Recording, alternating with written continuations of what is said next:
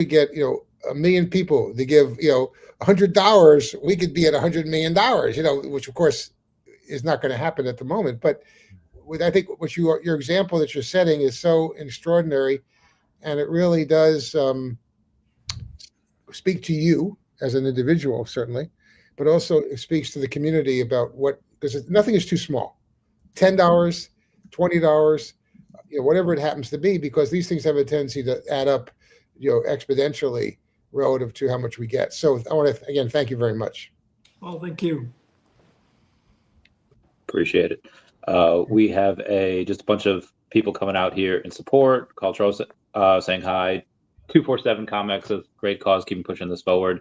I can't access through any of the things, so I'm gonna actually go. I think dark for a sec while I access this Kickstarter one, and then don't worry about the Kickstarter one. I think let's focus on what the cause is, and we'd love to help contribute to that conversation. In fact, I know we did talk about the Kickstarter piece. One of the big pieces about what we're doing, we're actually kind of holding back a little bit because I think there is a bigger cause here right now that we need to focus on helping getting the resources out there that's needed during these times. So definitely here for that. What this Carl, what this reminds me of is when we started our COVID grant, when we realized, and Jillian Crane, who was the president, realized that COVID, before probably most people realized it, was really going to be a major problem, and started to fund for the foundation at that moment in time, and we raised over $20 million, and every penny of that went out to first responder families across the country who are suffering not only with trying to protect us, but also COVID themselves. Right? We had so many different things that went on with that.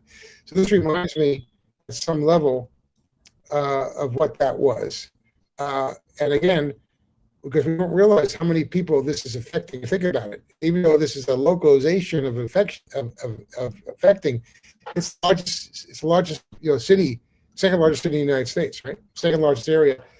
The amount of land that's being destroyed is twice the size of Manhattan right now, and moving still, unfortunately, further north, I think.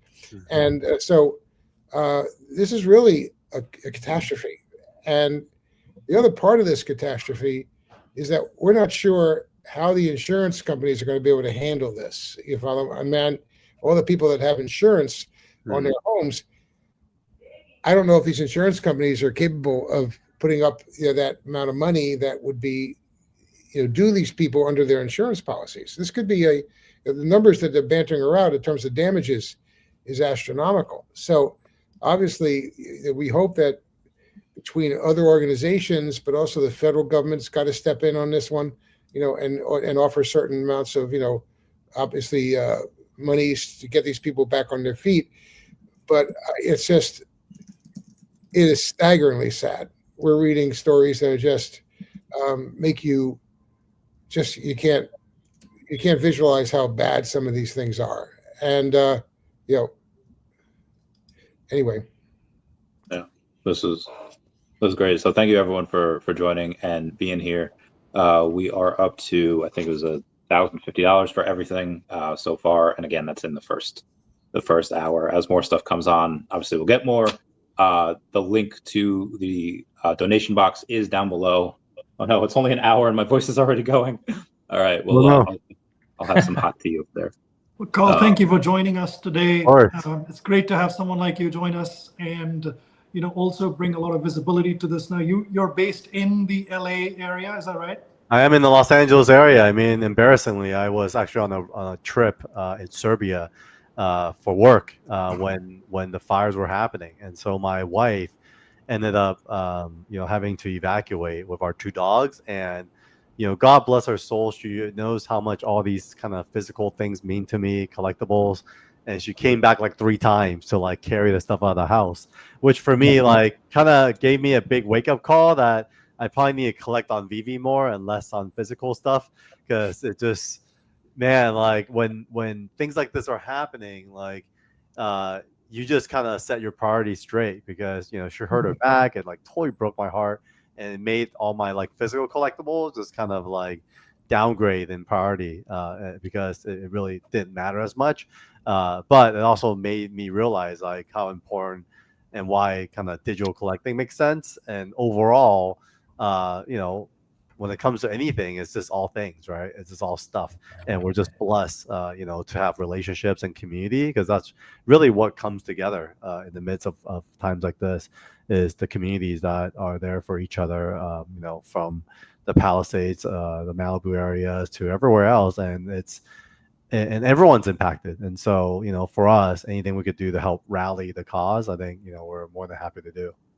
Yeah, our friend Jason's coming on, I think even just for like 5 minutes a little bit later. He is an LA firefighter. Him and our friend Ryan are both LA firefighters. They've been to decon a couple times, a bunch on VeVe, pretty much living at the firehouse right now. And he just says that even though it's incredibly intense work and they're not really sleeping a lot, they just, the community's kind of coming together, like bringing them food, but like they're not really wanting for anything outside of maybe a little bit of sleep or time with their families. But he said he might have 5 minutes later to come in and just kind of tell us all about it, kind of just from that perspective. So that'll be pretty powerful as well. That's amazing, yeah. Randy. Al, I wanted to really thank you for starting the First Responders Children's Foundation 20 plus years ago. It's incredible that you created such an organization. There's such a need for it today with all the work that these first responders do. The ability for this organization to go in a structured manner and thoughtfully orchestrate great outcomes for them is incredible. So thank you for what you've done there, Al. It'd be great if you can also share a little bit about 2025. When you look at 2025, both with the First Responders Children's Foundation, as well as some of the other things you're doing, it'd be great to get, what do you see when you look at 2025? Well, I think first of all, 2025 is we just finished a strategic plan for the next 3 years, and that strategic plan, as a matter of fact, I'd love to get somebody else on this call with me, but maybe I will try. But that strategic plan, which was integrated by our CEO with Julian Crane and the board, and we had a strategic planning group. Julian, you want to come on for a second? She's actually here with me right now, but she's not really. She's on the phone. But the issue is that strategic plan came back with what we believe are the most important aspects for the foundation over the next 3 years. Number one, surprisingly, was mental health. That amount of problems that mental health is causing first responders and all their families is just insane.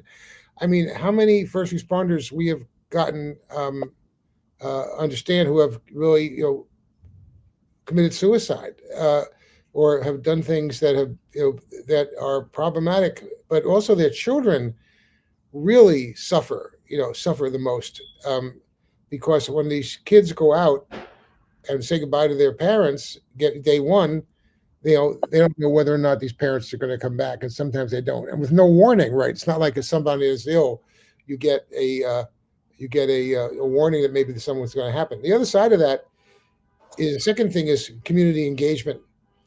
That we do, a couple of things that are based on community engagement, where we try and get first responder organizations to be more intertwined with the community in a sense. So we do the things like the Toy Express, which this year we gave out.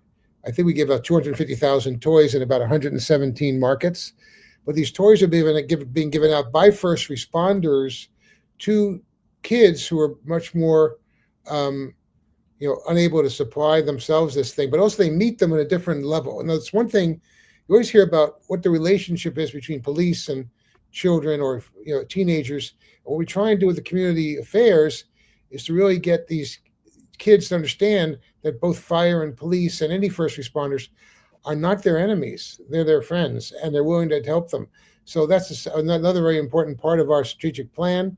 Of course, the third thing is emergency grants and emergency bereavement grants, because again, what happens when a first responder is injured or killed in the line of duty, there's a tremendous window that takes for anything to kick in, like insurance or severance pays or things of that ilk. So we can operate within 24 hours of getting that report and send out, once we have confirmed that what that is, we can send out a bereavement check right away to those families, and then they have monies to take care of mortgages and all the things they have prior to the time that the insurance or whatever else might be available to them as a first responder. So our strategic plan is we have to get more money.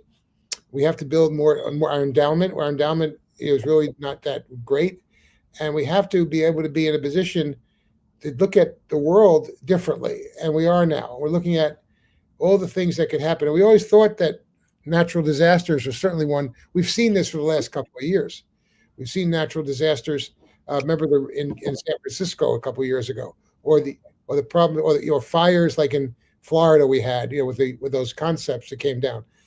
But we've never seen anything like this. This is almost on the same degree as 9/11, right? I mean, in the sense that hopefully we won't get anywhere near the death toll that we got at 9/11. But still, the amount of property, the amount of homelessness, the amount of things that are going on are just increasingly difficult. So we think we have a major challenge, and that also the first responders' jobs get much more complicated. They're doing things today they never did before. When we first started, the big thing was obviously, traditional things like accidents and like emergencies, but now it is staggering what they're dealing with. Again, in mental health, not only as it regards to their own families, but you read about every day how many of the people that are difficult to control, whether it be in the subways in New York or whether it be other places, are involved in with mental health catastrophes. So the strategic plan that we're now working on will be covering certainly everything we do, but the things that are going to be the most thing would be mental health, community engagement, emergency grants, emergency hardships, scholarships, the things that we've done, but we put them in a different order, given what we're seeing and what we're being asked to do. And frankly, what's good, a lot of what we're doing is being picked up by the local fire. What's very difficult, what's very hard, you have to understand, is that if you're a first responder working for a community, we're not supposed to be able to know who you are. We're not supposed to be able to know anything about you, because there's you have to be a statute of secrecy involved in that. But now I must tell you that the foundation has worked so hard that now we are given information by the major organizations, by the police, by the firemen, that of course are held confidentially under the law, but we're able to actually reach out specifically to these families, which we weren't able to do many years ago. We're able to reach out specifically to the kids and then help steer the families into the right direction for all the things that are necessary to do. So I think we're facing a very, very difficult time. Even with 9/11 deaths, people are still getting ill from 9/11, and they're passing away. So there's just how much of that's going to resonate from this fire. God forbid, if you're exposed to these types of fumes for a long period of time, the assumption would be that down the road, there'll be people who are suffering from diseases that are relative to these particular types of situations. We're looking at that too. That's another whole difficult situation. I think your speech has touched a lot of people. Dogboy has increased his bid on the Genesis key to 400. So shout out to him for that. I see you commenting there. Yeah, pump it. Keep bidding. It's amazing. Guys, all this money is for charity. Yeah. Everything that you're bidding on, first of all, they're really incredible pieces, like the Genesis key from the London Police. That's mint number 11, which is the lowest public mint. So anything you're bidding on it, not only are you getting a great piece, but the money's going for a phenomenal cause. Yeah. Phenomenal. I see a note on the bottom of the screen from Abe. Abe, thank you for your service. He's a fireman, and he has brought up issues like lithium battery fires to pediatric cardiac arrests. And again, as he says in this note, so thank you, Abe. The firemen don't say no. We respond rain or shine, and isn't that's the case? And so, thank you, Abe, for your service. And where are you located? if you could hear me, I'd love to hear where are you in California, or where is your place of service? I'd go on and shoot him a message. He's told me once. I accidentally forgot. But I'll ask him right now. Oh, yep, L.A. Oh, wait, wow. Oh. Well, thank you for your service there, Abe, and we're praying for you and your family, but also for all the people who are, caught in this incredibly difficult situation. Oh. California Comics, guys, awesome. So again, thank you. London Police, when do we have y'all to? I mean, I know we're gonna end the bidding for those at 6. I don't know if you're gonna stay on until then. I know it's pretty late over there. I know you guys are across the pond. Yeah, we're across the pond. We just want to give the support, right? So yes, we're gonna jump off. We leave the things here. We will be in the chat probably and looking along, see how it goes. But no, I really want to thank everybody who's bidding out. We're gonna give you some crazy ass art. That's guaranteed for sure. So keep a follow out, right, on our Instagram. Because you will get the news there. So yeah, no, really great to be here and support a good cause with by art, right, and support and all the love from the VeVe family here. So that's really great. Thank you very much. You've donated some art that has generated bids of over $1,000 in total. So thank you very much. Hopefully this keeps going, ends even higher. But thank you to both of you for just absolutely proactively bringing some really amazing artwork here for this charity auction, as well as to everyone that's bidding on it. Thank you very much. And for everyone that's still listening, hasn't bid, don't worry, there's lots of stuff coming. There's going to be quite a bit more later. Duncan Cover's asking if you could just post a pic of the beast over on I guess on X or wherever, or in like the comments over there. It's here. It's here. It's on the screen. So, Duck and Cover, if that's Duck and Cover. So that's just so you know. That is that. And Carl, Carl, question for you. When you reflect back on 2024, what are some highlights that come to mind for you in 2024? 2024 was a really interesting year. I think. As you know, Sanjay, we work in the film industry, work in the comic book industry, and there were like some pretty hard times when it comes to like industry disruption. Meaning, the studios were kind of coming to a halt when it comes to production. The comic book industry, as we all recently heard, Diamond Distribution filed Chapter 11, and so for me, in a weird way, I think it's actually a reset button to everything. I would say that's kind of like the theme of 2024 was like us moving towards this reset. This fire has definitely taken sucked a lot of the air out of things. And I think it's a wake up call for everyone. I would say 2024 was leading up to all this, and it's almost like a setup. When it comes to highlights creatively, I do feel like folks are also resetting themselves as to like what the meta and diaspora would look and feel like within the Web3 space. I think we all kind of saw, I guess even post American election, the kind of the markets itself really coming back and a new fresh breath of belief into what's happening. So I would say those are probably the 3 kind of major highlights I thought in 2024 that kind of leads us to where we are today. Thank you for sharing. It's incredible. It's been quite a year of change as well, hopefully setting up for a great 2025.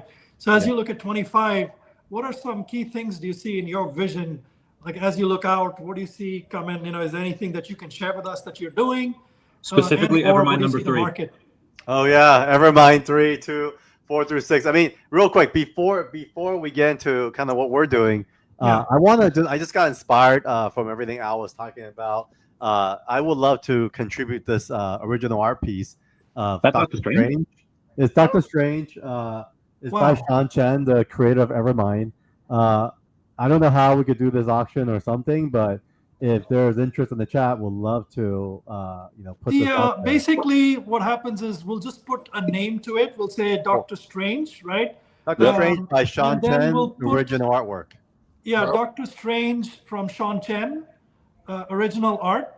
And, we like to use a floor as well for this.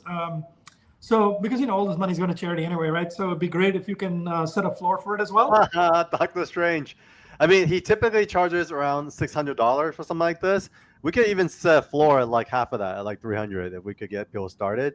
And I think it'd be a great way just to, Fantastic. put some original art in the hands of collectors.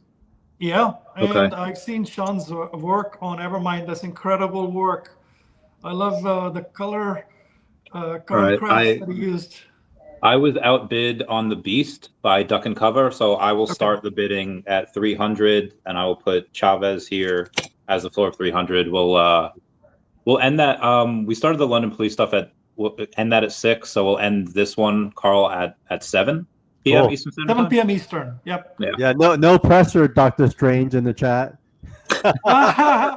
And so, Randy, will you put that? Will you write that down for people in the chat? Like, Can do. about this piece? So, Doctor Strange, original Sean Chen piece. Yep. Floor 300, right? So if you can write that down, Randy, that'd be great. And then people can bid on it. That's incredible, man. Original artwork. Yep, and Oh, my man, Sketchlab cover did, my man. shipping. Yeah, On cover top of it. shipping for that as well. So, it'll be a chance for you guys to appreciate Sean's art in person. But yeah, kind of answering what Randy was talking about. Evermind Part 2 is coming later this year, and what that includes is Volume 1, which is Evermind 1 through 3. As we know, Sean Chen was a very prolific artist. For one of the longest Iron Man runs, when Marvel came out of bankruptcy, they chose Sean to be the helm of the creative when it came to bringing Iron Man back. And so a lot of the movies we've seen pretty much came from Sean's contribution to the character and design. And then furthermore, then after that, he had a long 2-year run on Wolverine, which is, Marvel's kind of flagship character. And we're very lucky to say at 24/7 where we've had the opportunity to collaborate with Sean now for his own creator-owned book, which is called Evermind. And we've had a few runs even on the Web3 side, dropping characters like Bobo into the fray of the Web3 NFT space. And then we also have a Kickstarter coming up for Bladesmith, which is our version of Kingsman. And so if you love food, you love martial arts, this is probably like the story you'd love to, maybe explore because it's really about, these guys who are a ancient assassin nation that are master chefs by day, assassins by night. So it's going to be a really beautiful story. It's not going to be what you expect.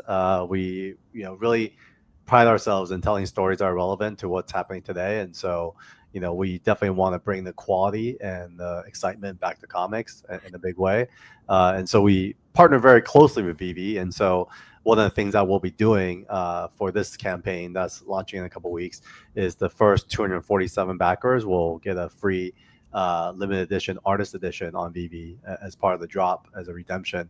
And so that in itself, I think, has been a really consistent way for us to kind of connect the two worlds together, because Mr. MC1 and I talk a lot about how, collecting goes both ways, where you may go from kind of like the physical world and discover digital, but there's been so many people who discover physical through digital on VeVe as well. Yes. And so our hope is really to connect those dots. And David, you and I probably meet on almost a weekly basis at this point, just to really like ideate around that, because he has a heart for the local comic book shops as well. So yeah, we love how these two worlds tie together, and I think it's going to be an ongoing relationship that we would love to nurture, and in community with the VeVe fam, really help discover that for community members out there on both sides of the world. Yeah, let us know whenever it's coming out, and maybe Randy and I can chat with you on the stream and create some more visibility and all that good stuff. And obviously, would love to ask everyone to also follow 24/7 Comics HQ on YouTube. They have a YouTube channel. They put out some incredible content as well. Would be great if everybody can give them a follow on YouTube as well as on X. Yeah, we love you guys, man. We've thoroughly enjoyed that launch and interaction in 2024. Yeah, I really appreciate the support, and I feel like we're all just cut from the same cloth, and we see a bigger vision than what's out there today. And yeah, I think comics is not going away. I think it's just resetting itself as to what the industry is supposed to look like. And in a way, I feel like in order to welcome a new guard, the old guard needs to kind of pivot. And so hopefully through this whole evolution of Diamond, they'll be able to adapt to what the audience wants and needs today. So super excited about that. And in the midst of all the crisis, at the end of the day, stories help us escape from the hard times. Even for me, like my childhood was a whole different story, but comic books saved my life. And so it allowed me to kind of use my imagination, dream outside of the realities that I personally was dealing with. And so I really highly recommend comics as a go-to source for folks to find adventures that we may not live in our daily life, but can be provided through our imaginations. It's amazing. Thank you. London Police, I know you guys have to bounce. Anything you want to say before you get going? No, yeah, huge shout out to you guys hosting, getting this together, right? As soon as I saw you guys posting, we jumped on it to be part of it and to be able to share and also share some good and happy vibes, right? That's what the London Police stands for. And with real respect for all of you and all of you here bidding, it's a great opportunity. Please make use of it. The art that we are sharing here, it's top tier.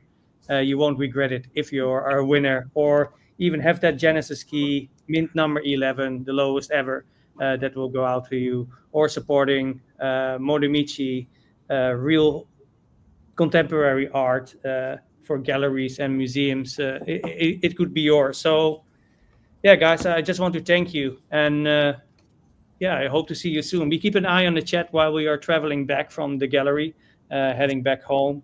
So really appreciate it. Shout out. Also you. Thank you, because you're so tired.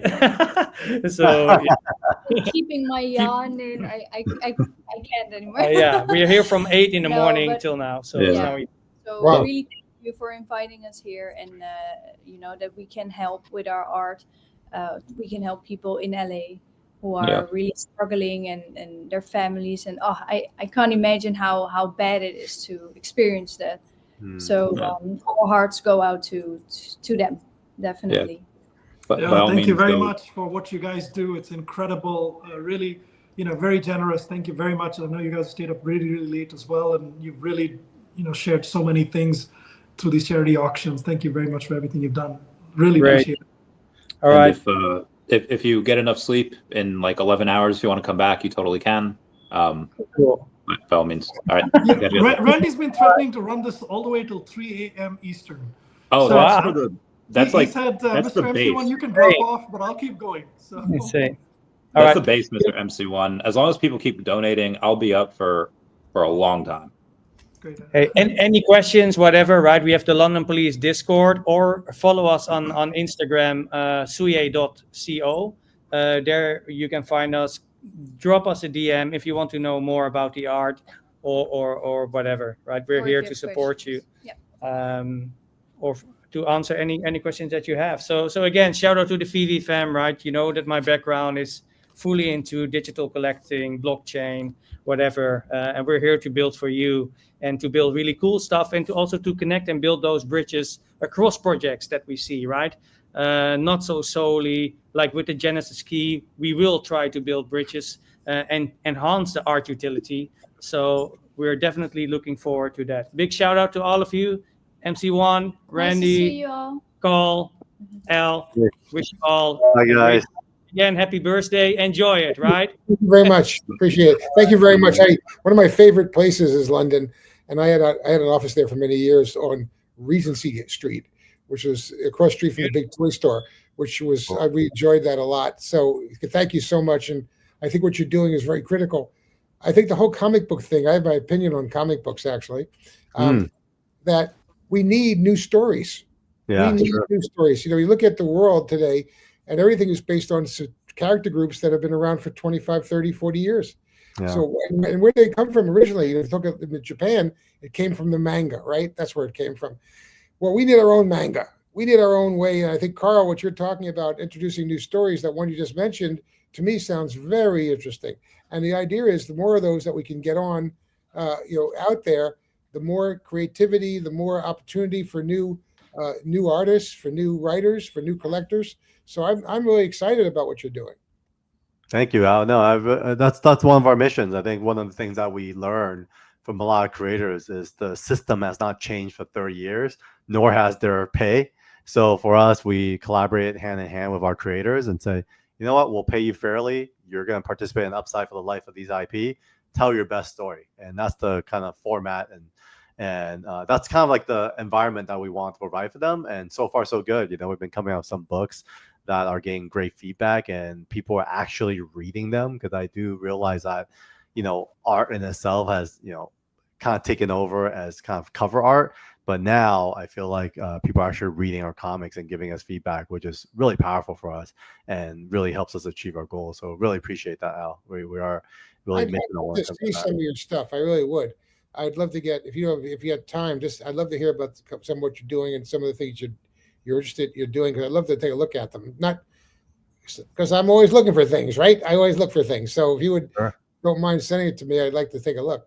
I don't mind at all. I would love to. Ping me your. I'll get you the address. details. Your physical mailing address. Al's details.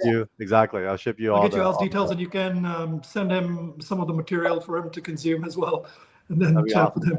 And I still want to contribute. So can we guess? Maybe we should do a Dutch auction on the Doctor Strange if no one has bid on it yet. Like, I bid on that. I bid mine too. Let's keep going. Somebody keep bidding. Yeah, it's going to go. That Doctor Strange piece is that's going to do well. It's an original piece from Sean Chen, and original art. The 300 is just the start. That'll close at 7 Eastern. There's a lot of people just sort of waiting for the last minute there as well. Yeah, that's going to be like some of these things. Like, so just so people know where I come from, like the Pokemon card background, those eBay auctions are just hell, because you go in, you have the winning bid by several $100s, then suddenly it increases by 50% from like 6 different people, all in the last like 10 seconds. So just be advised, guys, if you have the winning bid now, that does not mean you will have the winning bid towards the end of the time allotted. So, guys, this is Doctor Strange. Doctor Strange 3, Marvel just announced, will be a pivotal role in the next phase of MCU, setting up Doctor Doom and everything that's coming. So Doctor Strange, this is original art piece by Sean Chen, worked on Iron Man and Wolverine, and now Evermind. So definitely check this out, and I'll cover shipping as well. Wow. Awesome. Thank you for your generosity there, Carl, as well. That's amazing. Happy to. Thanks for the opportunity. Yeah. Al, you're doing a lot with comics. Sorry, hey Foster, how are you doing? It's good to see you. Hey, I'm good. You know what? I'm just listening back and enjoying. I think I've obviously been listening in the background for the last hour or so, and it's a privilege to see so many people come together in support of a common cause, and it really speaks volumes to the VeVe and Akomi community that we have here, and the fact that so many people that are in the community, whether they be artists or licensors or just members of the community in general, have kind of stepped up to volunteer and donate items that they have, or things that they believe can bring value. I got FOMO into donating, and I donated $100 while I was watching Al speak earlier, because I like to do my part, and I'm not going to act like I'm some virtuous person. I mean, at the end of the day, it's always nice to have a tax write-off and whatever the case may be, but at the end of the day, it really is going to a great cause, and obviously first responders, in a lot of situations, they're the ones that we rely on to keep us safe and our families safe, and we don't always think about all the things that they go through, and all the mental health concerns that they have, and the long-term health concerns that they have dealing with these situations. And so I think when we all play our part, we can all make a difference. And so even something small, right? Even if you're only in a position to donate $5 or $10, or whatever the case may be, or even if you can't donate anything and you're just tuning in to spread awareness and are retweeting Randy's space, and are trying to get the word out so that more people can find out about these things, I think it's incredible. Obviously heard Sanjay's offer of matching the $2,500, and now Carl is donating things. I think he's probably mad. I can see Sleeping Comics just rolling around right now, just waiting to get his last minute bid in. He's like, guys, keep it low, because I know that there'll be people in the wings that are waiting to donate on these things, and there'll be a flurry as we kind of get into prime time around 7 o'clock. But really cool to see so many people tuning in and wanting to contribute and participate, because it really does goes to show it doesn't matter who you are, it doesn't matter how much money you have, or whatever the case may be. A situation like this affects everyone equally. So it's really cool to see us all come together and be able to support everyone that's going through this. Thank you, Foster. That's very, it's very generous of you, by the way, and thank you for supporting the space, both with your time as well as with the resources. Al, I had a question for you. Obviously, you've done a lot with comics, physical comics in 2024 as well. Did you want to share a little bit about, all your the comic stuff that you've done? Well, we're just starting out, but we've acquired, believe it or not, 1.5 million comic books, and they all go from the 40s, 50s, and 60s. And what's happened, what we're finding out, is that there's a major amount of collectors who started collecting 40 years ago, 30 years ago, and they have never sold a comic book. And they don't necessarily want to go to the major auction houses. They're somewhat, unhappy. I don't know. Someone say the word unhappy. I'm not that familiar with it, but so we have a new business with eBay called Constellations, which is the first thing we're doing is setting up comic books. But basically the owners get most of the money. So in other words, we take a very small, just really a commission just to cover the actual amount of money that eBay charges us, for that. So we are working on that, but that's just the first step of what I want to do with Constellations. I want to do a lot more in terms of comic book art. I want to do a lot more in terms of new collectibles that are originally different types of collectibles. And certainly we're working on a couple of things that we're going to be announcing, but I also think the importance of new comic books. I really think that's very important. And I think if we can develop a pathway where new comics can get developed into TV shows, can get developed into merchandising, that's where it's going to drive additional artists to come back in to do this thing. So, but we started out with comics. We're going to move into a couple of new things. One of the new things is going to be announced in the next couple of weeks. But also we're developing brand new IP. We have a new IP that's now in production that, who knows, right? We don't know if it's good, bad, or indifferent. But we have a couple that we've gotten some really good response to, and we're now in production on a couple of them. And we're bringing in Chinese anime, which we did a lot with Japan, and now we're bringing in stuff from China, and we'll see where it goes. It's hard to know. That's incredible, Al. Just really appreciate what you're saying there. By the way, I brought up the exact same point that you did about the TV shows and the movies with Carl. Maybe, Carl, you want to take it from here and share a little bit about, where the comics are just the tip of the iceberg here and you go all the way through. So maybe you can share a little bit about your background with it and your perspectives on it. Very, very interesting, Al. You just really have to hear his story on this. Yeah, so I work in film and TV, my day job. So we run a company called Six Studios. We option and purchase rights for different IP to produce, to adapt into feature films. And one of the things I always talk to Sanjay about is at the end of the day, the comic books are the blueprint for other media platforms.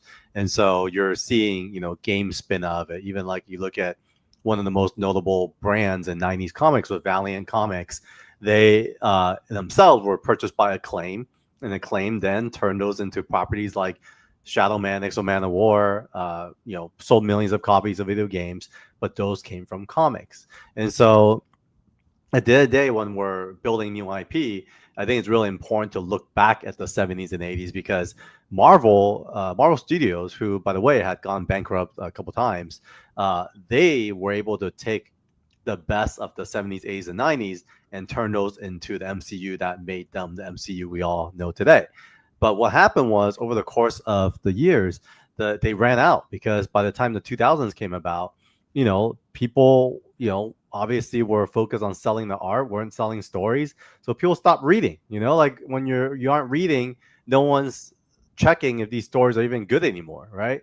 And so you look at what the MCU has ran into today with their TV division over the last 4 or 5 years.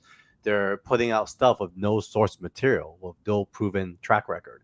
And so for us, I think there's a huge opportunity today with this huge reset of the industry to build blueprints for the future and tell stories that's more relevant to our generation, and great stories again. And so, where we are as 24/7 is really thinking about how to help creators have that similar environment.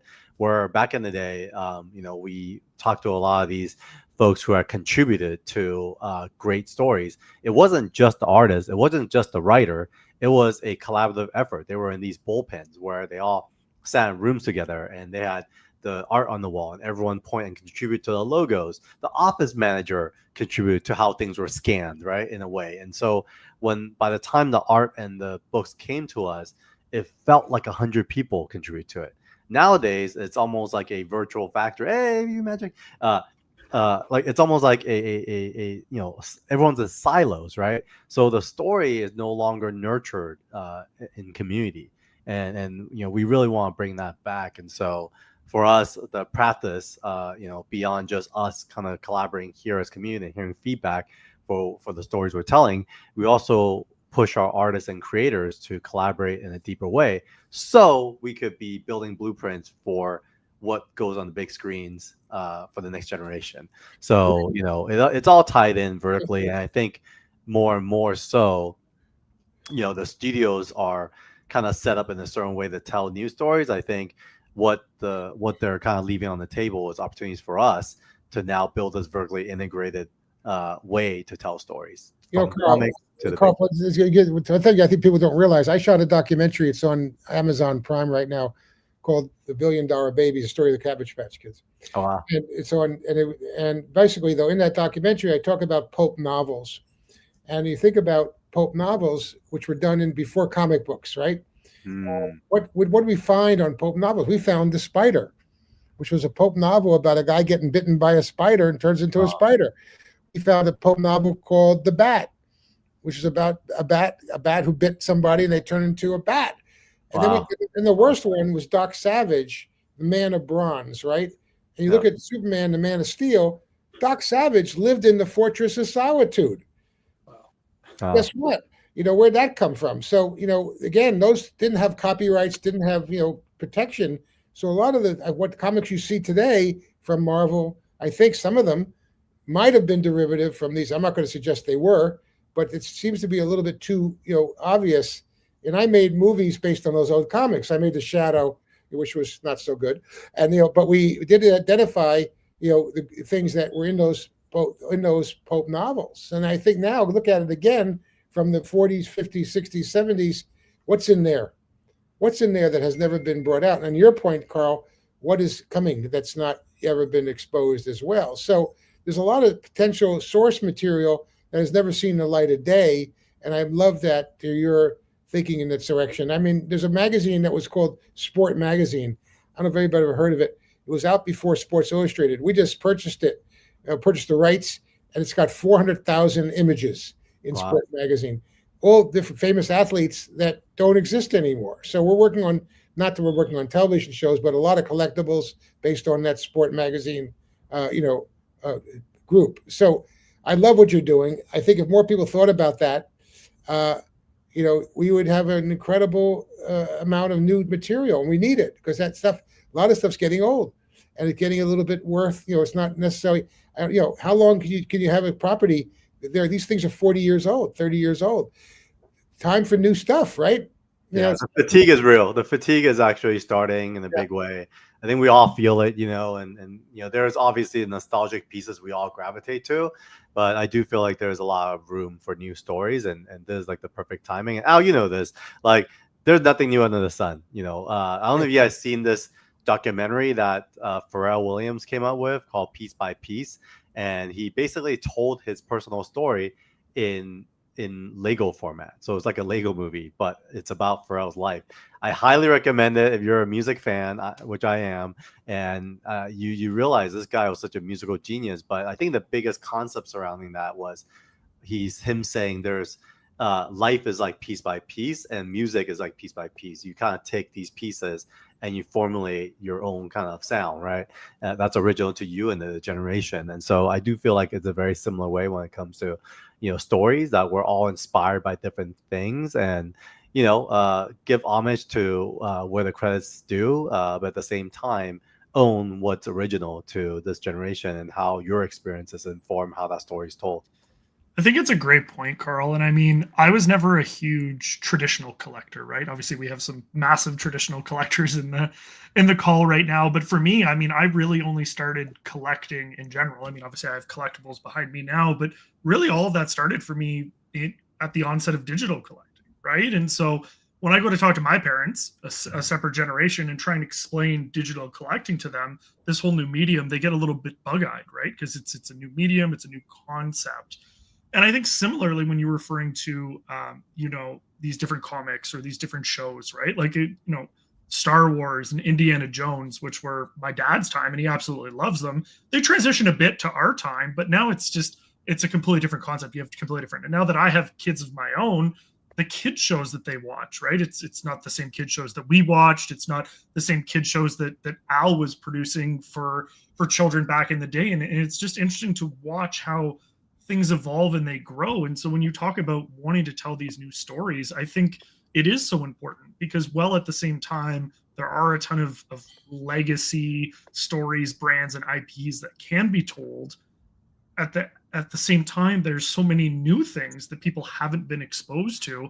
And by pursuing these, whether it be in different mediums, whether it be the digital versus physical medium, or whether it just be trying to tell stories differently or that resonate with people from different generations or different walks of life, there's so many opportunities to expose people to new things. And I think it's really exciting to watch people try and pursue that and kind of create their own niche and then watch it grow. And so, having the London Police on and having, artworks and things that people enjoy, having what you're doing with 247 Comics and everything that you're doing. And then Al, who's just been a pioneer in the collectible space for, his entire life. And so it's just really interesting to watch all of these facets of different types of collecting come together. And it's fun, right? Because even just from a VeVe perspective in the last couple of years, like there's brands or artists that I've been exposed to. I had absolutely no idea that they existed before I heard about them. But once you heard about them, you can learn about them, you can resonate, you can enjoy, and then you can meet people that like similar things that you do. And that's really how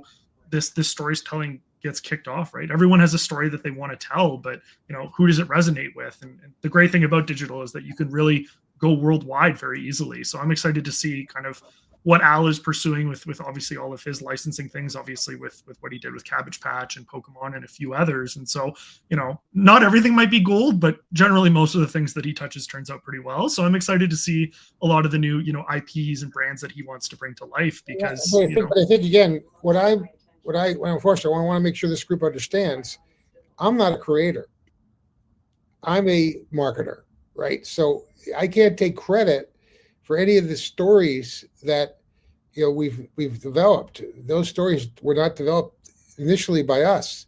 We have I think a pretty good understanding of what's good, what we think could be good. So I invite everybody, if you got something you want us to take a look at, send it to us because that's where we find our things. We don't, when I found Cabbage Patch or I found Nintendo, I didn't invent this stuff. I'm not the creator.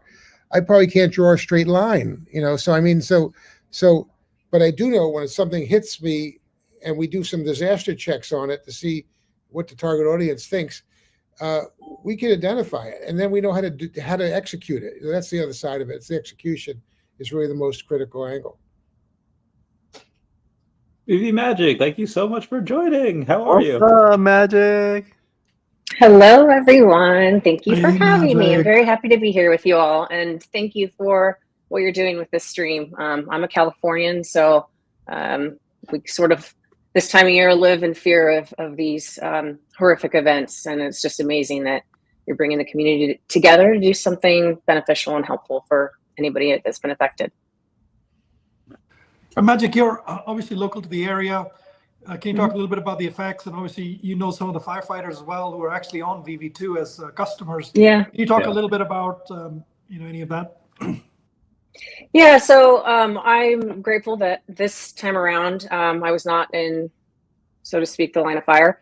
I did leave my house the second morning, which was still horrible conditions, and was driving on the 5 down south, and I left my house around 5:30 a.m. So it was pitch black, and as it started to hit dawn, I drive into, it wasn't the Pacific Palisades fire, it was one of the other ones. It was crossing. I mean, it's like apocalyptic.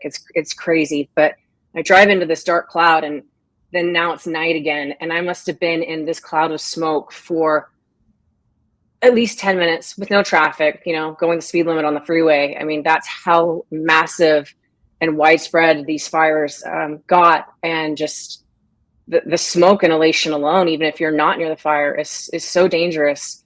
One did break out just across the riverbed from where my parents live, and actually a VeVe fam member lives in that same housing complex. But the county really took to action quickly, and thankfully they got it under control within about 24 hours. But it's devastating. I've lived through some of these fires living here my whole life, and they're scary. I was actually scared to leave my home because I don't know. I'm surrounded by mountains, and I don't know if I leave my home, what's going to happen, and if I can get back quick enough. Because that's the other thing, that with the winds, it happens so fast that even though there's a fire, you don't always have enough time to get anything and everything you want out of your house. You're just out. And just watching the footage, specifically of Pacific Palisades, and seeing 200 vehicles, just because there's one way in and one way out, and these 200 vehicles abandoned, people getting out of their cars, really nice cars, and other cars, getting out of their cars and just running down the hill to get away.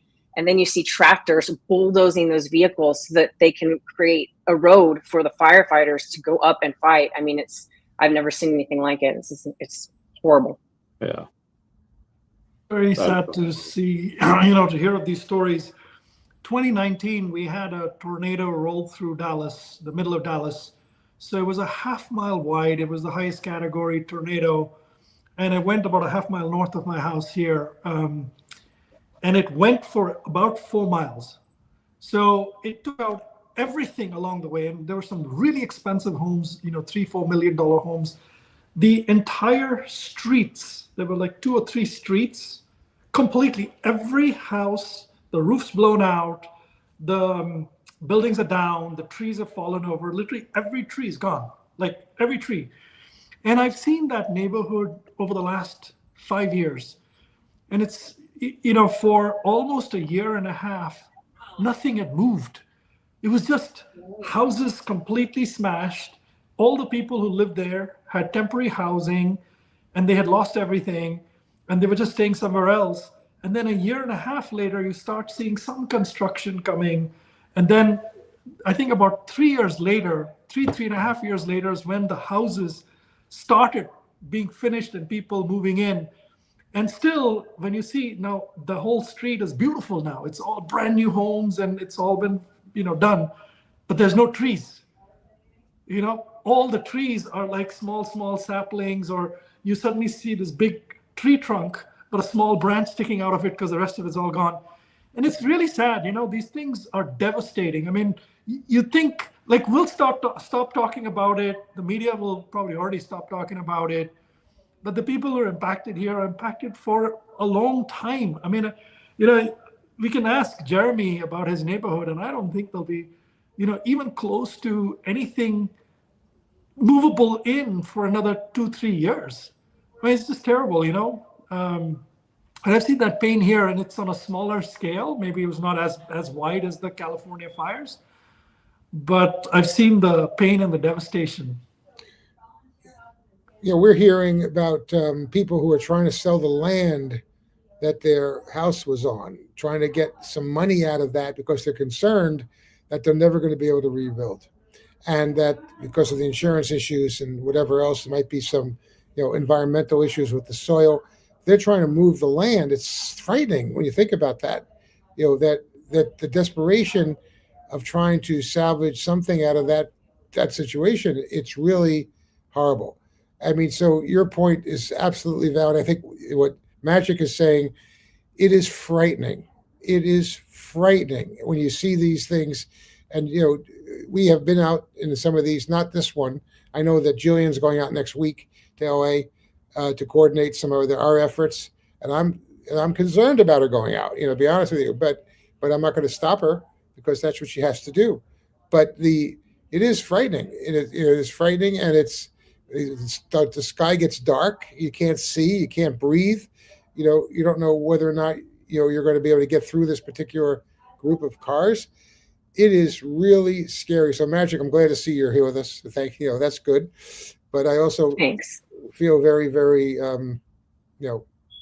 sad about what you had to go through. Yeah, I've unfortunately been through other fire situations, and there was one close to where I live. It actually started. I saw the flames out of my window, but thankfully the winds drove it away from my place. But I went to go help my best friend, and I was naive and thought, okay, I'm going to take a quick shower. I'm going to evacuate, things that I need out of my house, my animals, my children, my, items that I treasure, my laptop, my safe. And I get in the car, and as I'm driving down the road, I can't keep up with the fire. Like it had just started right in front of my house, and she's like 10 miles away, and I couldn't even go in the canyon. And my best friend, she barely got out alive. Her truck and trailer with her animals were on fire as she was leaving. So I know how incredibly serious this is. And you just, they're just so unpredictable. I mean, watching footage of them trying to evacuate convalescent homes, and you can see these people in the middle of the night in wheelchairs with embers flying past them. I mean, it's absolutely terrifying. Like, I don't know what all kind of footage you guys saw, and then I'm like glued to the news because I want to know what's happening, if there's anything breaking out in my area. I downloaded this new app that now actually alerts me if there's a fire. But, then I was without power for a couple of days. But I mean, that's the least of my worries. But it's scary when you're without power and you don't know what's going on because you can't stay connected. So that's a whole nother, wrench that gets thrown into this, is these people that have no idea what's going on because they can't watch the news. It's awful. I think the other part that you bring up, which is so critical, we're working on that too, is where do you go? Where do you go? Hotels are in most cases packed beyond belief, or you're waiting to be, so where do you go? Especially if you don't have a relative, so you don't have friends who are in areas that are close to where, or to get you to a place where you could be safe. We've had a lot of those conversations, trying to put people into places where they could be staying for a period of time, first responder families, paying for hotels and trying to get as much of that as we can. So it's heartbreaking. They've had, do you think they might change it so that this way they might do some of these controlled burns in the future? So this way the chance of this doesn't happen again? Do you think that they might get some PTSD from and be like, God forbid? Obviously, I am not certainly thinking about that at the moment.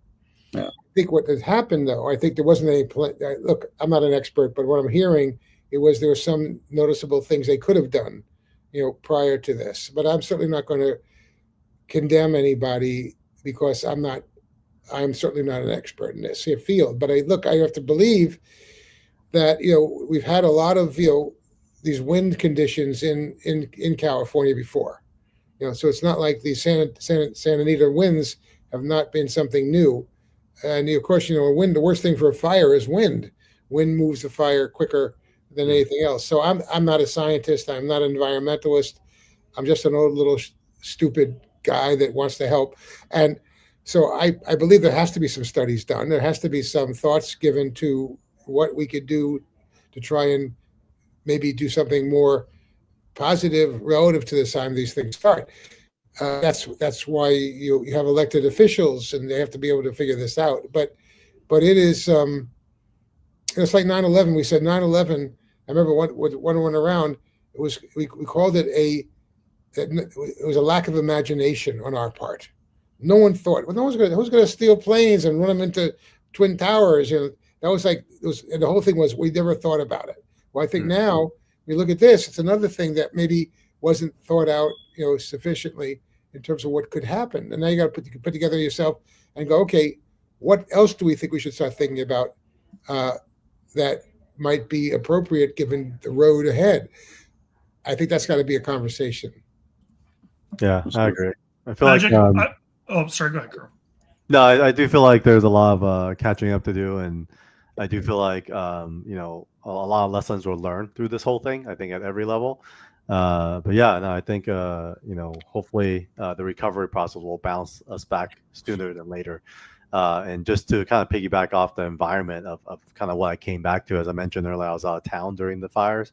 But when I came back on Sunday, you know, our neighborhood was about 4 miles from the Eaton fires. Ooh. And talking to the neighbors, you know, my wife was evacuated. We moved back, and talking to the neighbors, they were saying like it was literally raining ashes. And I didn't really I wasn't able to kind of like see it or like be there to experience it, but there was like 2 pieces of evidence. One was on Tuesday, I opened the garage to like you know, take out the trash, and there was literally like a whole layer of ash that came in from underground, under the garage door.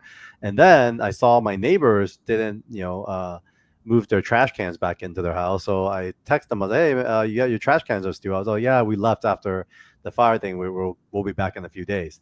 So I was like, let me put it away for you guys. So they go open the garage for me. I go take the trash cans.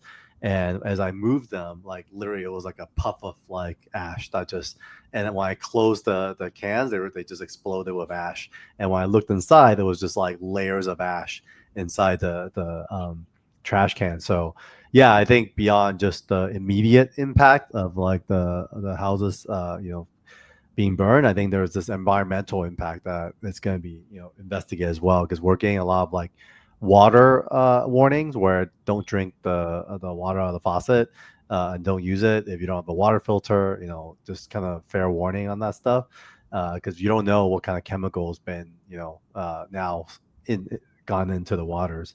But with that said, you know, thanks for having me for this hour. You know, Randy, Sanjay, amazing work, and Al, it's great hearing you speak once again. Donating this Doctor Strange original art piece from Sean Chen to the cause, and Randy, I'll actually send you a scan of this so you guys could continue sharing it. Okay, thank you.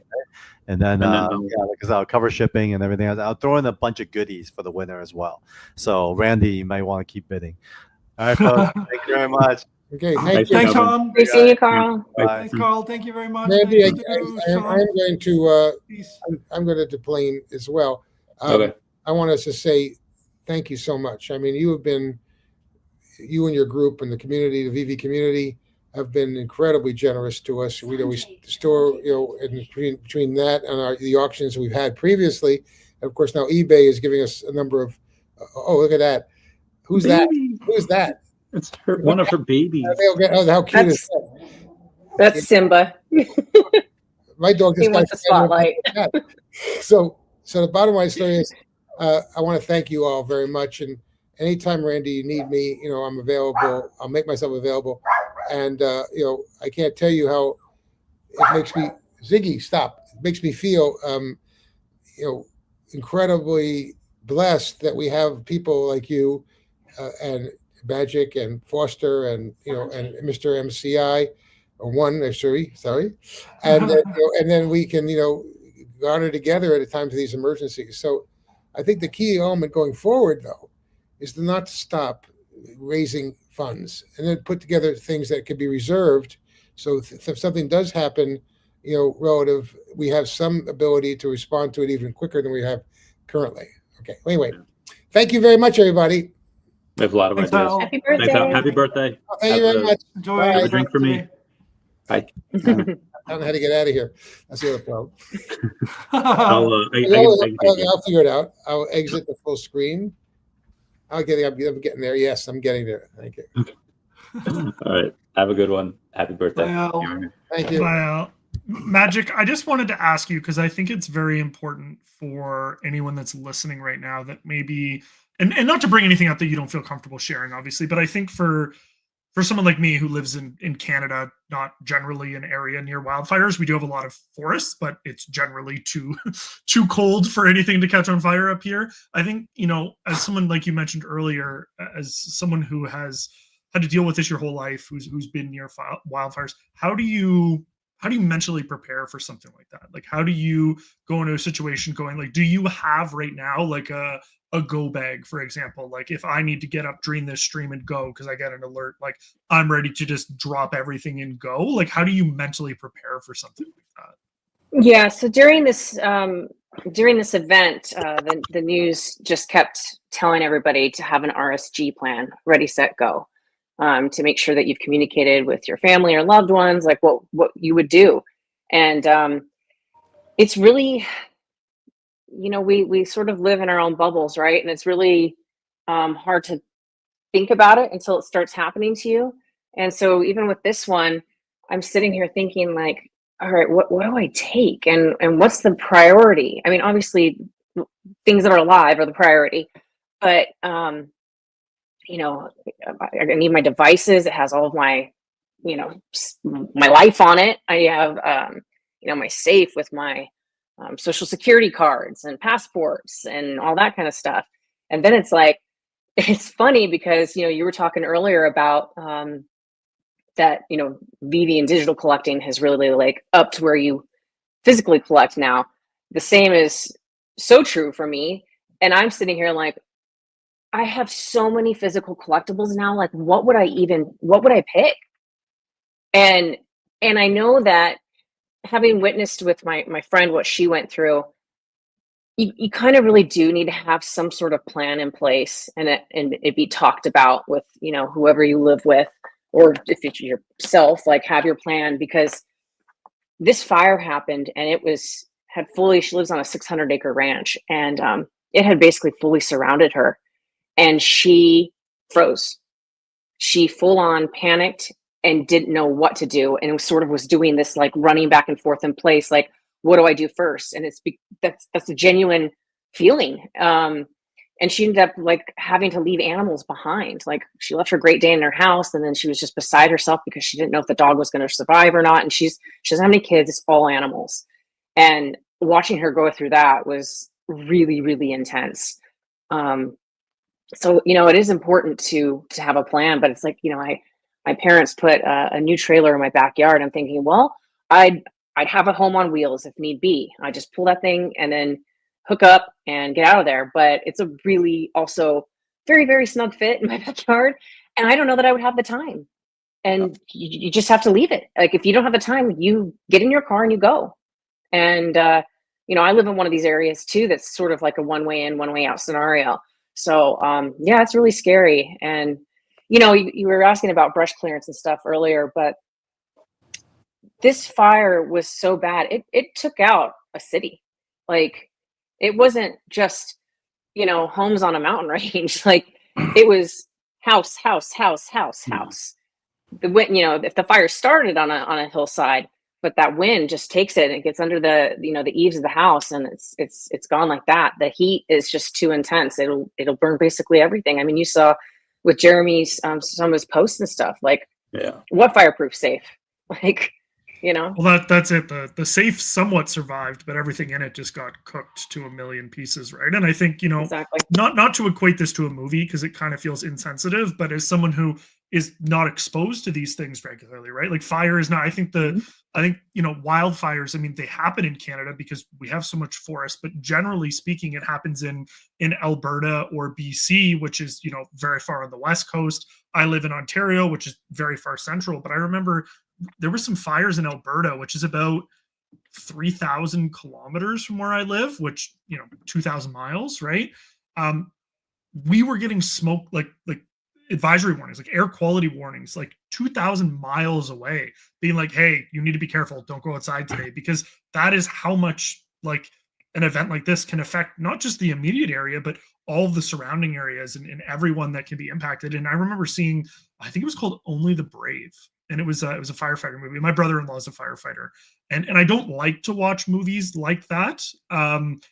because you generally know it's not going to end well, and it's kind of depressing. But just to see like the actual impact of stuff like that, and I think it was a fairly good portrayal of forest fires and how quickly they can change, and the impacts that they can have. And it's petrifying, like you said, like apocalyptic. Like I was watching some like Ring doorbell footage camera and footages from businesses, and it was playing in real time. And there'd be a period of like 3 minutes where people would be getting in their cars and leaving, and then it's fully consumed within like a period of 3 minutes. Like, we're not talking like, oh, it'll be here in a couple hours. It's like it can change on a dime, and you need to be ready to go. And it's just, I can't imagine it. And my heart really just does.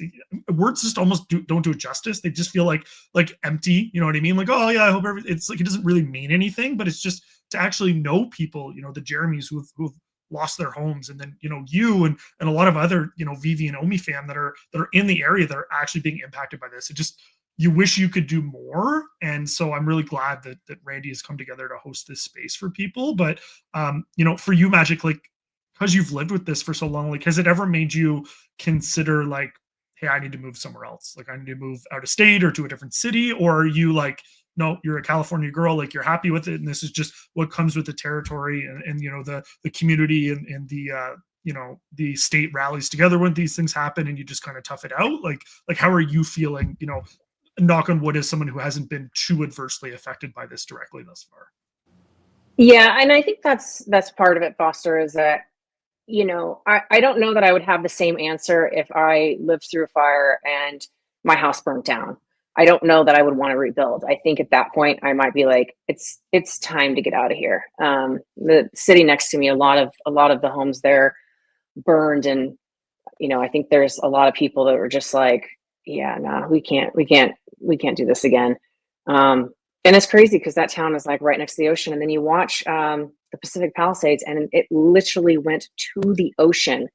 Like, you think of anything, you're going to get damage from waves or bad storms, but a fire taking out your home that's literally sitting on the water is like the last thing that you think is going to happen. So yeah, it's crazy. I don't think that now, but I do every time the wind picks up. I'm on high alert. Like, every single time, I'm just watching, checking the headlines, making sure nothing's broken out. And this app, in case anybody in California doesn't have it, is really helpful. It's called Watch Duty, and it's white with a fire symbol in the middle of it. And it literally texted me and let me know that there was a fire burning next to my parents' place before I even heard from them. So I immediately like, hey, are you okay? What's going on? Yeah, I know a lot of people that just love it here. You pay sort of a special tax for, the lovely weather and beautiful surroundings. And people that just, it's their home and they'll never leave. As of now, I feel fine, but yeah, if something devastating happened like this, I might reconsider. Yeah, do you have any physical photo albums? I feel like we're like the last generation that might have something like that. I don't think. Yeah, I do. Save those. Yeah, I've got a bunch. I've had a couple people that not from these fires, with other disasters, like they didn't think about it until like even like months later, like, oh shit, yeah, I don't have those photos anymore. Because you have it stored away and you don't necessarily think about it. And then when you are in that state of panic, that's just not at the forefront of your mind. That's not, your top priority. So, and like you said with your friend, Magic, like, what do you pick? Right? Like, he's like, well, the photo albums, well, does that take away from me grabbing clothing and water that I need? Or does that take away from me grabbing the safe that has, certain personal stuff? Does that take away from me grabbing my animals? Like, God forbid you live in a country you have like wildlife and horses and things like that. Like, I can scoop up both of my Pomeranians and just start running, right? Like, that's not a problem. But, if you have different animals and, and you need to be cognizant of that, it's just, it really is, it is surreal. And I think, not to pile on it, but it also just kind of goes to show that unfortunately with these natural disasters, we're often vastly underprepared for them, right? And people often think like, well, this will never happen to me. And Sanjay talked about a tornado that ran kind of near his place a few years back. It's like, if a tornado hit my house in an hour, if they gave me an hour, would I be in the mindset and be prepared to gather all of my belongings and make sure that I was ready? I don't know that the answer is yes. And not to fearmonger with people or anything like that. But it just goes to show, like, these are things that you need to be cognizant of, and be ready for. And it's unfortunate. Like, it's never something you should have to prepare for. But at the same time, it's a reality. If you live in an area that has tornadoes more often, or fires, or even if not, right? Just with all these crazy weather events that we've had a few tornadoes in our city. Nothing crazy to the point, where entire neighborhoods are getting blown down, but we have, floods and different things. And yeah, it's scary. And then it's not, like Sanjay was saying, like, we're all talking about it right now, but in a week, in a month, are we still going to be talking about this? But the people that are still being impacted, that have nowhere to stay. And I think that's why organizations like OWLs are so valuable, because when it's not sexy anymore to talk about, right? When there's not thousands of acres up in flames and the news has moved on to the next cycle or the next thing, or you don't know that anyone that's immediately impacted, you go, oh, whatever, I don't need to think about that. But a lot of people lost insurance in the last year. Like, that's one of the things that I've been following, is the amount of insurance that's been lost. And so, like, people are selling the land, yes, but because they can't rebuild, because they don't have any money, because their insurance got canceled, or whatever the case may be. So it's it's really going to be interesting to see what the landscape of the Palisades, as an example, looks like in 3 to 5 years from now, because who can afford to rebuild there? Like, a lot of those houses are, older, right? They're decades and decades old. They've been inherited by others. It's, so what is that all going to look like after the fact? And of course, it's not a concern necessarily, but it's even things like quality of the soil, like Al was saying, like, are you even going to be able to rebuild there, and what all that's going to look like? So one of the things that I saw in Dallas, where the neighborhoods were completely gone, the new houses that they built, that the psychology is affected, because they no longer have the wood and stucco type stuff. They have brick. They're building brick houses. They're like, I'm not taking a chance. I want a brick house. I don't want to go down again. And the roof is no longer shingles and stuff. It's like a full sheet of metal. It's like one big sheet of metal, on each side. And sure, that might go too, but those are much stronger and sturdier. So that the psychology of these people are, they just don't feel safe, man. That gets affected. Once something like this happens to you, you and your family are sort of scarred, in that sense. But anyway, look, I want to switch gears a little bit and say thank you to everybody here. First of all, Randy, thank you for hosting this space. It's tremendous, for people in the digital collecting as well as physical collecting space to come together and donate various types of things for charity auctions, all of which goes to the charities related to this fire, the First Responder Children's Foundation, the American Red Cross, or one of these other ones. So I'm very grateful, Randy, for you to host this space, and very, very grateful to all of the people here who've come on as speakers to engage the audience, to generously give various types of things that are auctioned, and to everybody that's listening and watching. Thank you so much. Your support means a lot, really. And for those of you who've bid on things, thank you very much. I'm really, really grateful to all of you for what you're doing here. And we in the VeVe community, it's true, we're collectors at heart, and that heart part is very important. For us, we step up. Anytime there's a problem anywhere, we leave our politics, we leave our FUD, we leave our individual beliefs to come together. And that's really what this is. So thank you very much. Even the comments have been absolutely incredible. So, leave the differences aside, please come support, and let's make this space very fun, as well as very generous. So Randy, till what time are we going? You still want to keep this going? I'm going to go till at least 3 a.m. Eastern Standard Time, okay. if not like 4 or 5. Obviously, if you want to take a nap, take a drink, take a break, and leave now and come back in like 8 hours, you absolutely can. If you want to keep going for a little while and then be like, hey, Randy, my voice is getting tired, you can 100% do that too. Again, I have a bunch of news. I didn't stream yesterday, so I could save my voice for today. I have a bunch of news to go over. We are like 40 minutes away from the end of the Momichi. Current bid is 500, Genesis key is 400, LP t-shirt 70, sticker pack 50, Bit Beast 60, and then an hour 40 away from the Doctor Strange OG art. those are ending. Can We you have go more back to coming the on. stuff that's ending at 6 Eastern? I wanted to cover a couple of things. Sorry, I missed that. What did you say? Can you put that, flash that thing up again, the 6 p.m., the stuff that ends at 6 p.m.? Yes. So the Moromichi piece that's on auction, that's the first print that will have a digital certificate from the London, from Sui and the London Police, all of them, DROI and team. It's literally their first piece that will have a digital certification on it. Beautiful piece. These art pieces and the prints go for literally in the thousands of dollars. It's an incredible piece. So that's one, and thank you very much for the bid that's out there for $500. I think Raytax is the one who did that, right? So thank you very much for that. And the Genesis key from the London Police is a very interesting piece. So when it came out, we all paid $300 and we have mint 200 or 250 or whatever. But the Genesis key that is on this charity auction is the lowest public mint. It's 11. It is mint number 11, and it comes with all this utility of being eligible for prints and getting all these other things. Genesis key is 450. Apologies. Okay, So, yeah. 450 now. All right, very good. Yeah. So that's another incredible piece. I mean, having mint number 11 is really special. And then the London Police had put up a whole bunch of other things as well. They've got a sticker, they've got T-shirt, and they've got another print there. So please generously bid on those. All of that money is going to charities. And thank you very much, everybody, for your support on that one. But keep your eye open.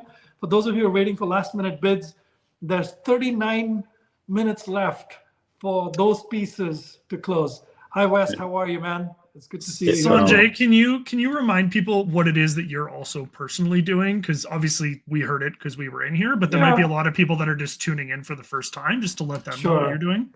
Yeah, my wife and I, we have pledged to match all donations to the First Responders Children's Foundation up to $2,500.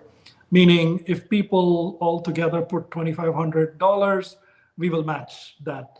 And also the American Red Cross, if you're able to, whether it doesn't matter whether it's $10, $50, $100, but if we can get the group collectively to donate to the American Red Cross, we will match up to $2,500. So my wife and I, we have a charity fund. And so we'll write the check from there. And I don't need to see too much proof or anything. I'm watching the different bids on the different pieces here. But if you personally have, not bid on a piece, but just donated, whether it's $10 or $25 or $100, just state that in the feed over there, and we'll just do the rough math. It's my full intent to donate $5,000 tonight from the fund. But please do generously donate, and it's our pleasure to match up to $5,000.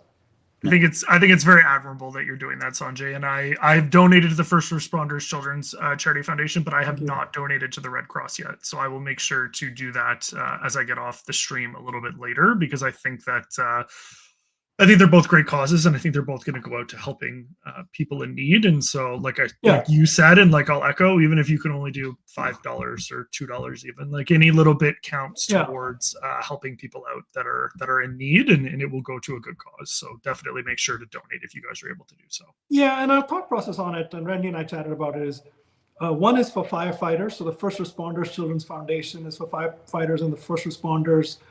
50 of these firefighters actually lost their homes, is what Al had shared, and they're still fighting fires. And so they're doing something in the community there.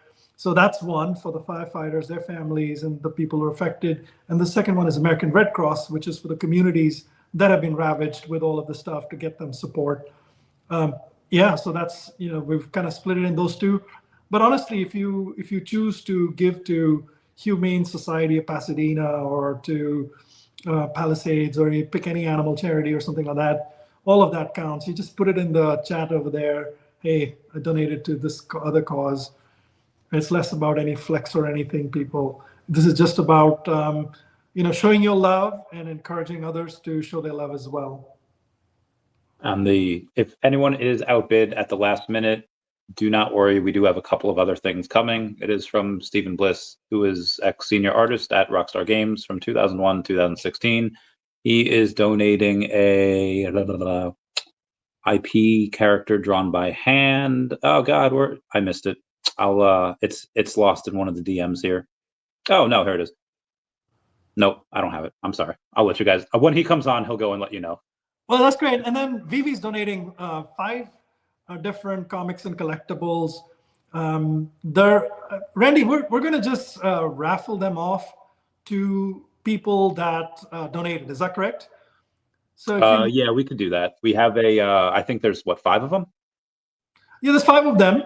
Yeah. So basically, if you donate $25, you get entered into one of them. Yeah. If you donate $100, we'll put you in all of them. How about that? I don't know. Just make it fun, man. Just kind of creating some incentive there. What do you think? That works. We can do that. Works? I have I have the bids. I don't have the proof that they have put it in yet. Doesn't but once they put it, yeah, we'll figure that out later. Let places remind that are Genesis K11. As long as you say you've donated, that's a pledge. We see that as a pledge. Yeah. So if you pledge up to $25, you go into any one of them. If you pledge $100, you go into all 5. You get into the drawing for all 5 of them. So please, please, please, please remember, this is all for charity, right? So, and big thank you to VeVe for coming through on these 5 different giveaways that we're going to do tonight, and we'll space them out. So we wanted to wait till the London Police and Muramichi get done. Yeah. We'll then and Carl's as well. So Carl's finishes at the Sean Chen art. It's an original art of Doctor Strange, and that piece is currently at. Look at that piece. Oh my God, it's beautiful. So that's an original piece done by Sean Chen, who's the artist in the Evermind comics, and his art normally sells for $600 to $1,000. That piece, the floor price was $300. Remember, it's for charity. Yeah. So please bid generously, and I hope you get it. And Sean's picking up the shipping for it as well, so he'll pay the shipping costs. That is signed by him. It is from 2023. I don't know if you can see that. So this is also, I think, Ultimate Doctor Strange, where he goes in and sells, or he trades part of his soul for like more power. You guys might have seen that in the Marvel What If series. I don't know if they'll do this version of Doctor Strange of him over in Doctor Strange 3. That would be really cool. That is one of the only ways you can go on and defeat some of these big characters that they have coming. Galactus, Doom, again, Secret Wars is just incredible. Shout out to my collectible saying, see you all. Sticker pack, $100. So okay.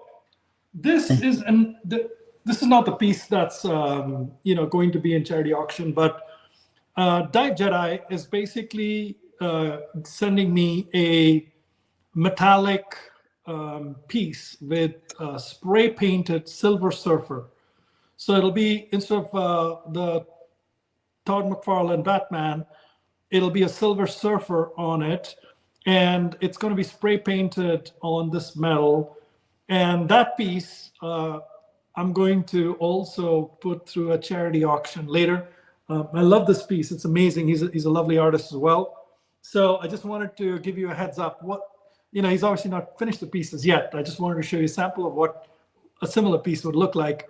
But pretty big piece, lovely piece, and he does amazing spray paint work. So, and big thank you to Dive Jedi for donating a piece of art for this charity auction. So we'll put a floor price and put that up a little later in the stream. Just wanted to give you a heads up what else is coming. Yes, Dive Jedi, just be advised, you were outbid by Eddie Brown for the sticker pack. So just letting y'all know, in case you're not reading, you're driving, and you're only listening, you were outbid for that. Magic, our good friend Yo Steph is currently on a Disney cruise. She's back home now. Oh, she's back home now. Oh, I haven't talked to her yet. How jealous were you? How jelly? When are we all doing this? When are we all getting on a cruise? I literally, we have a group DM text chain with her and Max and Janie, and we're like, so when are we planning where we all go together? No, we definitely want to, but I will be seeing all of them in less than 3 weeks at MegaCon in Florida. So we're going to go to Disney World and we're going to have a VeVe fam meetup with giveaways, and really excited about that. Oh, heck, thank you so much for doing. I know, I don't think VeVe is officially going to that next year. They probably will. If not, we'll do like we did in Decon. We'll make an unofficial one and we'll go crazy with it. Yeah, and if anybody is in the Florida area or just like wants to go to MegaCon, the meetup's for everybody. So just reach out to me on Twitter or Instagram, Discord, and I'll get you the info. But we're going to be meeting Thursday night the 7th, no, Friday night the 7th, somewhere in Disney Springs, and we'll just have a hangout, and it should be fun. I think David Nakayama's going to go. He was telling me he's going to go to this MegaCon. I'll make the connect for you guys if you don't already know him, but his work has been so amazing. That'd be great. Yeah, we're going to do a live stream on Friday, so I'll connect you. I'll connect you. Yeah, that'd be great. Okay. By the way, I just got a note. David Yu is 45 minutes away from joining the stream, so he's working through some stuff. So for those of you who are listening, thinking about bouncing or whatever, David should join us in about 45 minutes. Yay! So speaking of the MegaCon stuff and maybe VeVe marketing that next year, state of marketing. Foster Hilt, have you seen the marketing that that Nutter Butter has done? Have you seen those videos that I have sent you? I did watch the videos that you sent me. Interesting to say the least. It was it was marketing. It certainly was marketing.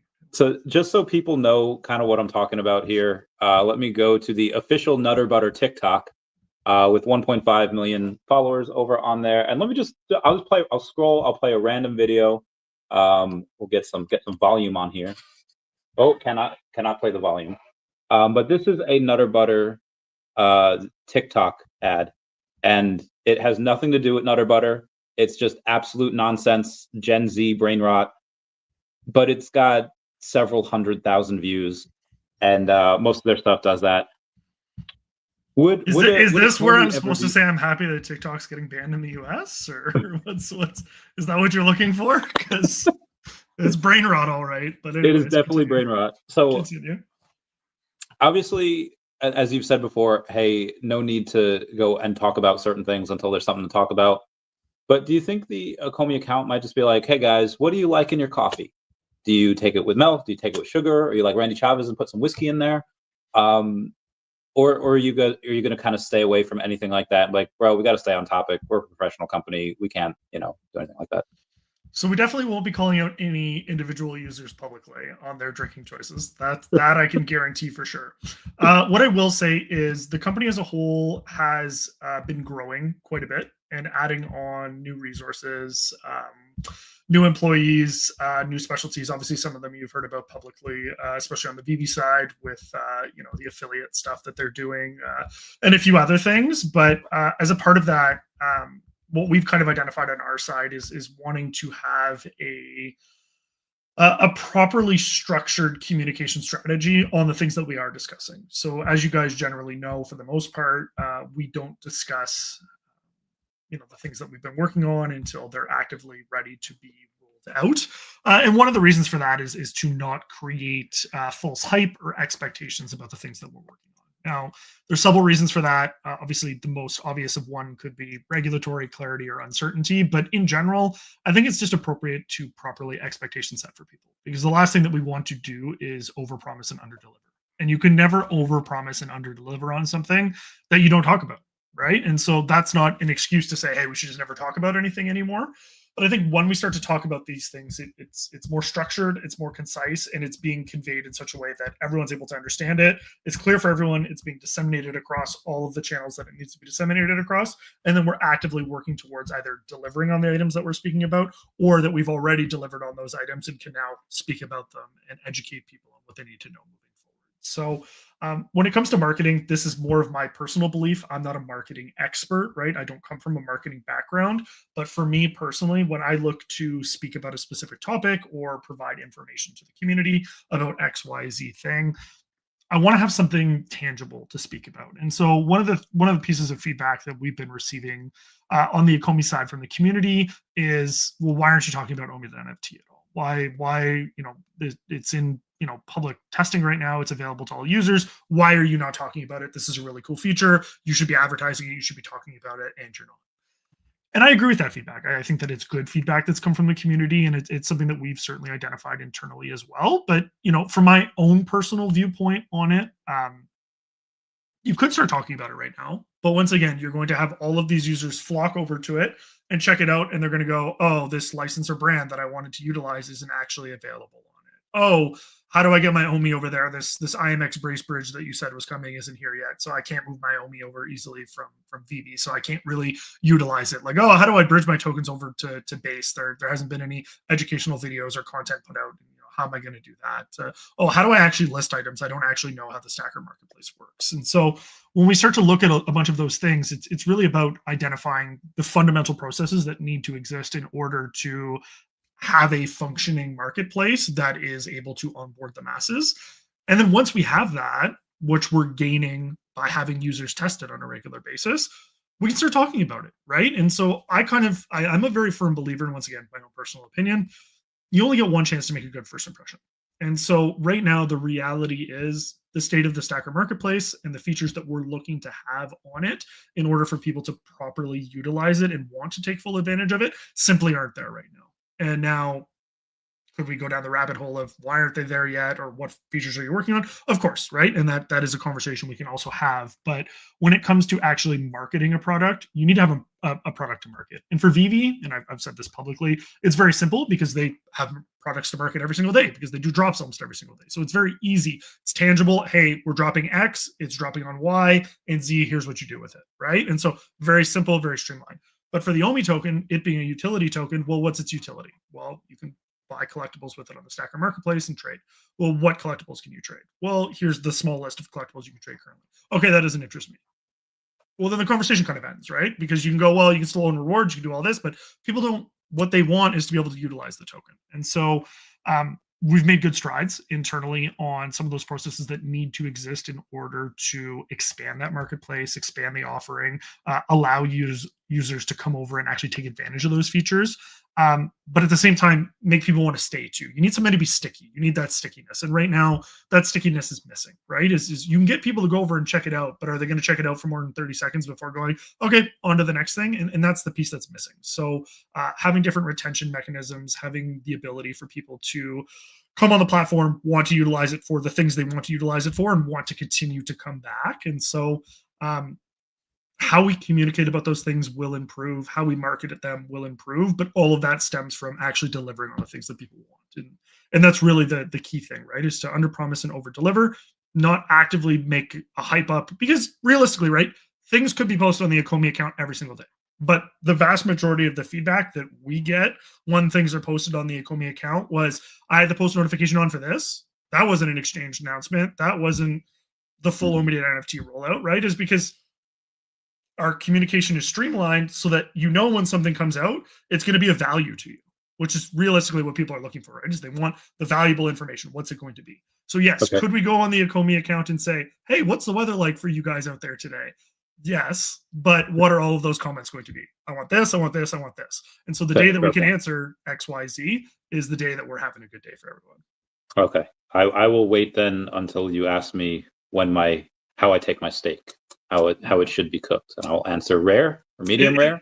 Is that a bit less discriminatory because we're not talking about alcohol, we're talking about food? You eat your steak rare? You better not eat your steak rare. Well, medium rare. Medium rare, it depends yes, how, but sometimes I like a little rare. But anyway, let's move on from that. Thank you so much for that. On the end of, we got about 20-ish minutes left here on this on these other ones, and then we got another super chat. Jacob, you got big hitters in here. Sanjay Magic and leaving Foster completely absent of. Okay, all right. All right, Jacob, we need you on the show, man. How about we get Jacob on the show, man? Jacob, you need to send a message to Randy, and we got to figure out how to get you on the show. By the way, Jacob, we've got some great charity auctions running as well. All right, Sleeping Comics. How are you, man? Do you want me Good. to How are you message guys Jaco? doing? I'm doing well. Sanjay, you want me to message Jaco? Yeah, man. Just He just says see if he wants to come on. Sanjay's That'd be my great. ambassador. Look at the man. He's putting me on. All right. Jaco is the man. Yeah, Jaco is just very, very generous. He's an Magic, do I incredible have your whale Venmo? on VeVe.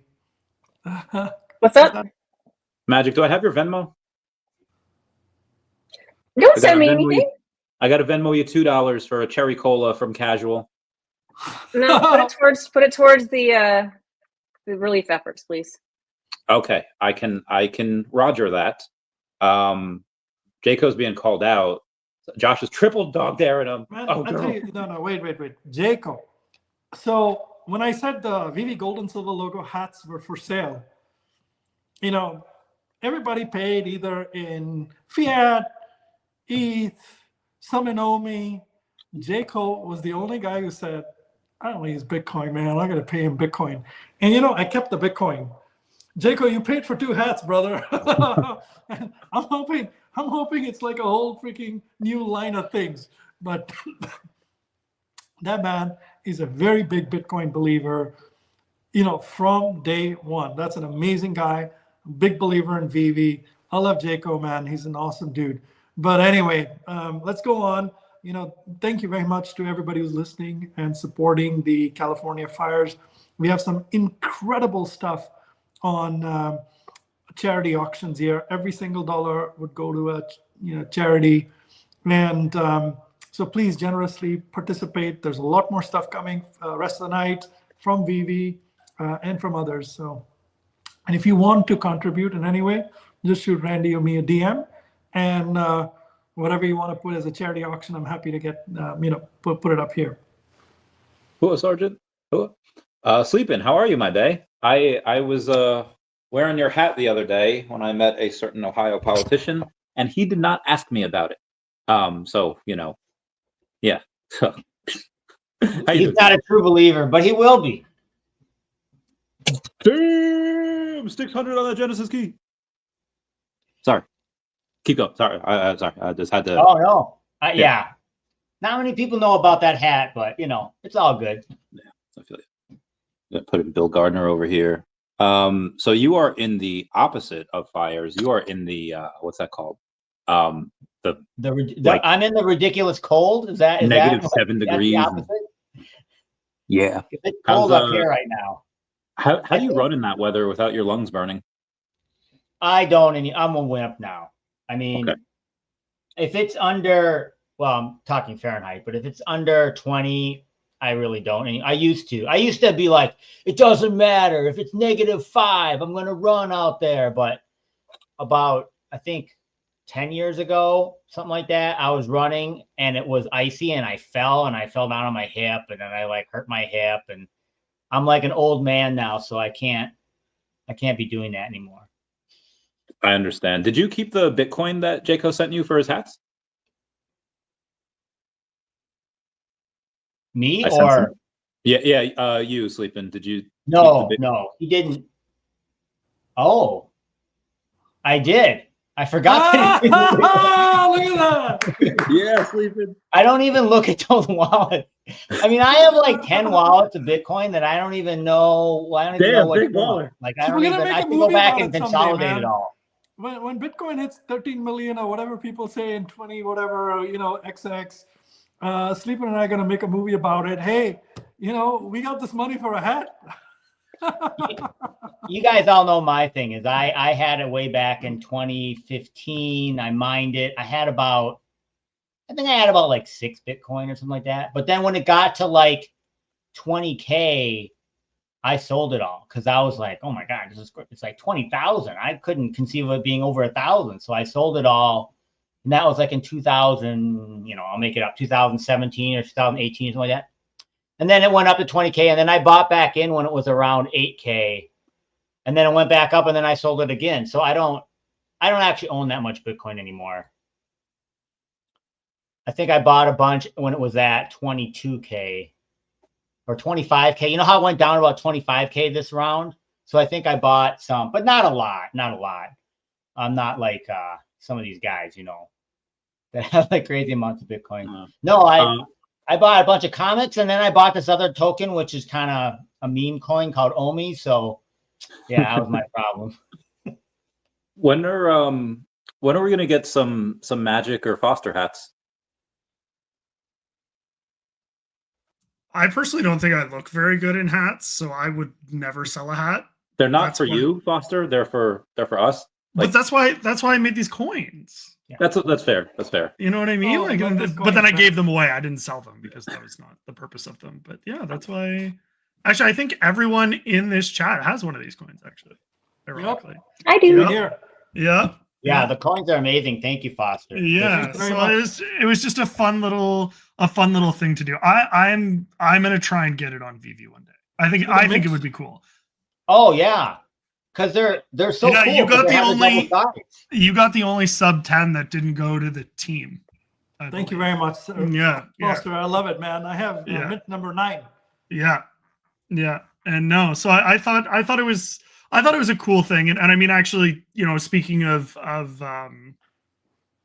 first responders, right? Like this is a challenge coin, which is you know, a military first responder thing for anyone that's in the chat right now that doesn't know. And I will say, when we were in New York for Comic-Con in November, I brought my coin with me from Ottawa, so drove 7.5 hours from where I live, brought my coin with me, like fully committed, brought it to every day of Comic-Con, and then the last night, rushing to get out, didn't put my coin in my pocket, and we get to the rooftop bar, and Prop is there, and he pulls out his coin, and he's like, "So what now?" He's like, "Do you have it on you?" And I was like, "No." And he's like, "So what does that mean?" I'm like, "It means I gotta buy you a drink." He goes, he went and ordered a double, and I think it cost me, I think it was like $37 US, which What Yeah, did you order? That bar was expensive. yeah, it was expensive, and he got like a double shot of like vodka, but like in a glass, and Oh my yeah. So I think it ended up, I mean, with the conversion to Canadian, I think it cost me like $55, and so to this day, I'm like, I will not go anywhere without this coin because, yeah, it's it can be an expensive night, that's for sure. And the funny thing is, I don't even drink, so like had I produced mine, like what would I have gotten for it? Nothing. It was just the premise. So Appetizers? you guys remember, if you guys have one of these coins and we're at an event together, and you pull it out, you know, and if you know someone else has a coin, you can pull it out too. So like if Sanjay knows Magic has a coin, he can pull it out. Like it's the same thing. It doesn't just need to be with me involved. But I didn't know yeah, it this was just- a thing that we were supposed to take it with us places. Well, When in now you doubt, know. whip I it didn't get Yeah. initiated properly. Well, now you know. Called Foster on it, and Foster had to buy him a drink. Yeah. I'm Yeah. totally going to use that. Yeah, you gotta use it. You gotta use it. So it's a fun little thing, and yeah. So. Yeah. So my story at the gold and silver VeVe logo, and Sanjay knows this story, but so we had these great Marvel and DC artists there, and so I wanted to, you know, greet them, and so I bought them a round of drinks, and then I said, whatever you guys want all night, it's fine, okay, it's not a problem. So, and they were very gracious, and they didn't abuse it at all. I think they had 2 rounds of drinks or whatever, and they were, you know, whatever, which is fine. It was 3 of them, no problem. Except then I got back, and apparently they got confused, and apparently they just thought I was buying everybody all the drinks all night long there. You know, so I had to battle it out for a couple months because I had a very, very large. Yeah, and the funniest thing is I just had a Diet Coke because I don't drink, you know, and but it was, you know, hundreds and hundreds and hundreds of dollars. I apparently was very generous that night. Sleeping, they heard you own 10 Bitcoin wallets. What did you expect? I mean, Yeah, except there's like, you know, 0.0001 Bitcoin Yeah, on the wallets or whatever. Some of the Oh my merch is so amazing, though. Let me just show you guys some of the merch. All right. Oh yes, show us this. Let's show us this bread. Also, So while he's this showing one us, is Stan Bukassis, right? The VeVe logo, it lights up and stuff. This is a VeVe gold and silver logo. You see the one? It lit up. And then that's from Jan Collects. And then this is, hang on a second. you see this one? This is a Marvel logo. Amazing. lit That's up. also from Jan, right? Yeah, that's also from Jan. These are VeVe, the different VeVe logos. This one's the only one that's gold and silver. Not going to tell you much more about it. And then this one, David has only gold and Dan has only silver. I have the gold and silver. So you see this piece here. This is from Ferryman. He's a German guy, right? Yep. Yeah, That's so cool. So it's got my name and everything out there as well. That's so cool. Lights up.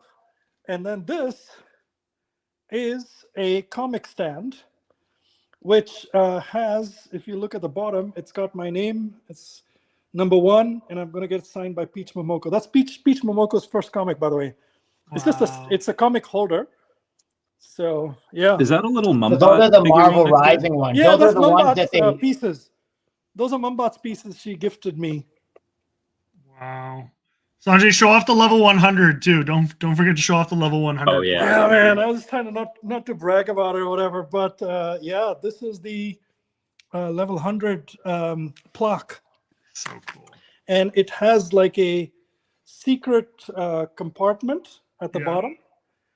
And inside that is a card holder with 2 cards signed by David and Dan. One's a level 100 card, and the other one is basically just, the logo. But yeah, but I wanted to shout out, the reason I want to take a little bit of time to showcase some of that is because we have tremendous talent in the VeVe community. VeVe by itself obviously is a great brand. They've built out some amazing things, great digital collectibles and comics, but the community is very special. They've just come up with so many creative ways. So some of these things you've seen out here are not public as yet.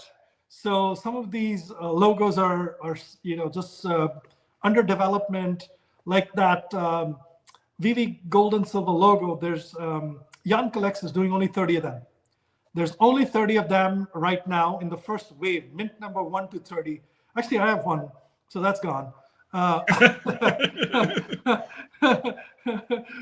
One of the benefits of starting a group and kind of being, anyway, but I'm very grateful to have mint number 1. Thank you for giving me that. But he's going to do mint number 2 through 30 now.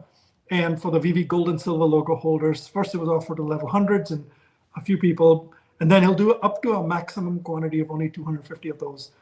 And then the Marvel logo is still, this is like a prototype. He's made some changes onto it. That'll be for the Marvel thing that we're working on, Sleepin', the 39 people. And yeah, and then the comic stand as well. That's from Jan Collects. Incredible stuff here. I just love the creativity that the team has, the fam has. There's also all kinds of, Sleepin' obviously has his own hat. You saw that. You've seen Foster's coin, and just so many amazing things, merch from different people. You've got a Millie and so many other people. I just want to shout out all these guys on a stream where the fam comes together to really show your love and support for the LA Fires. It's important to show our love and support. I love you guys. Thank you very much for everything you do, VeVe fam. Generosity is in all of us.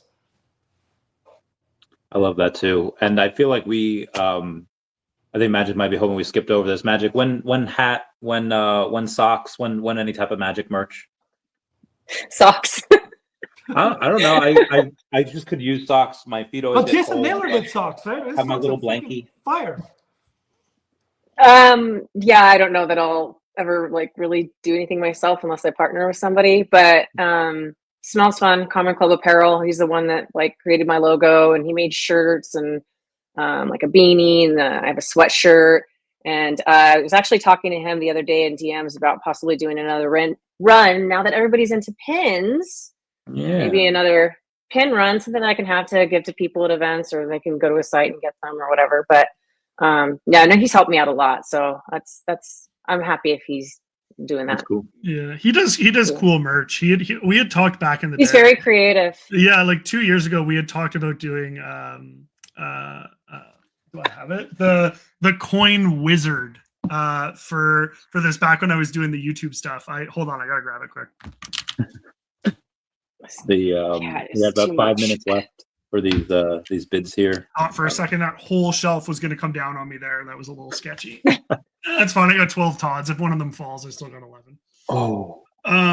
This thing, right? And I have it signed from Dan and David at the bottom. So this is back when I was doing YouTube stuff just for fun, right? Like the whole coin wizard thing was just kind of like an inside joke between people. But I talked about him not so that I could sell it to other people, but just so that I could get my own like coin wizard merch. Obviously, I'd pay him for it or whatever, but never materialized, unfortunately. But I'll have to get back at him with that because I thought it'd be fun to do something like that, especially now that we've seen some of the characters that have dropped on VeVe with Epico and stuff. With that, like that'd be a lot of fun to have your own little like avatar and whatever. Obviously, Magic, you have your own logo and stuff. It's just kind of fun, right? Like it's not, it doesn't. No one needs to get one, but it'd just be kind of fun to make my own. Just put it up on my back wall or whatever. Remind me every single day why you do it, right, and why you got passion for it, and just kind of how it's all come together. So. And I went to Disney World. I went to Disney World about a month ago, it was in November, so 2 months ago. Yeah. I talked a little bit about VeVe Magic because she kind of helped me, understand a little bit. And the one thing I didn't know was about the pins, and now I understand about the pins because how you can go there, you can trade them. My daughter really got into it. We went with some friends, and their daughter really got into it. And then sadly, they had these Transformer ones, and then they had Avenger ones, and then I wanted to get this Avenger one, which is so cool, and they're like, you can't get it. And I'm like, what do you mean? Oh, whatever. I mean, whatever price it is, I'll buy it. It was super cool. And they're like, no, you have to trade for it. So you have to have pins. So VeVe knows Magic knows what I'm talking about. So then I had to go get some so I could trade for. That's actually really interesting. I understand a little bit about the pins now. Yeah. What most people do is they'll buy a bag that has like 5 and it's a blind box, and you have like on the back, it's kind of like a Tokidoki situation where you can see like the possibilities. And of course, there's probably gonna be one in there that you really want, and the others might be just basically duds, but you're saving money and buying a pack of them. And then you use those ones that you don't want to hang on to, and you go to the pin trading places, and they're all over the place throughout all the parks. Like I think they're probably even in the shopping area as well as Disney Springs. I'm pretty sure we have it in downtown Disney. And my kids just got onto it my last visit, and they're like obsessed. And it's crazy because some of these pin trading spots, we waited for like 4 people in front of us, and there's no money transactions, right? This is just free. And then, we went and did something else, and we come back and the board is refreshed again. Like it's just the amount of in and out of these pins every single day is crazy. Wow. It's fun though. It's sort of a gamified way to do Disney, Have you checked out Disney Pinnacle at all, Magic? Like, have you gone down the digital pin route at all? Like, yeah, I mean, I got familiar with them. I actually I wanted to host like a space with them to do a little bit more deep dive into it before they launched. It never happened, but okay. I didn't get into it myself because I was more interested in seeing if they were going to do a physical and digital sort of situation. I think if they had done that out the gate, I would have been interested, but because it was just the digital component, it just didn't capture my attention that well.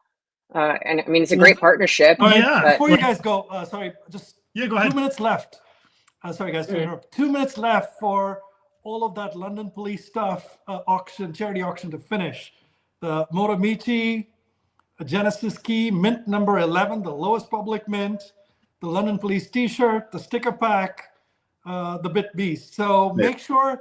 I don't know if these prices are current now. Yeah, those are the current prices, unless there is anyone. So Omegatron, you just bid. You have like 1 minute left, like 90 seconds left. You bid in the comments. Chat, in the YouTube chat. Just enter your comment. But yeah, so sorry guys, we'll just pick up the conversation back in a minute. But remember, this is all for charity. So everything that you put out here for these amazing. Sanjay, do you have a good announcer voice? Like a good, yeah, we got 500 here for the Morimichi, 500 for Morimichi. Genesis key 600. 520 for the Morimichi. Fill a beverage. 520 for the Morimichi. Oh my gosh. Oh man, so right, Rayfax keep going, guys. Less than a minute. First print with the digital certificate. We'll see. Sleepin is checking in with his wife to see how long he'll have to stay in the The basement London before he bids on Police something. Genesis key, mint number 11 is the lowest public mint. That one's the steal. I don't know who's getting it. You've got 1 minute left. Right now it's Philip. Oh shoot! Dog 625 boy. for Genesis. He beat up Bill Gardner. He beat Oh up Bill my Gardner by 600. You have got 15 seconds left to clean out that Now, Genesis key. It's yeah, mint number it 11. might be as long as it says 559 on my screen because it might delay by like a couple seconds here. Oh shoot! 650 Genesis. 650. Oh, Raythax 550 on what? 550 on what? Raythax On what? 550 on what? All right, let me put Bill Raythax. Gardner 650 Genesis. I assume Raythax's 550 is going to be for the Motomichi. yes, he bid on Jaco's the building his Motomichi. 1,000 SMCP points. All right, That's belong funny. bidding with 1 minute after each bid. I could do that. Though I forget what type of auctions those are called, but I can do that. Okay, so Or you as still long got as a people minute keep then? bidding. You still got a minute then to keep going? Yeah, I guess. I guess call it 602 then, because right. we kind of talked about it for like 50 seconds. So everything, the only things that are still technically up for sale, I guess, is the Motomichi and the Genesis, the Beast one, the sticker pad, and the T-shirt. Those are all done. We didn't get that. So yeah, we're good here. All right. So Raythax is currently winning the Motomichi at 550. And then the last one was the Genesis for Bill Gardner. Bill Gardner. At 650. Yeah. Congratulations, Bill. If you win that one, And that's then, an amazing piece. So that number 11. And that, I guess, how long until 602? Like 30 seconds? Yeah, it's less than 30 seconds. Okay. I mean, at this point, you can always call it too. Like, it's been a full minute since you spoke about it. So, like, no, let's go. We'll give it another 20 seconds here. We'll call it exactly at 602. All right. And then we'll.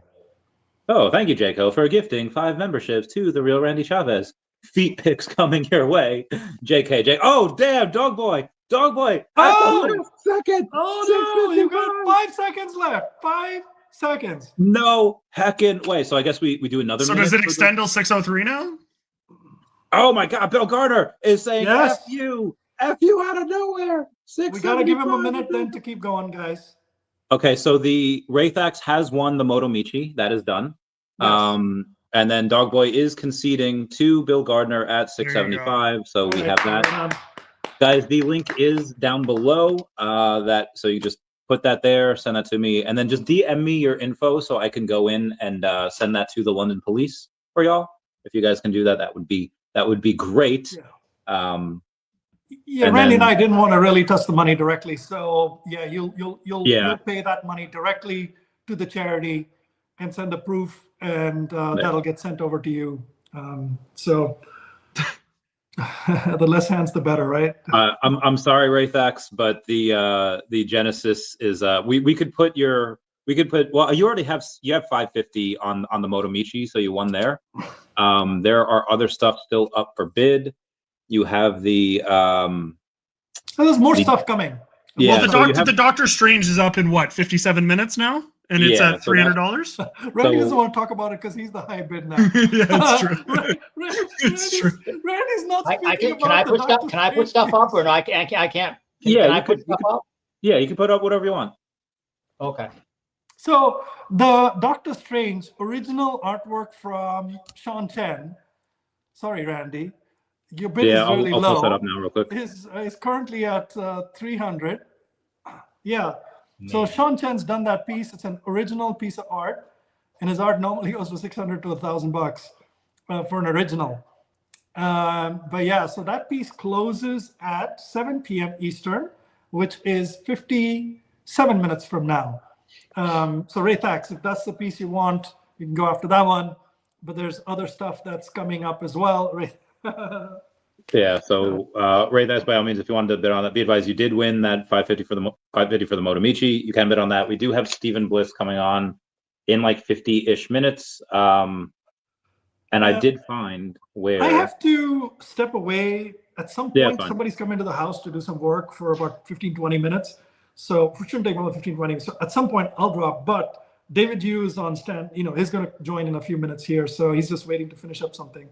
So he'll be on in the next 15 to 30 minutes, I think. That is cool. Here's Cool. here's the Avengers pin. Oh man, that is amazing. So you can't Nice. see it, but it's got all this texture and it's got color and it's like super crazy. That's what you Have you that's seen what have you seen the comic book ones? No, Oh, let me see if I don't can show me find it. those. That would be a mistake to show me those. I only you gotta get see paid it. once a month, so don't show me those. Wow. I missed the comic book ones. I just got to text Raythax Here's the event. Very I'll text cool. him right now. I Okay, feel so drastically underprepared with physical collectibles compared to all of you guys. Like I got my VeVe pins. Yes. Got my VeVe pins, but I can't give those away. I just love them too much. No, I No, can't give those mine are, away I'm not too. giving mine away. Yeah, I got mine. I'm not giving mine. including the gold and silver. I gave my gold and silver away. You gave your Well- gold and silver away? Oh. There was a person who got theirs stolen, so then I gave them mine. Oh yes, I recall So this. Yeah. I have like 5 gold and silver logo pins because I got 5 logos. So I'm happy. I'm very happy to gift you one, brother. No, we're good. No, I'm it's my good. pleasure. I got 5. What am I gonna do with 5? We're good. I'm good. It's all good. It's all good. All right. Sleepin's too generous for his own good. It kills me. It kills me Yeah. inside. He's just too good of a dude. Sleeping. Seriously. Okay. New York Comic Con. All right, maybe New York. We'll talk. We'll talk. Yeah. all right, Dog Boy, we'll get you on later. If you're around, I don't know if you have anything going on. We'll Yeah, get he you wants on to later. celebrate, right? Well, no, Oh. Dog Boy did not win, but he did? will. Oh, poor child. So that's why he gets a consolation invite later on tonight. We'll get you on, Dog Boy. It's not a consolation invite, man. It's a celebrity invite. Oh yeah, celebrity invite. Although also London Police, is that a print or a painting? The That is what Motomichi? Raythax is wanting to know for the Momichi. Yeah. That's a print, but that's That's a the print. first print with the digital certification on it. It's the first Motomichi that has a digital certification. Okay, copy that. So again, shout out to London Police for Thank you very posting much. over on X, D-Roy, then- Jella. getting that bread. Yeah. So he's giving me those thumbs up here. We'll go on VeVe. Josh is wondering 22 large. Yeah. All right. So you all can handle that in the comments. I guess a painting for Moto goes for like, damn, 8K. Yeah. The original painting goes for like That's money. insane. All right. Anyway, let's move on here. Yeah, how do you feel? Sorry, what'd you say? The Sean Chen original Doctor Strange art, that piece goes for like 600 to 1,000, man. Randy, you're in the lead with $300 on it. I am amazing, brother. I am, and we kind of appreciate it if we stop talking about it so I can win that. But if by all means, Bill Gardner wants to donate some Scotty Young graded comics towards the first responders, we can absolutely do that. Let's do it. Let's I'm get sorry, him on. Let him do it. Yeah. Randy, pick We'll a get- time slot. Maybe we can do 8 p.m. Eastern, or ask him what time works for him best. Right. So it has to be like a 1 or 2 hour time slot from when it's announced to when it closes, and he should be around when it's announced, right? 10-4, Rubber Ducky. So just let him know what right. time you want to start, and we'll go. All right. What I'm time? gonna show this to Sleepin. Oh yeah. No, I don't know if my camera's gonna let me do it. Oh, that's Let's see. cool. I remember Oh those. wow, Where'd you get those? Disney, that's a pin. and then Damn. it opens. Holy, Okay. Oh gosh, holy moly. I don't know if I can get We'll it. have to use our imagination. There we All right, go. now there's a- No. I'm going to cheat because there's this thing called eBay, and I'm going to go and look at those. This sold out Uh, fast. I'll be right back. Yeah. By the way, Dan have a- Williams from I might Thickpin. not have a house when I get back. And then I bought all those, that first run that they did of the What If with Marvel and Disney. They did pins of the covers. They weren't booked like this, but it was the covers, and they're really nice pins. And I hunted and hunted and hunted to get a full set, and very few people could do it. And the next time I went were sold out. So I went after those bad boys too. But yeah, I love this one.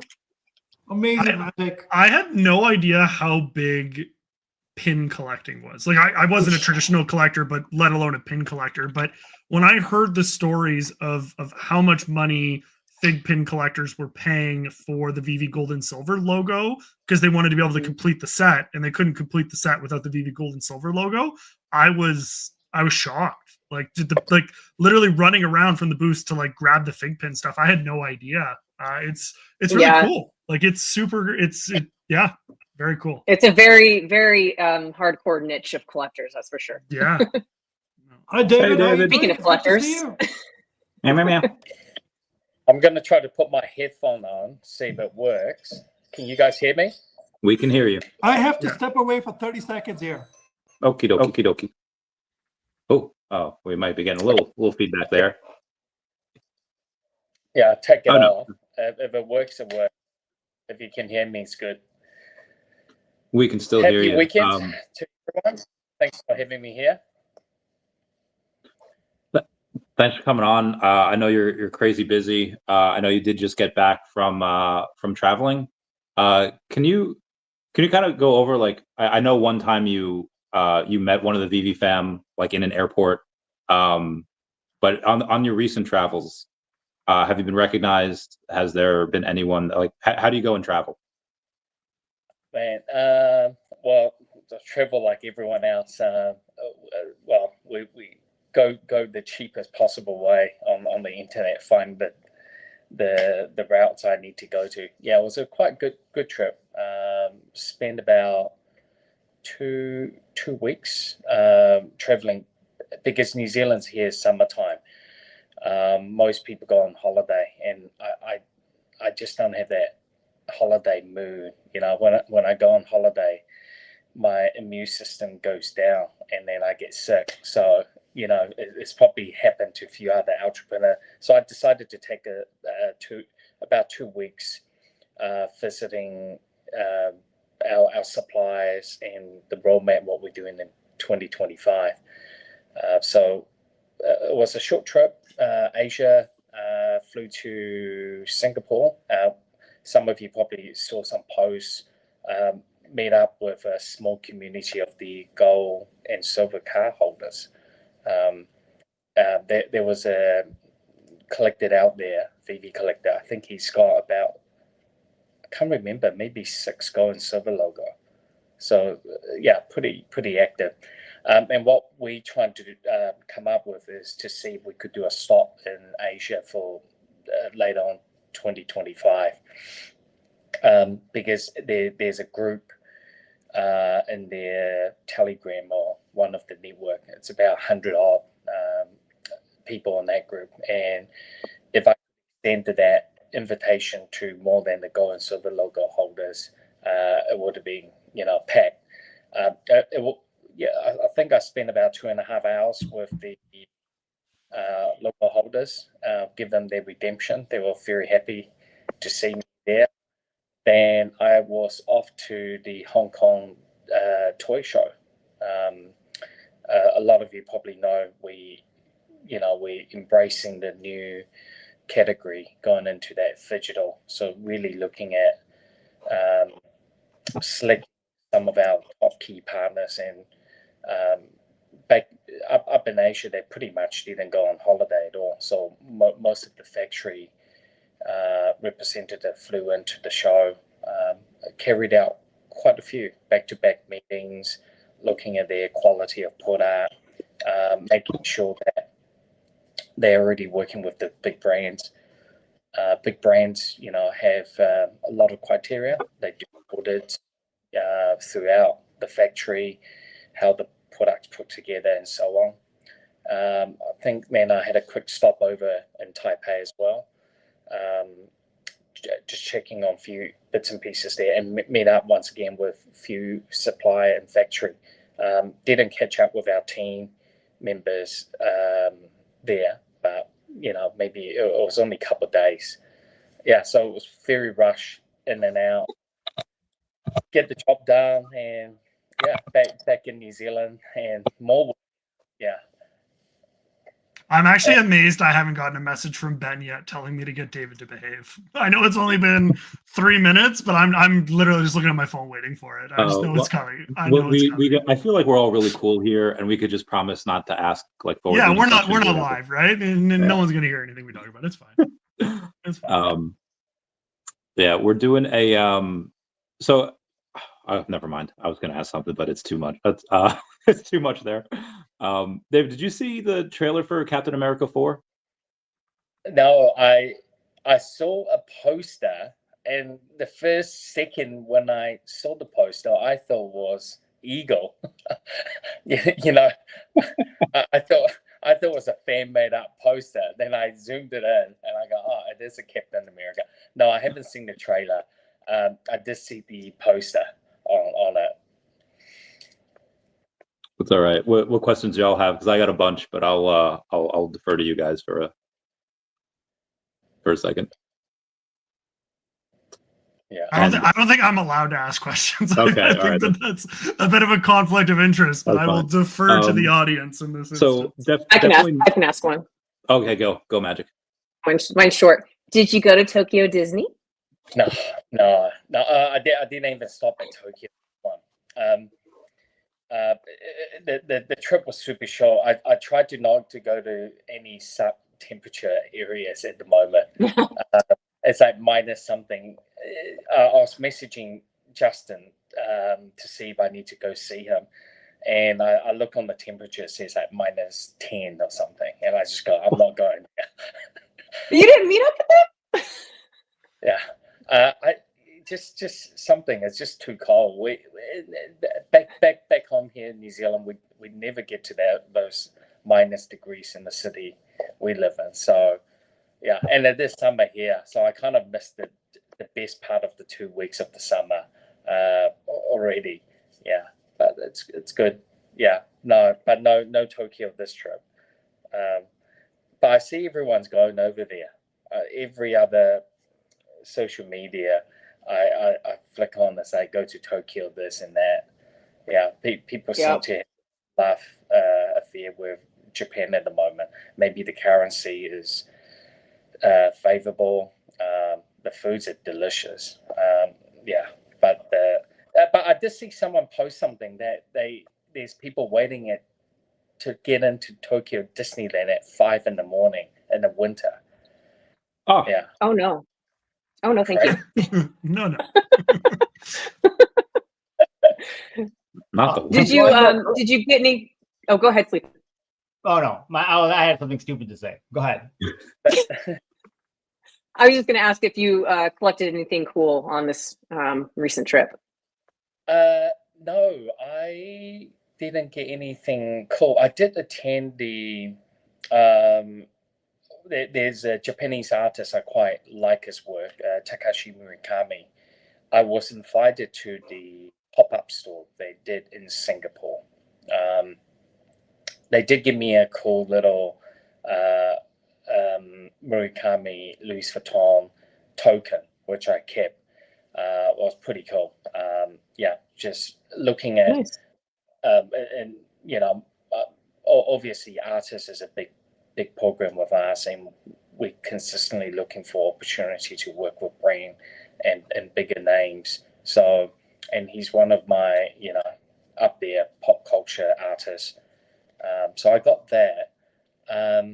What else did I got? A few bits and bobs things at the toy fair. Supply just give us to really to see how it can fit in with what we do at VeVe as well.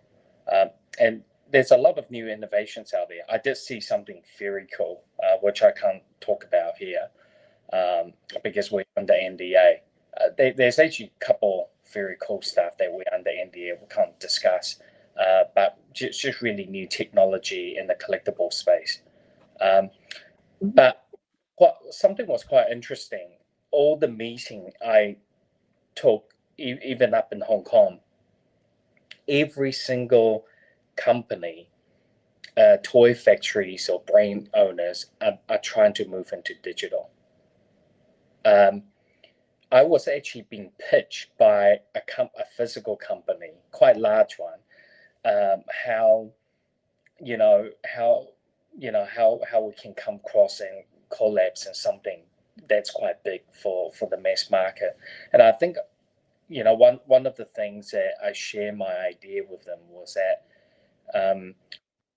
that the toy collectors in today market is like kidults. They're like adults because they grew up.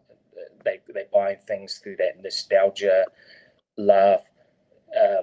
And the kids these days, they used to buy, when we were a kid, we used to buy toy when we were 1 to like 14. You play with toys or action figures.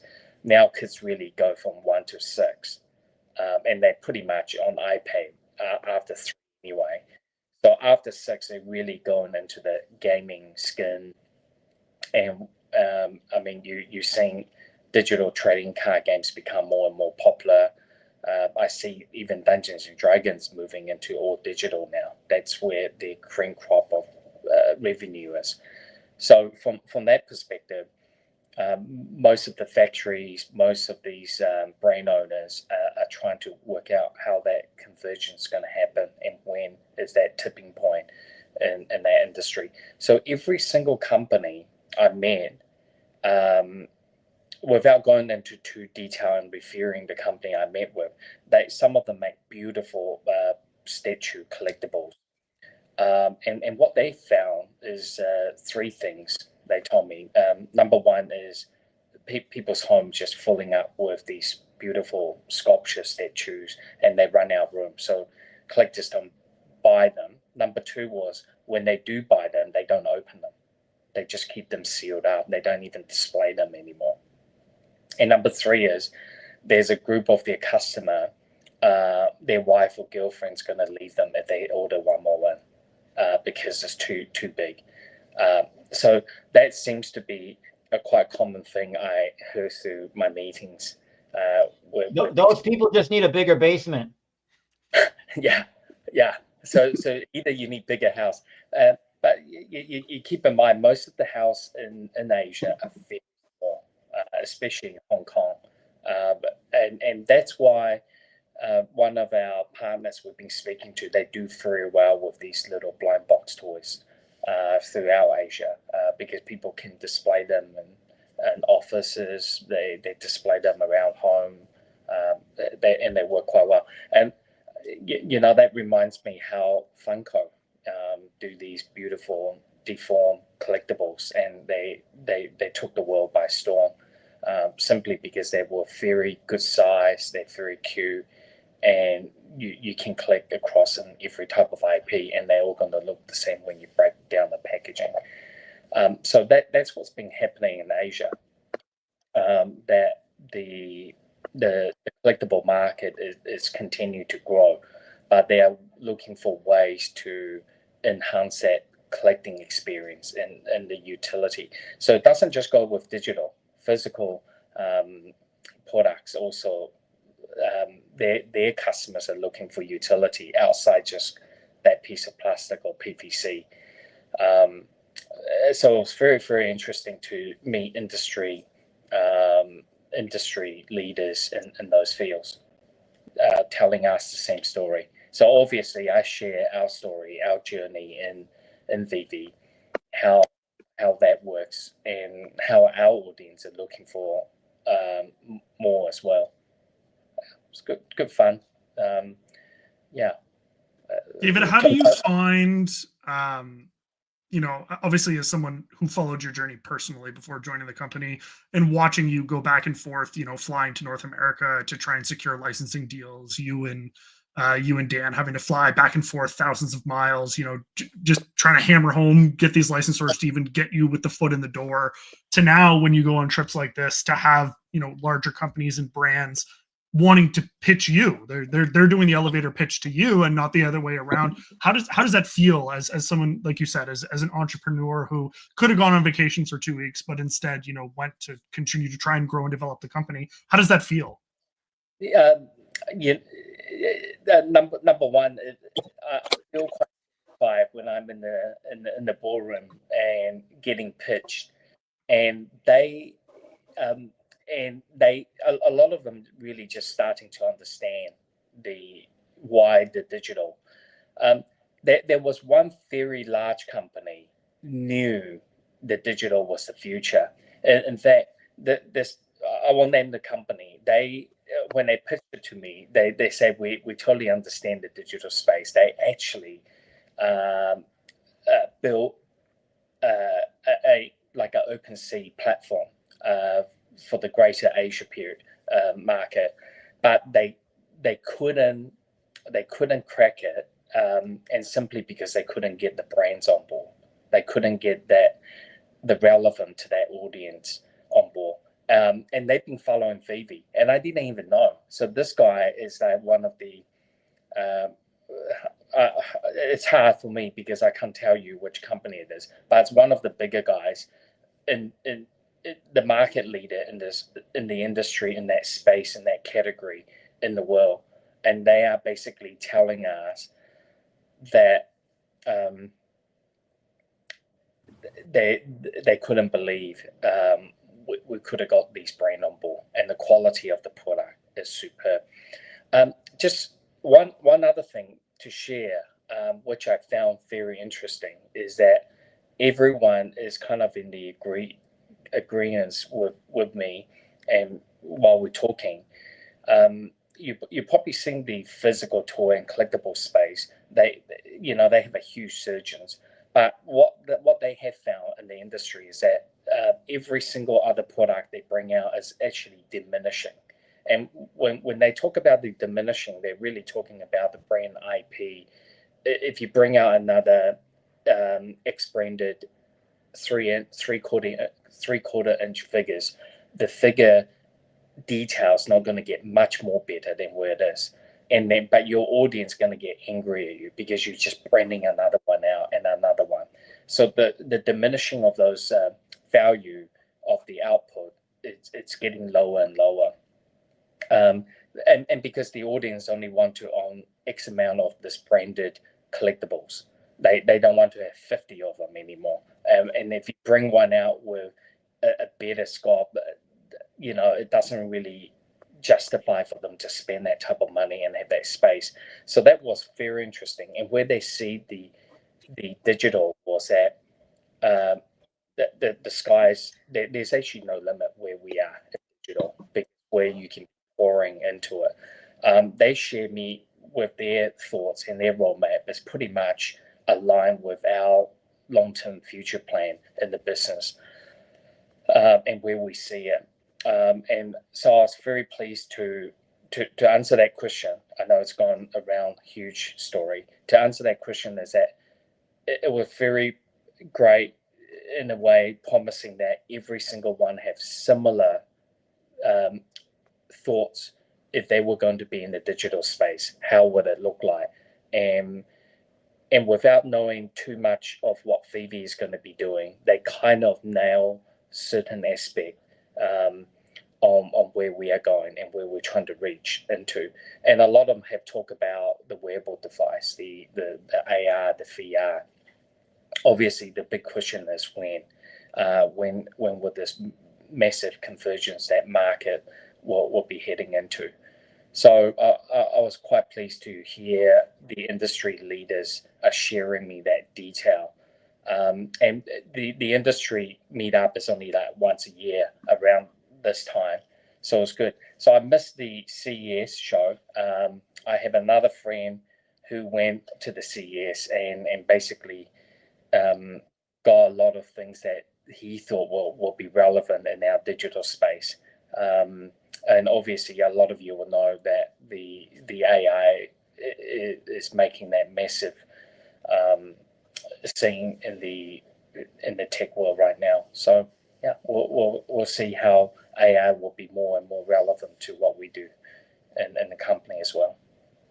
Awesome. There's just real quick on something, and you don't have to give any. There's no timelines or anything, and if there's anything you can't answer, just be like, "Hey, we'll chat later." I am writing a comic that I am hoping to get on VeVe Comics. The only thing is, I don't know the guidelines on what I like. Can I like curse or not? How many curse words there can be? I'm not going to show any nudity.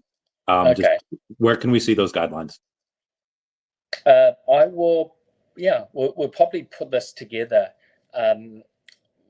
It will probably be part of that curator program that we're putting together. So I'll make sure when we do, when the curator program starts to run, we'll have a section where it tells you the T's and C's. We did. Funny you said that. We just before Christmas we did get submissions of things that one of our production manager have flagged it to me. You know, certain things like you mentioned that they are probably not appropriate words and things like that. Yeah, but saying that, a lot of the earlier comic book issue, if you're a comic fan, you'll know the early Marvel, early Disney. Okay. We are. So it's. I just want to know. We're like, I think, 12 pages in. Ideal to be used today. Yeah. So we tried to flag and. Okay. Pull it out. Yeah. I was just wondering, again, before I tell the artist to continue drawing the rest, making sure that it's good and not having to pay for that. Anyway, Sleeping, you had something to say? No. Okay. Mr. MC1, what's going on? Nice jacket. Yeah. What type of jacket is that? Oh, this is the Stan Lee. Oh yeah. That's a beautiful piece, man. I love this piece.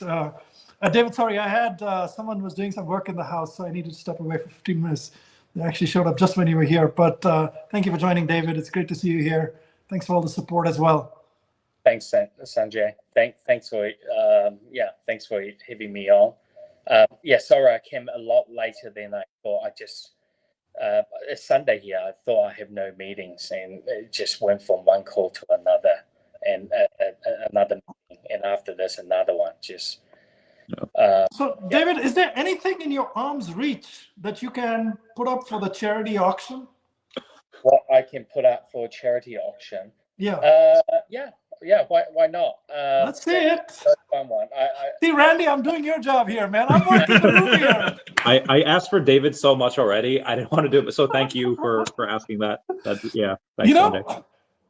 David asked me, "Hey, is there anything you want me to do?" And I said no, because I wanted to get him on the show and have him pick from here.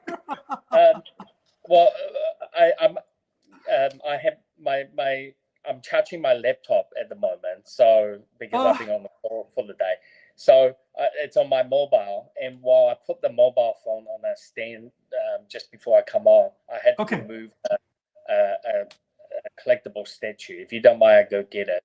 Yes, David, let's do it. Love it. Full support here. And when I move anything behind my bag, it's not confirmed. Okay. All right. Zoom in, man. Zoom in. What is that stuff? Dive Jedi is on the. Never mind. Sorry, keep going. I know. Oh!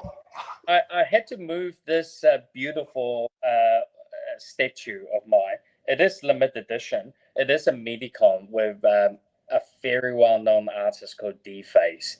It's one of these. Oh wow! Wow.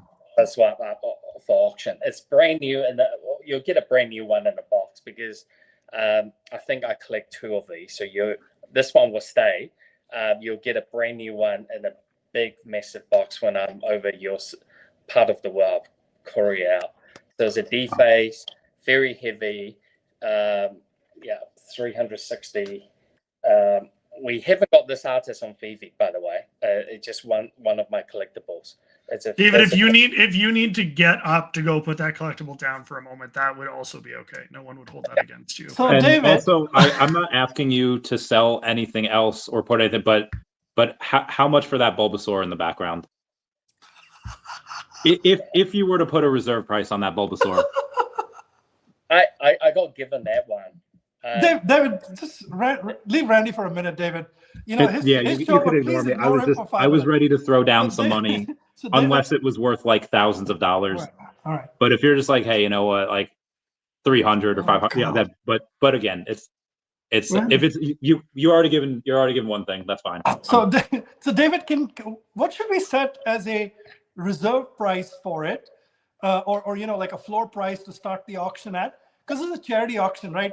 Whoever is going to win this is going to directly donate that money to the First Responders Children's Foundation, and then just, you know, we'll let you know who that person is and you ship it to them. But we don't want to start it at like, you know, like any number. We want to put a proper, you know, floor price to start the auction. I probably think that that should easily be at 500 or more, Okay. at least. I mean, I could look around what else is around me. So no, let's start there. So David, what piece is that? Can you tell us about the piece again a little bit more? It's a Medicom statue. I'll get you the details. Yes. It's a piece made by VeVe. I'm probably going to look up on StockX. I use StockX every now and then to track these collectibles. And I'll let you know what's the going price on it. It is a limited edition, beautiful statue. Yeah, it's very iconic. It's got the better year thing coming out on the side.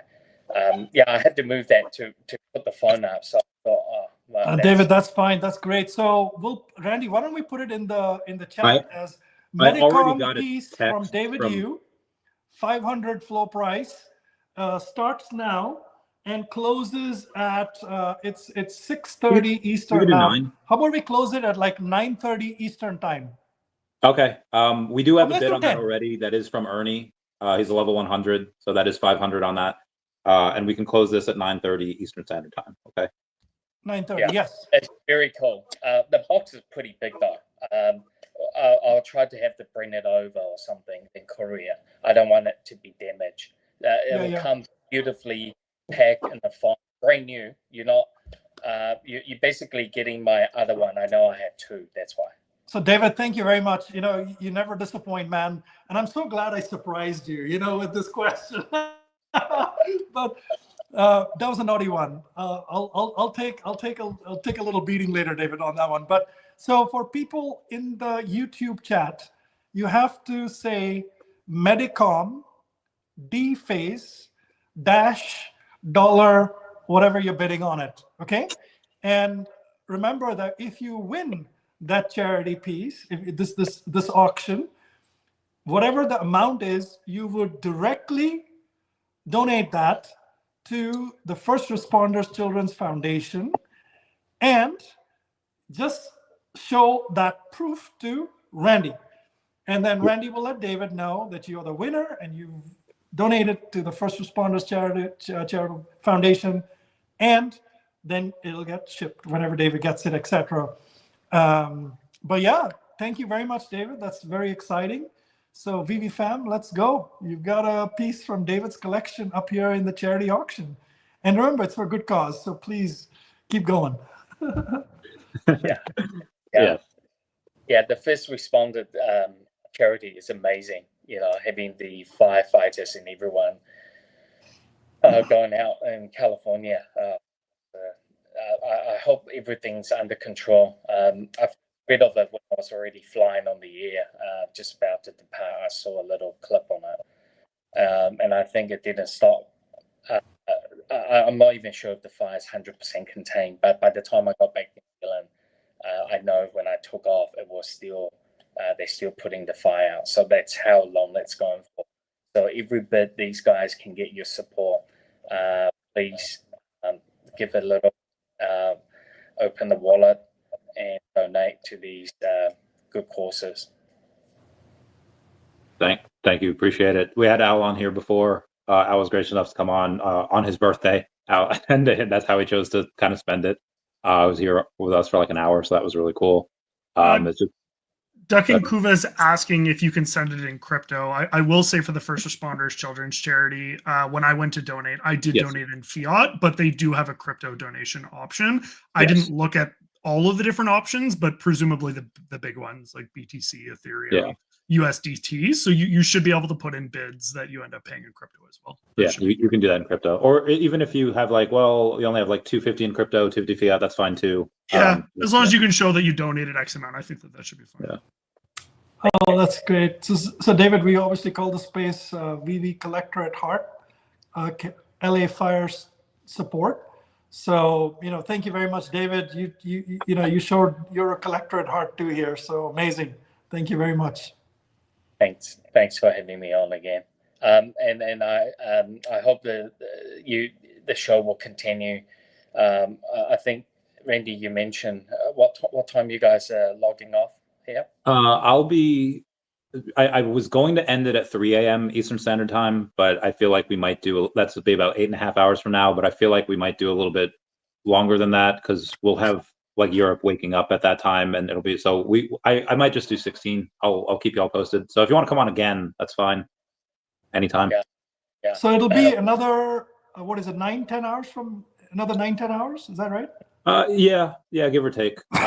Also, David, I don't know if you know Stephen Bliss. He's like the senior artist over on Rockstar Games for like 15 years.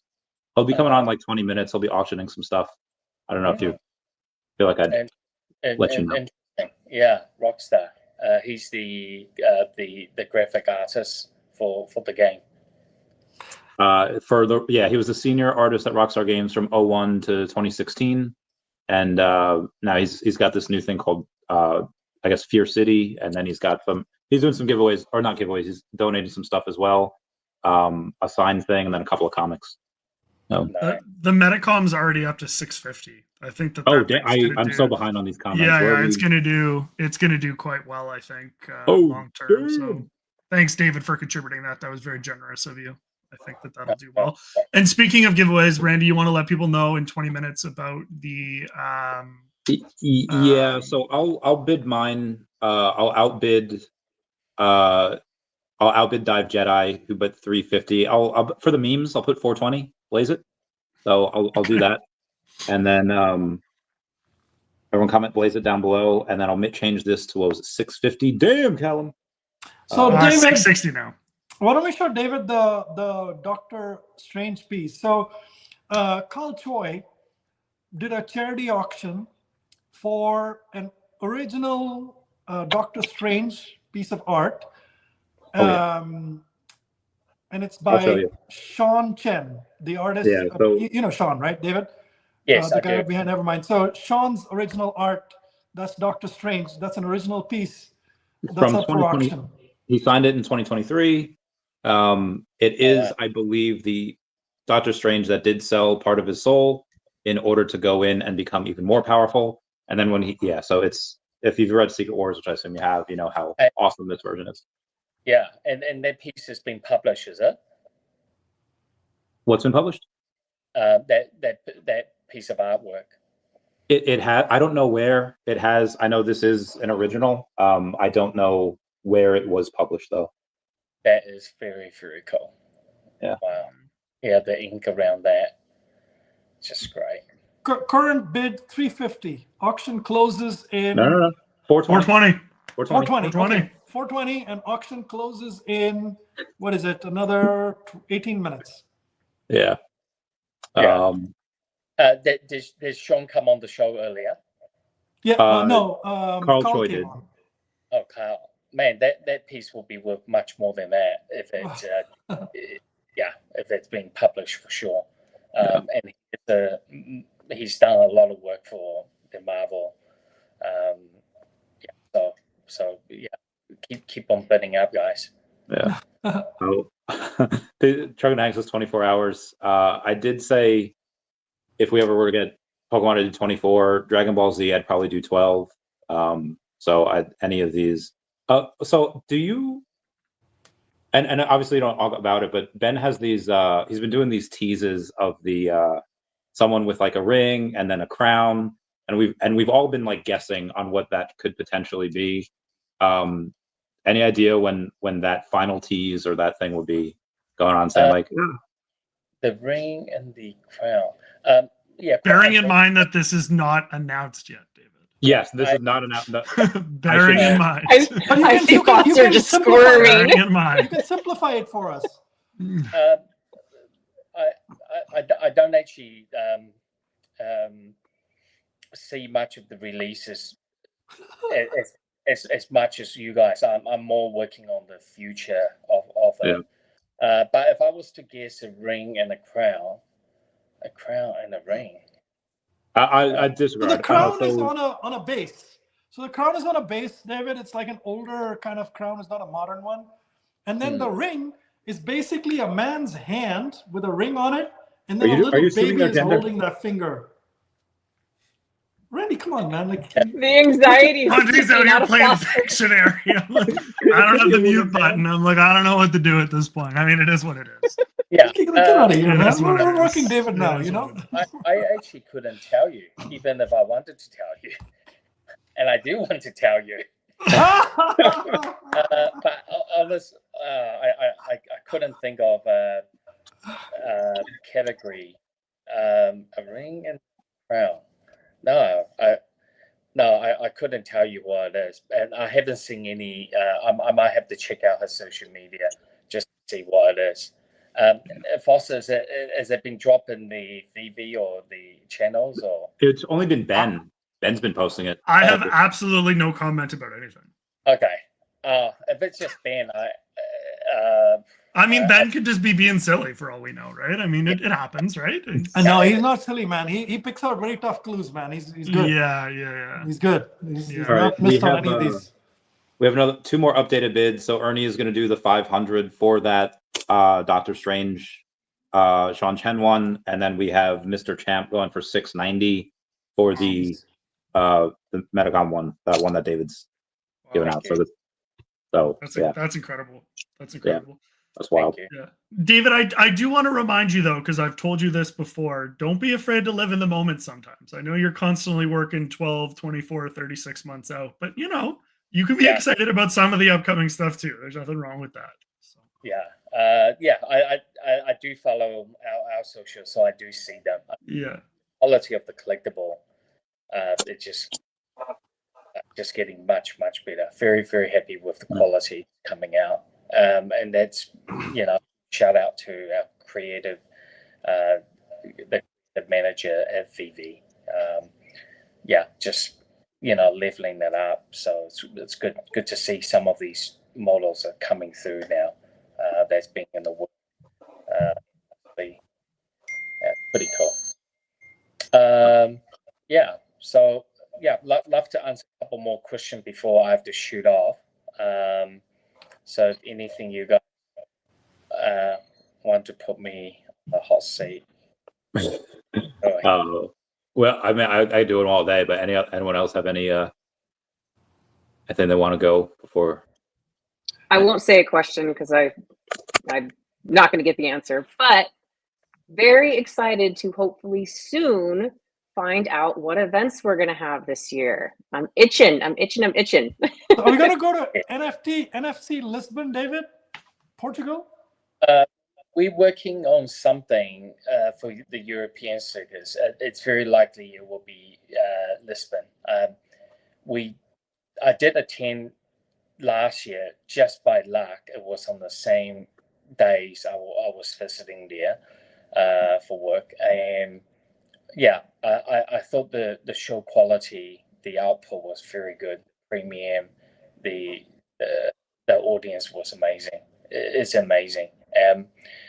But we are also keeping in mind that the actual event's very costly for our fans to get in.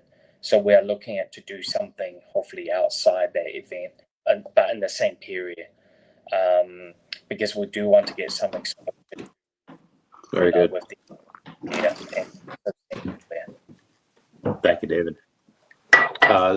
David, this is everyone. This is Stephen Bliss. Stephen Bliss was the ex-senior artist at Rockstar Games that I was talking about.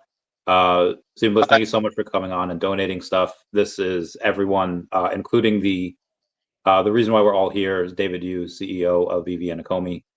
He's our hero. We love him. Hi, Hi, good Steve. to meet you all. Sorry if I was making noise. Is my microphone on? Yes, we can hear Yes. you. Hi, Stephen. How are you doing? It's good to meet you. Good to meet you. Sorry to interrupt.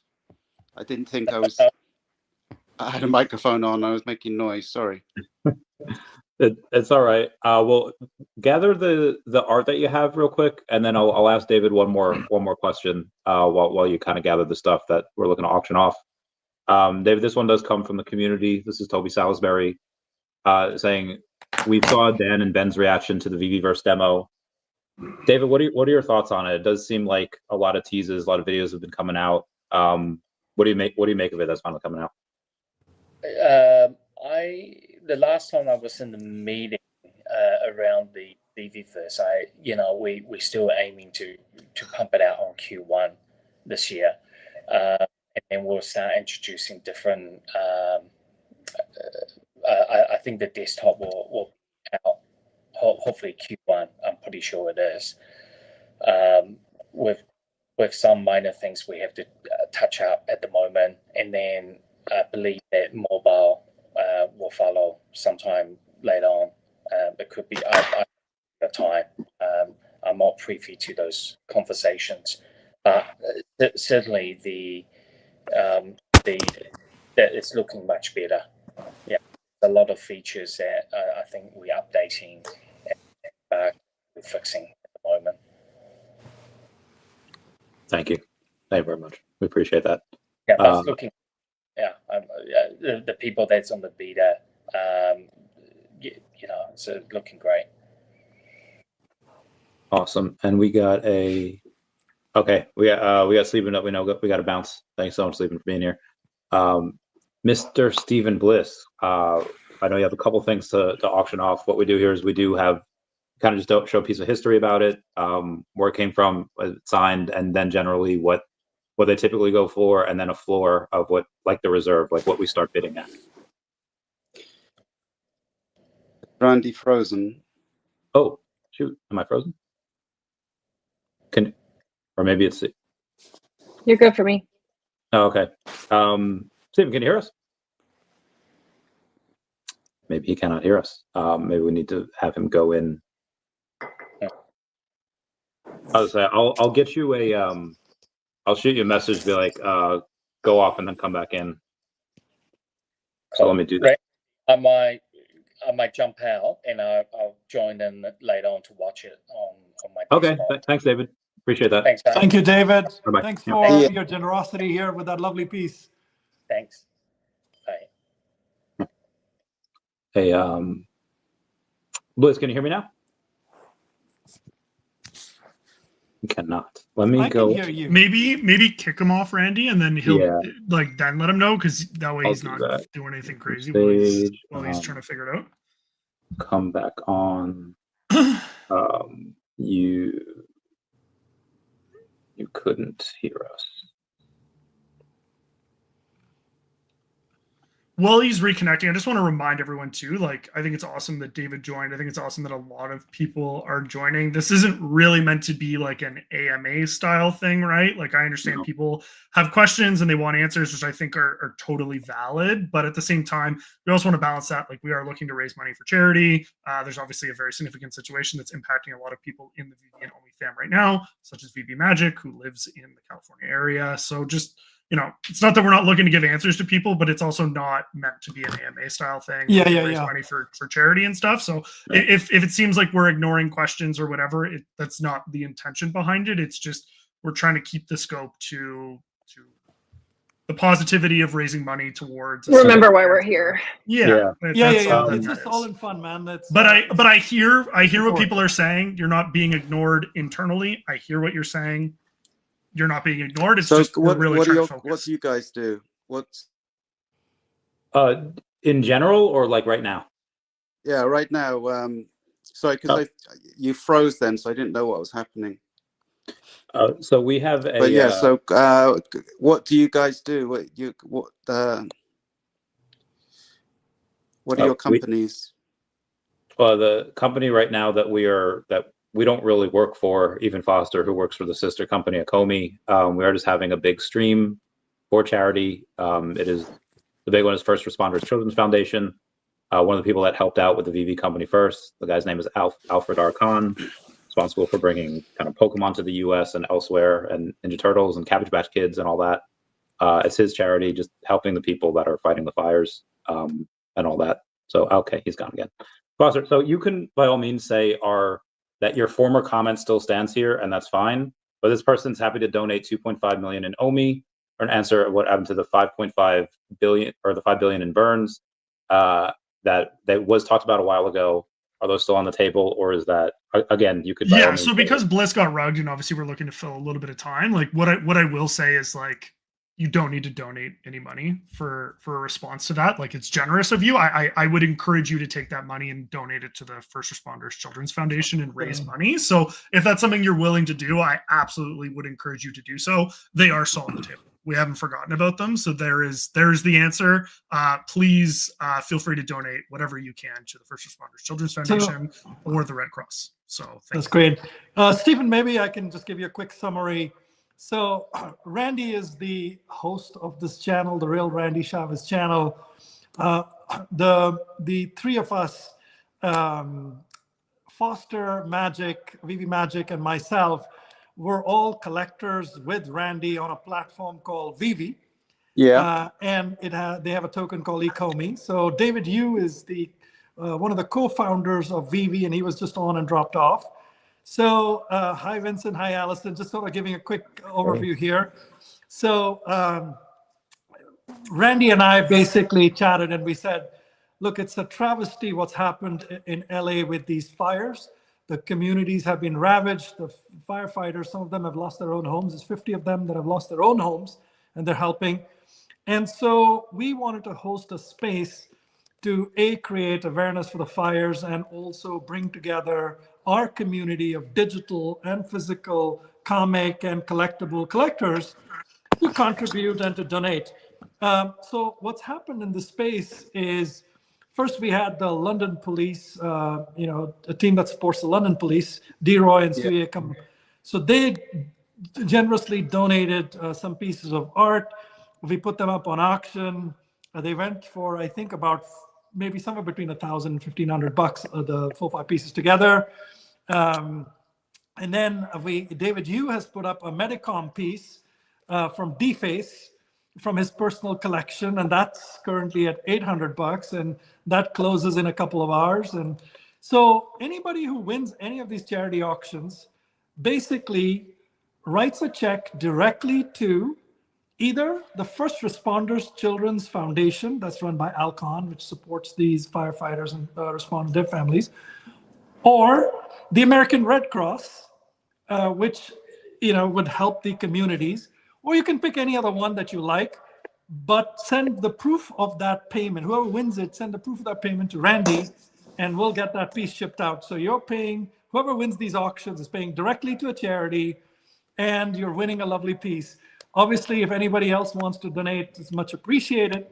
And me personally, I've committed, my wife and I, we've committed to donate $5,000 from our advisory fund. We have a donor advised fund, but we're going to match. So if there's we'll match up to $2,500 for the First Responders Children's Foundation, and we'll match another $2,500 for the American Red Cross. So anybody who, whether you win a piece or whatever, so we're hoping to donate 5,000 tonight, and also hoping that others here do so as well. But in the space, we've invited a lot of really special people to chat about art, collecting, how 2024 was for you, what do you see in 2025. Just keep the space running for another maybe 10 hours or so, and just keep rolling out with all of these things. But I want to thank Vincent, founder of the Addiction comic, Metropolis Comics, big supporter of VeVe and the VeVe fam, and Alison Bamcat, who's an artist in LA. A lot of her friends have been affected by this, and she's personally has been doing lots and lots of work in LA as well. So welcome to the show. Maybe we'll start with, just a brief overview of Stephen, then we can go to Allison and then Vincent, and then we can kind of get down to business. How about that? Because we've got 3 guests join us. Yeah. Sounds good. So, Stephen Bliss, people will know my work probably from Rockstar Games. I came over to New York from England in 2001 to paint the GTA 3 cover. And at that point, it was just me as the artist. And then I painted Vice City. By this time, the whole of, the Rockstar Games had got crazy, and it was an amazing experience. So I was at Rockstar for 16 years. So if you know my work, if you know Rockstar work, then you've probably seen what I do. I've been in NFTs since 2001. I have a project called Fierce City that I still want to develop, but it's been the NFT winter, and it's good news that they're coming back into fashion right now. And I just recently started a meme coin called Luby, and I've just written his story and his lore, and he's a human rat rabbit alien. And the story's going down pretty well. And that's something I did with Fierce City as well, is write stories for all the characters. I have cops, I have corrupt mayor, and loads of gangs. It's based on Warriors and Scorsese movies. And I just got this comic came out on recently on Scout Comics. And this is a character from Fierce City called Thumper, and he's a teenage vigilante that wears the mask of a white rabbit that's possessed, and he goes around killing off gangs. His dad, the boss, the head boss of the mafia, and only he can defeat his son when he finds out his son is involved. So that took a couple of years to come out, which, obviously it's too long. But anyway, I'm doing Luby now, and it's doing really well. Got a great team. We got a guy called Justin from Hedge, who has a great business mind, and he's really, we've gone over 1 million today volume. So we're really happy with the progress. And it's just like it's going to be a slow burner because I'm fully doxed. Everyone knows me, they can come and beat me up if anything goes wrong. You got my address. So, the story behind Luby is a friend of mine that I used to work on Fierce City with. He's been in the trenches for a long time, and he wanted to do a meme coin with me. And I showed him about 40 different characters that I'd been working on for years. And he chose the one cartoon I put in at the last minute, which is a drawing that my 5-year-old son did. And it's a picture of this character with a really long nose smoking a cigarette. And I was kind of there was 1 second of like my 40-year career has been wasted because my 5-year-old son is kind of like just taking the job from me. But then I was kind of laughing to myself because it was like, I know it's a nice story. So I'm expecting to have to give him royalties at some point, which will be good, I guess, for him. And so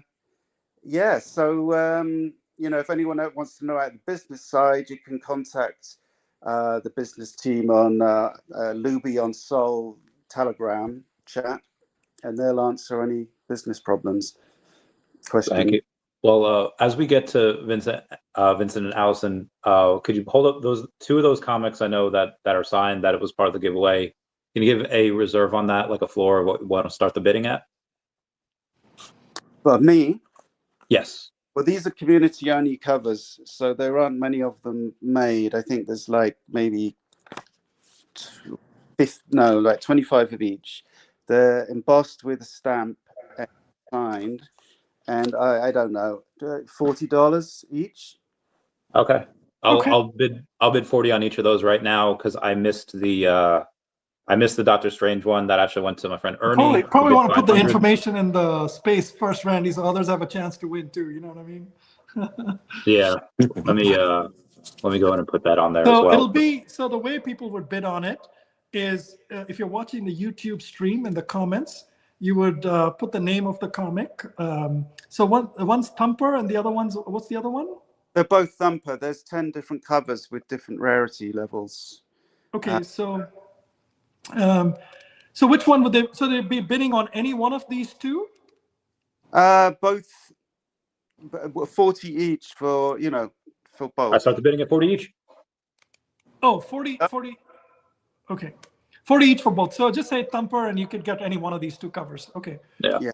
So Thumper 1, Thumper 2, right? And let's start the bidding at 40. So for anybody that's interested, just put it in the chat how much you want to bid, and if you end up winning it, and we'd call it at what time, Randy? So it's 7:05 now. So maybe 9.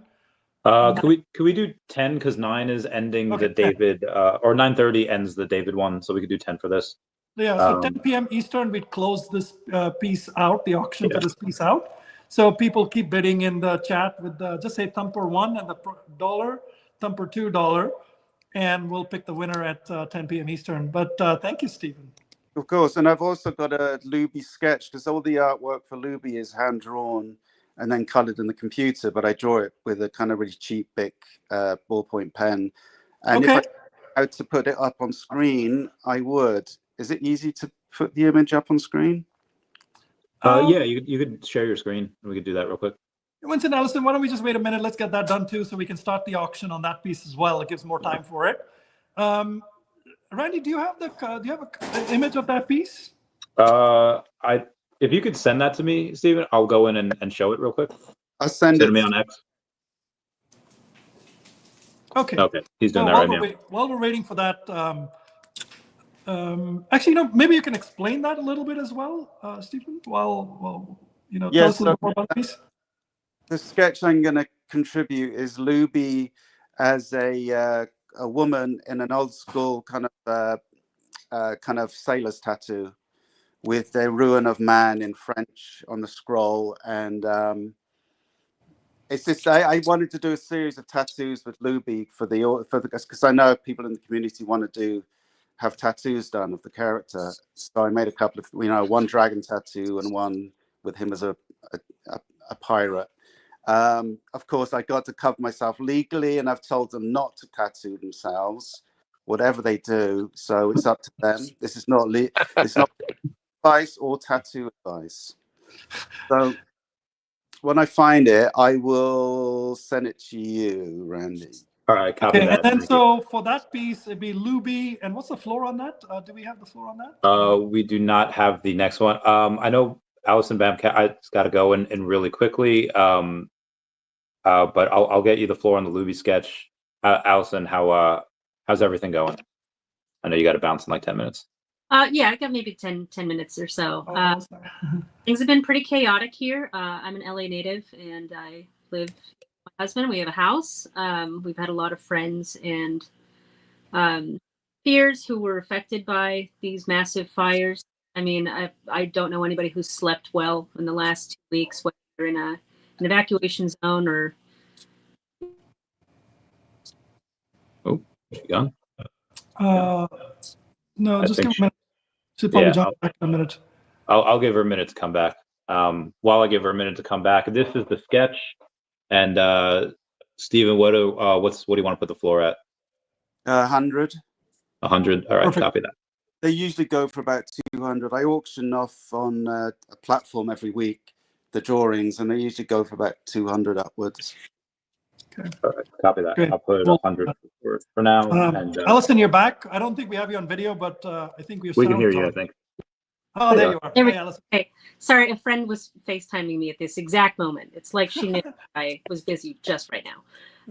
Anyways, I just wanted to say you guys are awesome for doing this. I think the most heartwarming thing after seeing so many people go through the hardships this past 10 days has been the community efforts, like all hands on deck, like let's mitigate as much pain and suffering as we can for awesome people that we love, or maybe we don't know, but we can feel for, it's really, really heartwarming. And I think it's given everybody the energy to keep going.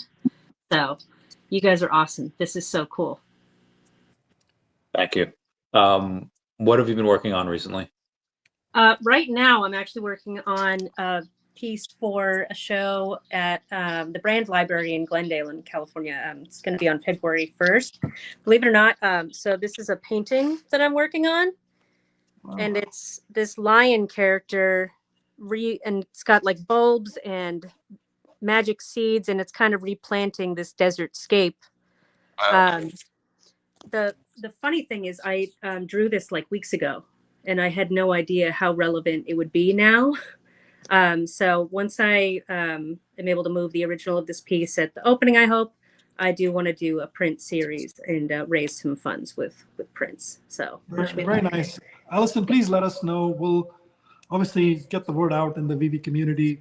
Yeah. If it's a digital piece on VeVe or not, we don't know. But even if it's not, just let us know. Randy and I and Magic and all of us will get the word out in the community, and we'll be happy to support. Thank you. Yeah, I'll tweet about it, and I'll post about it on my Instagram, which is just my full name. You guys Sweet. are awesome. Thank you so much. Of course, appreciate it. So are you doing any events in 2025? Decon, I assume, plus any others? Probably Decon. I've done that the last 7 years, so I think I will return. I don't think they can get rid of me. Nothing I've heard on the VeVe front, though I would absolutely be open to more collaborations with David and the team.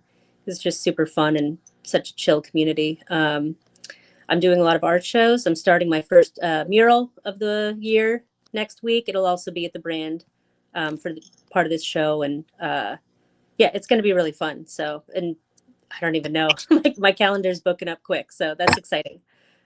Yeah, I look forward to seeing that mural as well, Allison. We saw some in 2024, some of the ones that you've done. They were really amazing. So look forward to it. Thank you. Thank you. Hey, Vincent, how are you doing? Yeah, my man, what's going on? Hey guys, first of all, thank you so much for having me on. I am so happy to be here. Just to give you some perspective on how important it was for me to be on the show today, I just flew into Mexico. It's my wife's birthday. We got into Mexico, then took a little pond jumper over to this tiny little island. It's all sand. There's no cars. It's only golf carts and motorbikes. It's called Isla Holbox, and I said to my wife and a buddy of mine who we were with, said, I got to be on the show tonight for a little bit, so bear with me. So I just had a little mezcal. I'm ready to talk. All Let me right, tell Vincent. first of all, Thank you very much for being here, man. thank you, Sanjay, Randy, VeVe Magic. Thank you guys for putting this on. To everybody out there who's listening, I want to thank everybody so very much for supporting the addiction. Without VeVe's support, the addiction would not be what it is today. And I say that so humbly and so grateful for everything everybody out there who has done for us. From the Addiction Army to all the readers to all the VeVe members who have bought the digital as well as the physical comic books, supporting us at the conventions, everything from soup to nuts. You guys have been so fantastic, and we're very blessed to be part of this community.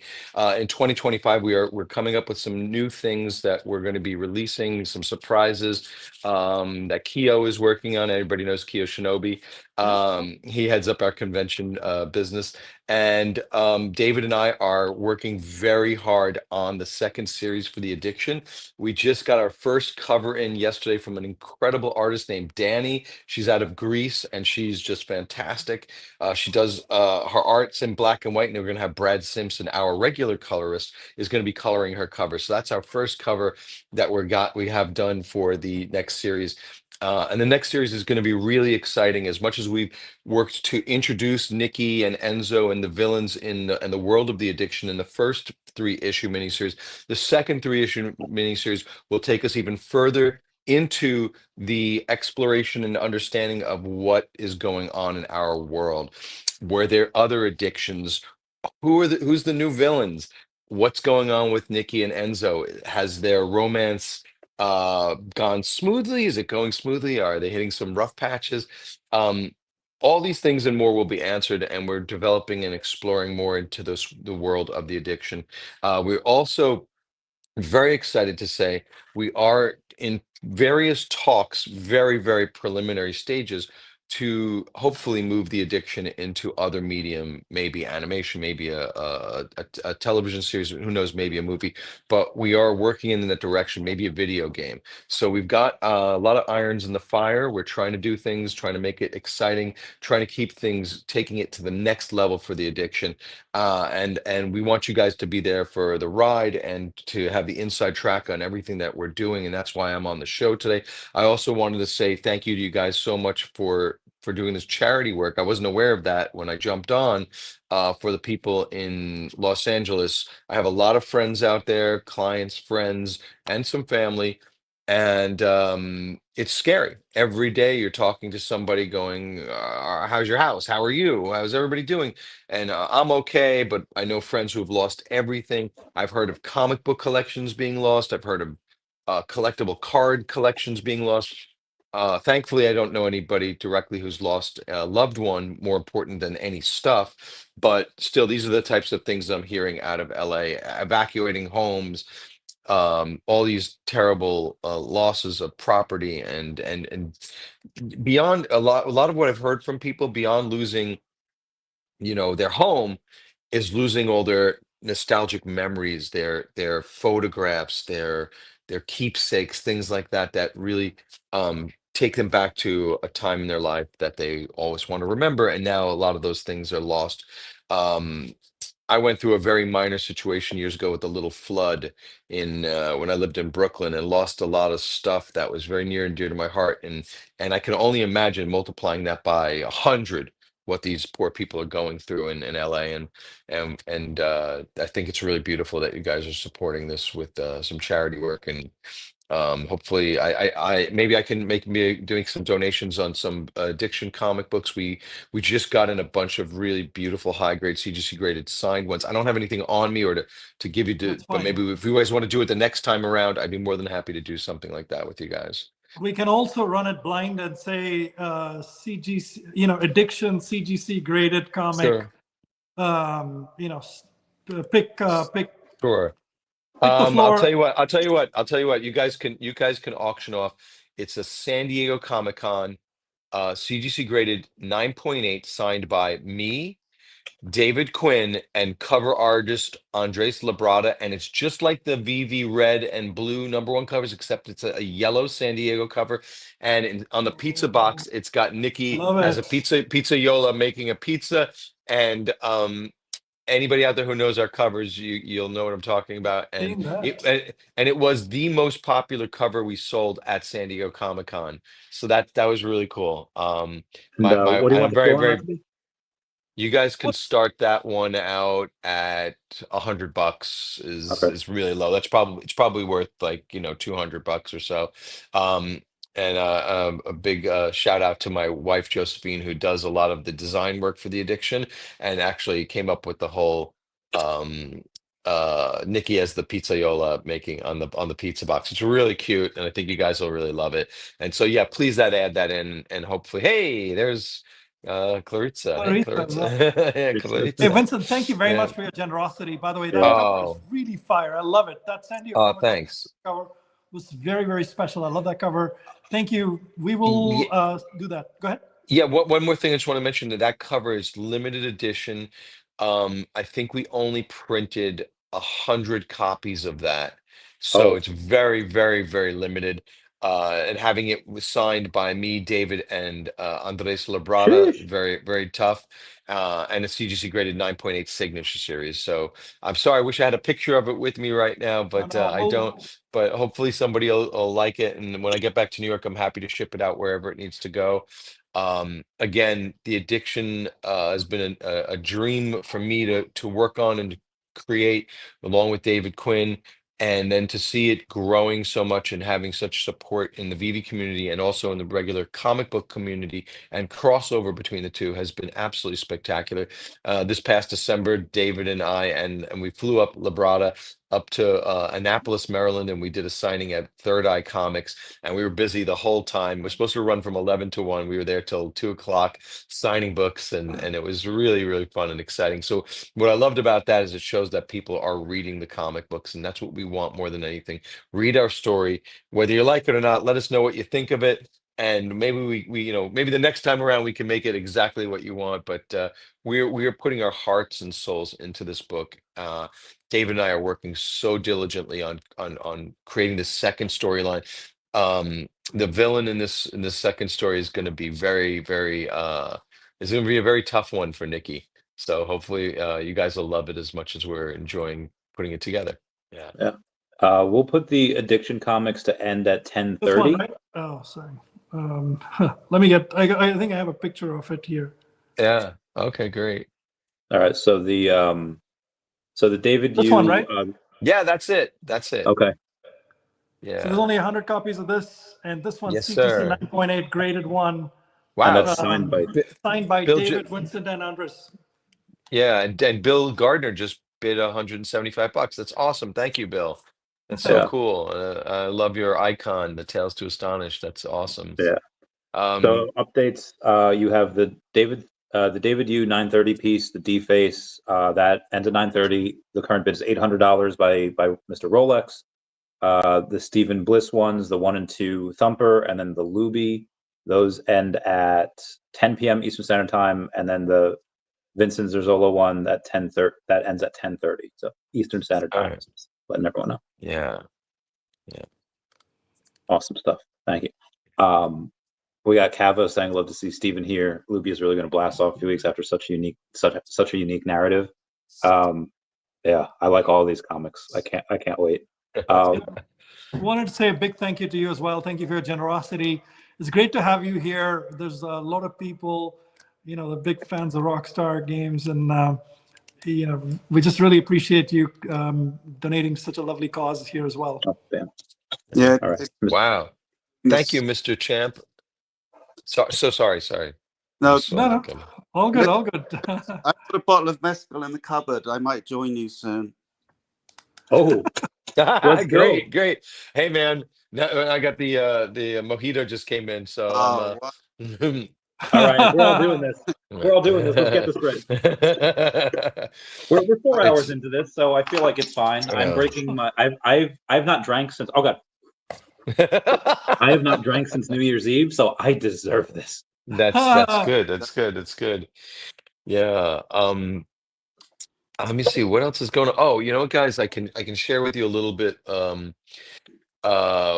We are also, so I also run Comic Connect and Metropolis Collectibles, and we're gearing up for our next big auction on Comic Connect. And if anybody would love to see really rare vintage comic books, go to comicconnect.com, type in Captain America #1, #1.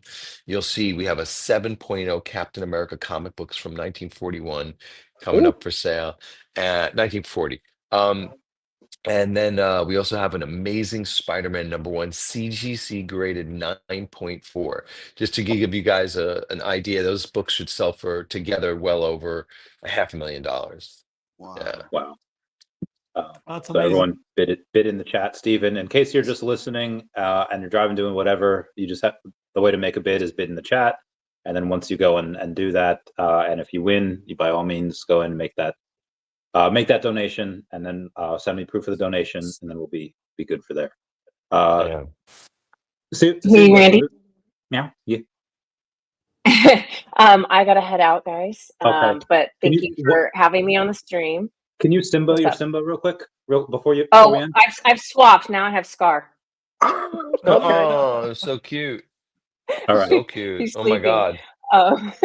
But have a great time on your vacation, Vincent. Don't work too hard. Thank you, sweetheart. And and it was great meeting you, Stephen, as well. Yeah. Great to meet you. Take care. Thank you, Magic. Thank you very much for all the support. Love you all. Thanks, Nino Blue. Thanks. Take care, sweetheart. So, Vincent, can I ask you a question? You own Absolutely. a comic company. You publish comics.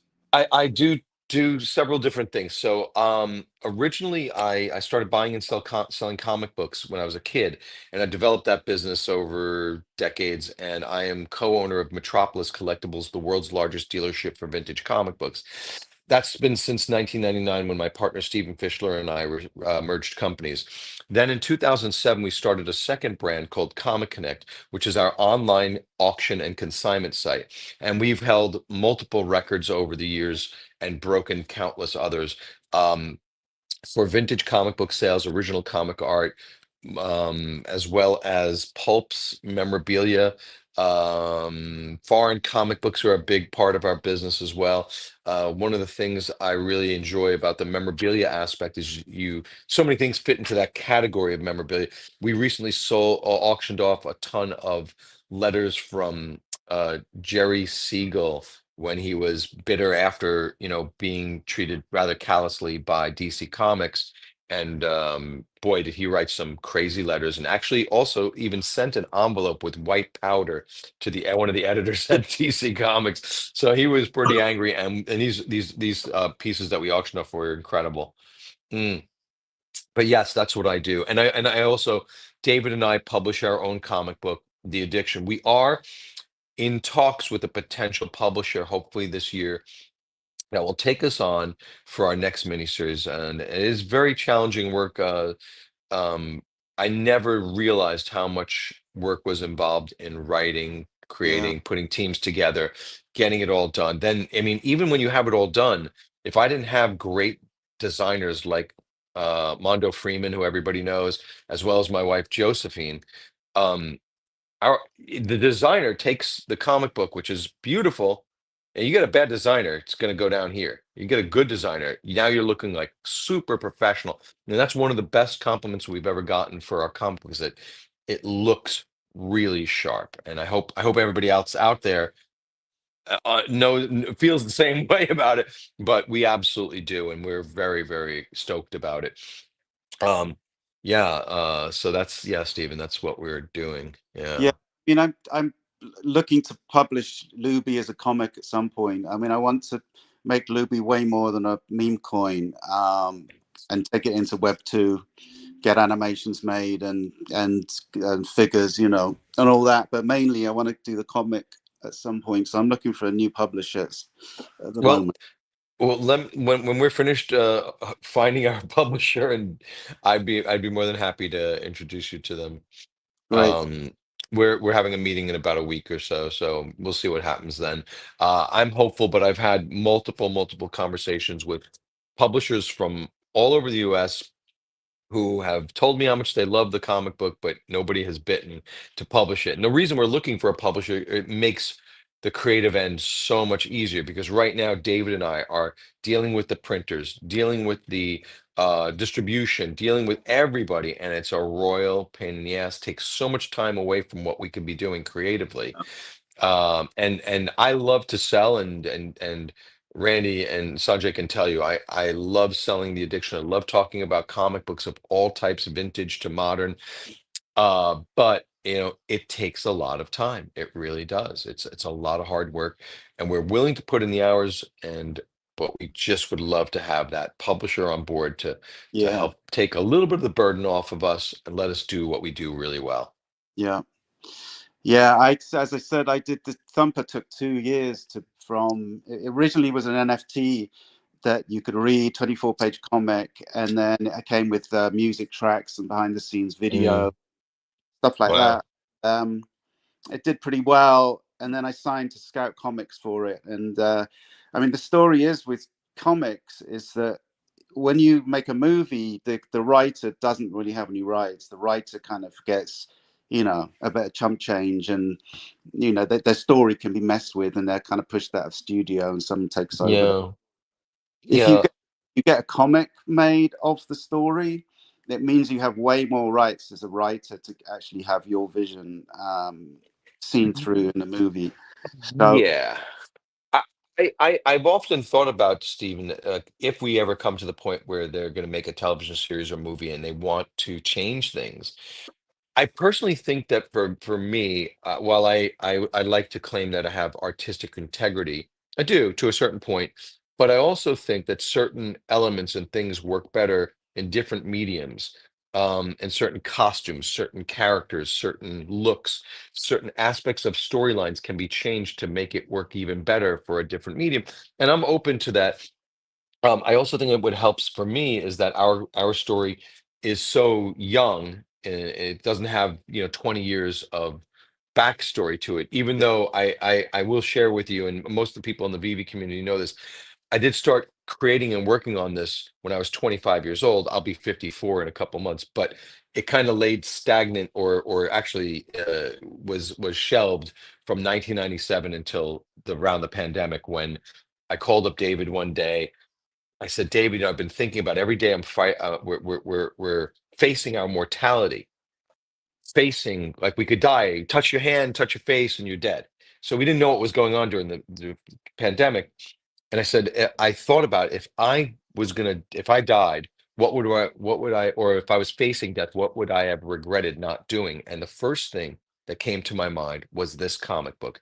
That's when I picked up the phone. I called up my partner, David, and I said, David, we got to get back to work on this. And he said, absolutely. We started building our dream team.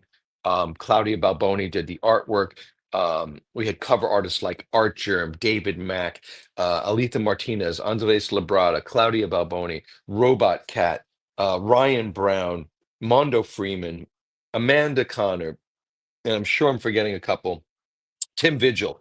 And we had so many great creators come on board. The lettering was done by David Sharp. The coloring was done by Brad Simpson, two industry veterans. And we were so blessed and fortunate that this all came together.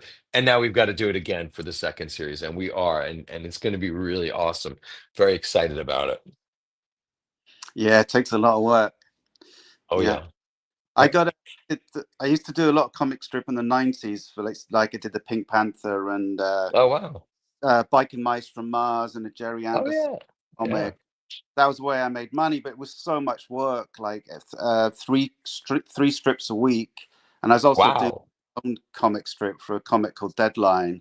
And I vowed after that never to draw comic strip ever again, because it's so for Thumper, I employed a Italian artist called Alessia Di Cio, and she's incredible. You know, I trust that anything I give her, she can draw, which is amazing and saves me like years of drawing. You know, and I co-wrote it with someone else, so it's you do definitely need a team around you to see it through, for sure. Yeah, for sure. Absolutely. Absolutely. We also had a great time at the New York Comic Con this past October. Sanjay, and Randy, you guys were amazing. You guys made made it so fun. And the Dave, you and Daniel and their great VeVe party was also amazing. It's just so nice to see the energy in the room. The VeVe community has this beautiful kind of um camaraderie that you don't see very often nowadays in a very cynical world in which we live in. To see that kind of uh coming together, friendship. There's a lot of people who are out there, speculating and trying to make money and things like that, but you're also, people out there who are just having fun with this. And there's a lot of heart and soul in this community, and I'm really proud to be a small, tiny part of it. Yeah, Vincent, thank you for saying that. This is truly an amazing community. David, you and Dan Crothers started VeVe. And 3 years ago, when we did our first, fan party in New York, I think Ron English was the only artist there. And it was just maybe about 60, 70 of us with some spouses and friends. And that was the party. But my intent and vision was to sort of create this as an annual event where the fans come together and they all celebrate, appreciate, and have a lot of fun with the artists. Now we have like 40, 50 different artists who come. It's a 250 plus person event in New York City. And the community has grown tremendously as well. And it's just, for me personally, it's just so amazing to see the fans and the artists come and hang out together. It's just so much fun and so much generosity too. Vincent, thank you very much for everything you do with giveaways and stuff like that. It just energizes the community. And it's great for the community to meet not just Vincent, but his family, his work family as well, all the artists and stuff. It's always great to hang out with David Quinn and Rada and Josephine, obviously his spouse as well, and friends. So it's all around a good time, fantastic time. She's my much better half. Oh yeah, what are you guys doing for her birthday? So my wife said she wanted to go to this little island called Isla Holbox. It's spelled Holbox. And we came here 7 years ago, and we had such a wonderful time. And we've always been meaning to go back. And I said, "It's your birthday. Whatever you want to do, that's what we're going to do." And so she said, "I want to go here." I said, "Okay." I said, "Do you want me to book it?" She said, "No, I'll take care of it." So she took care of it. And we invited a few friends. One of them could make it. We may get a surprise, and maybe some other people might show up. But we got here a few hours ago, and we landed in Cancun Airport, and then took this little tiny plane, the three of us, over into this tiny island where there are no cars. It's just golf carts and motorbikes, and we're right on the beach. We just watched the sunset, had some octopus, Oh grilled octopus and guacamole, and then a lobster ceviche and some mezcal and mojitos, and yeah, it's just magical. I'm So, getting hungry right now. I'm getting yeah, yeah. hungry and I'm thirsty. jonesing. we'll be here for a little bit. And this is what's really weird is this is the third time in the last 3 months that we're in Mexico. We were in Tulum for Thanksgiving. For Christmas, we flew into San Diego to visit our Joe's family, my in-laws, and then we flew down to Cancun for 5 days. Did some amazing diving. Saw my first hammerhead shark, which was unbelievable. And then Joe said she wanted to come back here, so we're here. Taking a few days off of work. We Martin Luther King Day on Monday, and octopi is too tough. No, Luigi, if you have to tenderize it properly, and then it gets very, very, very, very delicate and soft and wonderful. So yeah, you got to watch how the Greeks do it, and now maybe the Mexicans too. You got to beat the crap out of this stuff to make it soft and edible. But the octopus was wonderful, and everything was great. And just having a rooftop view of a sunset is really special. Sounds great. Yeah, listen, I don't take any of this for granted. I know how special these types of times are, and so try to really appreciate the blessings in our lives. And happy wife, happy life, When anyone says tenderize, I think of that one Hey Arnold episode where Harold's going to Mr. Green, like the local butcher, is like, "What are you doing?" And he looks like he has like a mallet, and he's like hitting the meat, and he's like, "I'm tenderizing it." And it's like, "What is tenderizing?" It's like, "You hit it so it can taste better." It's like, "You can make meat better just by hitting it." And I always thought that was the greatest thing in the world. That's great. I love it. Well, you I got to love have it. the Milanese as well, right? In Buenos Aires. That's what they do with Oh, that too. that's a good Tenderize point. that That's a nicely. good point. Mr. Boyce, when Yeah. you breaking open that sweet daddy soda that you got over there? I have a rule: I don't drink until after 8. Okay. Oh, you got 20 something minutes. Yeah. The show's going so strong. Got Luigi. We got Luigi turning it. That's awesome. VeVe did the Guys, question. We are sorry, I addicted. don't mean to interrupt, but I'm Yeah. gonna have to get running in a minute or two. We're gonna be heading out for dinner, but I did want to say thank you once again just to everybody out there. It really never grows. I never get used to the fact that we were embraced by the community. It's always like something that's very special to me. Even, since this is when we unveiled the comic book in October of 2023 at New York Comic Con, and there was a 40-foot line around the corner to get the addiction. I'll never forget that as long as I live. That will be in my professional career one of the top 5 highlights for me, and it's all due to the VeVe community. It really was amazing to have that happen. Yeah. Vincent, thank you so much, man. It's great to Thank you, have you here. guys. Thank you very much. Yeah. It's amazing to have you here, Thanks, man. We love guys. the Addiction Comics. Right Thank you for on, your guys. Keep up generosity. the great work. Thank you so much. And Steve, it was really a pleasure meeting you as well. Good luck with everything. And keep in touch with me off this. If things come together with this publisher, I'd be happy to introduce you. My Yeah. pleasure. Vincent, have a good Thank you, holiday. sir. All right. Thanks, All Vinny. right. Peace, guys. Bye-bye, man. Take care. Yeah. Bye. Go back to Um, well, I've doing this huge portrait at the moment. I'll show you. Oh yeah, show us. Oh, Oh, wow. is that me? That's you with your girlfriend. Me with Tulsi Gabbard. Oh, that's so cool. So what is this? Like really? Is It's that a real challenge.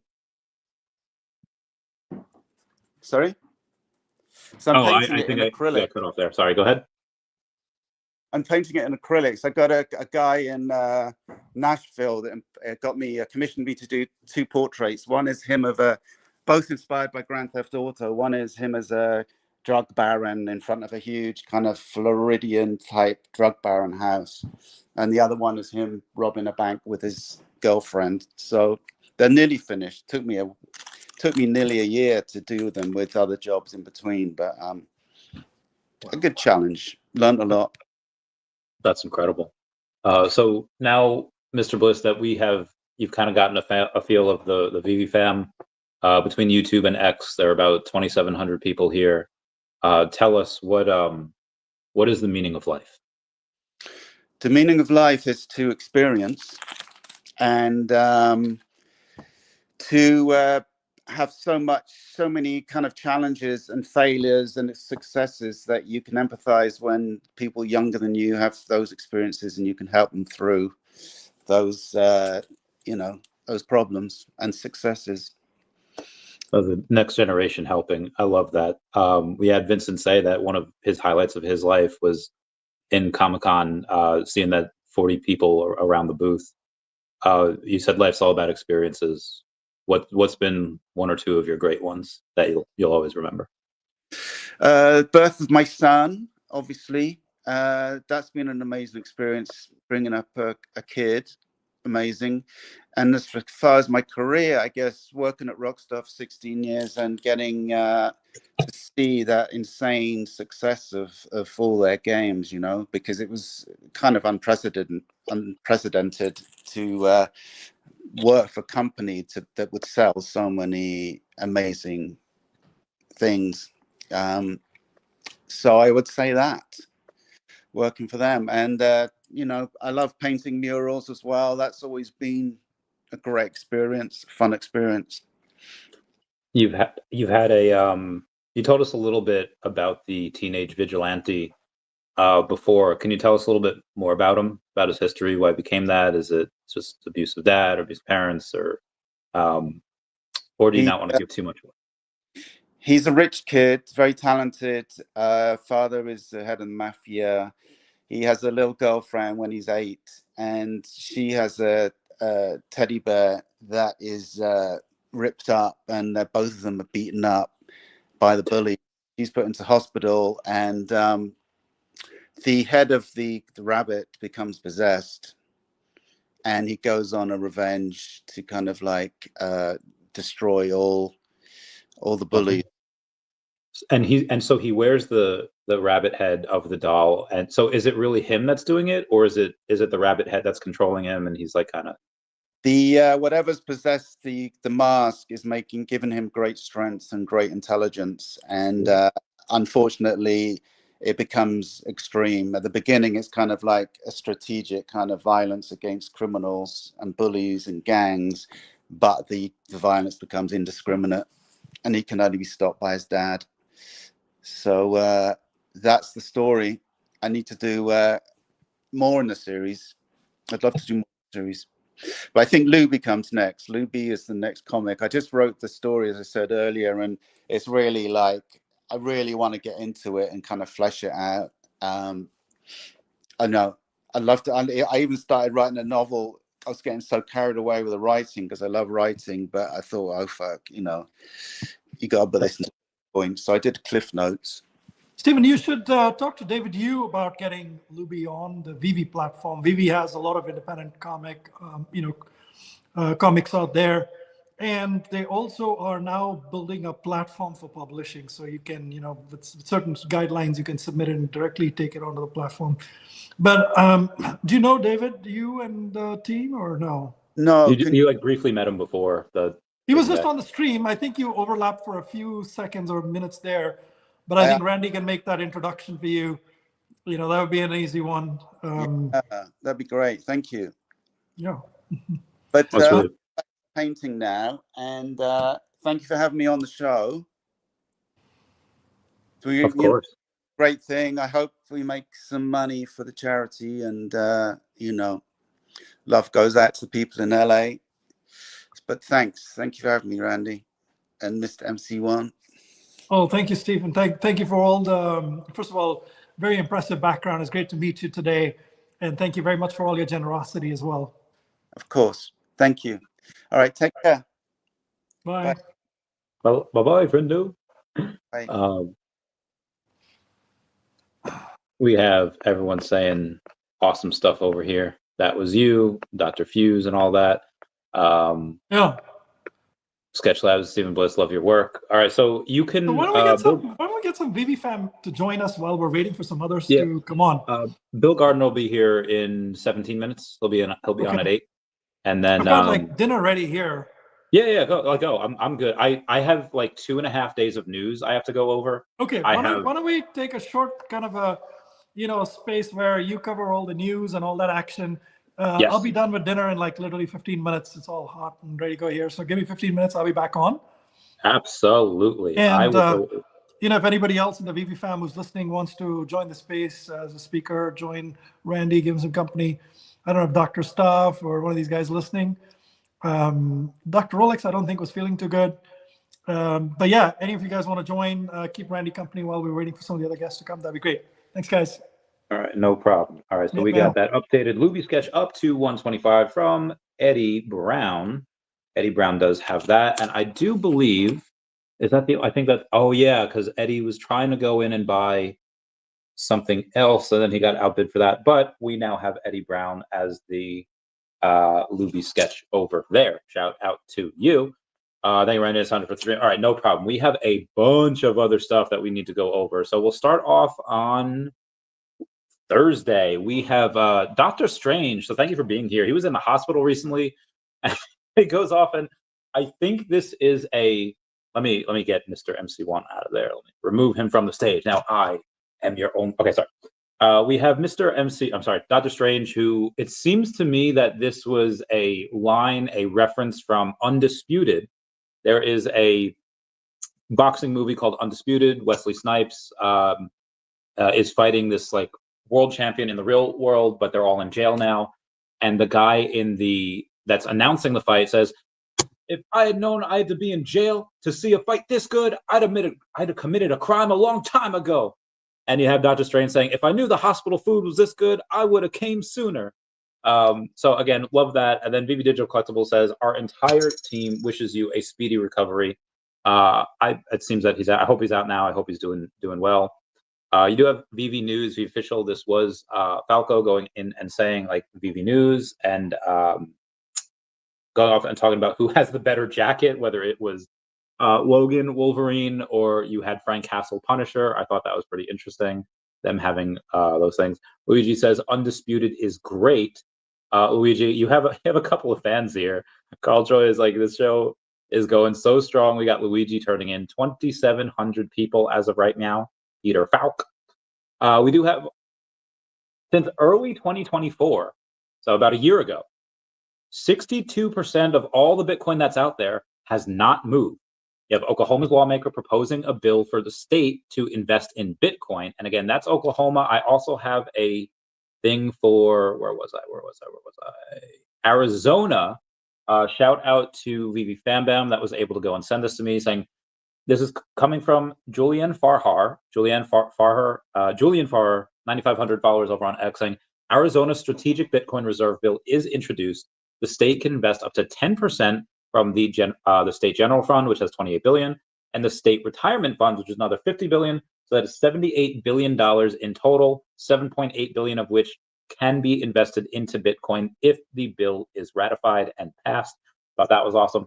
You do have South Korea's Upbit exchange hit with business suspension penalty report. Shout out Dr. Fuse over for that super chat. Malaysia weighs introduction of a crypto blockchain legislation as well. So you do have a bunch of those countries out there that are going off and saying, you know what, us too, we are not going to get left behind. This is not something that just America can go in and kind of control, even though that's what Trump wants to do. I'm very supportive of that. Post from Ja Rule. Post from Midtown Comics about Ja Rule saying, Ja Rule is not only one of the greatest rappers, debatable, said he's a big comic book collector and honored us with a visit to Midtown Comics, Times Square today. He picked up a few classic gems, including Sergeant Fury and his Howling Commandos, number 13. We do have that over on the VeVe app, 1963. Guest starring Captain America, and Bucky says, thank you for the visit, Ja Rule. You're welcome back anytime. And again, this was over from Midtown Comics official Instagram account. That is an amazing comic, which again, we already have on VeVe. There's a much better picture for y'all with that little point over there. Ja Rule looks pretty good. He's kept up. Black don't crack, right? Black don't crack. Fanny Carbonell may or may not come on the stream at some point. I have to go in and actually send her a link. That was my bad for not getting that to her already. I think I might have robbed you guys of that because she was supposed to be on. But I just never sent her the link. That was my bad. Oh, God. I'll be on for another, what are we going to do? Like another 10-ish hours? 10-ish hours. So I hope she comes on. All right, moving on from there, we have Devi going on and posting that many businesses don't use blockchain due to 3 main reasons. There's high implementation costs, there's complex integration, and there's strict regulatory demands. But Devi can help move those problems out of the way. My only regret is that I didn't buy more. Not financial advice. All right, it's getting a little chilly down here. So what I'm going to do is chuck on my awesome jacket that my friend Mike gave me. This one comes from Comics and Crypto. This one says, breaking. Blockbuster has filed a new patent to revive its brand with modern twists.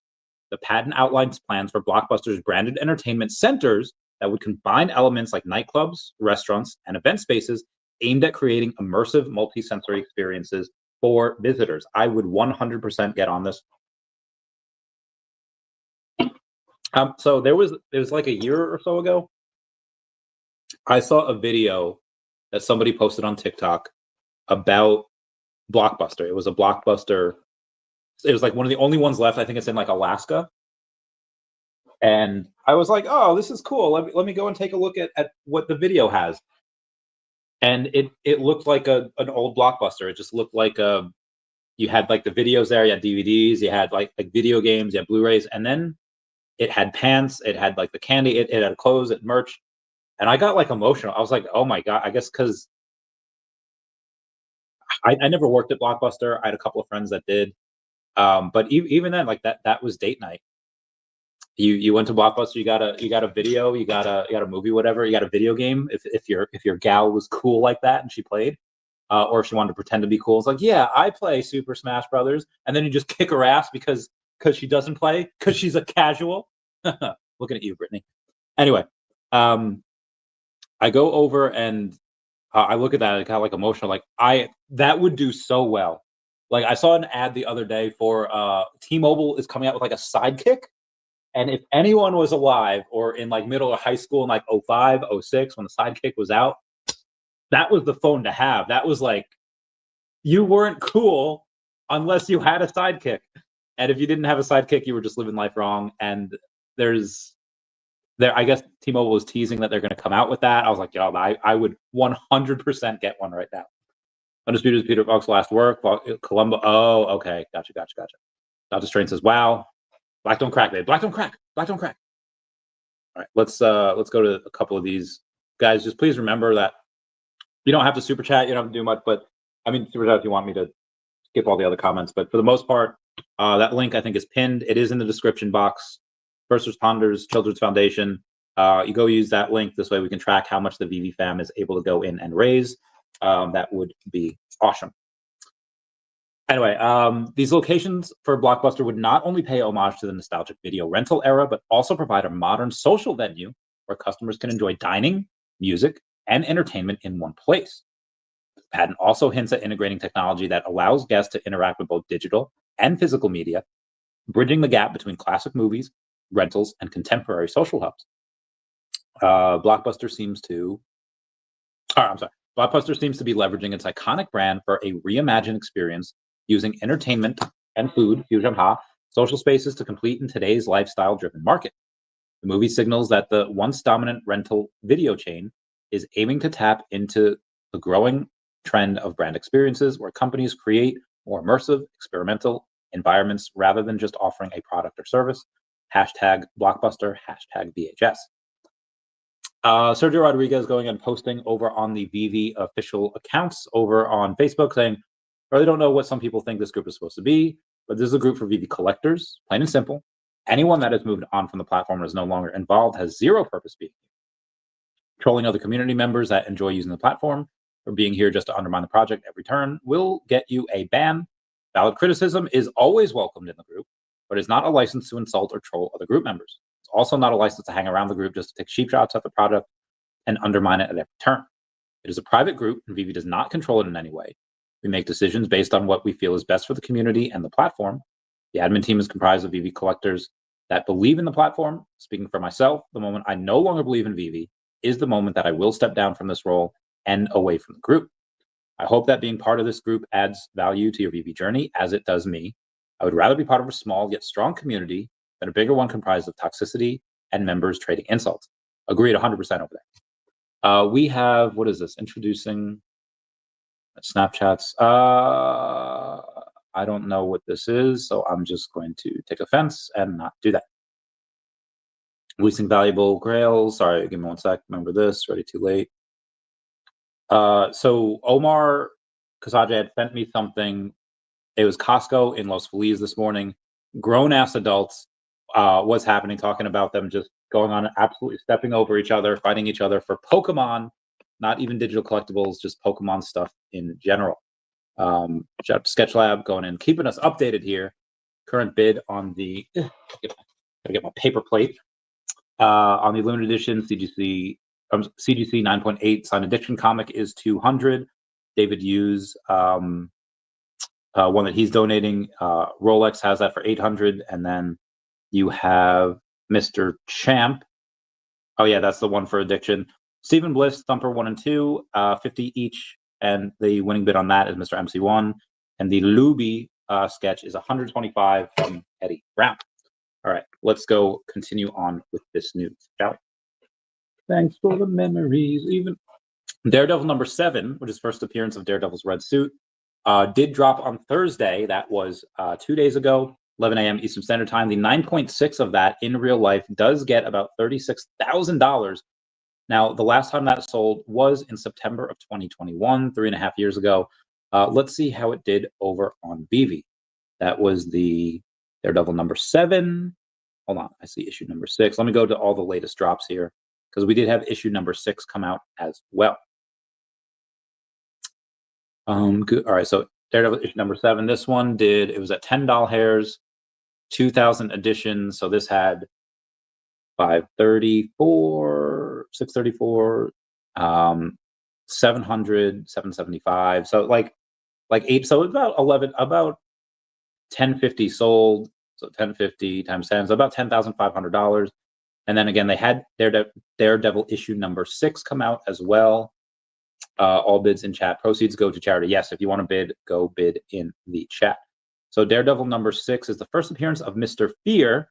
Plus, in Battle of the Century, Daredevil must contend with the villainous might of Stiltman.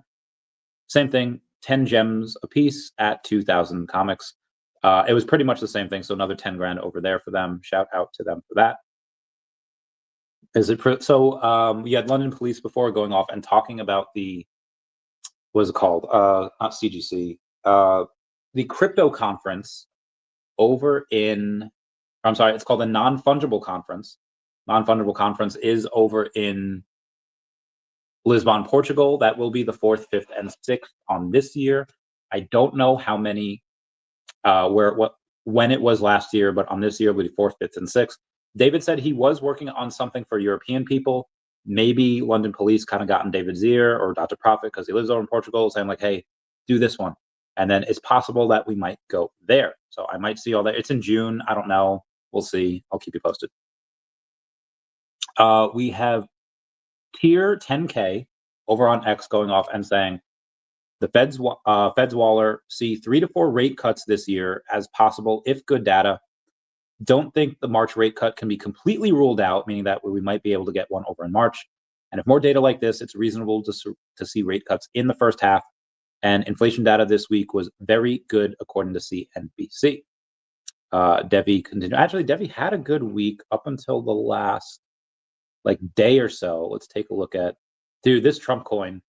Trump coin be going bananas. I will talk about that later, I promise, but I do want to go over Devi here real quick.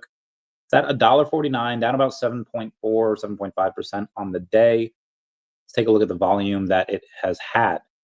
Devi going over, and there. Oh, it's $1.49 over on. It reached like $1.38, I guess, over in the early morning, about 4 a.m. Eastern Standard Time. About 3.1 million in volume. Most of this volume, I mean, they don't have a ton of exchanges here. Gate.io actually at 1.2 million, 700-ish thousand over on MEXC. And the Uniswap ones are not accurate at all. Oh, no, a million on Uniswap as well. Okay. Comment? Dr. Strange. Facts, bro, facts. Yeah, you ever listen to Facts by, what's his name, and Ben Shapiro? It's like the most amazing thing I've ever seen. My man, Bill Gardner. Hey, how you doing, what's fam? going on?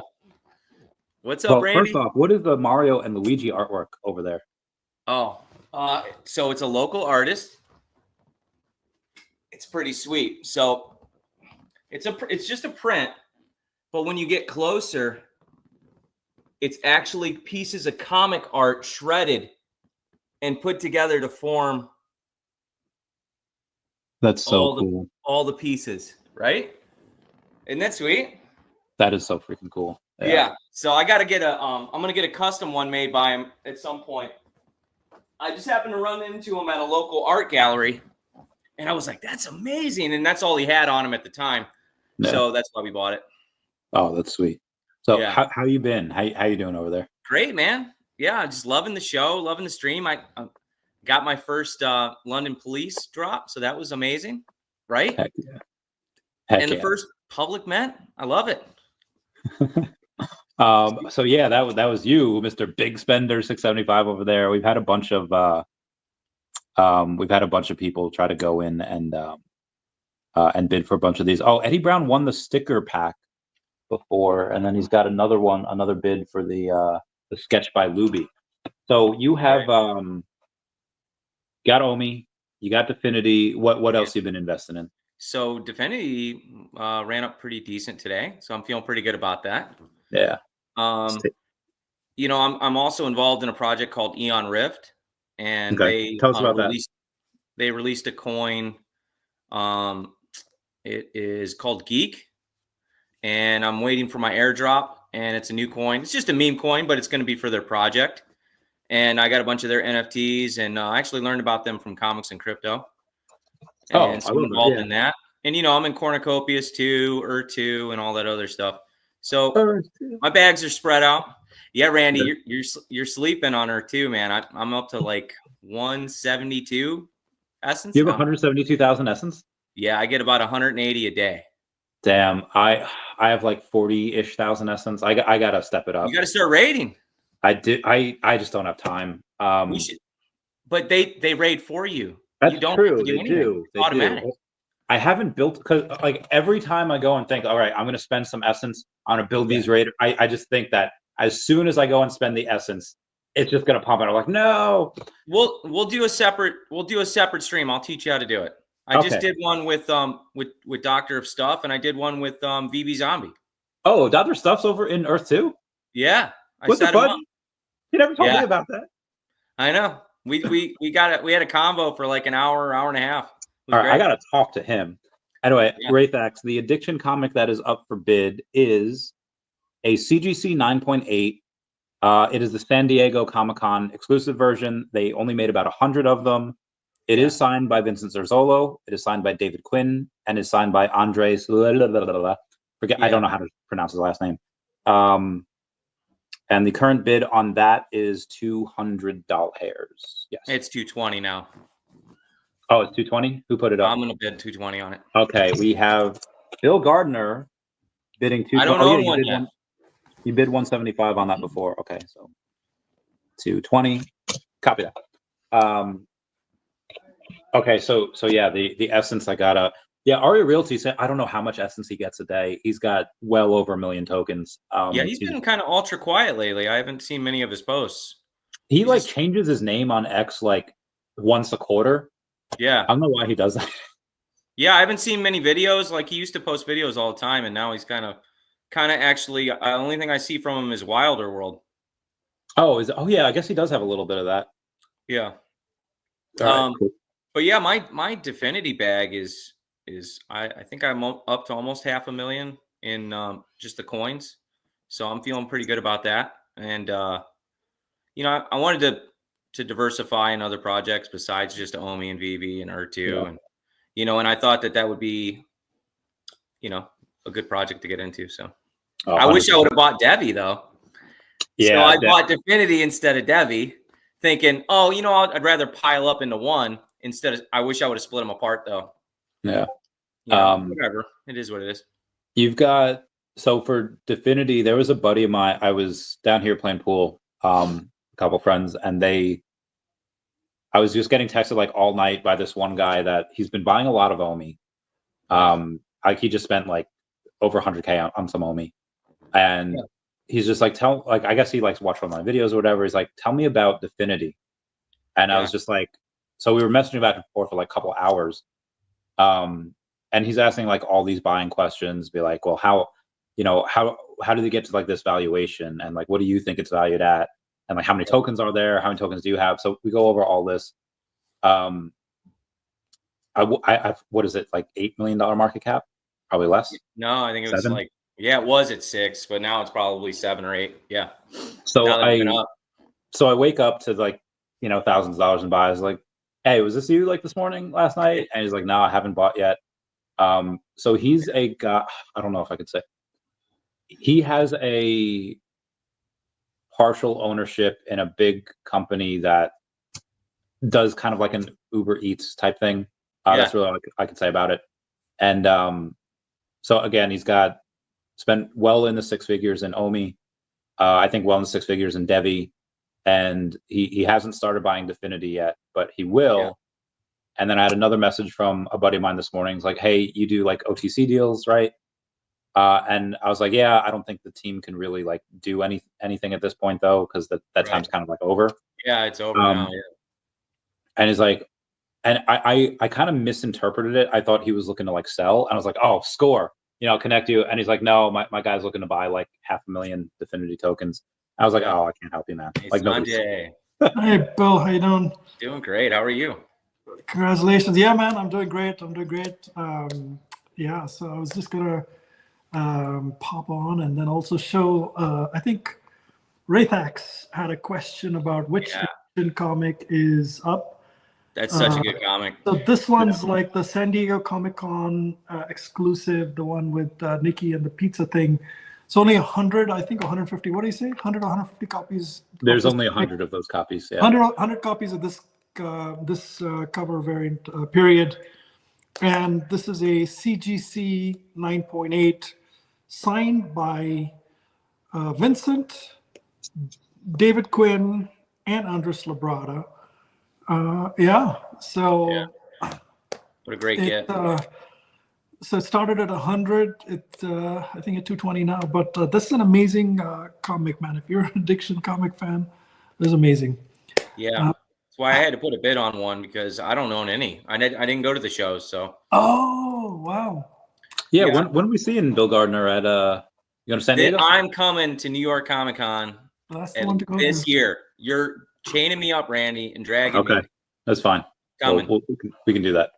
Hey, by the way, shout out to Don Solo. His sister did this VeVe gold and silver logo hoodie, and it's got nice. The mint number here. It's got the mint number here. It's got VeVe here, and I like that. Yeah, and it's got Mr. MC1.E. Yeah, that's sweet. Yeah, very nicely commented, but I can't find his comments, so I think they're there's been too many comments. Who are you looking for? Who's commenting? Yeah, Don Juan Solo. Oh, okay. I don't know. I think he commented way back earlier. Yeah, I can't find it. But his sister did this for the VeVe Gold and Silver logo holders. Absolutely incredible, man. Incredible piece. So I got the first piece. Again, he shipped it to me ahead of time. But, I think a bunch of logo holders had ordered some. But New York Comic Con, Bill, just to go back to that topic, 2025 New York Comic Con is going to be really fun, man. I'm there. I'm hoping VeVe has an amazing bash on 9th October, which is a Thursday. They celebrate their 5-year kind of anniversary, roughly around that time, but hopefully they celebrate it then. So I didn't get to go this past time because I've never been to New York City, and my wife's been begging me to go to New York City, and I keep putting it off, and then I'm like, I can't, and then she couldn't make it, so I'm like, there's no way I could just go to New York City without my wife, you know, and so I'm going this time with or without her. I don't care. Oh no, We're going in July. We're going to New York City in July, anyways. So that'll be that moment, and then come October, whenever the party is, I'm gonna come. Oh yeah, the 10th October would be the gold logo holder party that I throw with a bunch of people. So that's in Carol one as well. Yeah. And then we've started a new tradition for the Ecomi logo party or Ecomi party, basically. That'll be the 11th. Yeah, that'll be the Saturday. So that party will be very different than the other ones. This one will be a crypto kind of degen kind of event. So we want to make sure. Yeah, it's got to be wild, man. Things are going to be brighter this year. Yeah. I hope so, man. I hope so. I mean, last year I wanted to kind of just have it to the Ecomi SR logo holders, but I felt like it was, if you were doing Friday, it was going to be just logo holders, and that's too exclusive. Doing another one, which is just, but anyway, maybe, but we will, we want to celebrate those Ecomi SR logo holders. So we'll figure out a way in which we do the event where there's something special for the SR holders, but everybody can join. And we're also too small, I think, as a community, to keep all our events so, tight knit. I think we need to open it up and have new people come out and, encourage new people coming out. And that's kind of how we get the word out too, right? So anyway, that's that. So I'm looking forward to New York as well. But Bill, I got you, man, on the list. All right. Terrific. I got two logos, so I've been waiting. Yeah, there you go. Well, the gifts are amazing. I mean, I have 5, and last year I just went like, I'll take it. I got 5 of the pins, the VeVe gold and silver logo pins. Yeah. I got 5 of the the jacket, the garment bags. Right. I got 5 of the Ron English T-shirts. Yeah. A bunch of stuff. I like those pens. That would have been great. I missed out on the KFC pens. I wish I would have went to the Comic-Con and all that. Oh. Yeah. But it is what it is. Next time. But you can get those on eBay and stuff now, man. They're not. Yeah. Yeah, they're not terrible, right? They're not very hard to get, but I think a lot of them have been redeemed, so that's the problem. Yeah. I have 2. So Bill, if you want to work out a deal for one, let me know, and we can do. Look at you, Randy. Look at you. On me. He's flexing on me. Yeah, look at him. I don't get to do it too often. You got like 4 times the amount of essence that I have. Yeah. So I'm hoping to sell that for some Omi. We'll see. So we have. Hey, you got him. You got him, Bill. You got him. Yeah, that's every. You gotta make find sure the I can come in at like 2:05 too or something. No, I'm kidding. Mr. MC1's got, because he owns 10% of the channel, he'll get 10% of the stuff that we get for sponsorships and all that. So he's got a little bit of Definity now too, and I can't wait till that does like space, man. The tax man's listening, man. Oh, I mean, he doesn't get anything. He doesn't have anything. Oh. Just kidding. So I got a couple comics I wanted to donate. Oh yeah. Let's do it, man. Let's do it. Yeah, and they're digital. So because it's the Ultraman. Man. Love it. It's a 9.2.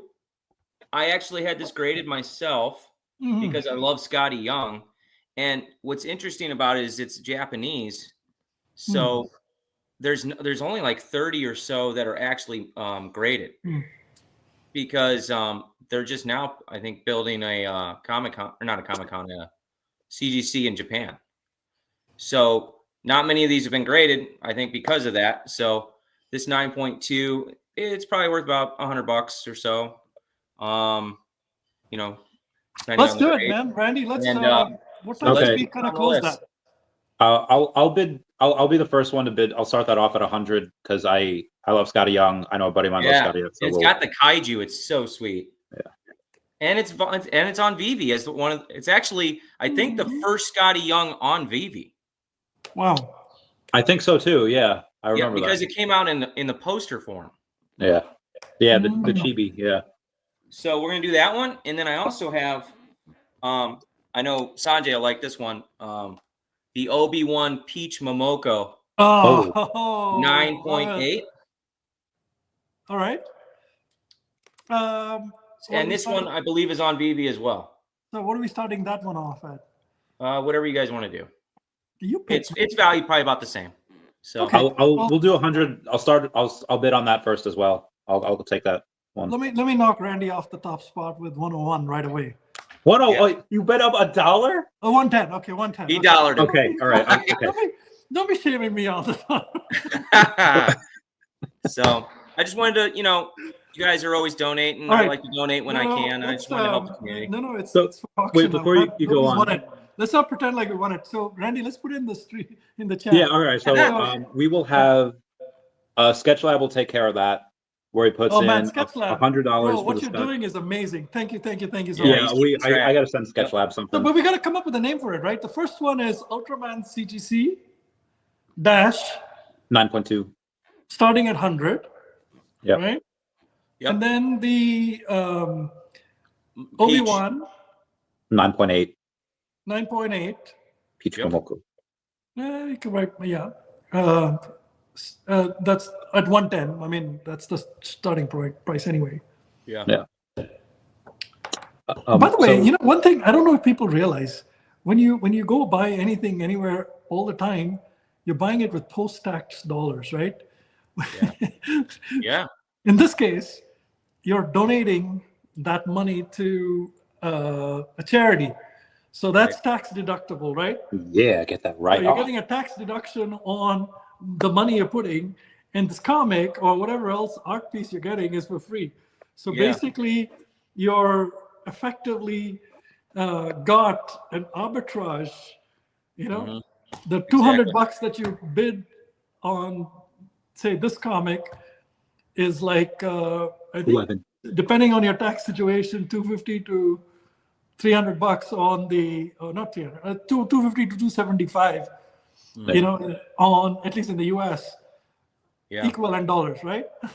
Yeah, I usually set aside a certain amount for crypto each week or two, and I had a stack already sitting on MetaMask, waiting to buy something. But then you guys announced the charity auction. I was like, well, I'll just put it in that instead. Thank you, brother. Thank you. I love it. Thank you very much. It's amazing. So SketchLab will end these at 11, and also Mr. MC1, where there's an episode of Full House where Uncle Jesse's teaching little Michelle about haggling, and something like $50 and like $5. So Uncle Jesse goes up like $5, and then Michelle goes down to like 49, and then he's like, "You went down $1?"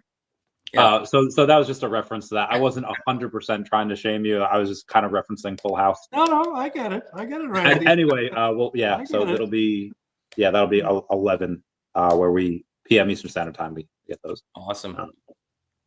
Bill, thank you very much for your generosity with that. That's amazing. Mother VeVe fam, if you're watching this on YouTube, this is a time when you get to donate and get these pieces. It's for a great cause. There's a lot of problem going on in California and LA with the fires, and there's no cash being collected here from us. So you basically write the check. If you win, you write the check to the charity directly. And then, all right. Okay. There you go.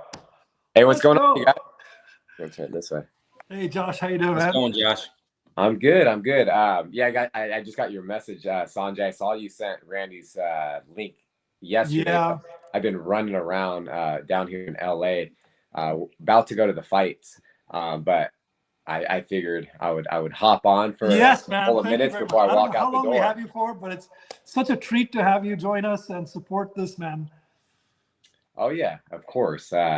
It's an amazing community, amazing project, and I love VeVe. So yeah, it's my pleasure. So we've done a lot of different charity giveaways. So the London Police gave away mint number 11 of the physical London Police Genesis key. That was an auction. They did Matamuchi piece. David Yu has put up a Medicom deface huge piece That's sitting at 800 or something like that. It's not closed as yet. $800. Dr. Roller's leading right now, I think. And Bill's given to CGC 9.8 Comics. Wow. Addiction, Vincent gave a bunch of stuff. And so all of this money, people write the check directly to American Red Cross or to the First Responders Children's Foundation. Okay. And so they write the check directly there, and we ship the thing to them. But man, I think we're raising, like, what are we close to? About probably over. Well, we're probably over $6-7 grand now, because I'm matching. Yeah, it's getting up. Oh, that's awesome. So if we get up to $5,000, I match. So we're definitely over $5 We've grand. had a lot already. Yeah, so I think we'll cross 10 tonight. Is there any way if I did I'll do one of those pair of signed UFC gloves? Okay. Yes. Let's go. Yeah, Let's do it. Josh, just tell us what it is. I'll put a little package together. So we'll go some signed gloves. I'll do like a shirt, some signed photos, and I'll put a cool little package together to help out. Okay. What would you value that at, so we can get that down? Well, let's see. Just the gloves are probably like 300. I don't know. Shirt, pictures. I don't know. Just say $500. So Okay. it's one package, correct, with the gloves and the T-shirt and everything. Yeah. Awesome. At least signed glove as well. Yes. Yeah, 2. I'll send a pair. So. Okay, fantastic. Yeah, pair. Sanjay is only gonna send one glove. Hey, people will take it. Oh yeah, That's true. I'm telling you, man, the collectors, man. It's not I mean, Josh's punch was epic, man. It's not for boxing. Are you guys? Obviously, you guys are doing the stream for another like 4.5 hours. Is that what you're? Oh no. I'm going for like another 10 hours. Oh, yeah. So yeah. You too, Bill? If I can stay up.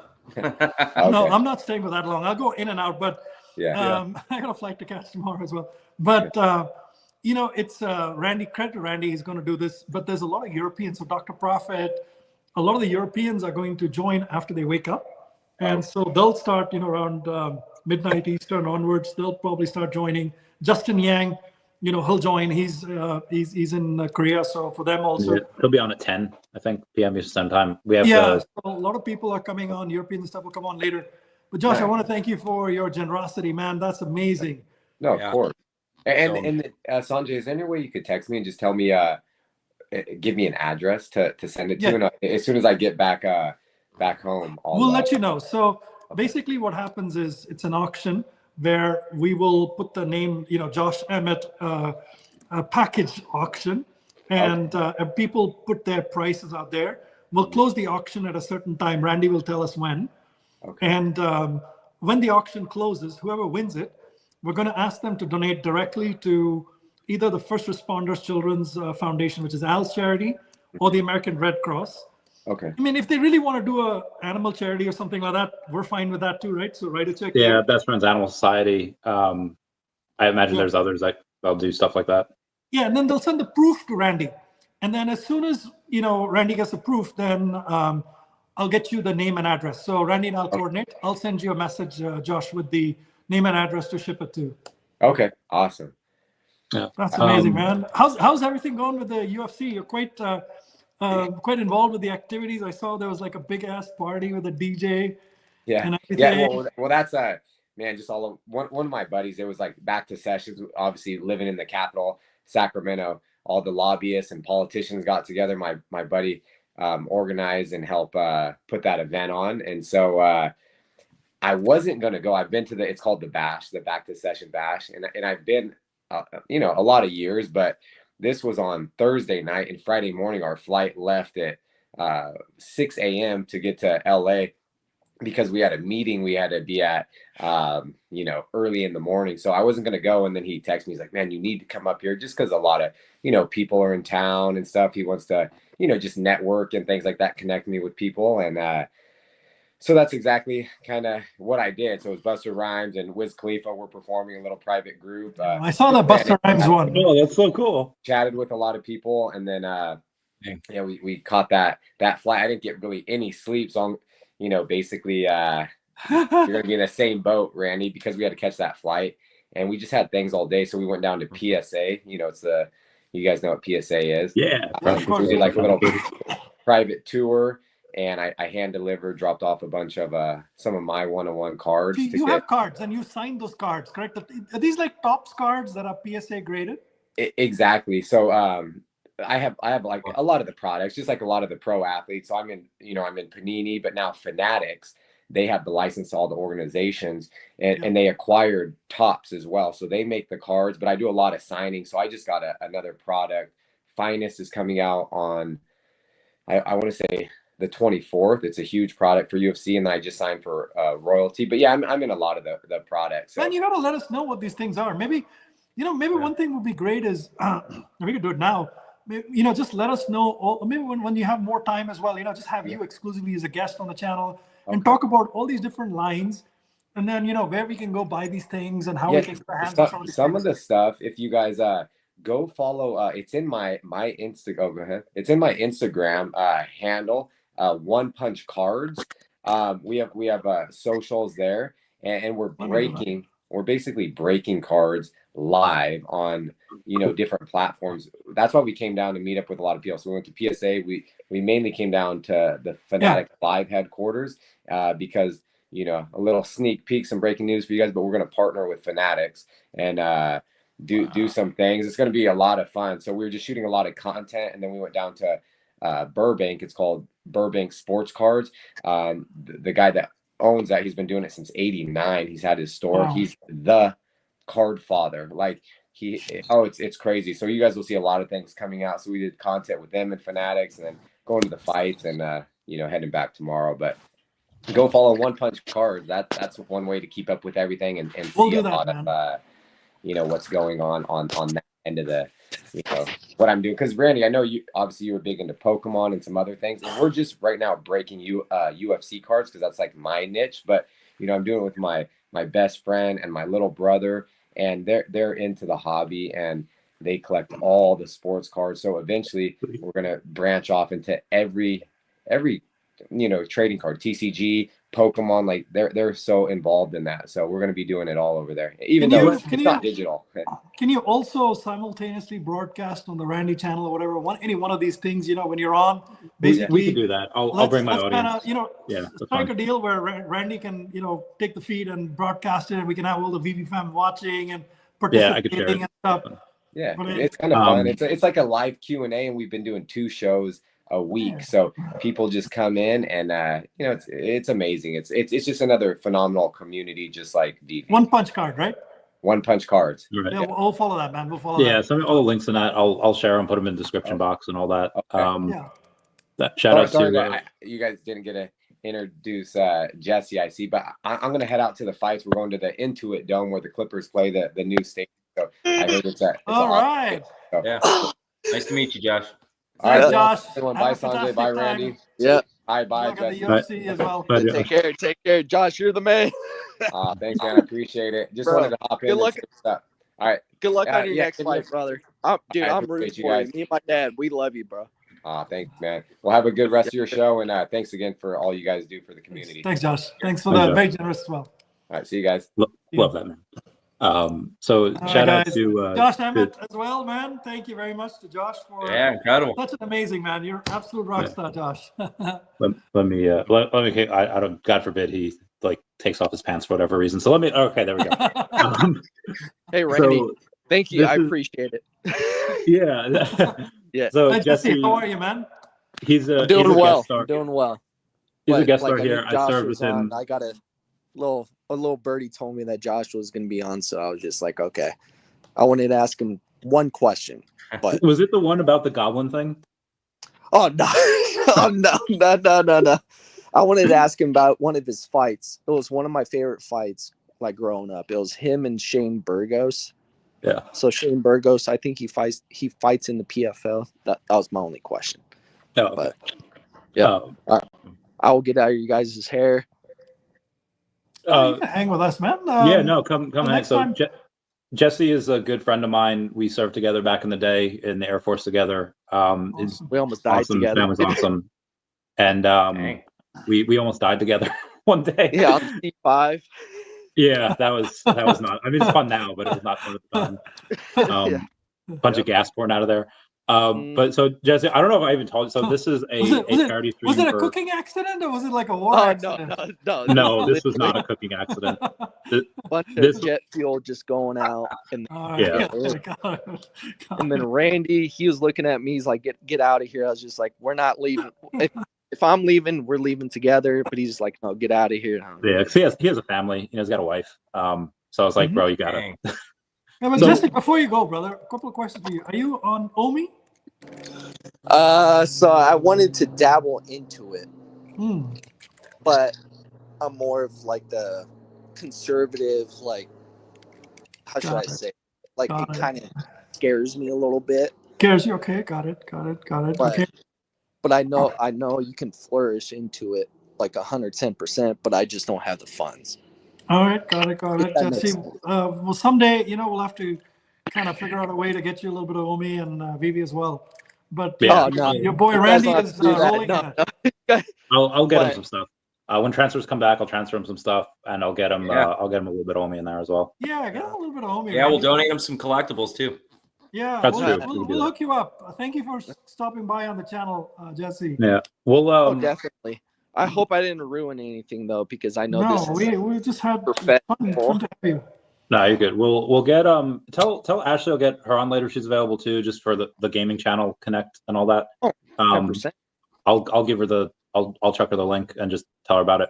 Yeah, we're just doing this for the it's a charity stream for the LA fires, so First Responder Children Foundation. So there's about 2,900 people here right now. So go say hi. Go say any shout outs? Yeah. Randy, I appreciate you. I love you, brother. I'll catch you later. Yeah, take care, guys. Nice meeting you. Bye, Jesse. Hey, Randy, let's get that Josh Emmett package on the YouTube comments as well. Yes. And what time do we want to close that? So it's 8:30 now. We can close that at 11:30. Sounds good. Or we can do 12 because that's a higher thing item. Yeah, I'll give it a little more time. Yeah, so we'll do 12 p.m. So that's the Josh Emmett package. It has a pair of signed gloves, signed UFC gloves. It's got a T-shirt and it's got some other merch in it. Josh is going to put together a nice package. Yeah, so the package. Anybody bet on that yet?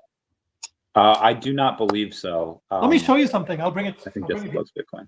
Yes, Jesse does love Bitcoin. So a buddy of mine was showing me his gloves the other day, and of a different UFC fighter, and it was amazing. It was in a nice glass box. Sweet. I have a 100 on the 9.2 Scotty Young, and if I get outbid on that, I'll try to put 500 on the Josh one. Oh, that's what you got. So Josh gifted me these gloves, and also the like a high res big color picture of him taking down Bryce, signed. With the stuff is personalized to me. Probably this one won't be personalized, but it'll be signed. So very nice, very nice stuff. So Josh got some amazing stuff. Man, we got to figure out this all the Topps card that he's doing, man. I see his Instagram posts with signing and stuff. I haven't quite figured out where to buy it and stuff, but I'm gonna definitely load up on some Josh Emmett stuff. He's amazing, man. He's such Hey, Vibesman, how are you, man? We should get Vibesman on the channel. What is he doing, man? Why don't we get him on? Oh yeah, let me send him a link. Yeah. So I'm gonna go ahead and I'm gonna put a $500 bid on those gloves. So Randy, did you put that in the chat? All right, 500. Let's get that in the chat first, and then you can bid on it. Because that's insane. Josh is a great dude. He's an amazing guy. Yeah, he's so cool. He's so chill. He's pretty awesome. I hope his injuries get speedy recoveries on. Actually, you know what? Here's what I'll do. Yeah. Whoever wins it, when I send Josh the name and the address, I'll ask Josh to personalize it to that name. Whatever you want. Yeah. So whoever's bidding on this, if you win and you want Josh to personalize it to you, just let me know, and I'll send Josh that message and he'll personalize it for you guys. Yeah, I like that. So it'll be to you directly as well. I mean, have your name on it, man. That'd be pretty amazing, right? Yeah. Oh, Jayco says 550. There we go. For the Josh stuff. Okay, got it. Not personalized. It's heating up. It's heating up. It is. It's heating up. It do be heating up. Okay, so we have a bunch of that stuff. We'll get that. I think the first one doesn't end for like an hour. That's the David Yu deface one. So we'll get to that. More. Yeah, in I'm surprised nobody else has been on that addiction comic yet either. It's still at 220. The addiction comic is still holding top. Is what? I think I'm still holding the 220. Yes, you are. Yes, you are. And I wanted to share one other thing with you guys, with Josh. So Josh is such a huge VeVe Ecomi fan and collector, massive. When this Auxerre trip had come up, Josh had, I'd spoken to Josh and I said, hey, we're going to be in Europe. We're going to this event, if you want to come. So he asked me for some details and stuff. And he said, look, I really want to be part of this. I'm going to come. Him and his wife, Vanessa, planned a trip in Europe, but they planned it in such a way that they could attend all of Auxerre. And then they came out, they hung out with us. Very nice, man. Him and his wife, both very humble, very, very nice. And he is not just on the surface. He knows his collectibles. His wife knows the collectibles. She has her own account. There's things she likes. He remembers different drops, the OG drops, what happened, this, that, and the other. He can talk. Like he can really go toe to toe with anybody out here who thinks they're like an OG and knows every drop or whatever. He's really into it. And he also has 2 VeVe Gold and Silver logos. He also has an Ecomi SR logo. And his record is 19-4. And so he has mint 194 of the VeVe Gold logo, both V1 and V2. Quite amazing, man. Quite amazing. So I wanted to share that with you guys. And today, he's very busy. He had that event last night. He had this other thing in LA and not slept, whatever. And I sent him a message.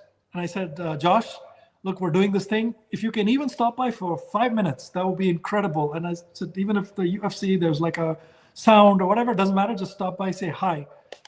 Man, that guy, he made the time, man. He's very super busy. He made the time. He found a quiet place.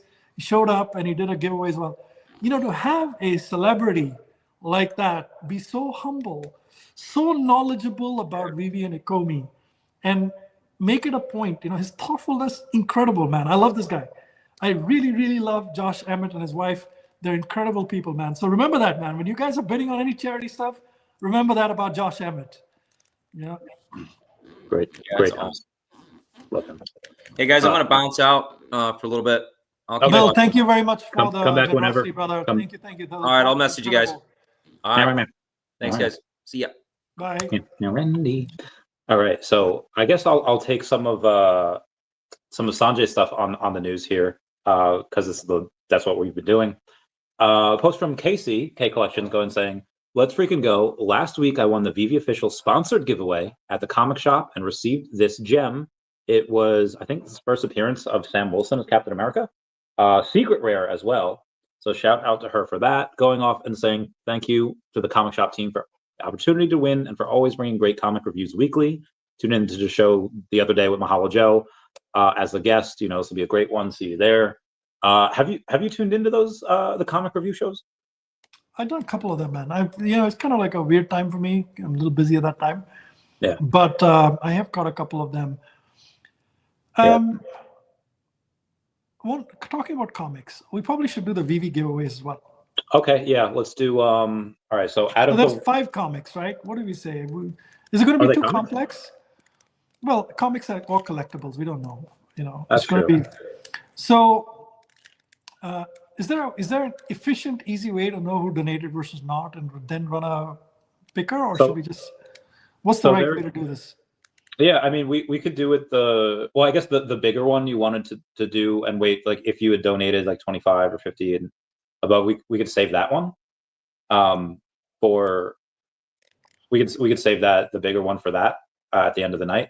But the other ones we could just do people that have donated anything and won an item or. How do you know that? Is that easy to do though? Well, I know which ones have pledged to donate so far based off of the.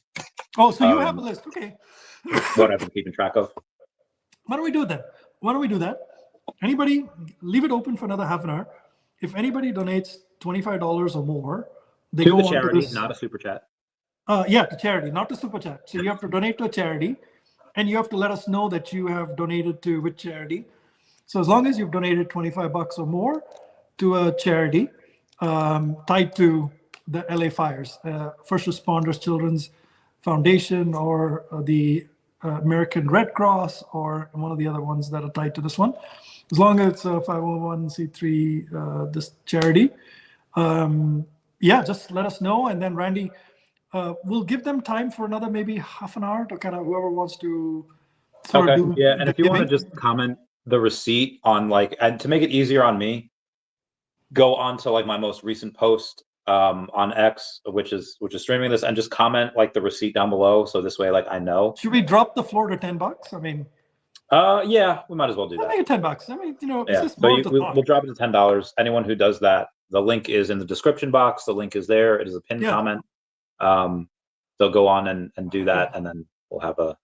So if you've donated $10 or more, or you've already done so, or you've won an auction or something, and you're doing it part of that, you'll be.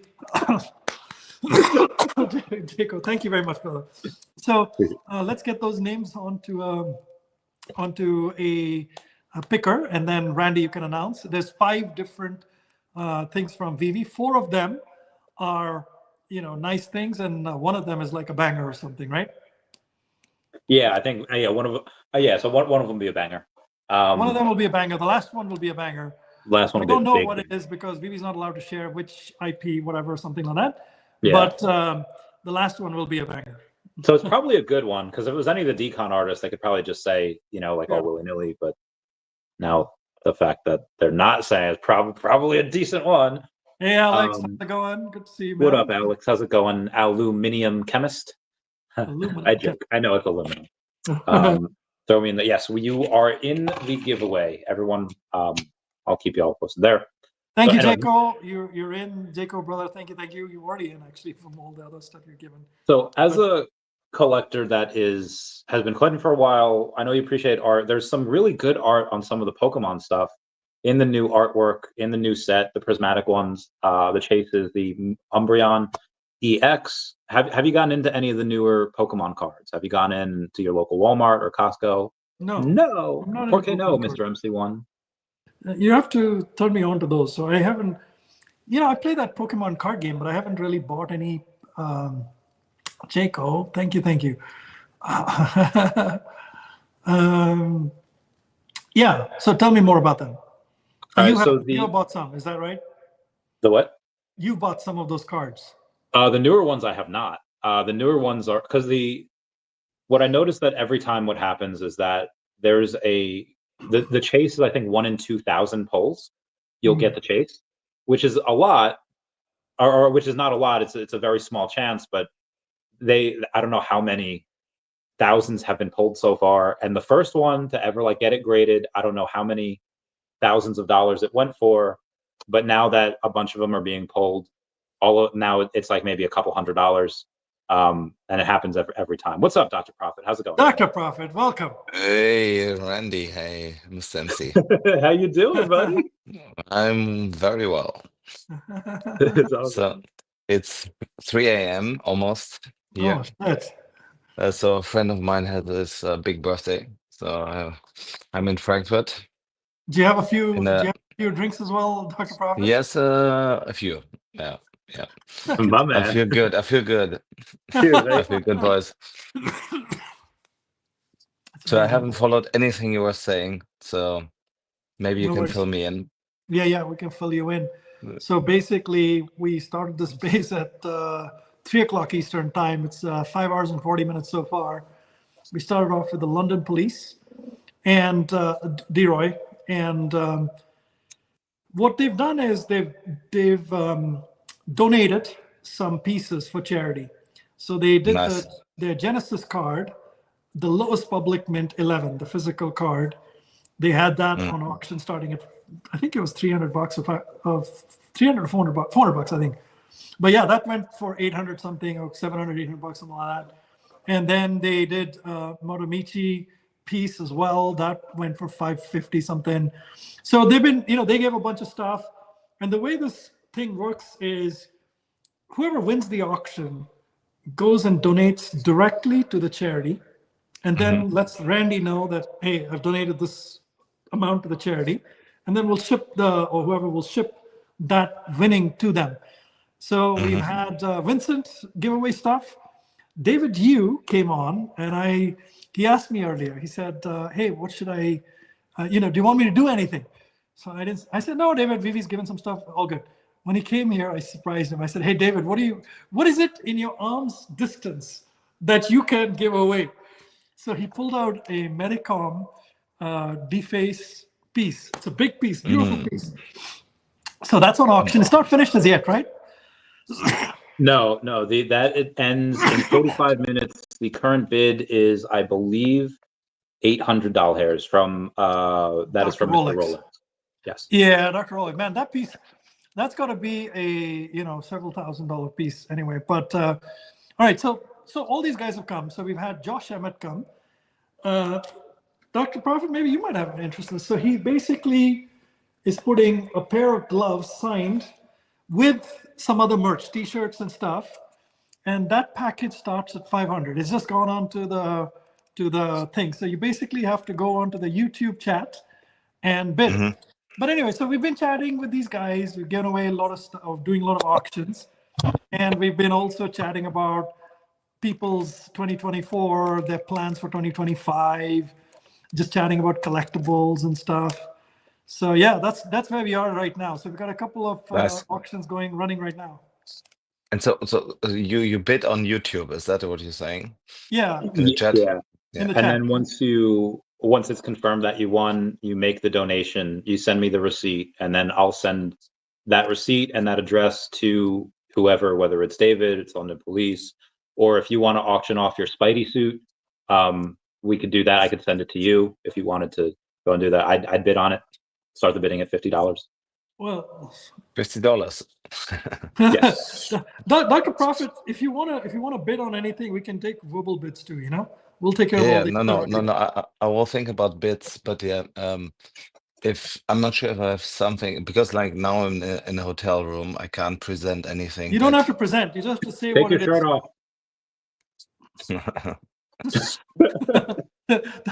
Dr. Prophet, you don't have to show anything. You can just say what it is, and we'll put it on auction. Okay. Yeah, we could do that as well. I'm thinking. Rolex bid $600 for the glove set. Turtles made his donation to the First Responders Children's Foundation. Thank you, Mr. Turtle. And $600. So what's the best bid for the gloves? Currently, it is $600 from Mr. Rolex. Okay, I'm gonna bid 700. Can you take that?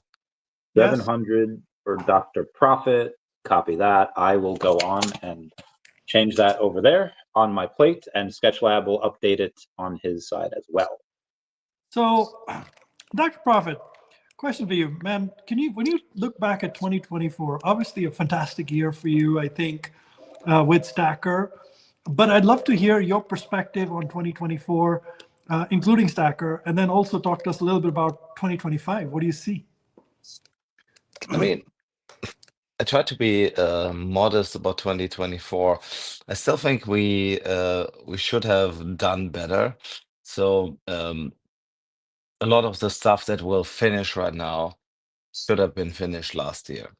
So that's a bit where my heart is at. So in 2025, we're gonna finish everything what we wanted to finish in 2024. And look, I'm bullish on 2025. I see a lot of I just don't wanna give Don't want to give away too way much. too much. Yeah. But look, we're working on a lot of things, and I think there's something which will make VeVe fans happy. I just trying to not phrase it that I can come back to me.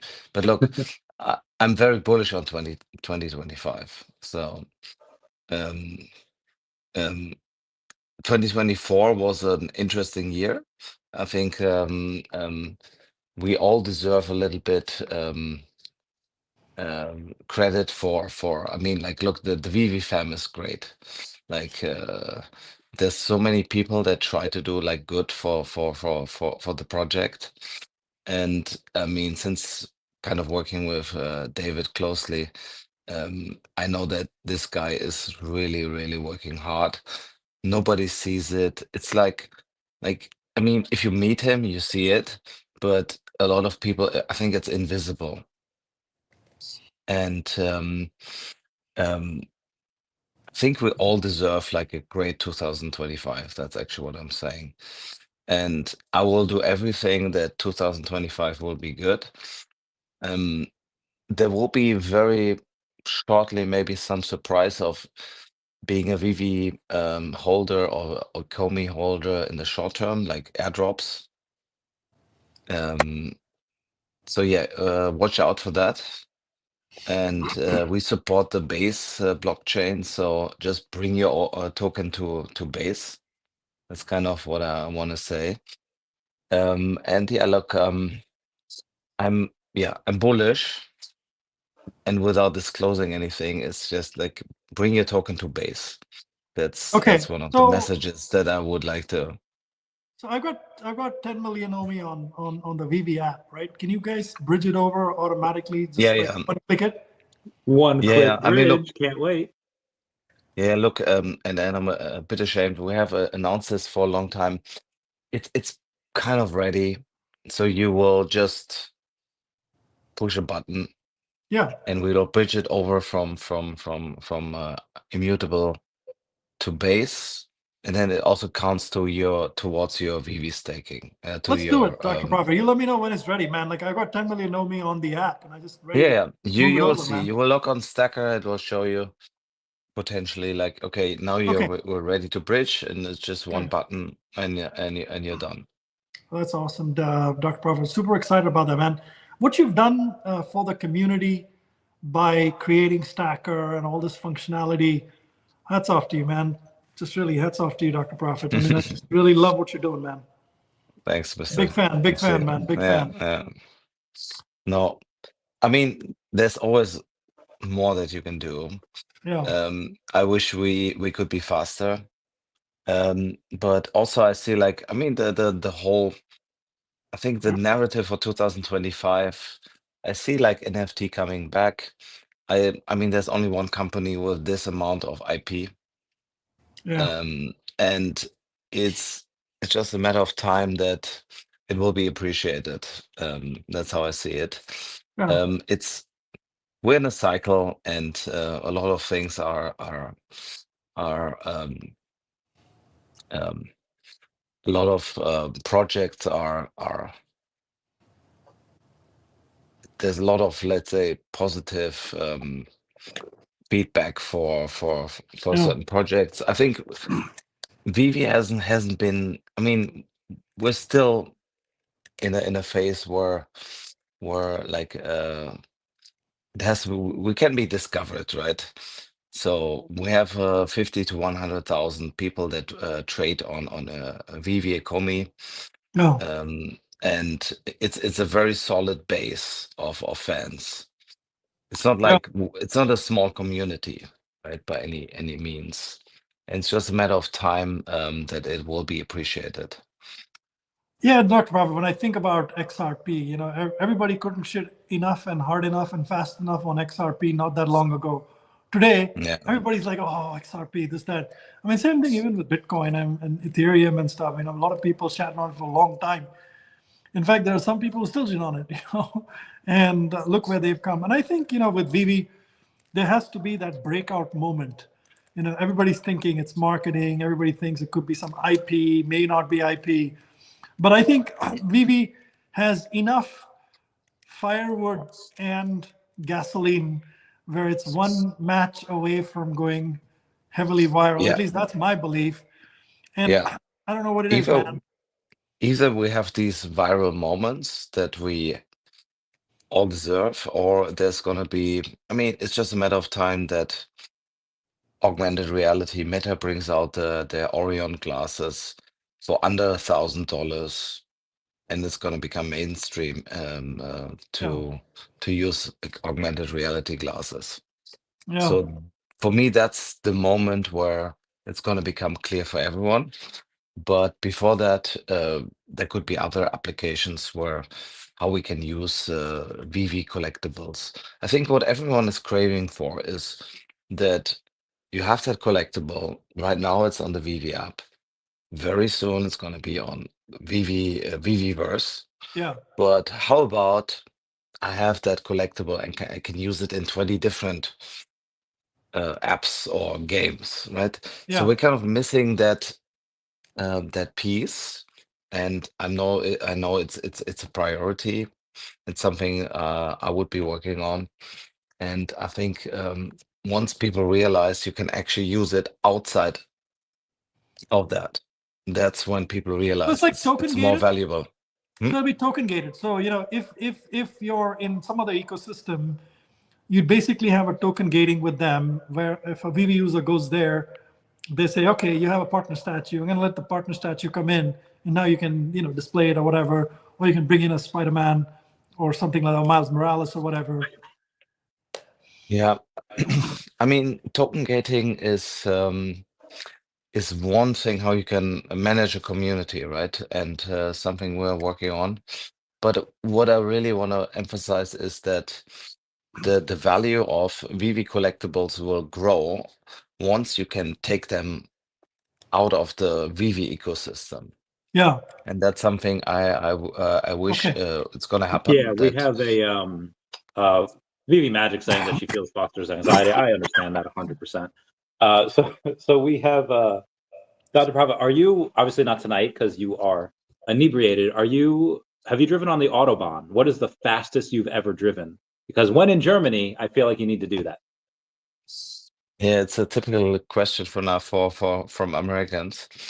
So they know I've it's driven on true. it, They and it feels come great. to no they come to Germany and then because technically only 2% of the Autobahn is unlimited. It's not like usually it's 130 the limit, but there will be 2% Kilometers of or miles? like 130 kilometers is the per hour is the normal limit. No, I mean I there's drive in also the Texas 100. Autobahn more than that every day. But only 2% of the Autobahn is unlimited. And so Americans come, and there's I don't know, companies that would organize, you can rent a Porsche. And then here on that, whatever, 20 kilometers, you can go unlimited. Okay, coming back to the question, I don't know. I've probably been in 220, I want to say, kilometers per hour on the Autobahn would be my maximum. That's really 220.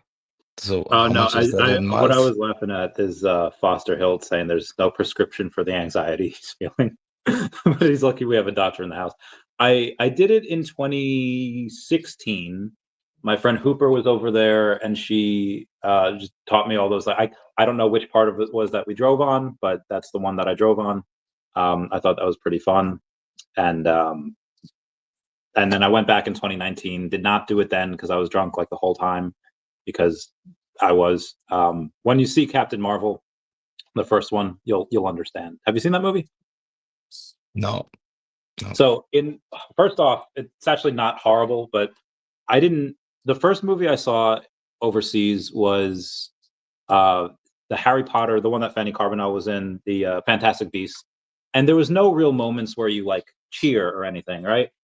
But on the Captain Marvel, there's the end where Carol Danvers kind of getting her ass kicked, and then she does the Hulk Hogan, where she's she's getting all mad, and I was like, "Get him, Carol!" And it was the perfect in America, everyone would be going "Get him," but in Germany, everyone was looking at me like I offended their great ancestors because apparently you don't cheer in movie theaters in Europe. Yeah, yeah. I mean, I don't know how it is in other places. Then, in Germany, it wouldn't be normal that you cheer in a movie theater. They're less enthusiastic than in Americans. Yeah. But they just don't understand the enthusiasm of Americans, maybe. So I think that's the. They don't. I mean, if it would be a football match, there would be maybe cheering. You know what I mean? But they don't get the cheering for people the who are enthusiasm. there. Yeah. Cheering at a screen is cheering for like an inanimate, object versus cheering for a game or cheering for a person, right? Because the They're screen real can't to hear me. you. Yeah. And so, Randy, you have been to Germany, yeah? You said A few times, yeah. few times. I see. Mhm. And you have been on the Autobahn. A couple times.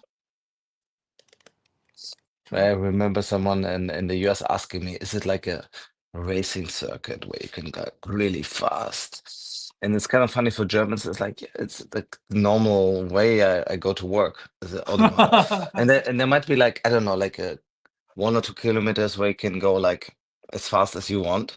But technically, it's not even true. So if you were to cause an accident going over 130, then the insurance will kind of blame, put some fault on you. Even if you were like, I don't know, let's picture you go 200 on the left lane and somebody pulls over and you just crash on them, they will say, okay, it's at least 50% of your fault because you were going over 130. So it's kind of a technicality. So technically you can go over 130, but if you go over 130, you will also be blamed. Yeah. Oh, that's amazing. Gotcha. We have Linda over here who is. Hello. Hello. You have the tropical pillows behind you. I feel like that's Hi, probably Linda. How's it going? It's great. I'm great. How are you guys? Doing fantastic. Good. Hello. Of course, I Let me have to. Yes. let me make a quick intro here. So, I'm an entrepreneur in residence at Michigan State University, and they have something called the Burgess Institute. Linda and Leah are students at Michigan State, and they have a startup called Tropical Pillow. And so I'm one of the mentors, advisors to them. I've spoken to them quite a bit. So when I was talking to them, I told them about the space. So they said, look, we'd be happy to donate a part of our proceeds from this to one of these charities. And anyway, so with that, I'll turn it over. So you have a little bit of background on why they're here. So we'll turn it over to you, Linda, to share a little bit more. Yeah, of course. Hi, my name is Linda Comis. I go by Lynn. I am the COO and co-founder of Tropical Pillow, which you can see right here. I have in the background. So Tropical Pillow is an eco-friendly machine washable beach pillow that has an adjustable strap for you to be able to put onto any size beach chair, a cute little sun patch that acts as a sunglasses holder that can store them vertically and horizontally. And as you can see here, it has a zipper pocket pouch that color matches the outside color of the fabric, and you can store your valuables right in here. And the outside is detachable from the inside. So this is perfect for traveling, going on vacations, going to the beach. So yeah, that is Tropical Pillow. Well, that's awesome. Thanks for sharing that. So I picked up 3 tropical pillows to give away, and it's one where you don't have to do anything, whether you gave money or you don't give money or whatever. Randy, if you want to run a one of those wheels or pickers or whatever, so there's 3 that I'll be giving away, one of each color. They also have a crimson one, right? An orange one, is that correct? An orange one, yes. So one of each color. And yeah, and then maybe you can share a little bit about your company and the product as well. You had like a promotion, right, for people? Yeah, we definitely did. So we put up a flyer. We're donating 15% of the sales to the Mutual Aid Los Angeles, just so we can help with the wildfire relief. And essentially, Tropical Pillow is going to be picking up a cause every once in a while to be able to donate to and to be able to support, as well as just being eco-friendly in general. We really pride ourselves on being able to give back to the community and to give back to the environment, and overall just, have this journey of being like an entrepreneur and getting to know everyone. So that's it. Leo wanted to be here today, but unfortunately we had to divide and conquer to be able to pick up as many opportunities as possible and to be able to do it. But I'm really honored to be here today and to, get to be here with you guys. I would also like to point out that is not my, I heard it in the meeting that we had the other day. It is not my smoke alarm. This battery needs to be changed.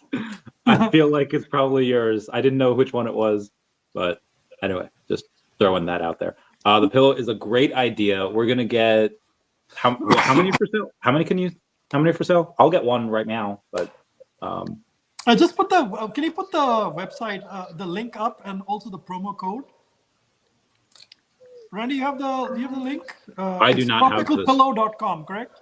Yes, tropicalpillow.com. Okay, I will put that in the chat. What's the promo code for the duration for this thing for the? Yeah. So it starts today and it ends on the 25th. So from Saturday to Saturday, and the code is LA Wildfire. LA Wildfire. So Okay. Yes. Linda, word, what's the fabric of the pillow? The inside? Yeah, recycled plastics, RPET. Outside and inside, yeah. Yes. Mm-hmm. Correct. Copy that. Is it flammable? No. Okay. Oh wait, really? It shouldn't be. If we did our testing correctly, no, it shouldn't be. Oh, I kind of want to try this out. I kind of want to I'll get two. I'll get one for me and then one to. It's like I'll test the durability and I'll have some fun with it. Yeah, I would say if you do that, definitely take some content for us because I think that would be amazing to just post and see all of that happening. Oh, that'd be super fun. I can't wait for that. And what's if it survives Randy, sorry, go ahead, Dr. Buffett. If it survives Randy, the pillow, then it's good. Yes. Yes. Get my stamp of approval there. Right. So, what's the price point on it, Linda, on the website? Yeah, so currently the price point right now for our drop period is $29.99. That's actually discounted. So if you ever wanted a pillow, now is the time to do it because it's discounted and the sales go to a really good cause. But for our launch period starting May 1st, we're selling it for $34.99. All right, very nice. So everybody who's listening, go grab one or more tropical pillows, only $29.99.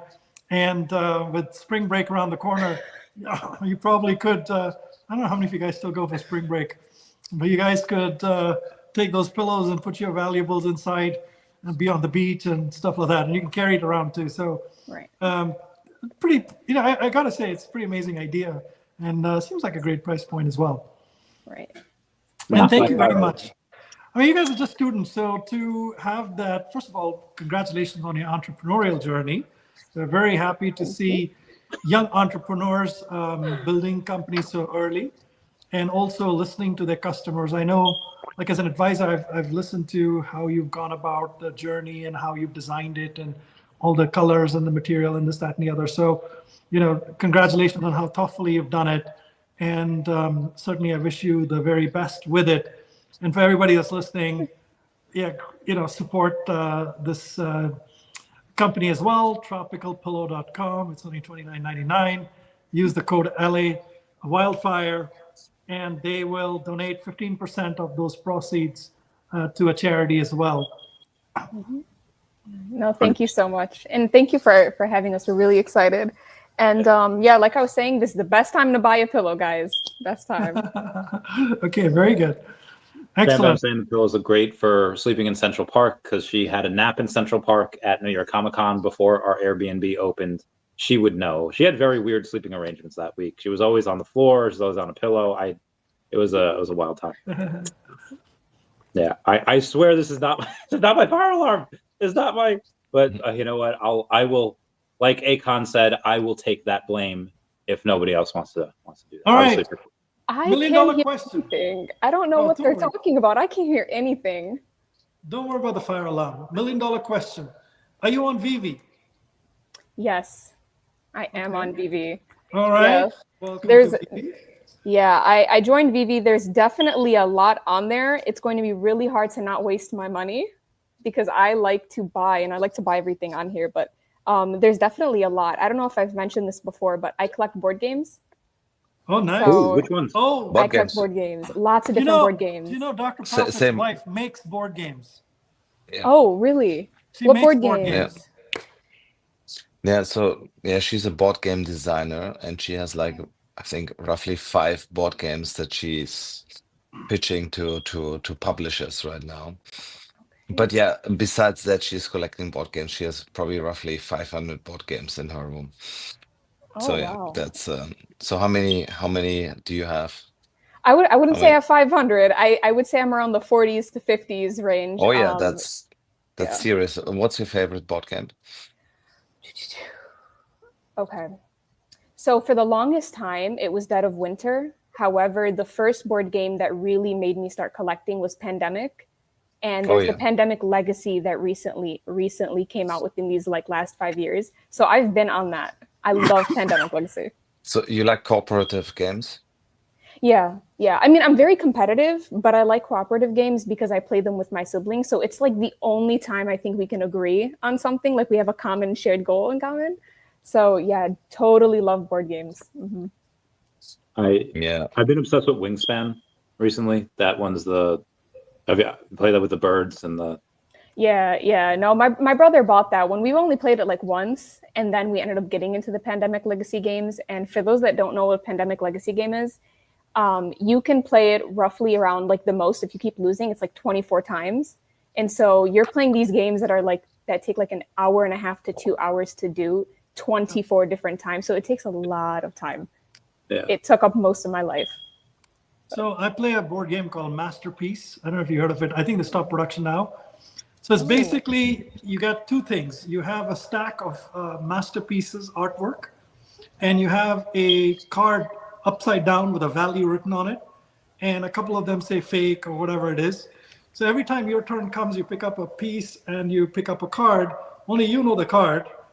And then what you do is you auction. Every time you auction a piece of art, and the people buying it don't know the card that's, the value of it. Okay. And, you're trying your best to sell it. And, but yeah, so this is pretty very interesting. Yeah. Okay, and you said you think they stopped production for it? They stopped production of it. You have to, yeah, it's called Masterpiece. It was very successful, yeah. Yeah, if Doug probably played that game. What a shame. I would have loved to play that. No, I don't know the game. I'm very simple when it comes to board games. I'm like the guy that once I know a game, I just want to perfection it. And so I don't learn, like my wife, 500 different board games. I'm just trying to be very competitive in one game. For example, Catan. Catan is my game. Oh, I love Catan. Yeah, that's like, yeah. It's just trying to be very, very good in one game. That's me. Okay, so I have a question about Catan since you brought it up. What do you prioritize when you're playing the game? Like, where do you put your first little house? I mean, it's a good one. I mean, since they randomize the boards, right? It's very hard to. I mean, obviously, you want to be close to the resources that you need in the beginning, right? There would be wood, and it would be clay, for example, so that you can build roads. But it's such a hard question because it depends on the board, right? So you have a board, and then the numbers are distributed. I mean, what I like about Catan is that you actually talk yourself. It's more about trading and presenting options to other people that they shouldn't do this or that. It has a psychological effect that you have to kind of like downplay yourself, like, oh, I'm such a shitty position right now. This person is much better. This person is much better. Attack these people, don't attack me. And so it has like it's very social, right? But yeah, I would always prioritize obviously the two important resources in the beginning. But then if you're only good in these two resources and then later you can't build cities anymore, then you're also fucked. So that's like the answer is like it depends on the board. You look at the board and then you kind of know where your position is.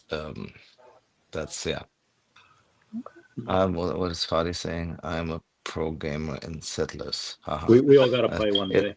Well, you brought up such an interesting topic, Linda. It's normally we don't talk about board games, but it's just so amazing that so many of us have different passions, Different passions, yeah. I mean, board game is big, right?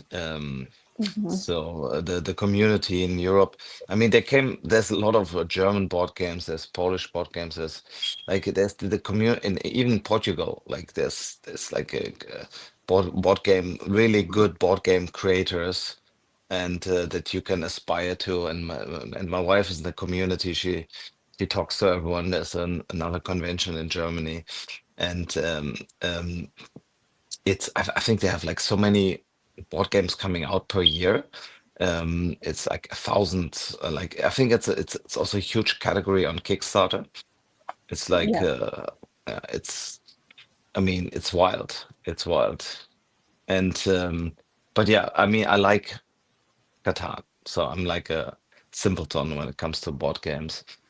I like chess. You can play chess against me, but so like a traditional games that I can try to perfection. That's me. Okay. No, I love playing Catan. The problem is, and this is why I try to stay away from competitive games, because when it comes to my siblings, for whatever reason, they really like to boycott me. I could be losing and, my brother could be winning, and there's still something about my brother and sister boycotting me every single time we play Catan. So yeah, it's probably not great to play in a family. Yeah. So, but Catan is like yeah, I don't know. If you play competitively, like there's an you can be better than others, but obviously there's a random component, right? So if the dice is not, but there's ways to kind of to predict or like to draw cards instead of rolling the dice to make it more even. So yeah, there's a lot of ways to, but there's championships in Catan. So if you're good in Catan, then you can play like really in a league and playing championships. So a little off topic here. I have a couple of people messaging me saying that TikTok is gone, but I just checked it and TikTok works for me. Do you guys, Linda, you're in America and I assume you're on it. Linda, So I have a Tropical Pillow account for TikTok. I personally have never used TikTok, just for like myself. But what I heard was that anyone who already has TikTok can continue to use it, but new users can't download it. Oh, rip. Yeah. Okay, so no wonder I can use it. All right, so I hope everyone downloaded it before 15 minutes ago, because it's one of the greatest things ever. I love it. I'm surprised is it one of those things where it's like, okay, now only old people use it, and am I officially old because the younger generation? No, I don't think that's it. First of all, Randy, I still think you're young, so I don't think it's that. But no, definitely. Thank you. Yeah, you're welcome. Oh, you can come You on just made anytime. Randy's day. You want to know what Mr. MC1 thought the first time he met me? He thought I was like 40-something years old. I was like, Mr. MC1, no. No, you do not look 40 years old. No, Thank you. definitely Don't not. say that. Oh, Lynn, you're my new best friend. Thank you, Randy. Thank you. No, but yeah, it's definitely a lot of young people still using it. I just personally was never too into social media, except for like Instagram, because my friends are on there. But I spent most of my time growing up, like I said, playing board games, reading a lot of books. I have like this really big, long Google list of like all the books I've read since I think like 7th grade. So to me, I spent my time doing that. That's why I was never really like on TikTok. I never really got the hype for it. But my family members constantly on it. Yeah. So. Same. What about you, Dr. P? You ever on TikTok? No. Kind of missed the boat. No. I'm an island. Man. All right. Well, okay. But I do have actually a small share in TikTok. Wait, really? Yeah. So ByteDance, right? So yeah, we just bought like whatever was available, I mean, they're highly profitable, right? So the business is, I forgot the numbers, but they have billions of profits outside of the US, right? Even if their US business gets shut down, they're highly profitable. Yeah, it's crazy. So when were you approached about that? What year was this? No, just recently. So there's always some, there's always like some deal flows, and one of the latest deal flows was ByteDance that we participated in.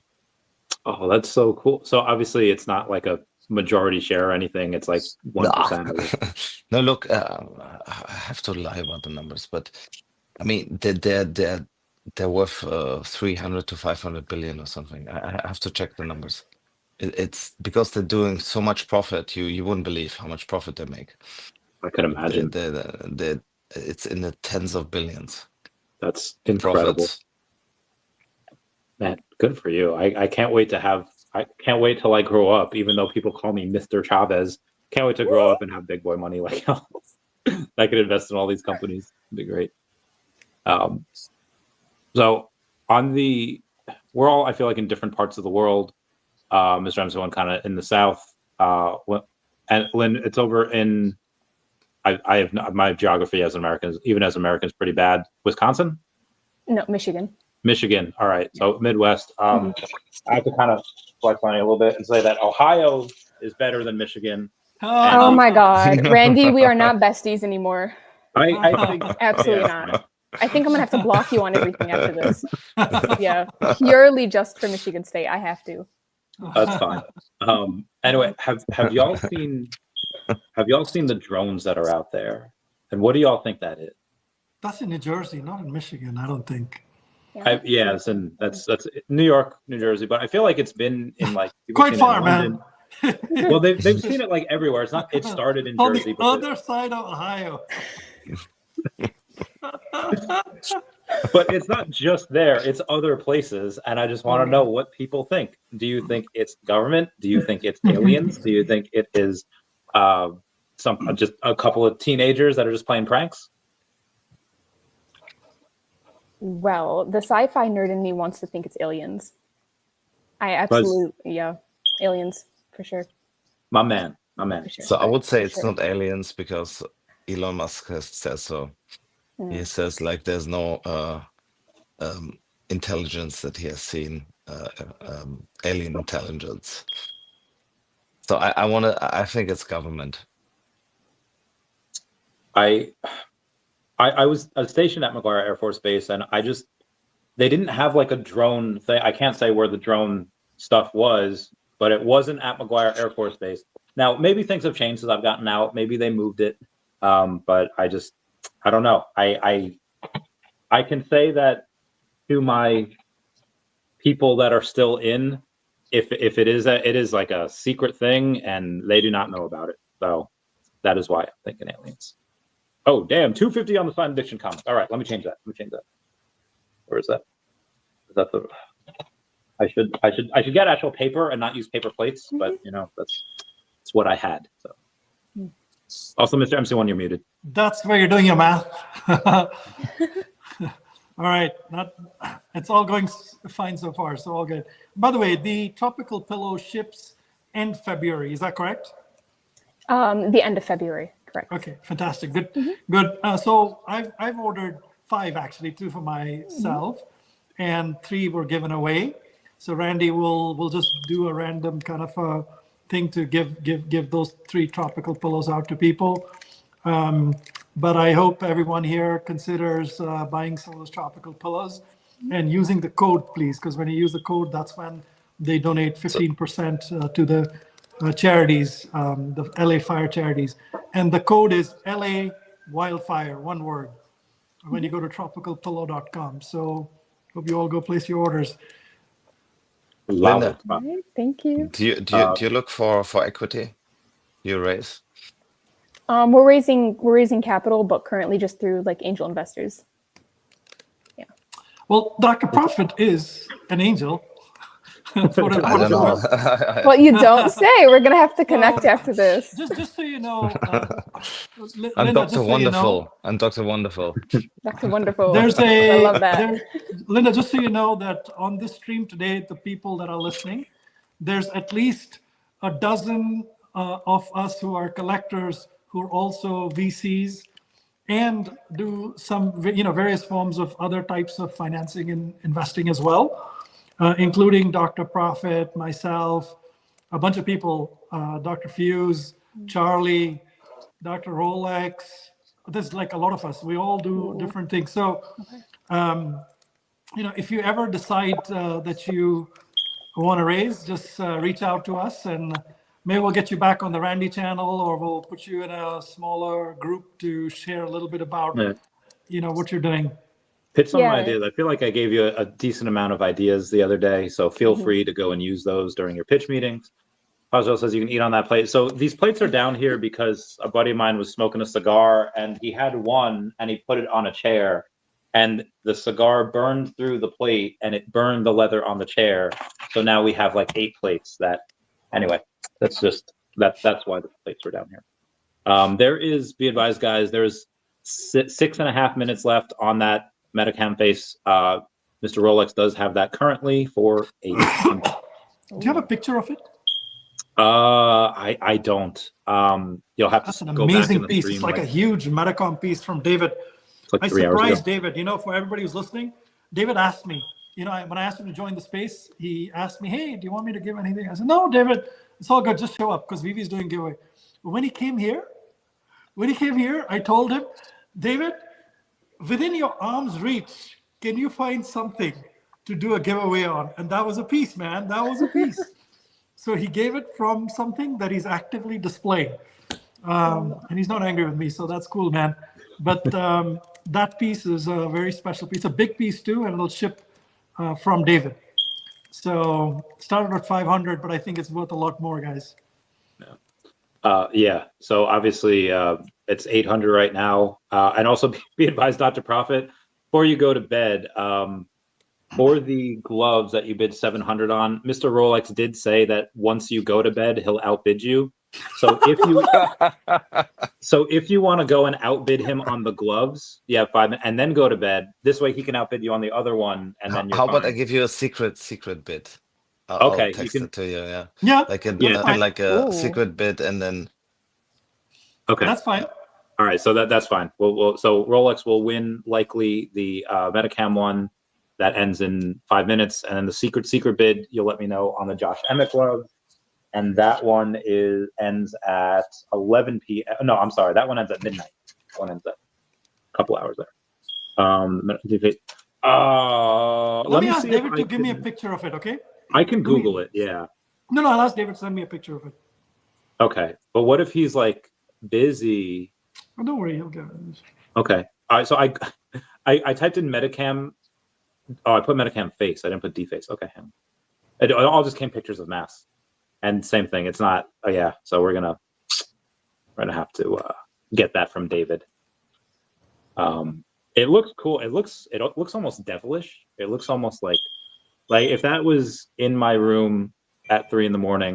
while I'm watching I'm on scary TikTok. That would not. Oh, tell me about Michigan and their local lore. Like West Virginia has Mothman.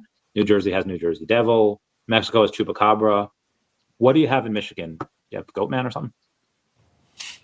I'm actually not sure.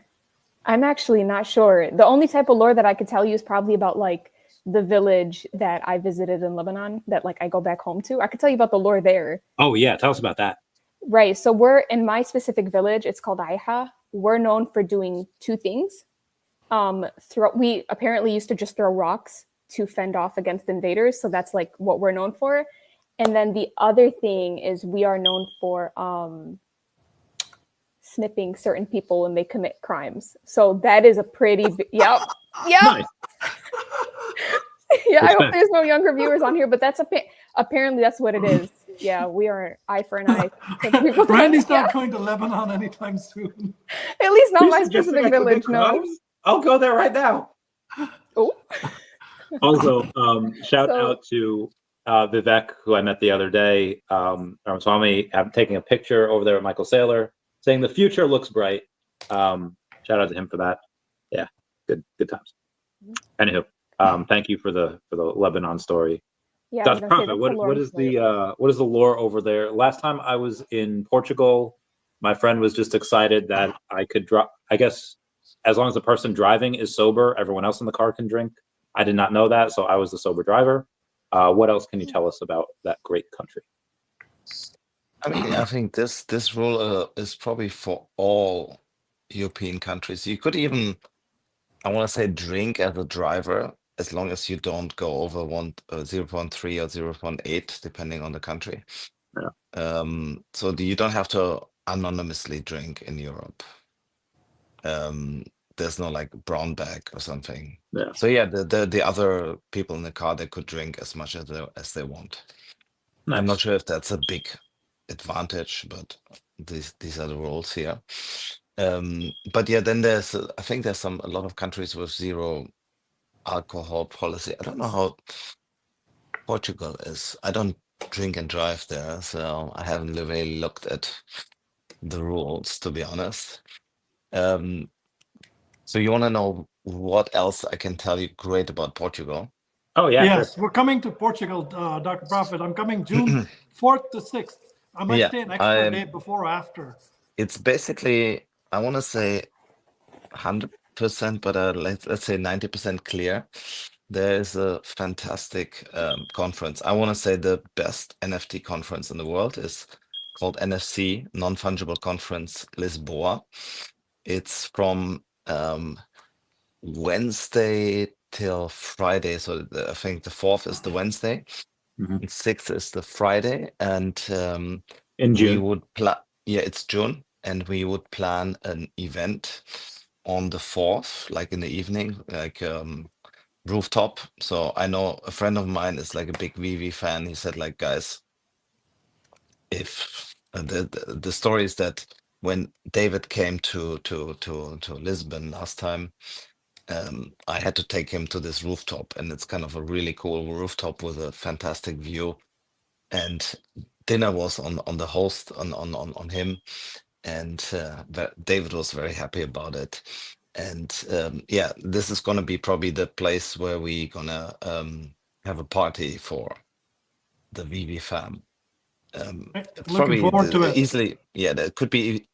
It's like, you know, like the place that you organized, Mr. MC, but it's the rooftop, the similar the version of it. building and stuff.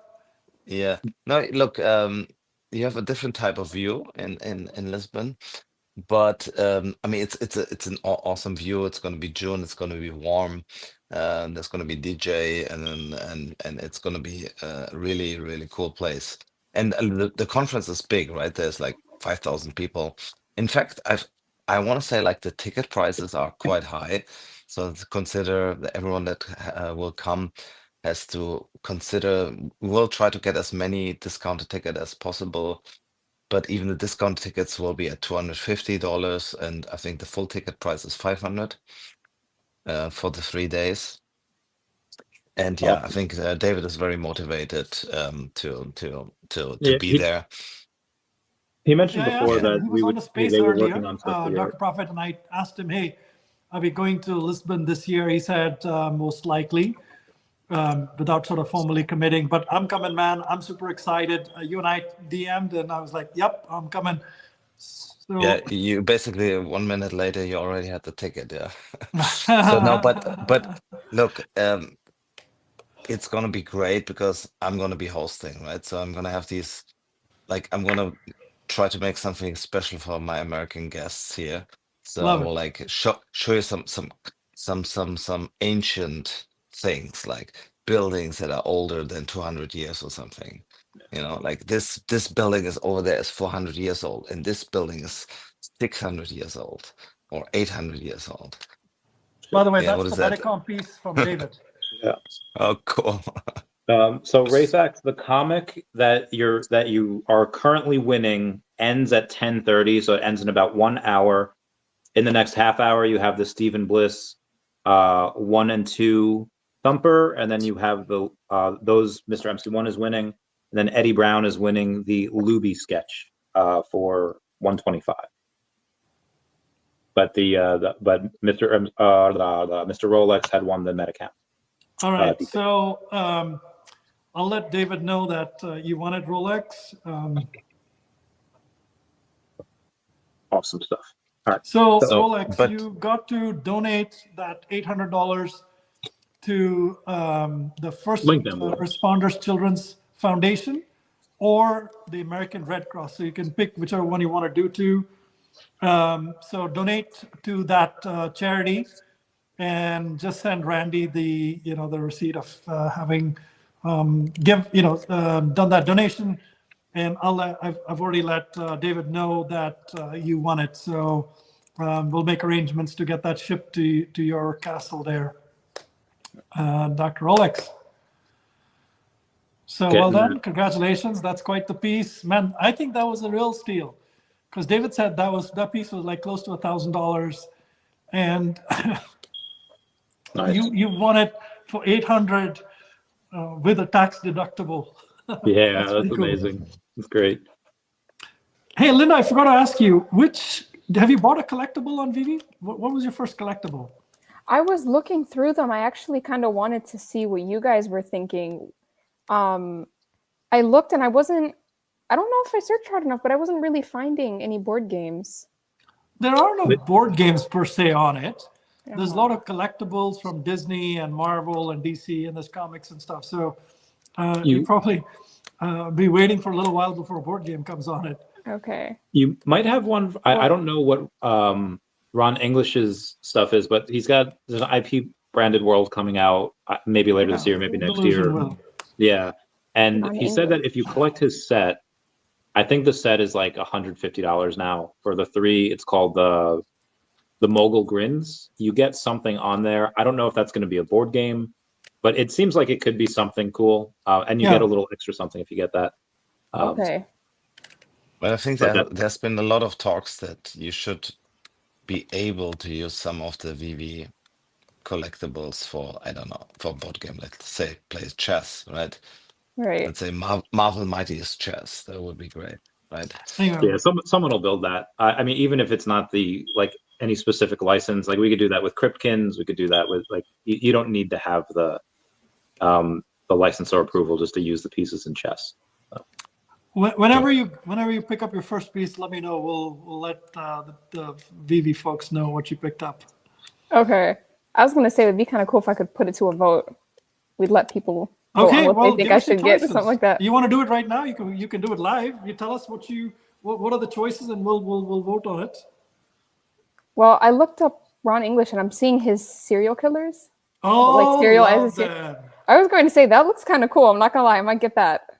Yeah, I might get that. By the way, Ron was supposed to come on the channel today. He must have got busy. But you can, you should look up Ron English. He's amazing. Okay. Yeah. He's done murals in the West Bank. Oh. With Banksy. Yep. And he's also got a sneaker line with KD, Kevin Durant. Oh wow. Yep. And he's Chris Brown and him did Chris Brown's album cover, Famed. Okay. So I one as well. Okay, I'm sure Ron is busy. Yeah, Chris Brown has 2 of Ron English's tattoos on his body now. One on his arm, one on his back. Oh wow. Okay, that's pretty So cool. you picked a great artist, and you picked an amazing collection. Yeah, I was gonna say I like the little play on words like that. Yeah, look up Tokidoki as well. Tokidoki is pretty fun too. I mean, yeah, the Tokidoki stuff is. I have most of them. They might be a little girly, but I thoroughly enjoy them. And part of the reason I like it is because they're every time at Comic-Con or D-Con, doesn't matter which convention, there's just a line around the booth. The line that's the only thing that tends to rival like VeVe as far as booths. There just tends to be a line around them, which is pretty fun. Wonder if he was. Start with the Ron English. That's a cool one too, since that's the first thing that caught your eye. Right. Yeah. That's a good one. Always go with your own gut first. Yeah, I was gonna say. You can take recommendations from others later. Right. No, as I get further into the community, I definitely want to be able to start collecting something as well. I just started with board games because that's what I grew up with. So, I mean, I'm gonna have to continue that, but I'm looking to pick up something else as well. Yeah. All right. Very good. Actually, when I was younger, I used to collect Pokemon cards.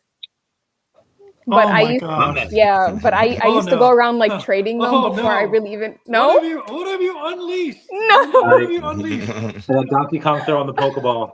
Oh, I love that. I'm also a really big fan of Mario. Are you? I love Mario. Yes, Yoshi. So I love that. Do you know Randy's story with Pokemon? No. Okay, Randy can before tell you the story. before Randy gets naked, I have to drop off. Okay. I No, love you but so much, brother. seriously, it's 3:40 in the morning. I just came from a party and I enjoyed talking to you guys. Dr. I love Prophet, you so thank you much. so much. Right. I enjoyed meeting Sleepy you. time. Come Yeah, back on in like 8 likewise. hours after you get some sleep. Yeah, maybe I'll get up. I might get up Get in up and 4 come back. hours. Yeah. Yeah, and I'll join again. Yeah. Okay. I love Okay, you. boys, Dr. Prophet. All ladies. right. It was nice meeting you. Bye-bye. Bye. Yeah, so thoroughly enjoy the Pokemon. I mean, I feel like Lord Elrond talking to Gandalf. I was there, Gandalf. I was there 3,000 years ago when Pokemon was first released. When did you find it? When did you what generation did you get in? I remember playing with Diamond first. There was so I had a DS that I played with, and I played a lot. And honestly, I got into the game at the beginning just because I liked the graphics. Like I liked the little pixel look. I thought everything was really cute. Yeah. I did stop Pokemon for a minute because I think that's the first time I experienced rage quitting, because every single time I would walk through like the little houses and there were like the bushes, I would have to like battle another Pokemon, and I was still learning how to play the game. So I got really mad. I was like, I'm not playing this anymore. And then I came back to it and I started playing again just for the graphics and just like to be able to collect all the Pokemon. But I don't know. I don't know if this is like controversial or something, but my starter was always Squirtle. Oh yeah. I don't know. Okay, I was gonna be like, I don't know if I'm about to get hate on for it now, because every time I say that, people are like, that is such a lame starter. But I love Squirtle. So I think popularity wise, it goes Charmander, then Squirtle, then Bulbasaur. Bulbasaur is always that's my favorite. But have you ever seen the speed runs be done? I don't think so.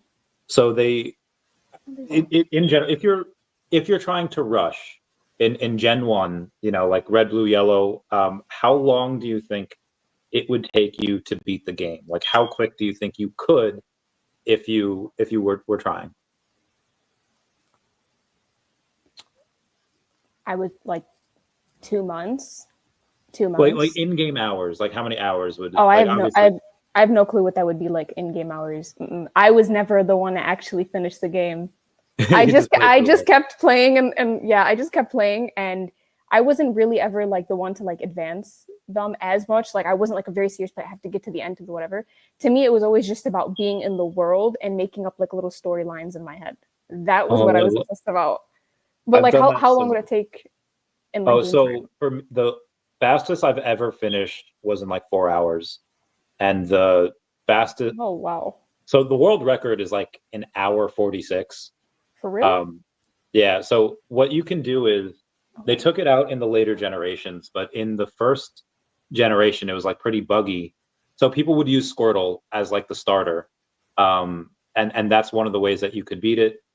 What people do, like it didn't matter the starter that you had, because you would catch like a Nidoran in the beginning over to the left. Right when you get to Viridian City, over to the left, you can get that Nidoran. And then you can get a fully evolved like Nidoking by like Mount Moon, because that's where the Moonstone comes in. You get the Nidorino at 16, you evolve it into Nidoking. And then you get the TM for Horndrill.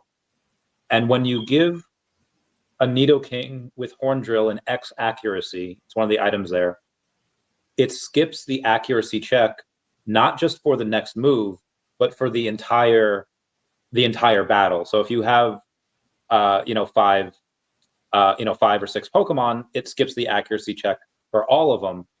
And you can go in and use Horndrill, which is a one-hit KO every single time. It won't miss. So they've taken the game and they've said, okay, you need to be at this level at this time. You need to know this move, and it's down to like, if somebody beats the record, it's by like a second. It's very So that's matters. That second matters when trying to beat a record.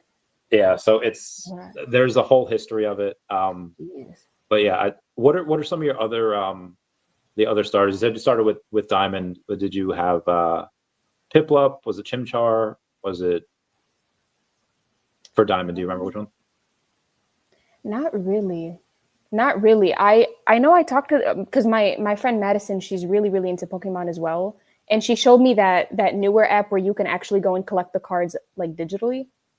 So I remember we were talking about it, and I was like, I cannot remember the games that I used to have for it. I just remember I used to play a lot of Pokemon on the DS, And then I got into collecting the cards, and that was just because my older brother was like really into them. But I just remember anytime I was able to pick Squirtle, that was my starter.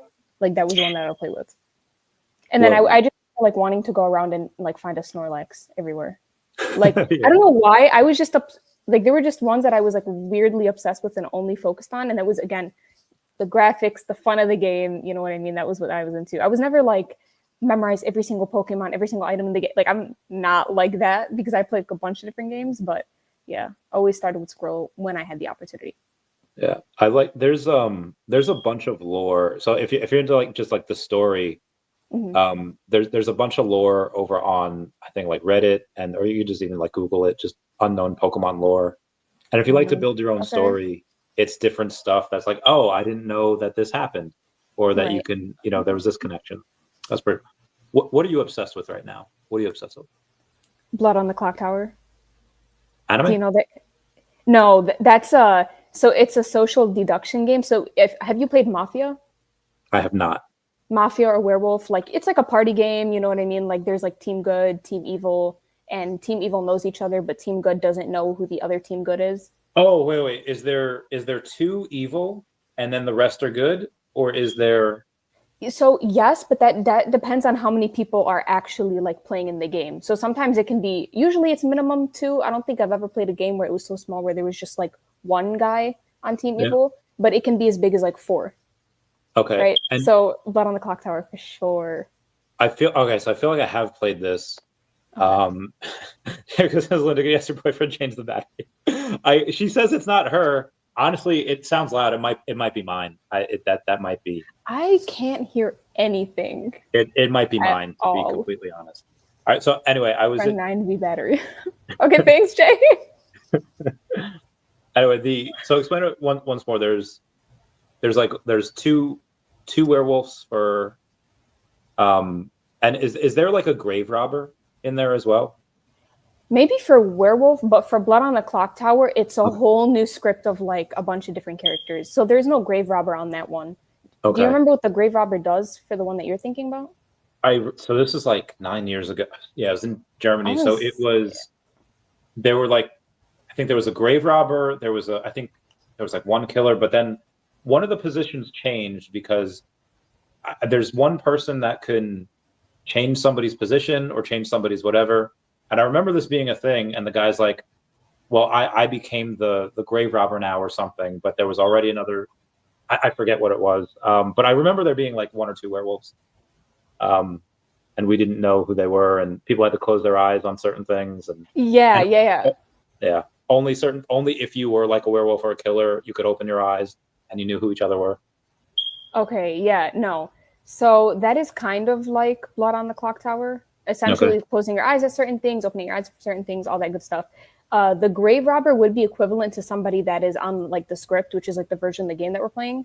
But that's like the more advanced version of the game. But for Blood on the Clock Tower, I'm going to Atlanta February 14 to 16. And it's called Decepticon. So all deception games are going on over there. Like even Survivor, I'm competing in the Survivor over there. Okay. So yeah. And when is that? That is in Atlanta, February 14th to 16th. Okay. Oh, it'll be there for Valentine's Day. Very nice. So do they? When you said Decepticon, my brain just went to Transformers. For Atlanta, I'd go to. You ever go to Dragon Con? No.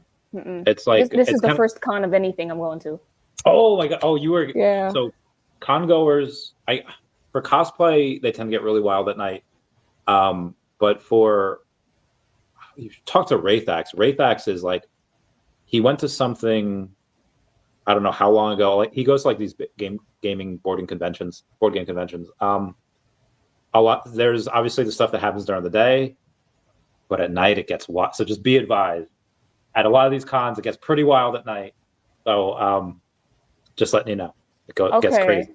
Yeah. Okay. I'm looking forward to it. Honestly, I've always wanted to go to Comic-Con, but I've just never really had the opportunity to. I think I'm to do New York Comic-Con. New York Comic-Con is the one where a lot of the VeVe fam are. Yeah, it's the biggest VeVe fam event. But San Diego Comic-Con is not terrible either. I mean, that's pretty fun too. Just different. Okay. I might have to. When is it? October 9th. October 9th. Through Okay. The 11th. 12th. So it's the Thursday Oh, through okay. Sunday. Okay, cool.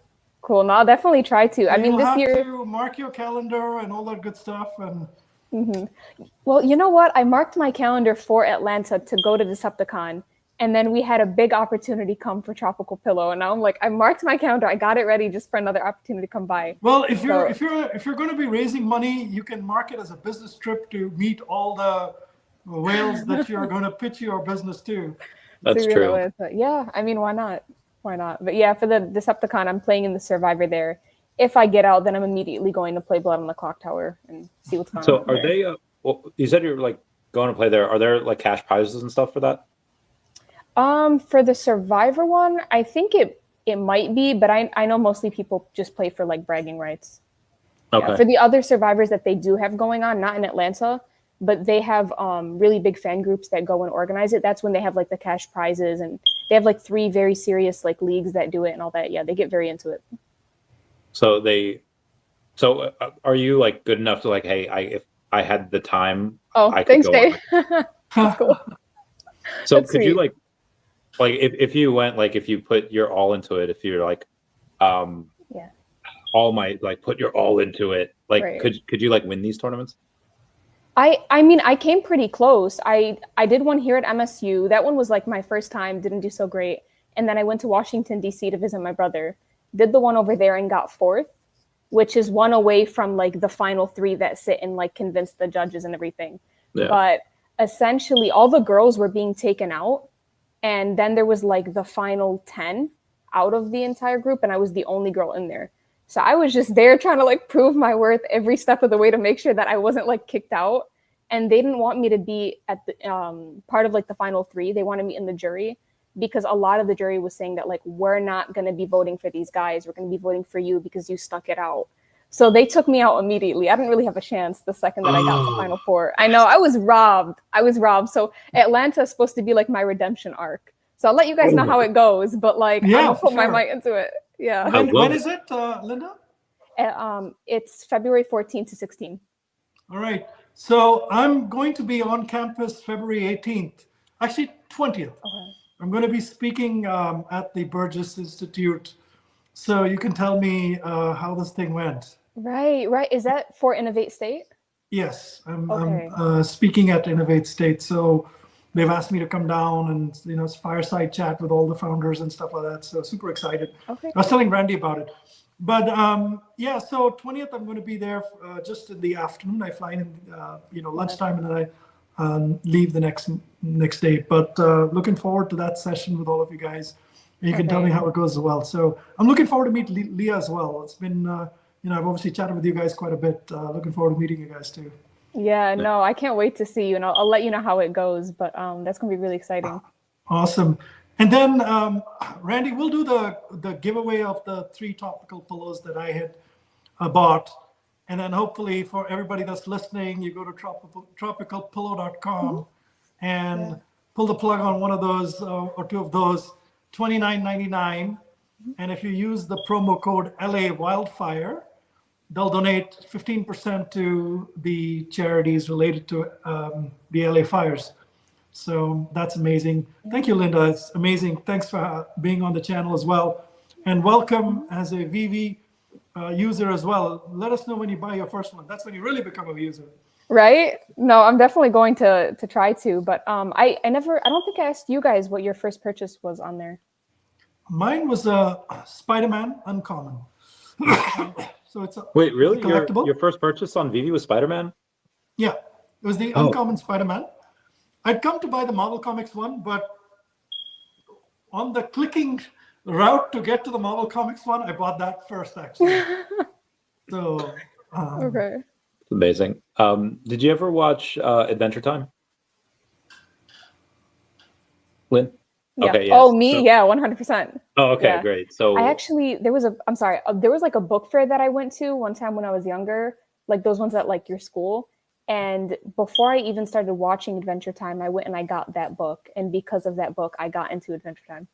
wait, so Yeah. the Scholastic Book Fair, I remember those. Mhm. What book was it? Like a comic? Was it like a manga type thing? No, it was like a A hardback, like a really thin hardback book. Okay, I remember this one Scholastic book where I got like I love animals, and I saw this like Animorphs thing, and it's what I've always wanted. I was like, oh my god, I want to turn into an animal. So I started reading it, and then I got into the show. So same way, I got into that. But Okay. I watched the show back in the day for Adventure Time, and have you seen the whole thing? I don't want to. No, not the whole thing. Not the whole Okay. thing. Well, so no spoilers. I got Ice King because it's on VeVe too, by the way. Yeah, Adventure that's Time is what on that's what VeVe. I. Yeah, Oh, so is it? Okay. yeah. Pick up So your Ice King was favorite my character.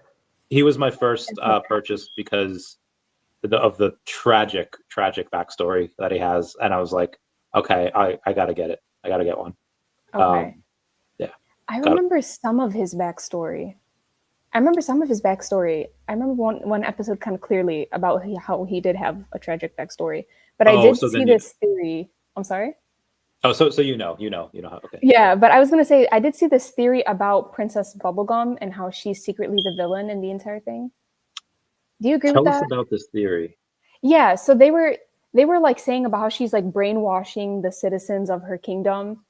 And every time she like shows that she's like really angry, it's actually her like breaking through her mask and showing who she really is. And then they had like little scenes that they put together where you can kind of see her like giving people looks or like doing things that she shouldn't be doing. Ooh. And like the whole theory is that she's manipulating and gaslighting the audience into thinking that she's like the princess, she's like the good person, whatever, when in reality she's the villain the entire time. But you mainly focus on like the Ice King. Like we're supposed to be focusing on him because that's what they want us to do, but we're not paying attention to her. That's what I've heard.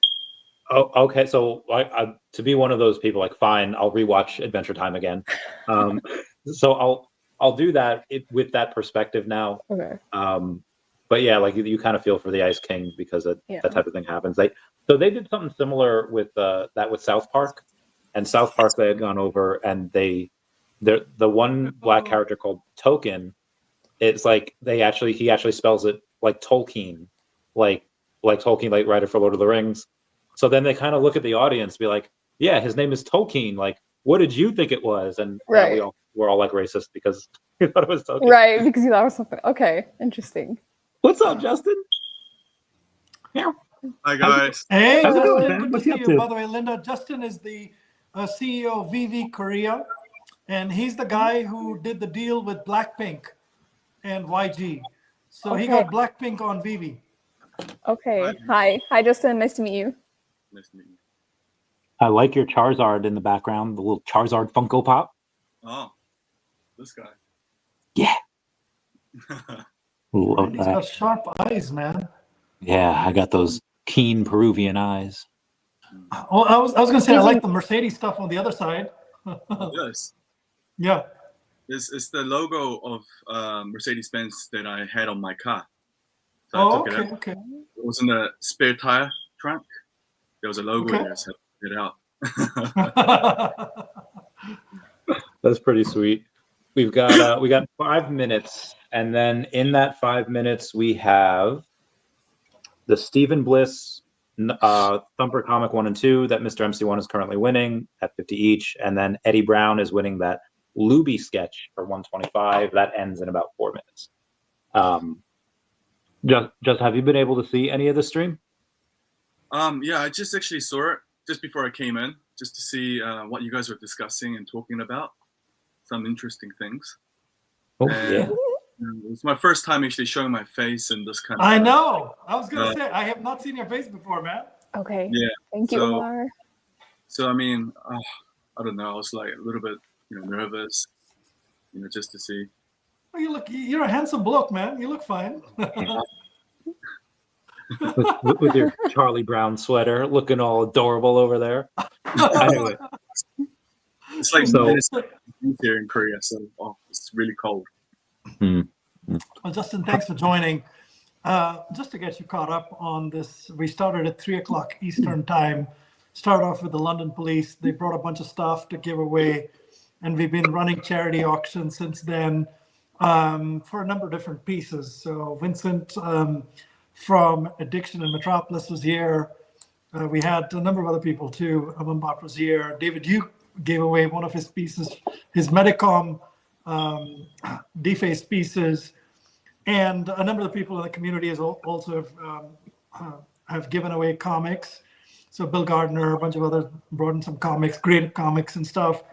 So we've just been having a good time chatting about collectors, VeVe, board games, Pokemon, you name it. We've been shooting the breeze, having a great time, and raising some money as well for these charities. And the way it works is, if you bid on a charity, bid on a auction, and you win, you actually go and pay that amount of money directly to the charity, and just send the proof to Randy, and then we'll get that piece delivered to you. And I have a match going on as well. So I'll match up to $5,000 in givings tonight. So $2,500 for the First Responders Children's Foundation and $2,500 for the American Red Cross. So whatever, if people take it up to $2,500, my wife and I will match $2,500 on both. So yeah, I think we definitely got there just in like the auctions alone, not included. So there were, I think even before we started, I just posted the link on Facebook, and between crypto and the fiat, there was like 500 just, and again, that was before we started. So that's, yeah, wild times. We have another Pokemon collector here, Justin Yang. Lynn's starter was Squirtle, mine was Bulbasaur, and I'm guessing by that Charizard, yours was Charmander. Correct. What was your favorite generation? Oh, Generation 1, for sure. Gen 1, Gen 1. In my perspective. Also, I hear you, but only barely. Yeah. Can you hear me now? A little better, but there was, say something again. There was a fire alarm beep. Oh, yeah. Generation 1 is the best. Nothing beats it. It's the best.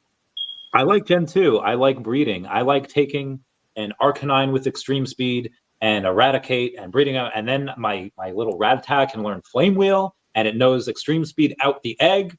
Can't beat that. Can't beat it. For sure. Anyway, all the way Charizard. I figured. Mewtwo and Charizard. I figured. Lynn said she was on Pokemon TCG Pocket, right? Mm-hmm. Oh, Lynn's on Pokemon TCG Pocket, same as me. Have you, Justin? How much money have you sank into that? I've thrown a small fortune. Actually, it was, I don't know. It's too much. Too much. Yeah. Same, Bam. Same. Yeah. Honestly, guys, I think it's my smoke alarm. I honestly, so there's one. It was happening a while ago, and I just took it apart because it was in the middle of a stream. I haven't fixed it yet. I could be in danger, guys. Okay, so maybe do not test the flammability of the pillow yet, or at least do not do it inside. That's fair. I'll try not to. I'll do my best. And that's your smoke alarm is still beeping? Is that what it is, Randy? Yeah, there's like 10 bedrooms in this freaking house, and they all go off at like the same time. I thought I got all of them, but apparently I didn't. I mean, it might be I live in an apartment unit, so I'm always constantly hearing everything they're doing. I know mine is fine. We have to do those like yearly checks, and they just came in, so that's why I was like, mine's fine. I don't hear anything. But so when you maybe. So do you like hear all like the tea? Do you hear like couples fighting? Yeah. No, tell I've heard a lot worse than that. And sometimes I'm like, I don't know, man. I wonder if it's like, because me and my sister, we live together. We're really quiet here. So I'm like, I wonder if they just don't know that other people can hear them too, because these walls are pretty thin. Yeah. So tell us what's the greatest tea that you've listened in on? Okay, so I actually got into an argument with and this is not like here specifically, but you just reminded me of it. When I was still living in the dorms, I would constantly hear these two girls who lived together. I would hear them arguing all the time. They started off as really good friends, but then one of them went and slept with the other one's boyfriend, and like they like slept like they did it in the shower that we all share. Oh, so that's no. why I thought it concerned me, because I'm like, wait a minute, that is not okay. This is like a public, right? So that apparently wouldn't happen, and I could not handle it. But they got into a really big fight. They've known each other for a couple of years. So then one in the middle of the semester just got up and transferred to a university in Texas for whatever reason and just left her by herself. Yeah. So there was like a whole 4 months of like them arguing about it. And then So she had a room all to herself? Yeah. Nice. Little silver lining there. Oh. I mean, I guess, but They had due to public restrooms, they had to make a note in when we're in Kuwait, and they had to make like a post on like the entrance to like the bathrooms.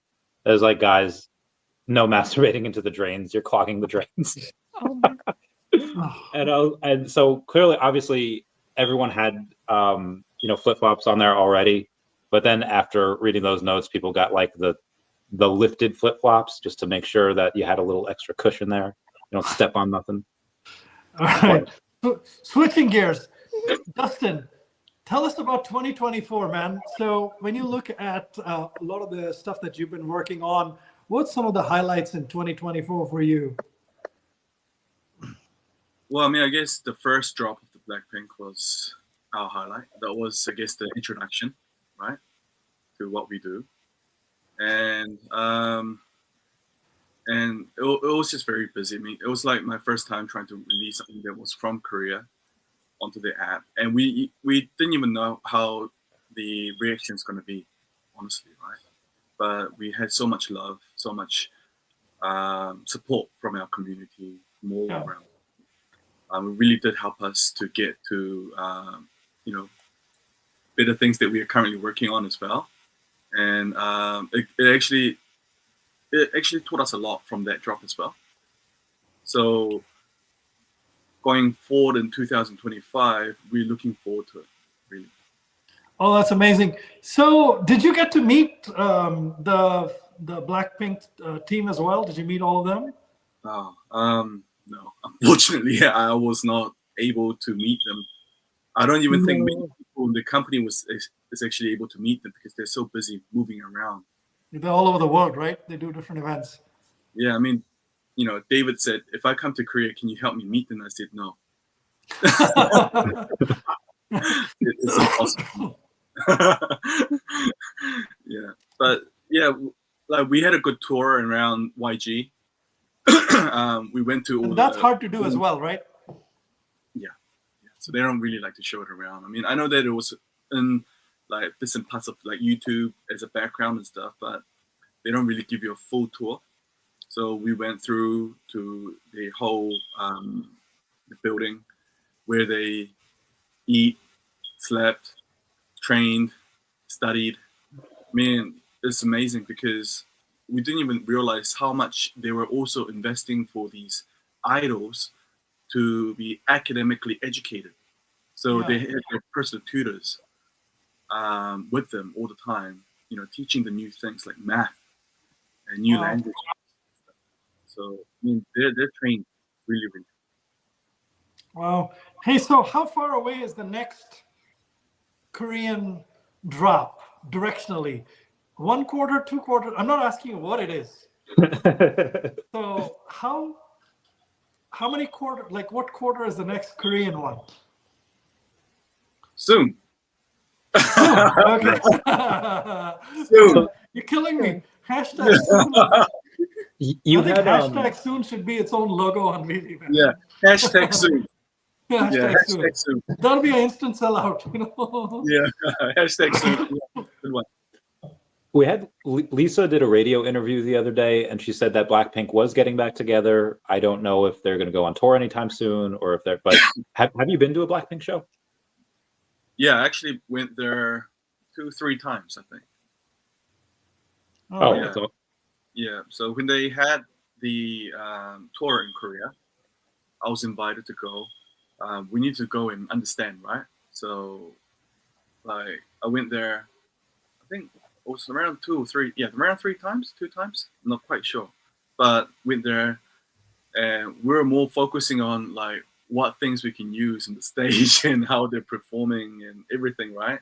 So the first time when I went there, it was like I can't really remember so much about it, except there was just so many people there and shouting, and and the vibe was awesome.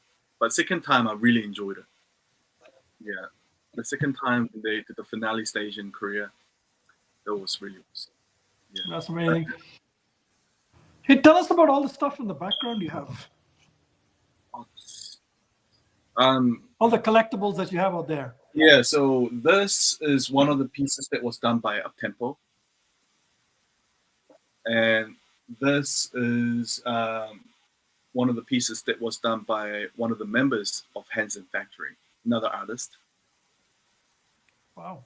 Yeah, and this is also a piece that was done by Uptempo in a collaboration with New Era. Wow. Small figure. It's like this big. And this is this Blackpink signed album that I received. Nice. Yeah. And besides that, there's nothing much, I guess. I don't have as much as like, David, Dan, and Ben. So Yeah, they have a bunch of stuff. I think David's got like 3 different warehouses. He's got a lot of stuff. Lynn, what is the best concert or show that you've been to? Oh my God, you're gonna think I'm so lame. I've never ever been to a concert. I grew up with really strict parents, so I didn't really go out much at all. Oh, so there's no. Yeah. All right, so even now, like no like Warped Tour. Now that you're in college, there's no like Bamboozle or nothing that you. Oh, all right. No, Okay. I She goes know, to Michigan so State, lame. man. They study out but- there. That's an academic school, man. Yeah, I was going to say I'm here to, I don't know, kind of further my education and my entrepreneurial spirit. I've never really done any of that stuff, but now that I'm a little bit older, I was thinking like I wanted to experience a little bit more, travel a little bit more, but I grew up with really strict parents. Was not able to do any of it. Okay, so I didn't have a I did not go to college. I did not have that experience. So if I went, I would not study. This is why you're better than me. No. It's probably good that the first like event you're going to is going to be like a board game convention. I can't imagine they get too crazy. Whereas at like even at like a Lindsey Sterling concert, you like the only time I've ever been offered drugs at a Lindsey Sterling concert.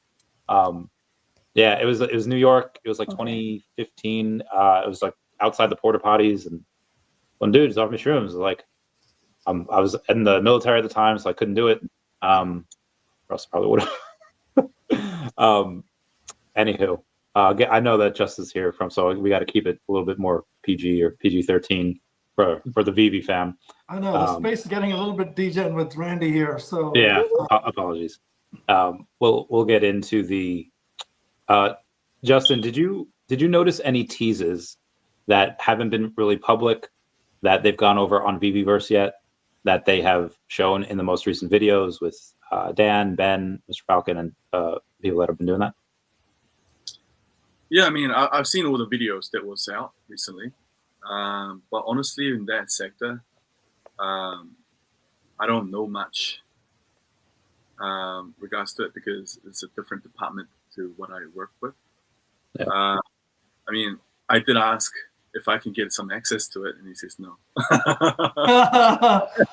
You don't have access to VeVeverse? No, I don't have the access. Oh man. Oh wow. Figured everyone of you would have that. I've been in the first 30. I was in the first 30 on the VeVeverse, man. It's such a pleasure to be on it. When it started, it was very slow, so it took a while. But the three kind of phases for me about VeVeverse were the first one. It's very human. It's a very human-centric feeling. When you move into your new apartment, your first apartment that you move into, even if you don't own it, that sort of, there's a little bit of pride, there's a little bit of joy, there's, kind of decorating it and making it your own space. And then when you buy your first house, you have that joy of kind of building something and just decorating and setting it up, customizing it. So even with these metaverse spaces, VeVeverse, that's the first thing. Like when you first go into it, you spend like hours, like days, a couple of days just visualizing. And there's so many collectibles you have on VeVe, right? Oh, what poster should I put here? What theme should I have here in this room? What theme should I have for the overall? What should I put outside it? What should I put inside it? And that whole process of visualizing, it's almost like a fantasy that you have of what you want to build, and a visual kind of sort of dream almost. It's a part dream, part vision, part fantasy of building something. And the digital world is not so expensive. In the physical world, if you want to buy this type of art and you want to buy anything, it costs a lot of money. Digital world doesn't. So that first few days, you just kind of get the hell out of here. Like, you don't want to talk to anybody. Like, I don't want to talk to my wife. I didn't want to talk to my friends. And I was like, even the guys who are on VeVeverse, get out, guys. I don't want to talk to you guys. I just want to build. Then, once it's ready, then you're like, it's like a housewarming party, right? That feeling. You're like, now you want to show your pad to your friends. So that part is the social part. You kind of have events and you bring people in, you sit and chat, and you kind of show and tell and flex and all that stuff. That's kind of like that second phase. And for some people who are more extroverted, who like being around people, who like flexing, who like kind of, chit-chatting about stuff, that's an amazing thing. And that could go on and on and on. And then the third one is commerce, right? You can act like whatever we're doing with the auctions, the charity auctions here, we could do that in VeVeverse, right? It's my avatar talking to your avatar with a piece on the wall here and a board where we're writing down all the values, right? And in fact, it's even better than this, right? So you could have a comic shop, you could have an art show, you can have digital stuff that you're selling. You could do so many different, there's ways in which you can reimagine it. You can have a Star Wars themed discussion. You can put up a screen and show a movie. Obviously, they might block the rights to it or whatever, but you can watch things. You can watch this YouTube channel in a VeVeverse or something. So, but you can build businesses. And I think that third part is going to be interesting. Correct. Now, personally, for me, there's a fourth part, not for me, there's a fourth part that doesn't apply to me. Or there's a fourth part that may apply to others, like Tails and others. These are guys who would build spaces for others, right? Or they'll build something and sell 10 versions of it or something. So those guys would be making a lot of money building and designing and selling spaces. So when you think about VeVeverse and people kind of think about, a lot of people are thinking, hey, will I buy land? Would I do that? And that'd be nice, when it comes. But for now, it's a pad that you get for free, and then you get to do all these other cool things. And the sky's the limit. And I've really enjoyed my time in VeVeverse. Obviously, there's not that many people in it, so we don't get to do much of the, all the other stuff. But can't wait for it, Justin and Randy. And Linda, obviously, we'll have to, once you get a little more deeper into VeVe, just explore the app, see what you like and stuff. You don't have to own a lot of things, just kind of explore them. But, you can get into VeVeverse and see what that is as well. Okay. Yeah. I mean, I'm actually really excited for it as well. I know that there's two different modes. Is that if you're not so much of a good builder, is what you can say, right? There's a beginner's mode, from what I recall, and there's also a professional mode that you can pick. Yeah. Right. So I'm actually really interested in trying. I really want to try out the both modes to see what are the biggest differences. Yeah. I've been hearing a lot. From in-house. That has this and that, but because I haven't seen it personally, because they will not allow me to access, and they say we have to keep it fair. So I can't really visualize it too much unless I see and go through these clips that we've been sharing. So I'm with the community at this moment where I'm just trying to speculate what's gonna happen. I'm on the same boat as you guys right now. I want to go in and I want to somehow. They showed the thing with a Maserati that was just in there, and they showed buildings and roads. Like, there's no need to have roads unless we were going to be able to drive some of these vehicles. So I want to see which one's more durable. If anyone's ever played, not Vice City, Midnight Club or Midnight Club 2 on PS2, you have fun like crashing the vehicles. You have fun like with, I don't know if there'll be weapons in the VeVe-verse, but you get to have fun seeing which ones are more durable. When going 88 miles an hour, what's gonna crash what? Is it the DeLorean or the Ecto-1? What's going to survive? I'm very curious to see which ones are able to do that. Oh, by the way, Randy, are there any of the charity auctions that are expiring now? In about 12-ish minutes, we have the Addiction comic. This is from Vincent Zerzolo. It is signed by Vincent Zerzolo, David Quinn, and Andres. That ends at 10:30 Eastern Standard Time.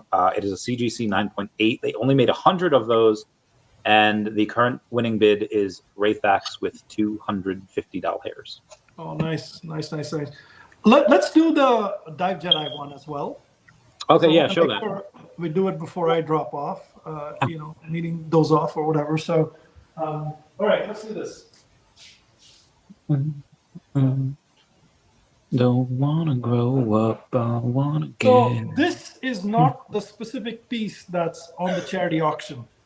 So it's basically a lovely black frame with a piece with metal plate on the back, and the Todd McFarlane Batman is spray painted on.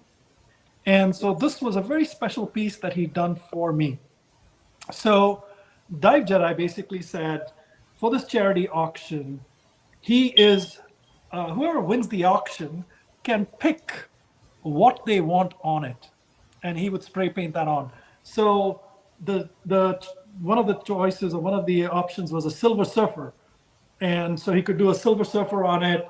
He could do the Todd Batman, or he could do anything else, any other character that you want that you feel is special, as Doctor Strange or one of the other ones. So just whoever wins this auction will have the ability to pick what they want on it, and he'll cover the shipping as well. So, so again, it's this piece of art with a black frame, a metal plate, and a spray painted thing on it. So if you want to see the quality on it, it's incredible.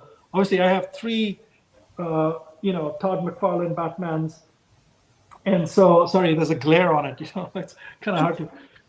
You got a piece of poop on your. No, it's just me. Never mind. Sorry, keep going. Anyway, so let's put this up for the charity auction. Let's start with the floor of $75, and you basically have to donate to the American Red Cross.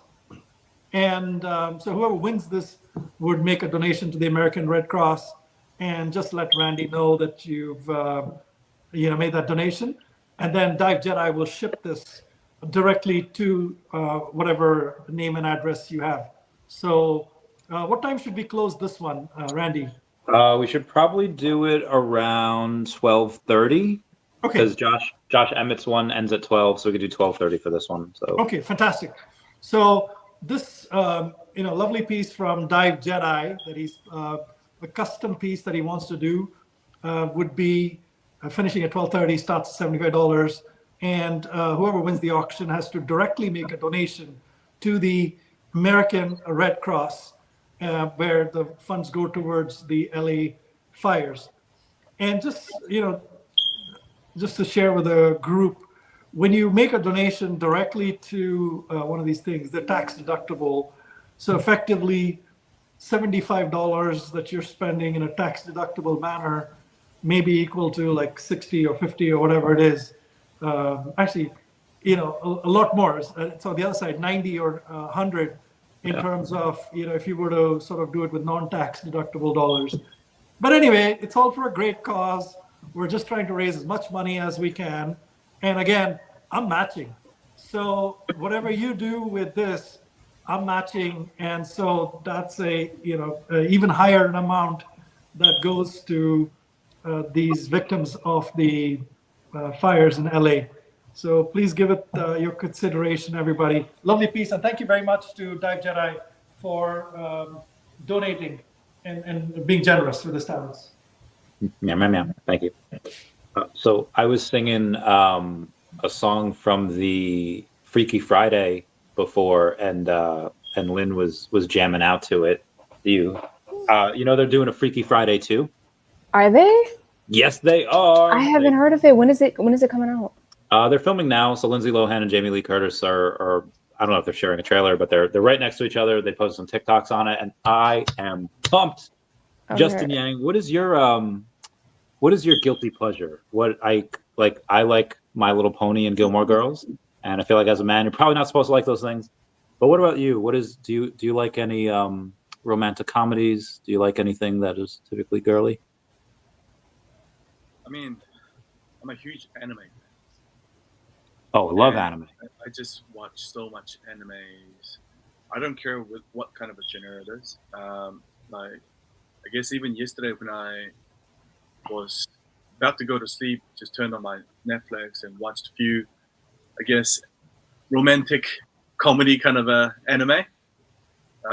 So yeah, I mean, I like webtoons, animes. You know, I just watch it a lot. Yeah. Same. I'm kind of almost like a normie when it comes to that mainstream stuff. Fairy Tail, My Hero Academia. I guess the couple. So this one, my ex kind of made me watch. This was not my choice. It was her anime that she liked and she wanted to show to me. But it's actually really good. It gets really wild. Called Madoka. Hero Madoka. I'm trying to think what it's. Madoka Magica. Yeah, it starts off. It's like, girl, why do you watch this? And then it comes on, and it's just like, in like the 6th episode, it's like, oh, I see what happened here. What's up, Sleeping Comics? Me Sleeping. How you doing, man? Ooh. Sleeping, can you give us an ooh? Ooh? My bad. I love you so much. This space is really very, very entertaining. Am I not supposed to do that? What am I supposed to do? I haven't been watching. I'm sorry. Oh no, that's just what you do. You just gave us a new. That's amazing. All right, I love you, man. What does it even mean, man? I don't know. I'm like so lost, man. So it's just like what a waifu would say to like be like cute. Like it's like, oh, you look nice today, and then that's what they. Please don't put that, anybody. That's gonna. Okay, got it. Oh, Addiction Comics is bidding $269. Everyone comment nice down below for the 69. He has outbid Wraithax. Bill Gardner has outbid the Wraithax, and it ends in 5 minutes. 5 minutes. Jay says, "When I would go, even if you don't, I would go in and be like, I'm my boyfriend's waifu, just to beat the men off with a stick over there." Mm-hmm.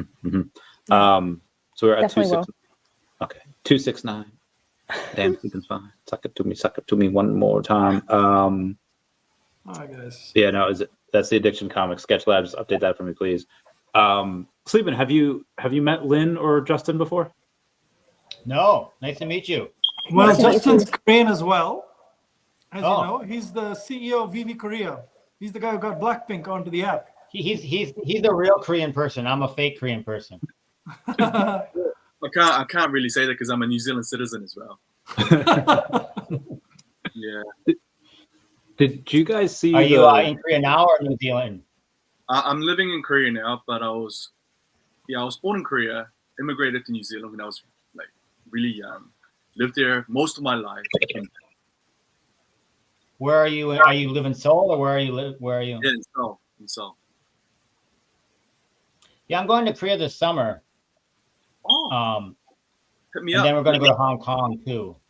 So yeah, when any of you guys do tend to come to Korea, just let me know. Okay.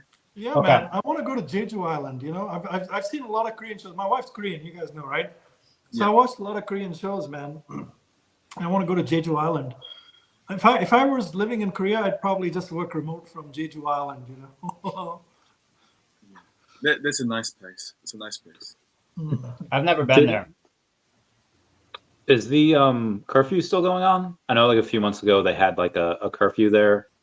Is that still something that is going down, or has that been lifted? Curfew regarding in South Korea? No, there was no curfew. Oh, all right. Never mind. Disregard. I'm being an idiot then. In terms, we'll have more people coming on in a bit later.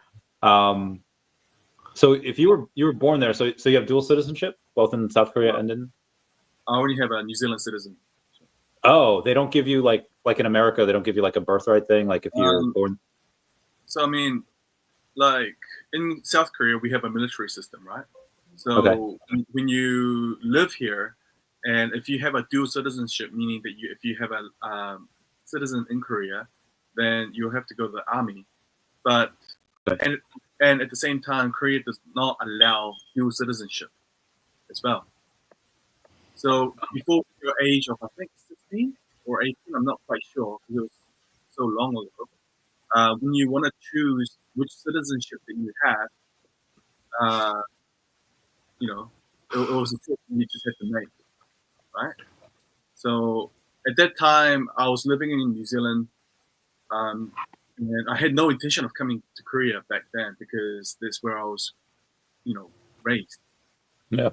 And I, of course, selected New Zealand citizenship, and then 10, 20 years later, who knew that I was coming back here and living here? Just don't know how life turns out, right? So yeah, a couple years ago, I had this one girl, Janie, on the podcast, Janie Park, and I didn't know where she was from. I guess she's from like North Korea. She had this crazy story about like her and her family escaping from there. I think it was her and her mom. It was a few years ago. I don't really remember too well, but it was just bananas.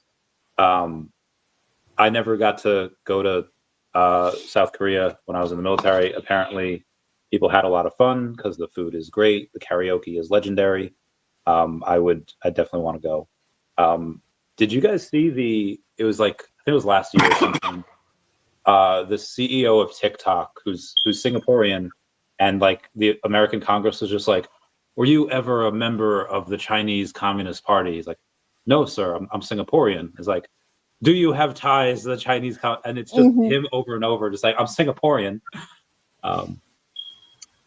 It's what, Joshua, what do you think of like the American like Congress that tends to be very technologically inept, and they like I assume they're just finding out about like Red Note now. That it's been like a few weeks.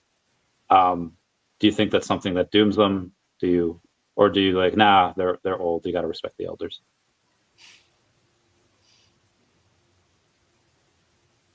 You could also say I neglect to comment and be like, Randy, we don't want to, and that's fine. Justin does not want to step into that shit. That is fine. I don't want the political area. Listen, you're a wise man. You're a wise man. Yeah. Oh, okay. So we have a winner for this comic. It is Bill Gardner. He is the winner of the CGC 9.8. Beat out Wraithax. Did you get Dr. Profit's bid in? He did not bid on that. Profit bid on the Josh Emmett thing. The Josh Emmett, but I think but Rolex beat him to that now, and Profit did not text me a secret bid. Oh. Said he was gonna. Can I put stuff in, or are we done putting stuff into I'll post up now, Sleeping. Post up now. Give it. Go, Stormtrooper. Go. Get it. Well, it's not very big deal compared to these other people things. It's like David, you've got like crazy statues and stuff. I've just got like a thing. I don't even know. Well, show us your thing, man. Show us your thing. So I'll put this in there. Oh, wow. Oh, that is super cool. Damn, that's amazing. Wait. So tell us about this piece, where it originated, who it's signed by. Clayton Crane, right? This is Clayton Crane, one of my favorite artists. So this is hand signed by him, and I think it's fitting because it's the American flag. Man, love it. The significance of it is the remark is right here by his hand. So he did that remark. So the crazy story is that it's a print with a remark. Yeah, the print. Okay. The remark is obviously not. That's yeah, of course. Original art. So what happened is that this is years and years ago. I was getting a bunch of my comics signed by him, and his pen blew up, and it sprayed ink over a bunch of stuff, including this print. And so he took that ink and then made that remark on it. So it's kind of cool. So anyways, if someone wants, I don't know what you want to start it at, $5, doesn't matter. So if people want to bid on it, they can, and then I'll send it to them. But it's pretty cool. It's I don't know how big it is. It's bigger than a comic. I mean, it's obviously a print, so Yeah. Seems like it's in hand signed by him, so it's kind of cool. And it's a good one. I mean, it's really cool. I thought it was fitting for this occasion. Yeah, that is. So it's a one of how many? I don't even know. It's not a one of thing. He just printed a million of them and had Okay. them at his booth, and he was signing them. So, And then but the remark obviously is a 1-of-1. So yeah. And then people shouldn't go. Obviously, for charity, it's just for do whatever. Yeah, but so what do you want to start this at, Sleepin? $5. Oh, come on. That can't be $5, man. We're doing this for a charity for a good cause. Yeah, well, it's probably worth more than $5. But I mean, it's a good, we started all these so high. Let's start one at $5. Right, just a starting price. Yeah. Okay, I'll bid $5. Let's go. Okay, good. Randy's up for $5. There you go. Randy up $5. I'm not going to say 6 because then he's going to shame me into it. So, all right. Well, so $5 for a Clayton Crane piece with a remark on it. And where would you like this money to be? Is it American Red Cross, or would you like to do the First Responders Children's Foundation? We'll do the first responders. That's fine. Okay, first RCF. So Love that's Alcon's charity. Whoever wins this has to make a direct donation to the first RCF and let Randy know, and then we'll get that shipped out. And when do you want this to finish, Randy? Would this be 1 a.m.? This will be 1 a.m. Yeah. Okay. All right, guys. So this would be ending at 1 a.m. Eastern time. So please donate and bid generously. It's all for charity. This goes directly. You're paying directly to a charity. Rolex, I was 100% ready to. If somebody would have said 10, I would have said like 15. I would have gone all the way. But Rolex with 100 out the gate. Let's go, Dr. All right. Rolex. On fire. Thank you, Dr. Rolex. By the way, Dr. Wait, Rolex. is that for this one or is that for a different one? No, I don't think we have any other portraits. Oh, this is a Spider-Man one. Okay. Does anybody else have like I had a cell. Hang on. You guys keep going and I will Stephen, find. thank you very much. That is amazing. Thank you for a very, very generous, piece there. Is it okay for me to also participate on this? No? Yes, oh, sure. Of course. Okay, because I mean, this is for the LA fire donation, Yes, right? all of these are for the LA fire. Okay, but then actually, I wanted to put this down. Do this. All right, tell us about it. So this is from Uptempo. Oh. Man, such amazing stuff coming up here.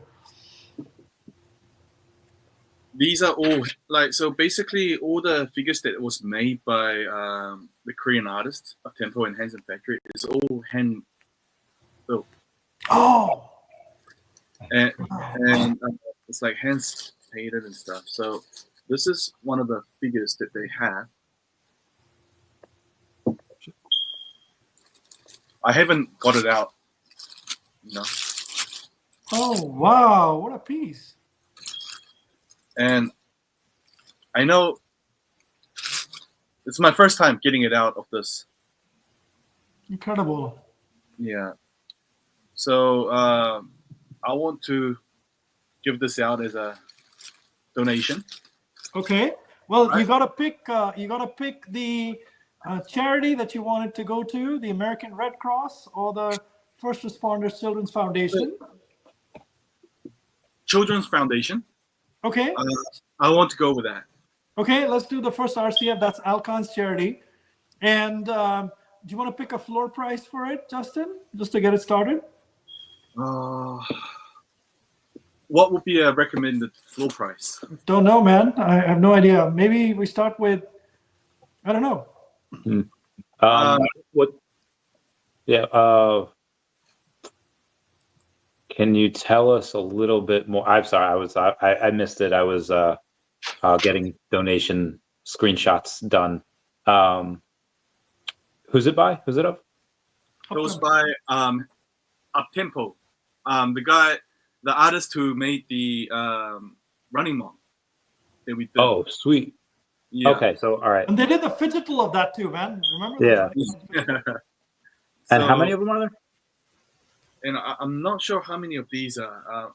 I know that these are all limited because they're hand built, right? Right. So I don't know exactly how many. And it is, I mean, to my level, it was quite pricey. Yeah. But I'll just put it here. Maybe we can start off, I guess, from 100. Yep. Okay. Sounds great.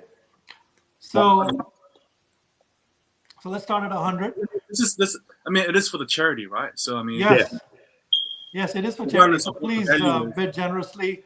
Anyone who missed out on the Running Man fidgetal and feels kind of left out, here's a special piece that you get directly from Justin Yang, CEO of VeVe Korea. Well, so $100. Let's finish this also at 1 p.m. Eastern, 1 a.m. Eastern. Randy? That's going to be the same with Sleepin's Clayton Science Bar. Yes. Okay. So 1 a.m. Eastern. Okay. Copy that. All right. And fantastic. We're on fire here, man. Yeah. If By the way, my bid's in. But I just meant to say that, Randy. What should I write? Up tempo, 100. Yeah. Up tempo 100. That is the. So be advised, Sketch Lab. We had Rolex bid $100 for that signed Spider-Man. Oh, Mr. Rolex already 100, so I gotta beat him. All right, Yeah. so let me make it up tempo $125. I want to let him send him a message saying, hey. Okay, and that's going to be Mr. MC1. Yeah, updated it. Okay, sweet. Oh, you upped it to 125. Oh my god. Yeah, 125. Very nice. How much? So you have to go high. It's amazing. I might actually win one of these things. That wasn't that one. It was a 9.2 Scotty Young Ultraman. I will. Pretty good. Hey, did I win the comic, by the way? The comic was won by. I think Raythax won that comic. The CGC 9.8? No. The Thumper one. Thumper 1 and 2. Steve Oh, Bliss. the Thumper. Yes. You won both of those. So let me make a note of it. So, man, those are 1 of 15 kind of pieces, man. I'm taking money for $40. Okay, Thumper 1 and 2. Has anyone else been sitting for 7.5? Dude, I am so proud of myself. I have not gone to the bathroom yet. I just normally on streams I struggle to make it 2 or 3 hours before I have to use the little boys' room. But today, I am the master of my own bladder. All right, if you need to go to the bathroom, just go, man. Don't ask for permission. All right. Oh, okay. Well, I want to leave y'all with a question, and I think it is going to be one that will spark many a conversation. So leave you talking till I get back. So, Squid Games or Stranger Things? Go. Have you seen either of them, Sanjay? No. Good question. Good clarifying question. Although I got close to watching Squid Games, so I will watch Squid Games at some point in time. How about you? Yeah, I've seen both. Okay. Yeah, they're both good. What about you, Slipping Comics? I'd say not both. But I haven't seen the second season of Squid Games that just came out. I heard that there's a big cliffhanger and that you have to wait for the third season. There is. It's a really good season. I've also watched both, but I would definitely say Squid Games. Really? Yeah. I don't watch that much TV. When I grew up, we didn't have a TV for a long time, so I don't really watch that much, but people kept telling me obviously I had to watch Squid Game. So then can't remember, it's like maybe a couple years ago, I think I was sick or something like that. So then I just binge watched it over a weekend. And it is really, really good. And it definitely has some good twists and turns in it. So I really enjoyed it. So I'll have to see the second season. And then, you know, Stranger Things is such an odd kind of weird show too, that had some ups and downs. And I didn't enjoy it as much as a lot of people, I don't think. I only got through, I think I saw the first season, and I think I got through the second season and then maybe a little bit of the third season. How many seasons have there been now? Yeah, third season is like the best. There's five so far. Or is there 4? Yeah, I think there's 4. The 5th season's coming out.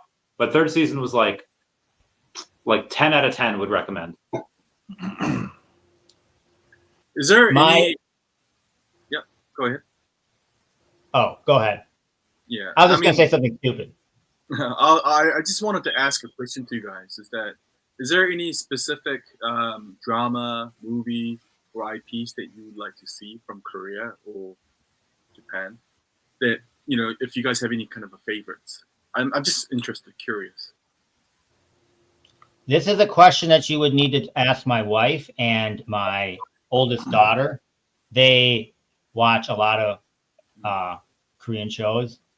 Sadly, I'm a bad Korean, so I don't watch a lot of Korean shows. Although, you know, the one that they hooked me on, oh gosh, I don't know the name of it, was this cooking show where there's all the like top chefs and they you know what I'm talking about? Yeah, I think I know. Yeah, I think I do. Is it really well done and really fun? It was the other one which we watched a couple years ago was and I tried to show it to Randy too, was the Physical 100. Did you watch that one? Oh yeah. Same Physical 100. Yeah. Was that popular in Korea? Yeah, it was actually pretty popular. Yeah. It was actually. So Bruin88 says the South Korean girl group Triple S, the largest K-pop idol group ever, with 24 members. He's asking if they're coming to VeVe. Obviously, you don't have to answer that, but that's one of the things that people seem to be excited about. As far as I'm not really too familiar with Korean drama. Is Crazy Rich Asians? Is that Korean? No, it's not. Okay. That's Singapore, right? Singapore. Okay, gotcha. Although I think there's some Crazy Rich Asians that live in Korea. I'm sure.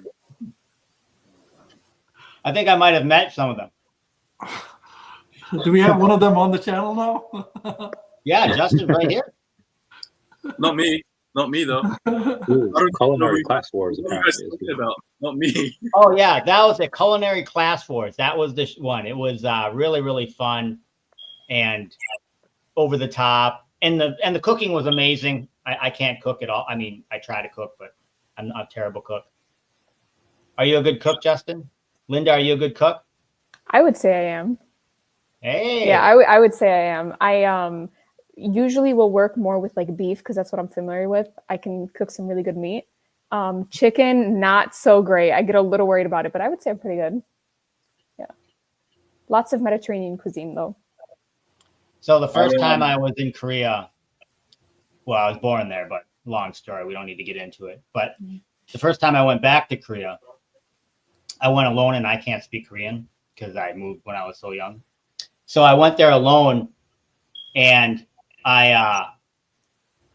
it's just a long story. I won't get into all the craziness of it. But basically, I was there for months, and I like literally didn't know how to like get to the grocery store.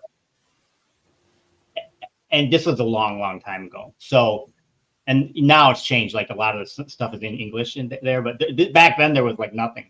And so like, finally, I like had this loaf of bread, and I was eating one piece a day because I didn't know how to I didn't have any money, and I didn't know how to figure out how to find the like grocery store. So then I was teaching or helping teach. I was actually teaching math, and one of the other teachers said they were going grocery shopping. So then I was like, oh, I'll tag along because I'd like to buy some groceries. I didn't know where to buy any groceries. So then I got some rice and some, just ridiculous. But I can't cook, so I was barely making it. Good thing I could go out to eat a lot in Seoul. There's a lot of great food in Seoul. I went out to eat all the time. Right. Yeah. Nowadays, I mean, there's the technology is advanced. We have apps like Coupon Eats, or that you can get anything 24 hours whenever you want, just deliver to the front of your home. I mean, I guess there's like in US it's Uber Eats, right? Yeah. Yeah. Uber Eats and DoorDash. Mm-hmm. Yeah. Yeah. Man. When I was there, it was so long ago. This is ridiculous, but there were like dirt roads in Seoul when I was there. Was it like 40 years ago, 30 years ago? It was a long time ago. I'm sure it was double your age. Really? Oh yeah. I'm easily the oldest person on this stream right now. I don't think so. Sleeping. So Justin and David were friends long time back, so he couldn't be that. Oh, I got them both. I got David too. I'm You sure don't got me though. Sleeping. I might have you too. We'll have to talk offline, but I bet you I got you. Offline. Well, I mean, I can text you, right? So. To put in perspective, I was surprised when Sleepin said that he was able to watch The Empire Strikes Back in theaters, because I was like, whoa. That's in 70s. Does it what? Is it in 70s? No. That's in 80s or 70s. The movie. That was 80s. 80s, man. The Early 80s. Started only in 77, right? Right. So yeah, just again for some perspective there. Lynn is definitely by far the youngest here, still in her 20s. 23. Man. Oh my Lord. Yeah. She's an entrepreneur, guys. Dinosaurs walking around. Come on. So she and her co-founder have created Tropical Pillow, man. Yes. Oh, really? Yes, right over let's here. do a quick recap. Linda, do you want to give us a quick recap on what you and your... So they're from Michigan State, and they're founders of a startup called Tropical Pillow. Tell us a little bit more, Linda. Yeah, of course. So Linda, the co-founder and COO of Tropical Pillow. And Tropical Pillow is an eco-friendly machine washable beach pillow that has an adjustable strap to fit onto any size beach chair, a cute little sun patch over here to hold your sunglasses both vertically and horizontally, and a hidden zipper pocket pouch, which you can put all of your valuables inside. So your phone, your wallet, your keys, swim up bar money. So all of this good stuff. Yeah, it's great for traveling and great for enjoying your time at the beach. So are you VC backed, or did you raise money, or just? Yeah, so currently we've been getting by pitch competitions, and during the summer I would work like 14 to 16 hour shifts and then just save up all the money and then just put it right into the business. And then after that, we have been getting a lot of conversations with investors soon, but we just started fundraising. So awesome. Sleepin's also an investor along with Dr. Profit and a bunch of others. So Linda, you're in the right place. But they've done really well. They're very well recognized as one of the top entrepreneurial teams at the Burgess Institute. That's where I met them. So I'm an entrepreneur in residence at the Burgess Institute, and I work with a number of young founders like Linda and Leah, and very impressed with what they've done. And so this product is $29.99 on discount right now, special pricing. Yeah. And if you enter the promo code LA Wildfire, fires or fire? Fire. LA Wildfire. So if you enter the promo code LA Wildfire, they will donate 15% of the sales to a charity. Which charity is that? The Los Angeles Mutual Aid. Great. Yeah. So, and I'm giving away 3 of them. So I've ordered 3. So the product is ready by end of February. So it'll ship only end of February. But yeah, Randy, can we do those 3 tropical pillows as well? Okay.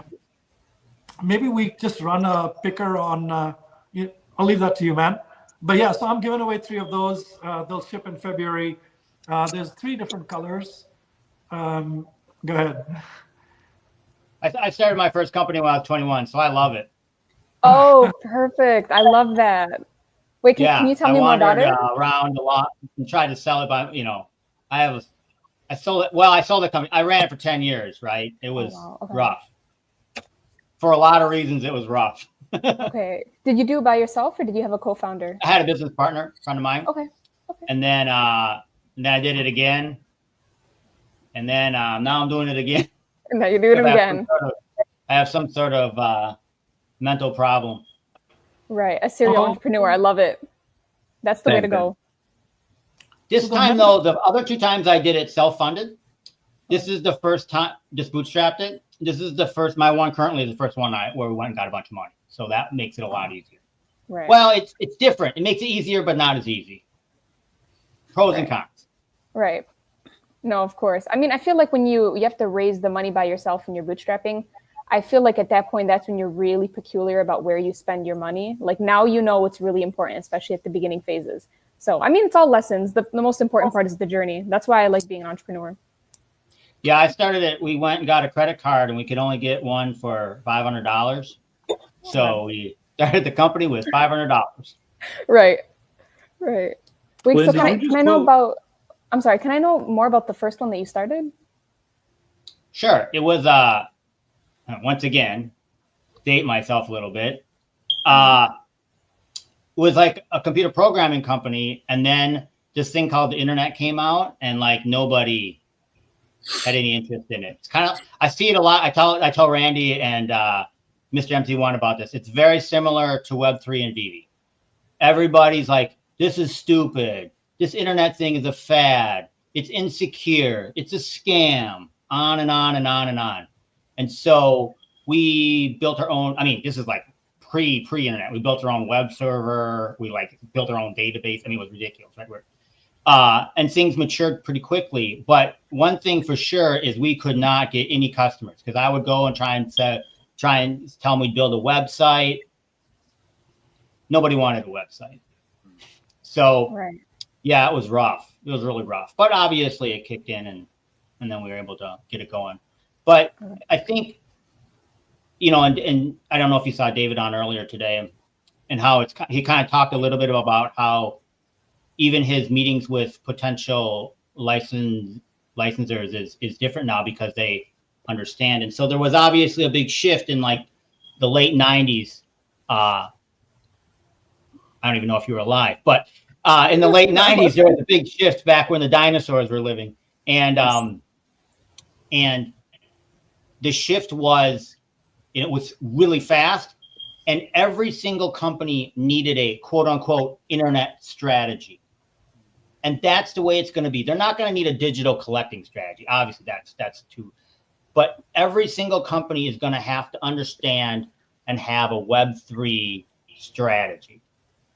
And back in the day, because they were under the gun from their shareholders or board or whoever it was, we did a lot of consulting, so we made money for that. But the easiest and fastest way to do it, and that they could just say was, well, we'll have a website, which is pretty limited, right? And of course, every company has a website now. So I think that's what people are going to do, and they don't quite understand Web3. Well, we'll get a coin, or we'll do some sort of NFT, or it's not value add. They're just trying to get on board and understand. And really, I think a lot of the tools are not built. We're just seeing some of that right now, and VeVe is a part of building some of those ecosystems, so that's exciting. But I think that really, you know, that's the game. It's just like the internet didn't take over the world. You still buy physical things, but as a tool, it augments all business and makes it more efficient. I mean, how would you run your company without email? I mean, you could try, but I don't think it goes so well. Right, especially nowadays, very difficult. Right. So yeah, it's like yeah. Anyway, so I think, you know, it just as different technologies kind of mature, we're definitely going to see, you know, see companies get on board and assist. It's, you know, I'm pretty curious about it all. Let me put it that way. Right. Same.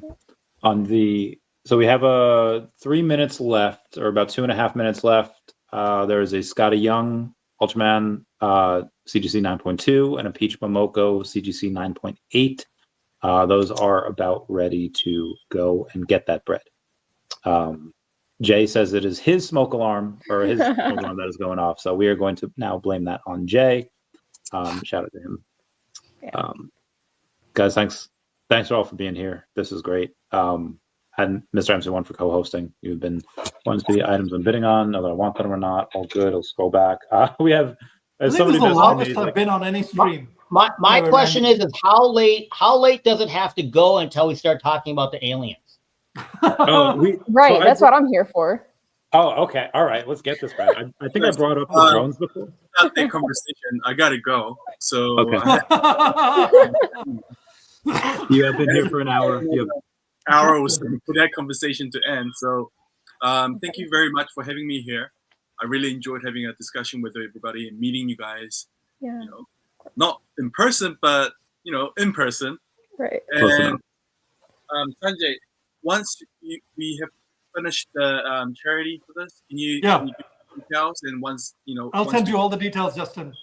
We'll work that out. I'll get you all the information. Well, hopefully I'm the lucky winner, but if not, I'll reluctantly let you know who the other winner is. But please do. It's for charity. This is all in fun. Thank you very much for your generous donation and charity here, Justin. And thank you very much for taking the time as well. I know it's the weekend there, and obviously time zones and stuff are different. But thank you very much. I'm so excited. Great to see you in person as well, like this. Thank you for having me here, and I hope to see you guys soon. And have a great weekend, guys. All right. It was nice to meet you, Justin. Bye, Justin. Thank you. Bye. Bye. Thank you. I love you. Oh gosh, I forgot. I was so busy. I couldn't say thank you for everything that he does, and he does so much. That was a quote from Luke Danes writing, or it was Lorelai Gilmore writing a reference to Luke Danes for trying to get custody of his daughter. Like, by not giving him access to his daughter, you rob his daughter of everything this man has to offer, and he offers so much. Sorry. Have you seen Gilmore Girls, Linda? Yeah, I love Gilmore Girls. Okay. Well, I was so excited talking about it. I was like, I love Gilmore Girls. We're friends again. Okay, wait. Randy, we've always been friends. Okay, so okay. But you yelled at me before. I see the connection now. Yeah, he was talking about lighting one of the pillows on fire, which I thought was pretty cool. But okay, wait, are you team Logan, Jess, or Dean? Oh, Jess, 100% Jess. Okay, I was going to say if you said Dean, I could accept Logan. But if you said Dean, I was like, I'm sorry, I would have to leave like right now. I hated Logan when I was younger because he was like one of those hoity-toity like rich boys, and then I kind of realized at the end of it, like he actually pushed Rory, helped her learn a lot of stuff about herself, including her knowing that she preferred the life of the rich and famous over. I won. Sorry. What did you win? I won a Scotty Young Ultraman CGC 9.2. Damn, Randy! Nice. Congratulations! And who won the? Where was it? Who won the other one? Down on plate? You, Mr. MC1. Yeah, he is. Huh? So I went to your website, so now I know the connection to you and Mr. MC1. Oh, he did that detective work. Michigan. I won't say it. The college is the connection. It is Michigan State University. She's already said that. Okay. Yeah, they're very fine young founders from Michigan State, and it's a really nice product. I think it's very cool, man. We all go to the beach, and we all have, want to carry those dollars around to buy some drinks, and the cell phone's got to go in somewhere. Right. So. Booth, this stream has been 8 hours so far. I'd like to do maybe another 8. I don't know. A minimum we have to do is another 4, but I'll try to do another 8. We'll see. Okay. We'll see what happens. Obviously, Mr. MC1 can sign off at any time. He has been. This is Mr. MC1. This is the first time you've ever done 8 hours. It's the first time I've done anything more than I think 3 or 4 hours on a stream. Wow! Thank you so much. This is quite something. Linda, I'll have to show you what you'll be replacing, all right? Let me first make sure it's outside correctly set up, but I will show you what I'm replacing. Oh, So Justin showed those Okay, I know showed this that figurine. So I was thinking, this is the two rose petals. So I was showing this. These are pretty cool figurines too. Oh, that is super cool. See, that's definitely an alien. Yeah, 100%. Yeah, blue. So yeah, these are kind of cool. There's a whole like, once again, you could go down this rabbit hole, which I almost did, but I only got a couple of them because I thought they were so cool. But yeah, there's a different line, this whole line of it, and gotta escape it. Stick to the comics. There's a so I guess now Mr. MC was all right. So the aliens, the reason why Justin Yang had to get off. What do you think that they might look like? Is it like the Mars Attacks aliens? Is it the Greys? Are they like the Jimmy Neutron ones where they breathe by exchanging nitrogen particles? What do you guys think they look like? Randy, you know there's no aliens. We don't know that. Yeah, you can't know that. So I'm pretty sure there are. I'm like 99.999% sure that there are. Right. Like intelligent aliens, not like some microbe, right? Yes. I'm so and your analysis is because it's the, you know, there's The a Fermi billion paradox? stars in the there's a billion stars in the whatever in the Milky Way galaxy, and then there's a billion galaxies, and the odds are there's, you know. So that's part of it. The other part is, well, I guess there's a couple parts. One I'll go over really quickly. The odds of us being a simulation, I think, are higher. Like, I think it's more than 50% chance that we are. And if you're going to simulate a universe, why would you simulate a universe with just one intelligent species? And that's considering us intelligent. There are probably beings out there that are a lot more. Two other reasons. One is you had Nancy Mace go on last year, kind of interrogate Congress about these UAPs, the unmanned aerial phenomenon, and she asked about like any particular pilots, and then the guy that answered said, well, there were pilots, yes, there were bodies recovered, and she's like, okay, well, like what were they? And he says that they were non-human biologicals. Whatever the fudge that means, I'm gonna guess that they are like it's not dolphins piloting those planes. It's clearly something. Now maybe they weren't aliens. Maybe they're here on they came from the ocean, because most of that is still kind of undiscovered. And the last piece of the puzzle is there's a very good friend of mine that is very close to, I'll just say someone that's politically close, and I'd ask them like, hey, so like, you could tell me like they're aliens, right? And he could have very well said, he could have lied, and he could have said, I don't know. That's kind of above my pay grade. Even if there were, I don't think they would tell me. But he doesn't say that. He goes on and he like, in the most you could tell he's lying way, say, well, think about it. Like Trump can't keep his mouth shut. Like if there were aliens, he would totally tell, right? Like, and like that is one of the ways that I'd be like, okay, you are saying this in a really weird way. That's his way of telling me that there totally is, in my opinion. So those are the three reasons why I believe there are aliens. Like the grandma got run over by a reindeer. As for me and grandpa, we believe. As for me and Dashi, we believe in aliens.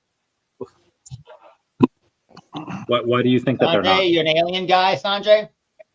Oh man, I was just like wondering where have I landed? What's going on here? I couldn't find it, Linda. So I have a couple of those chairs for my pool, and I have a pillow like that, but it's smaller, but it doesn't have the pouch, and it doesn't look so cool as well. I was searching for it outside. I couldn't find it. I think we removed it when it was snowing or something. Right. Is it inflatable? No, it's just it's cushion. It's one of those things which it just slips on. I'll show you guys what I have outside, but 1 second. While you get that, I'm going to call an audible here. Prophet did not give me his super secret bid, but I'm just going to put it in for him and say that's 800 because he wanted it. So I'll put that up to 800 Sketch Lab for the Josh Emmett signed gloves, shirt, photos, etc. And that'll be a secret bid. He cannot. That will not be up again unless he actually comes back. And it looks like he was very tired. So this is what I have. So the pillow goes there, but these things here basically have like a little plastic there, so you can put an iPad in there. Okay. So yeah, so basically when you're sitting on one of these things, right? You want to, if you stick the iPad inside, and it's got the thing where you can tap and stuff like that, so you can watch shows or you can read and stuff like that. That really, what you just showed me there, Mr. MC1, really hurt me. I always thought you were in your basement. I really didn't realize that you were, just walking out right to the pool. I thought you were like me, living in the basement. This is Texas, brother. We don't have basements here. That's true. You guys don't have basements in Texas? I mean, not here. I don't have a basement, man. What do you guys do during like tornadoes? So we have, like a room inside a room. So this is kind of my. So if you let me see if I can turn on the lights here. Damn, Give me a minute. Rolex bet an 810 on the gloves. Rolex, Like a I think safe you win. room. I think you win. So we have this room here. It's like another kind of a dining room kind of thing, but the roof is completely metal. So it's surrounded on all sides by other rooms and different structures. But it's kind of dark to go outside. But if that part will not go out. So Mr. MC1's safe room is bigger than my entire house. But yeah, whenever there's a tornado warning or something, we'd go there. I heard the safe room, like Jodie Foster. No, not like that. I mean, we don't have like a vault like thing. It's not for intruders and stuff, right? It's more for like tornadoes and stuff. It's something where where the pressure is on and everything's getting sucked out. It's and the winds are coming in. There's other walls. It's at least 2 walls or 3 walls away from where the wind is, and then the roof is also lower. So all the other roofs, the rest of the house, the roof is higher. This one's lower and completely metal. So I mentioned safe room. What does Lynn know about safe room, huh? What you know about Jodie Foster, girl? I completely missed that part and just thought of safe room and thought of zombies. But that's just mostly because I have an obsession It's with a movie, zombies. right? With Jodie Foster. She goes in the safe room and there's these people and yeah.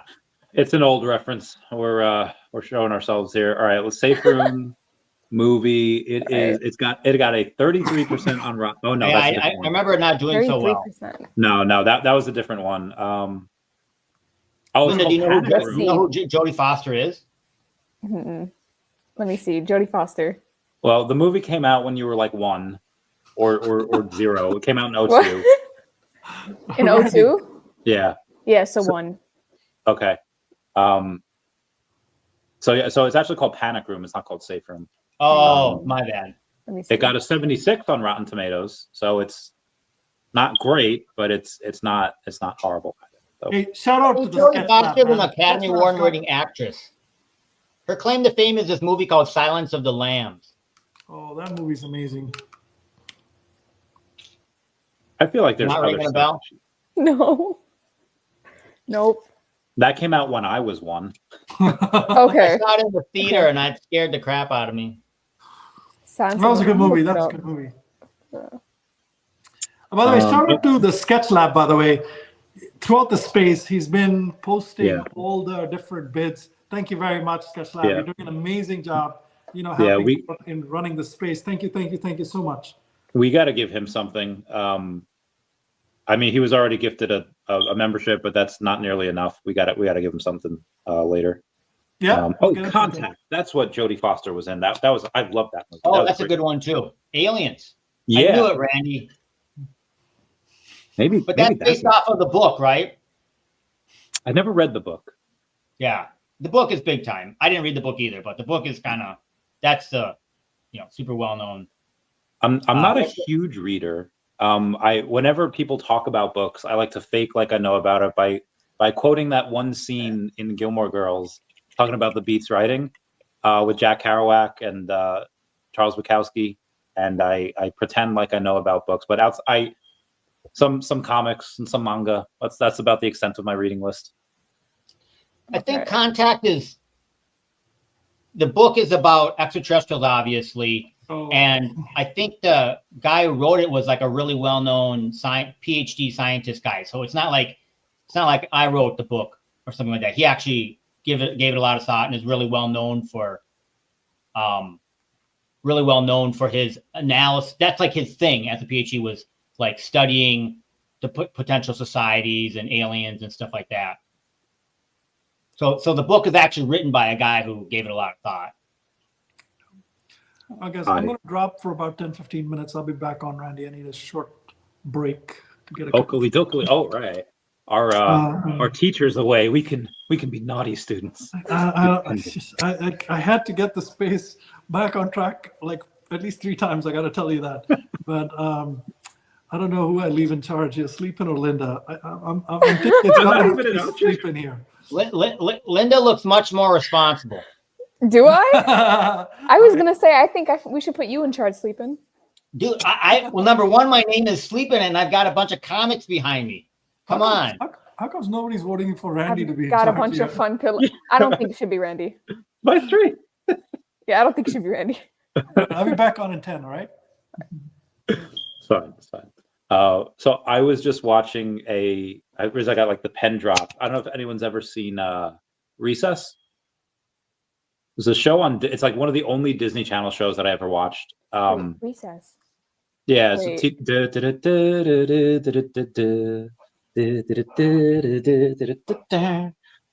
TJ Detweiler, Ashley Spinelli, Gretchen Grundler, Gus Griswold, and Mikey, forget his last name. 5 kids. They just Vince LaSalle as well. Wow, I'm really fudging up on the Mikey there. Shout out to Jay Cofer. Anyway, they get a new substitute teacher, and they're like, guys, this is what we're gonna do. We're gonna do like the pen drop. We have like the pea shooter for spitballs, and I don't know. What was your guys' favorite shows when you were younger, cartoon wise? All you need to know is Sanjay sent me his age, and I got him. Yeah. I think he was born in '77. What about you, Lynn? What is your favorite Ed cartoon? and Eddie. The what? Ed and Eddie. Oh yeah. Yeah. I absolutely love that. I was really into Sonic for a long time. Yeah. Sonic Underground. The theme song is always just stuck in my head. Got a brand new attitude. No, but it's the Sonic Underground one. Have you watched that? What year did it come? Because there's like a bunch of Sonic shows. Ooh. Well, I know Sonic Underground. I know that one had a. There's one where Urkel is the voice of Sonic, and he actually does a really good job. 1999. That might have been the one with. Yeah, that might have been the one with Urkel. That's Jaleel White is his name. He was the one with the. Do you know Urkel? Probably don't know Urkel. I don't know any of these people. You don't know Urkel? Sleeping. It's the reverse now. She doesn't know who Jodie Foster is, but now I don't know who these other people are. I'm too old. Did I do that? No, this came out in like the 80s, like early 90s. Like it was. I Steve probably didn't have a TV. Oh. Okay. Yeah. Fair point. Anyway, he's like one of the most famous, probably the most famous, nerdiest black guys like ever. Maybe Neil deGrasse Tyson's kind of touching him now, but Steve Urkel, and I do that. I'm looking this up. Right. Like he would always like spell it. SteveUrkel. The using the uniform K as right? The what? He had the suspenders, right? Yeah. Okay. Yep. Oh, yeah, I've seen this guy. I've never watched the show though. Oh, okay. Well, it's pretty awesome. Wait, what are we talking about? Oh yeah, because Sonic. He was the voice of Sonic. In one of them, and then there's this one that came out a few years ago. It's on Netflix. That's supposed to be really good. I haven't seen it. What do you give the movies? What do you rate them? They're fine. I honestly just like the Sonic Underground TV show. I'm real with you. That one was the best. It had a really amazing plot. And the theme song, I think, was ahead of its time. Like it's the only theme song that is just it's just constantly in the background of my head. It lives in your head rent what free. kind of movies do you guys like? Kind of movie. What's some of your favorite movies? I was telling We my know friend. it's not Silence of the Lambs. I like Garden State. I like Garden State. I haven't seen that. What's that about? I haven't seen it, but I know I remember. Obviously New Jersey, but you know. Right. So Garden State. What else? I liked Black Swan when I watched it. Let me see. Oh yeah, I love that movie. That was really, really good. That was Natalie Portman. Yeah. Yeah, and Mila Kunis. Yep. I didn't see it, but I remember seeing previews for it. Actually, that reminds me. If you guys had to give yourself a celebrity lookalike, who would it be? And I want you guys to see if you guys can give me one, because now that you brought up Natalie Portman, there is this one person that I know that is so insistent that I look like Natalie Portman, but I don't see it at all. And my friends don't see it. I would say Sarah Hyland. I got to look up Natalie Portman now because I can't remember what she looks like. Right. Let me find a. Hold on. Sarah Hyland. I have to put in a monitor because I just typed in her and then I just got a whole bunch of her in. But yeah, I'd say that's pretty close to what your hair looks like with hers. Yeah. Okay. But for me, God, I don't know. Sleeping, you go first. I don't know. It's hard. I think it's hard to pick one for yourself. Not that many Asian actors. Not that many Asian male actors in the United States for United States cinema. Right. I would like to say that I have a pretty close appearance to Miguel O'Hara, Spidey 2099. Yep. Yeah. Yeah. So that, I mean, I know he's animated, but I still like him. Did you see that? Did you see those Spider-Man movies, Linda? Or no, you're not a Spider-Man person. No, I am a Spider-Man fan, but I preferred Andrew Garfield. Tom Holland is great, but I loved Andrew Garfield. Yeah. Did you see the Miles Morales animated ones? That was Into the Spider-Verse? Yep. Yeah, those are really, really good as well. Yeah, the animation's so unbelievable. I heard they might be coming out with another one. Am I wrong? The third one is like in production hell. They've there's the second one had a big cliffhanger at the end. I don't know. Right. Spoiler alert. And so I think it was supposed to come out actually this year, but I don't think they've done anything yet with it. So it probably won't come out for another couple more years, which is too bad. More years. Oh wow. But I think it's the combination of them wanting to do a good job, and then they have to do this jump. I think they're going to jump Miles into the MCU, and so they want to have that all figured out as well. So I think it's just complicated, and obviously there's licensing issues with Sony and Marvel, and right, madness, always madness, nothing easy. Okay. You have to go and make things so complicated. You're an Avril fan. Yes. I'm glad that the younger generation knows Avril. 100%. Oh yeah, I got Natalie Portman up here. I can see the resemblance to you. Can you? Okay. I mean, I don't think you're like, the spitting image or anything. Right, but I definitely see, Okay. Maybe a young Mila Kunis too. I see that. Let's look her up. Okay. Trying to think of the slightly darker. Where Lynn? I'd say more. Yeah, I would say Mila. I would say Mila Kunis. Yeah, okay. Lynn, where are you from? What's your background? Like, if you taken Ancestry, DNA, 23andMe, what does it say? I'm Lebanese.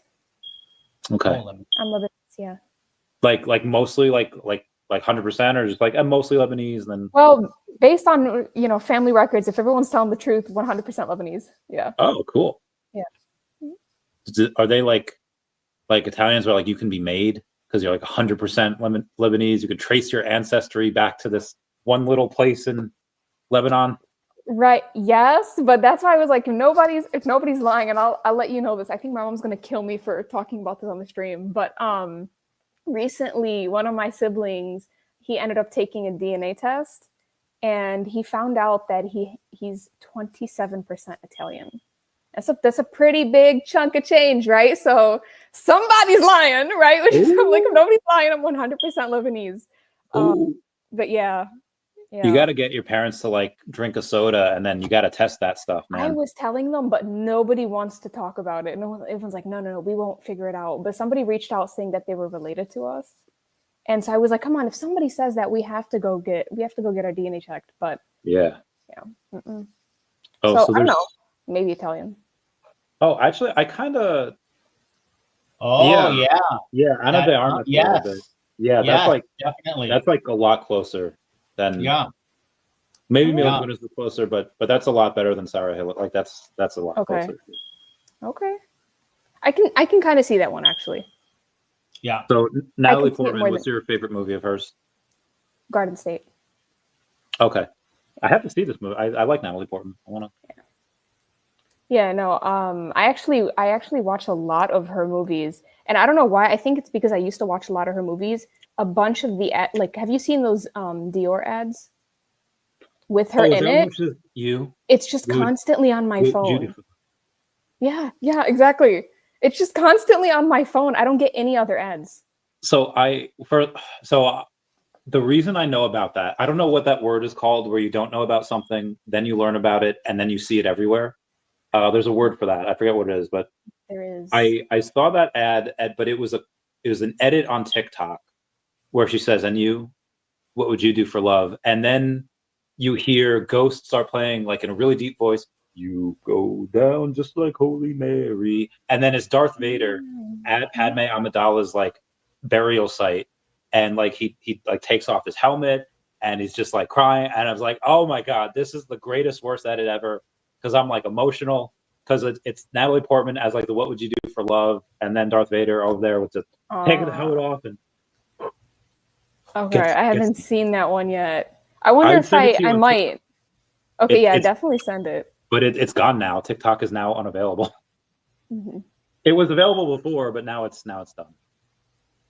Okay. Oh yeah, V for Vendetta is a good one too. I'll put that in.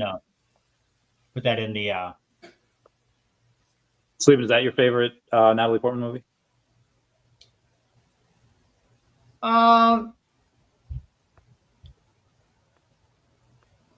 What was the one where she's like the assassin? It was like her first big breakout role. I think that's her best one. Leon the Professional? Yeah. That's like her best one. So good. That movie's amazing. I haven't seen it in years, but I really like that one. Here's the one that people are gonna. I actually like Thor: The Dark World. She's obviously which is the second one, but she's good in the first Thor too. I didn't like her as much in the Star Wars movies. So. Oh, I liked her. I mean, I think we look back upon those movies more fondly than when we saw them. And Randy's heard this story before, but when the Star Wars Episode 1 came out, all me and my friends were super excited. Obviously, Star Wars had not been in a theater for 20 years, so we were all pumped up. We stayed up all night. We went to the very first showing at midnight. We were all super tired. And we saw it from midnight to 2:30. And we were so unhappy with the first Episode 1 movie that we came out. I remember we were like zombies. We came out of the movie. It was like 2 or 3 a.m. in the morning. And we all a bunch of us looked at each other. And the one guy said, let's not tell anybody we did this. And then he got in his car and left. I went to, I was too young to go like at midnight for the first one. For the second one, I went. The third one, I went at midnight, and that was amazing. That was great. I love those movies. I know people hated it at the time, but now I don't know if you guys saw that clip of Star Wars Day like 2 years ago, and Hayden Christensen comes out, and everyone's like cheering, and he gets like emotional because he got so much hate for so many years, and now it's good times. Yeah. Yeah, I mean, I think he's supposed to be the next Ahsoka season, so they're full on bringing him back in a bunch of stuff. Go. Spoiler alert! Oh wait, maybe I shouldn't say what I was going to say. Okay, never mind. I was going to say something about Ahsoka season 2, but I don't want to ruin it for people. Right. Yeah, don't ruin that yet. Por favor.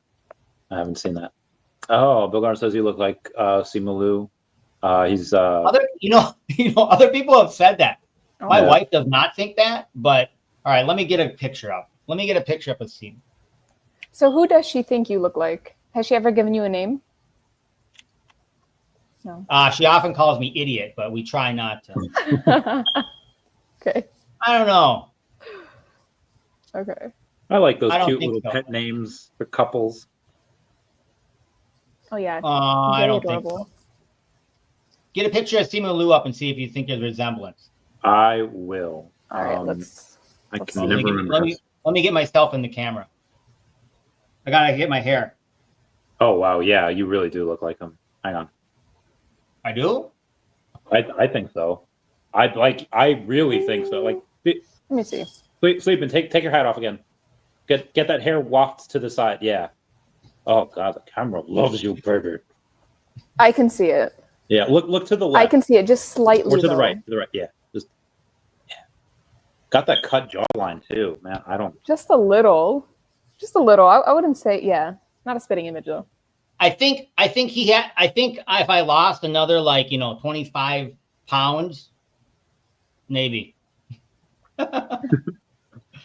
Sleepin's like a marathon runner, running like several miles a day. Like you've never ran one before? Is he somewhat accurate with that?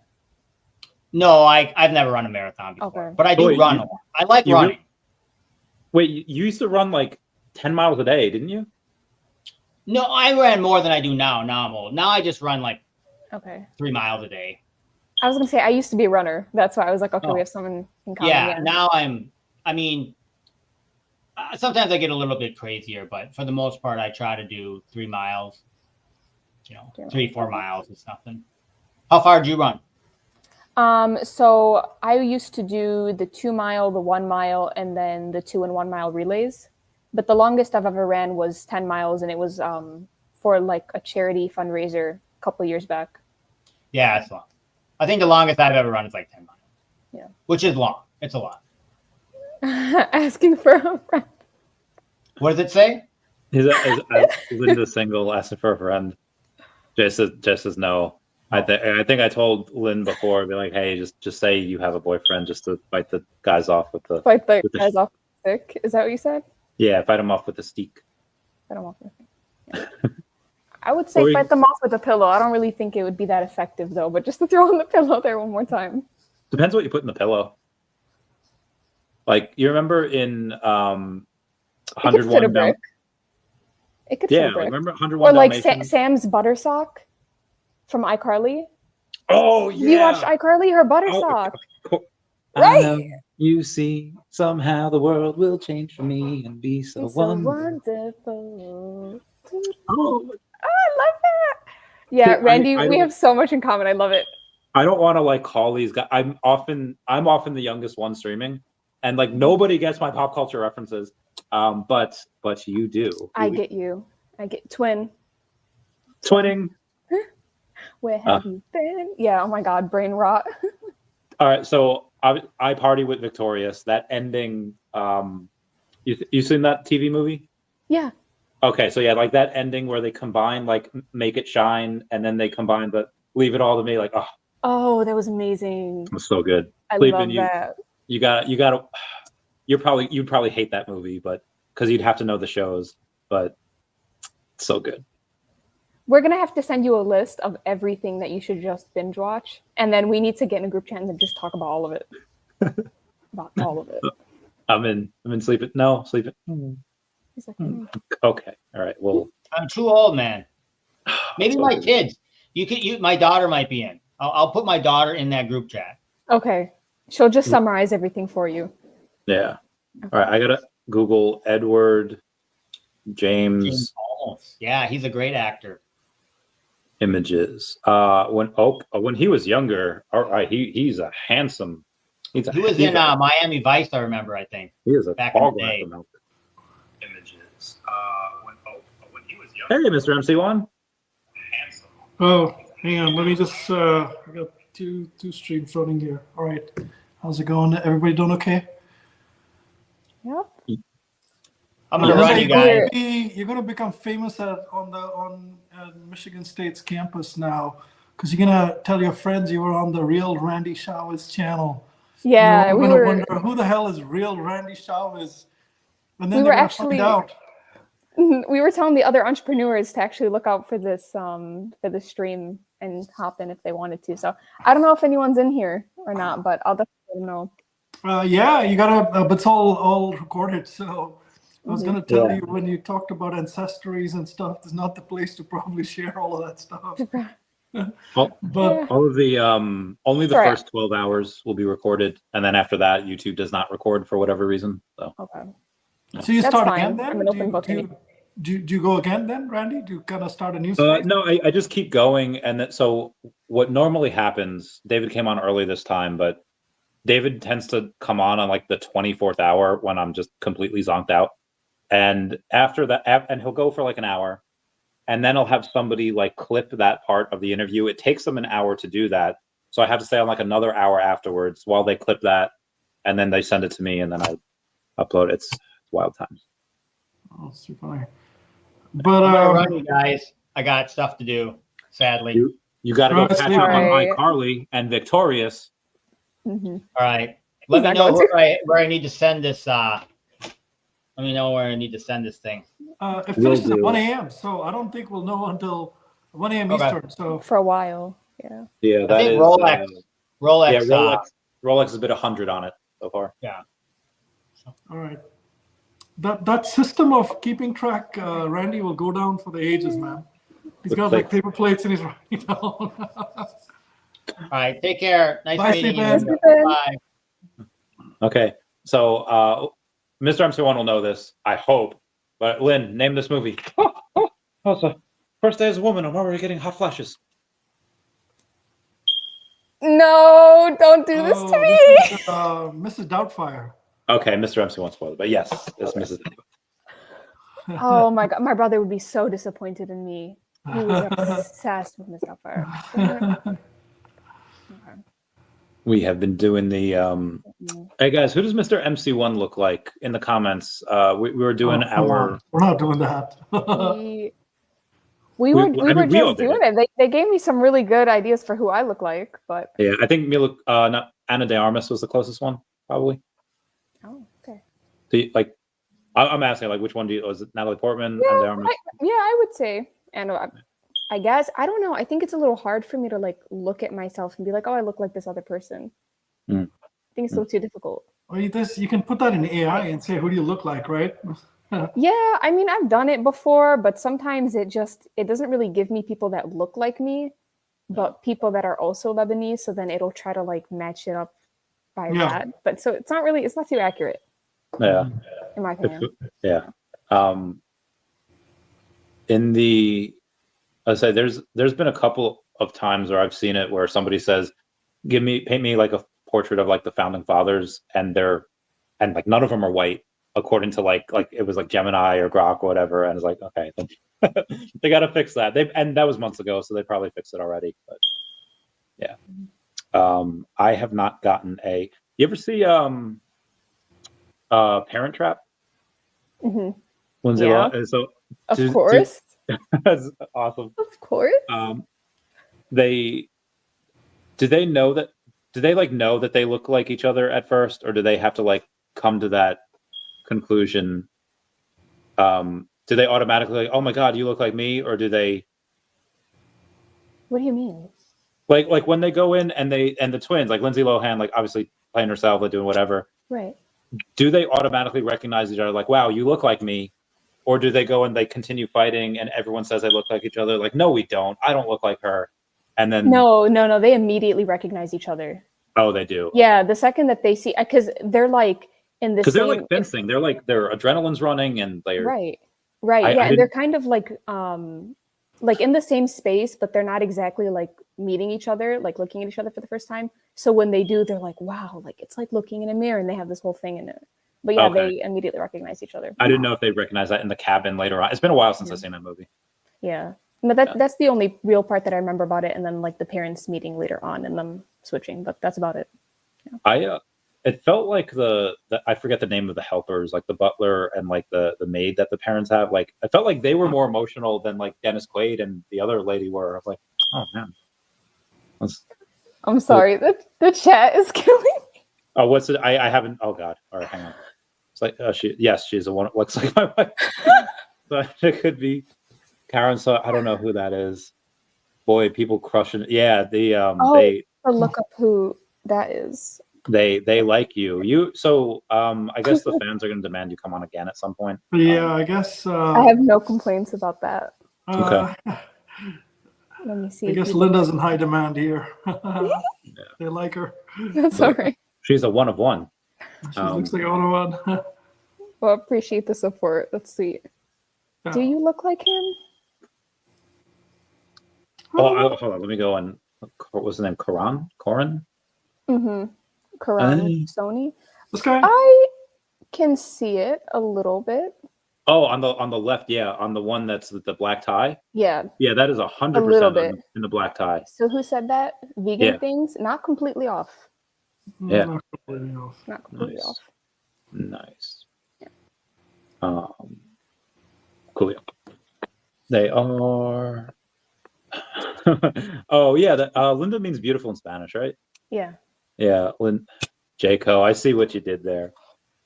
Anyway, let's actually about that. You just reminded me. So my last name isn't actually Comis. Like legally, it's Comis, but it's actually Khamis, which is my Lebanese last name. Ooh. So that means Thursday in Arabic. So a lot of my friends in high school growing up would just call me Pretty Thursday because of the meaning. Oh, yeah. that's adorable. So yeah, I went by Pretty Thursday for a while, and then when I was a runner, they used to call me Firecracker. Just like the personality, like used to burst out. So I used to go by those two nicknames, but you reminded me with the beautiful in Spanish part. So Firecracker, like, were you like hot tempered? I'm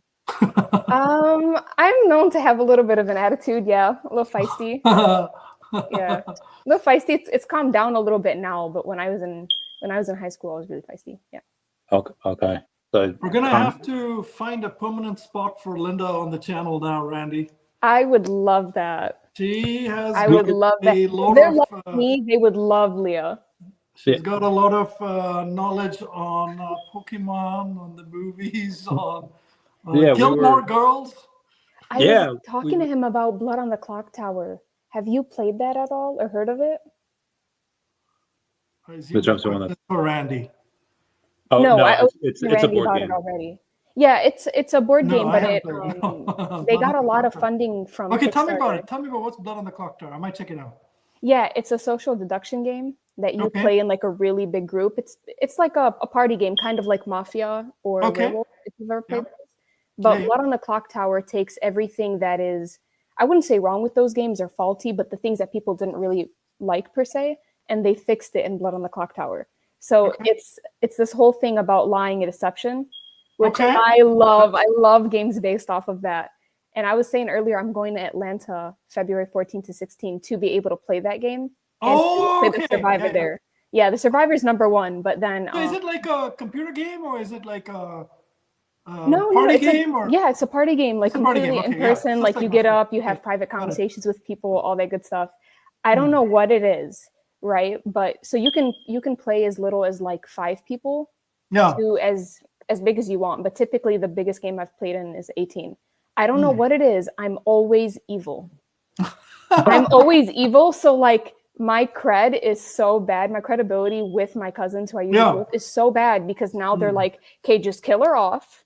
She's not allowed to speak. Nobody talk to her. If you talk to her, you're evil too. You're going down with her. And that's funny. With that, I still even win. So I think it's pretty cool, but I love that game. Competition, like a real competition, going out of state to play this game. Yeah. Yeah, I mean, for Survivor, that's the one that I'm in. That is, more official, more all that good stuff. Blood on the Clock Tower, though, I know they kind of have a bunch of different circles that they play in, and so I'm gonna go bounce around from all of those. So, Randy, you played this game? I have not. Oh, I might have played the werewolf you said Yeah, I think that's the one you played. Yeah. But I played it once in Germany and I was very drunk. So maybe the next New York Comic Con we run something like that in the VeVe fam. See who's good at this. So they have board game rooms at Comic Con. Oh yeah, I've seen them. Yeah. So we can try to. Well, how long does it take to like learn? I feel like Anakin, where it's like I am a slow learner. So... It is no, it's not that hard. Okay, cool. Like there are just basic rules that you have to memorize, just like really basic things, but if you played Werewolf before, which I'm sure you have, you can pick it up really, really quickly. But the rest of it is just, the basic thing you need to know is, if you're evil, lie your ass off until the end. And that's about it. You know what I mean? Whatever way you want to do, you really have to like gaslight people into thinking that you're on their side without giving them too much. But no, it's really fun. I love that game. Absolutely. That's funny. Can we do? I Can we think play Two Truths I think and a Lie? there's a couple of really good, people in Web3 who are gonna constantly lie their ass off and are gonna win this game. Mm-hmm. I think Web3 might be the perfect place to find some talented players. I mean, we might. There's online versions of the game, which is always really interesting because you meet people from all over. Randy's not laughing. I think he's focused on the Two Truths and a Lie thing that he mentioned. Oh yeah, I would totally play. I just had to get the invite out to. I think Magic used to do that, right? 2 Truths and a Lie, or was it Silicon? Somebody used to do that. 2 Truths and a Lie. Oh, did Silicon used to do that? Oh, I never did. Yeah, a long time back, man. That's been a while. Anyway, let's. I have some pretty good ones. Yeah, so you're new here. So start it off. 2 Truths and a Lie. Let's go. Okay, I'm gonna put this in the order where I can. Give me 1 minute. Oh, same. I gotta think of mine too.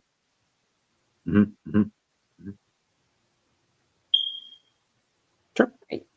Are you actually thinking of yours, or do you have those ready? Oh, I'm thinking of mine now. So I'm writing them down in my notes, and I almost showed you one, but I think I did not. I don't know. We'll see. Mr. MC1, you want to play? It's a little late for me to think of the lies, but why not? Give me. Yeah, this is one where I'll be a little slow, but where do we go? Yeah.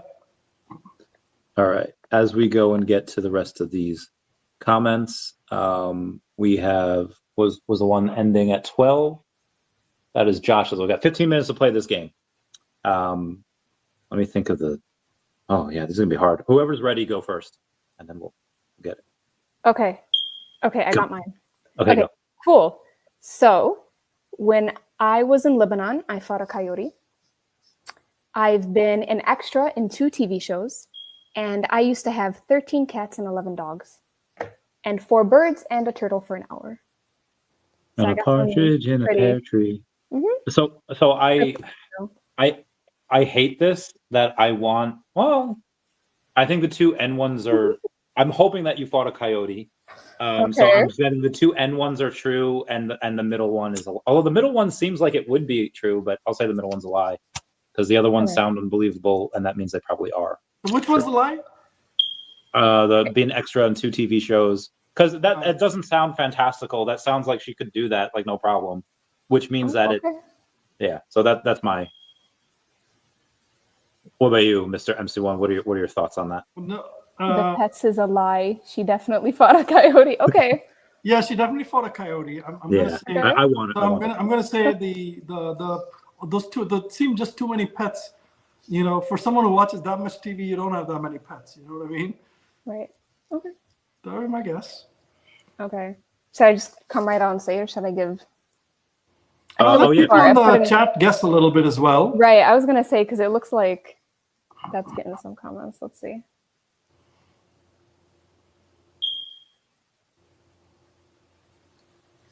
That's interesting. Jay said I was the coyote. He was there. He was the witness.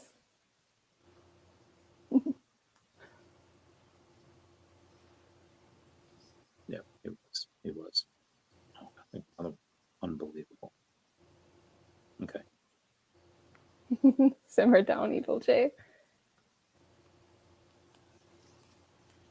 You've got some funny people in the comment section. I love that. Oh, yeah, is it always like this? We got some crazies here for sure. So They're funny. So I do like a stream every night. It's never like this where there's 3,700 people here. It's normally like a couple hundred people, and it's a lot. Like most times we'll stay on topic, but every now and then, like once a week, it goes into like super conspiracy stuff, and it's political stuff, and it's about drugs, and it's just about awesome things. But like it's the questions, and you have people here that claim that they've been like abducted, and there's people here that have claimed that just different things. And I don't know how much of it is true and how much are like, I'll just type in any ridiculous stuff because we know Randy's going to read it. Right. But yeah. All right. So tell us the truth. Right. So the extra was a lie. You're right. Yeah. Am I Thor in Avengers Endgame? Because I knew it. Right. So let me explain both of them. So for a coyote, no, the pets is not a lie. Yeah. Okay. Jacob. So go with the Sorry, pets. So here's the story behind it. I guess I'll start with the pets. So when I was in Lebanon, there used to be a bunch of strays, especially like in the village that I live in, and it became significantly worse when the protesting started happening because people couldn't afford the price of groceries anymore. So typically, if you can't afford to feed your family, the first thing that has to go usually would be the pets, right? But there is no like adoption center where I was around, so they would just like let them go. And if, their pets could find something to eat, that's what would have to happen, right? So at one point I saw this cat and I was like, oh, she's so cute. She was like a little Siberian mixed with something. I was like, she's adorable. I want her. So I gained her trust the first time, developed a relationship with her. And then slowly at one point I was like, there's a lot of strays. So then I just started collecting all of them. And at one point I ended up with, the 13 cats, 11 dogs, the 4 birds. I don't know why it's doing that. The 4 birds. And then I had the turtle for about an hour before I felt bad because it did not look like it wanted to be with me. So I had to let that one go. But yeah, I just kept all of them and I took care of all of them because I don't know. I kind of felt bad, and I would have had more had it not been for the fact that I left Lebanon. So yeah. So that's one. Okay, now tell us how you fought a coyote. Yeah, I'll tell you about the coyote one. So there was one time where I was going out to go and drive. This was also in Lebanon. And my mom got into the passenger seat, and before I saw like the 2 puppies, like kind of just playing, getting a little aggressive with each other. So then when I got in the car and I heard like growling, I was like, oh, maybe they just got too aggressive.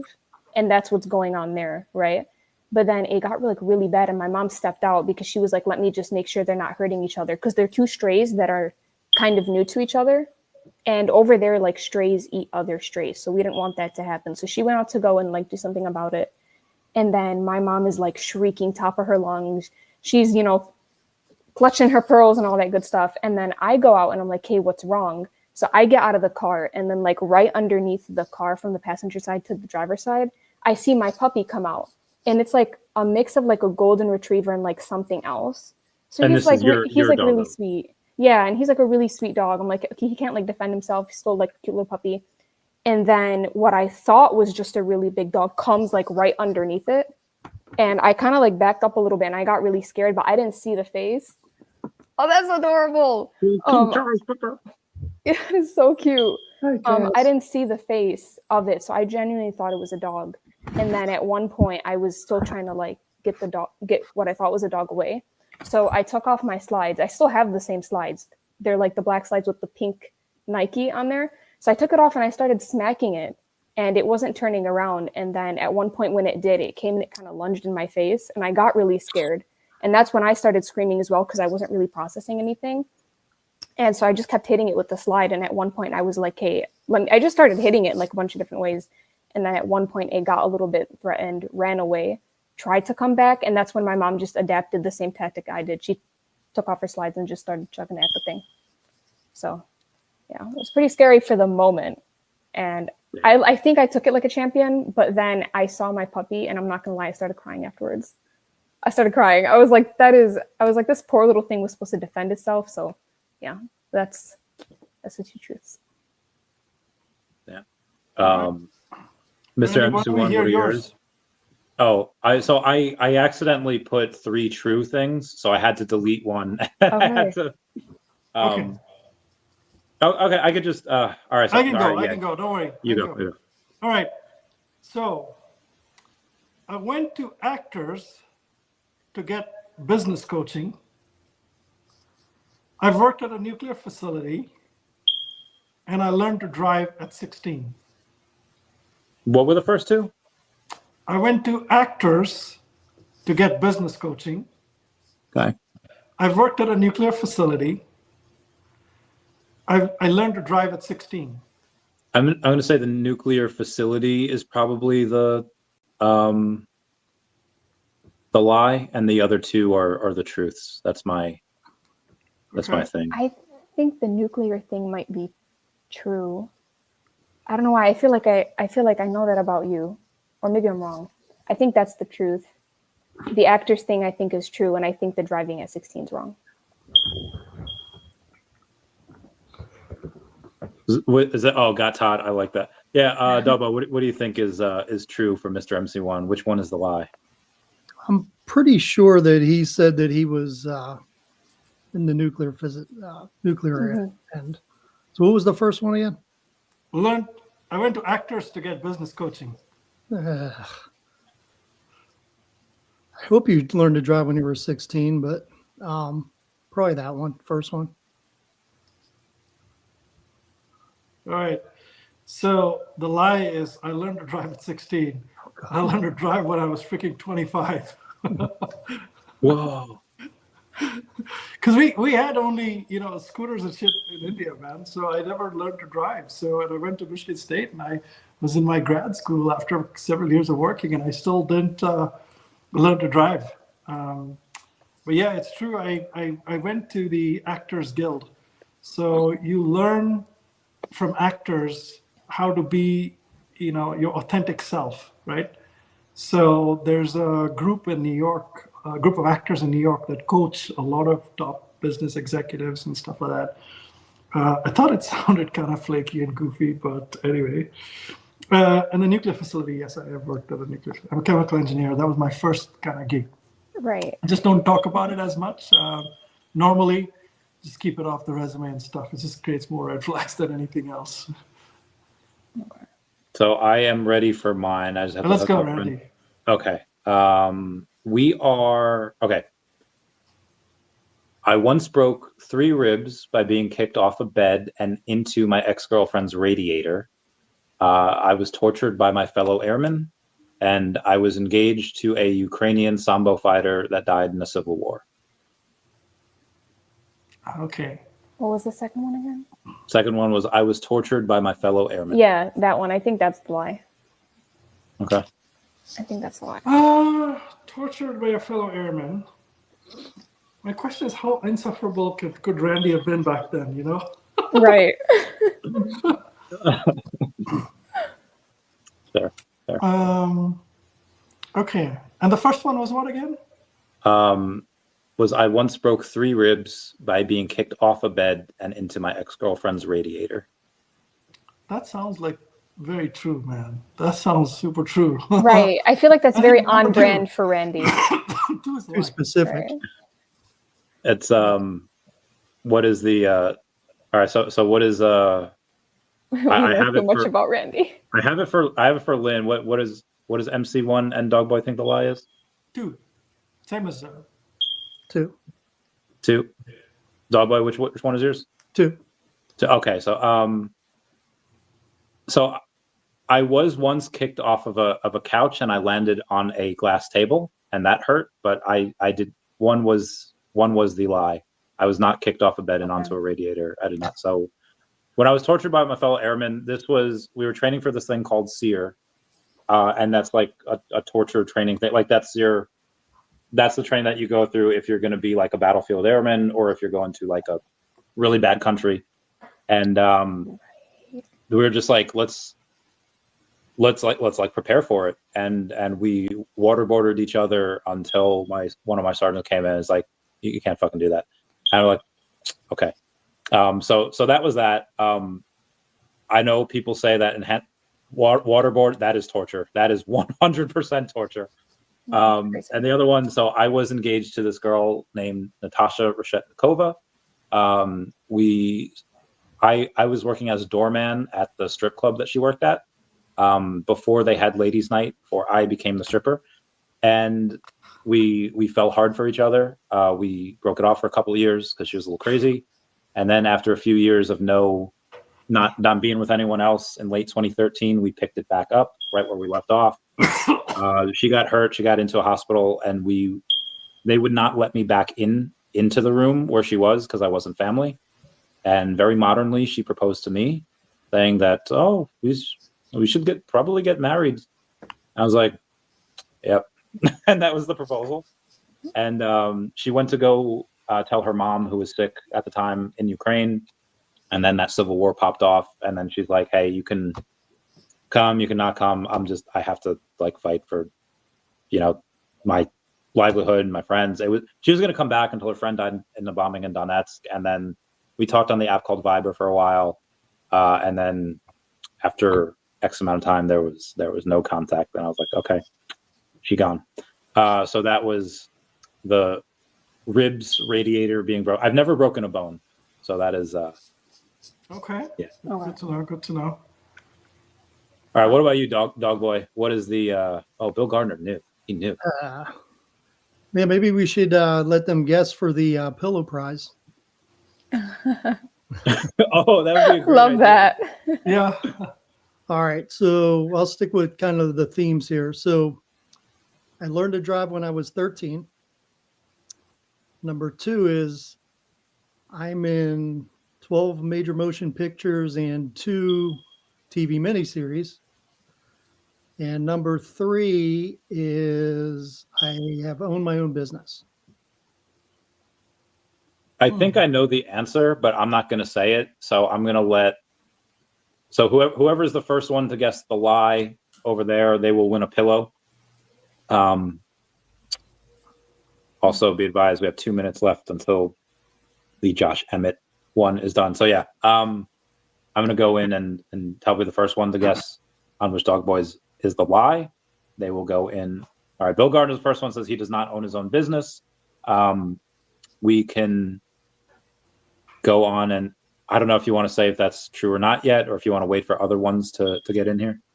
Well, I didn't say I own it now. I say I have owned my own business. Okay, so I think Bill Gardner might be wrong on that one. Right, because of that correction. Yeah. Or maybe not. Emojis are fun. And Rolex is about to win this. We got like a minute left. We're gonna win that. Dr. Rolex, that is an amazing package to win, man, from Josh. That's an amazing package, dude. And Mr. Rolex, you'll have to let me know whether you want it personalized or not. So if you win, assuming you don't get outbid here, but if you want Josh to write your name on it and then sign it, let me know and I can get that arranged. All right, going back. People have to guess, right? Yep. Says he has never. Okay, so Bill Gardner's saying he has never owned a business. All right. He's sticking to his guns. He seems to be the only one answering here, despite the numerous people here. He seems to be the only one. It's for a pillow. So when they had the tour in Korea, I was invited to go. We need to go and understand, right? So who's talking? I went there. I think it was around 2 or 3. Yeah, around 2 times. I'm not quite sure. I don't know. Went there, and we were more focusing on like what things we can use in the stage and how they're performing and everything, right? Yes, Justin, man, you gotta. So the first time when I went there, it was. Is this? So much about yeah, who's got something on in the background? So many, not me. Shouting and. Dead here, bud. And the vibe was awesome. But second time, I really enjoyed it. All right, I'll get second time they did the finale stage. Is he still on the stream? It was really awesome. Yeah. That's amazing. No, he's not there. Tell us about all the stuff in the background you have. All the collectibles. Oh, it's Dog Boy. Dog Boy has a device somewhere. And this is one of the pieces that was done by one of the members of Hanson Factory, another artist. Yeah. And this is also a piece that was done by a yeah, I thought like Mr. FC1 had someone on the phone. There it is. I was so confused. Well, no, my iPad's off now. And aliens. This is just Blackpink. All right, let me know if you guys can still hear it when I put my mute on.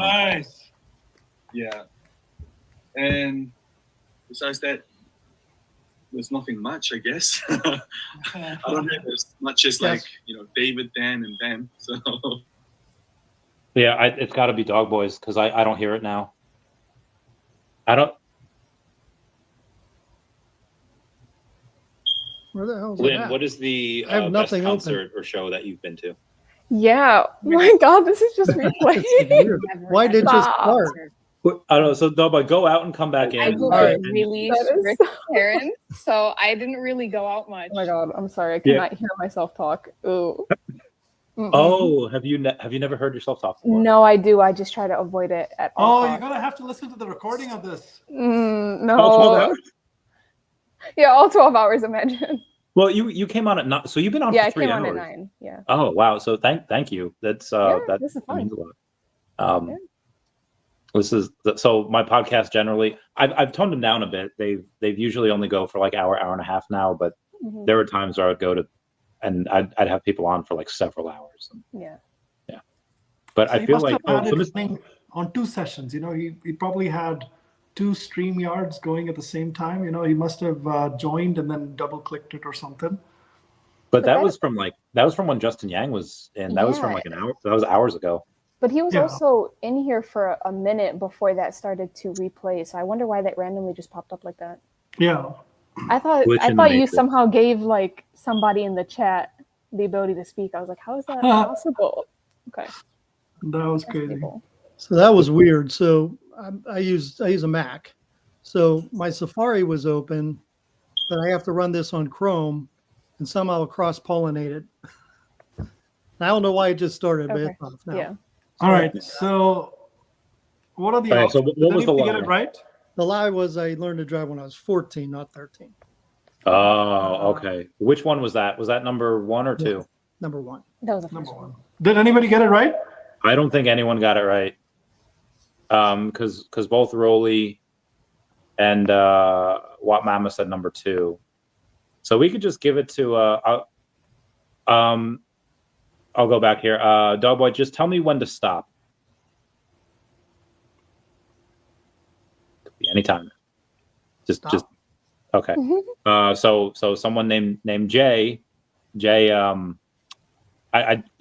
wins a pillow. J, like just the letter J? Just the letter J. He's the one that that is so. He's big crushing on Lynn over there. Well, he needs to buy the pillow, man. And then after all right, so I'll tell you what. I have to ship the pillow. It'll come only in end February, but I don't know who Jay is. So yeah, I don't know who Jay is either. Jay, send me your info. yeah, I'll send Randy your information, and then Randy, you can get it to me and get him whatever it is. So all right. There's 2 more to give, right, Randy? So what? There's 2 more pillows, right? There's 3 in total to Yes. give away. Yes, there is. Oh, and let me just mark down that Rolly has won the Josh Emmett stuff. And the Oh, next congrats, one- Rolly! Big winner, man! Big winner. He's Yeah, also won the. congrats. And the next one is the Dive Jedi Todd McFarlane framed print that Mr. MC1 has. That current one is $100 for the current bid. Awesome. Yeah. That's good. Oh, hey, look what we got. Meow. Hey. Oh, Hey, yeah. Tim. Hi, Tim. Tammy. Hey. So Sorry, Rita went to bed. She's tired. It's okay. I just got off work. The Lynn, you don't know Tammy. She is a professional poker dealer, and I pretend. the what? I said I pretend. Oh yes, and she plays really well also. And Yeah, she refuses to play with me whenever we're in the same poker room. She's like, "No, Randy, you got to go to another table." I'm like, I don't like playing because I don't like playing with my friends. I don't think that we should be taking each other's money. Right. I just don't. But I did decide today that I started telling people today when I was dealing that I didn't know how to play. It was pretty funny. I I had a guy said something to me. I said, no, I don't know how to play. And another guy goes, really? I'm pretty sure I was on the same table with you at the Win last month in Las Vegas. I'm like, oh yeah, maybe. Because they don't listen anyway. It's not even a big deal. Yeah. When do you go to the Cherokee? Sorry, what about Cherokee? When are you going to Cherokee? You know what? I got an invite to Cherokee, but I had already asked, or I had already accepted an offer somewhere else. So I think I might be going to Cherokee in May. Because I mean, it's a big casino. It's nice, right at the Yeah. foothills of the blue Smoky Mountains. Yeah, no, I hear it's great for the players. I'm not sure. Mixed reviews for the dealers, but you know, I'm more than willing to try it out for sure. But hopefully by the end of the year, I won't be having to work anyway, so it won't matter. You're waiting for Omi to go up? Is that what it is? Not just Omi, but other stuff. You know, yeah, absolutely. Okay, very good. Yeah. 100%. So we were playing Two Truths and a Lie. Tammy, you know how to play? No. You tell us 3 different things, and they've got to be like pretty fantastical. And then you have to 2 of them have to be true, and then 1 of them has to be a lie. Oh. Okay. Okay, I got to think. Do I have to go first? No, well, we kind of already went around, so we'll take your time. Oh, yeah, take your time, and I will go try to see what news I missed since. What day is it now? It's now officially Sunday over here for me. Oh, it is Sunday. Lynn, what time zone are you in? It's 12:10 over here. Oh, so it's Eastern as well? Yeah, Eastern as well. Yeah, I was gonna say same time zone. Yeah, okay. I do not know a lot of U.S. geography. Oh, where are you at? Me? Oh, I'm sorry, Michigan. Oh, okay. Yeah. Yes. 2 truths and a lie. In other news, Dog Boy, have you had a have you or anyone in your family played any of these Pokemon TCG Pockets?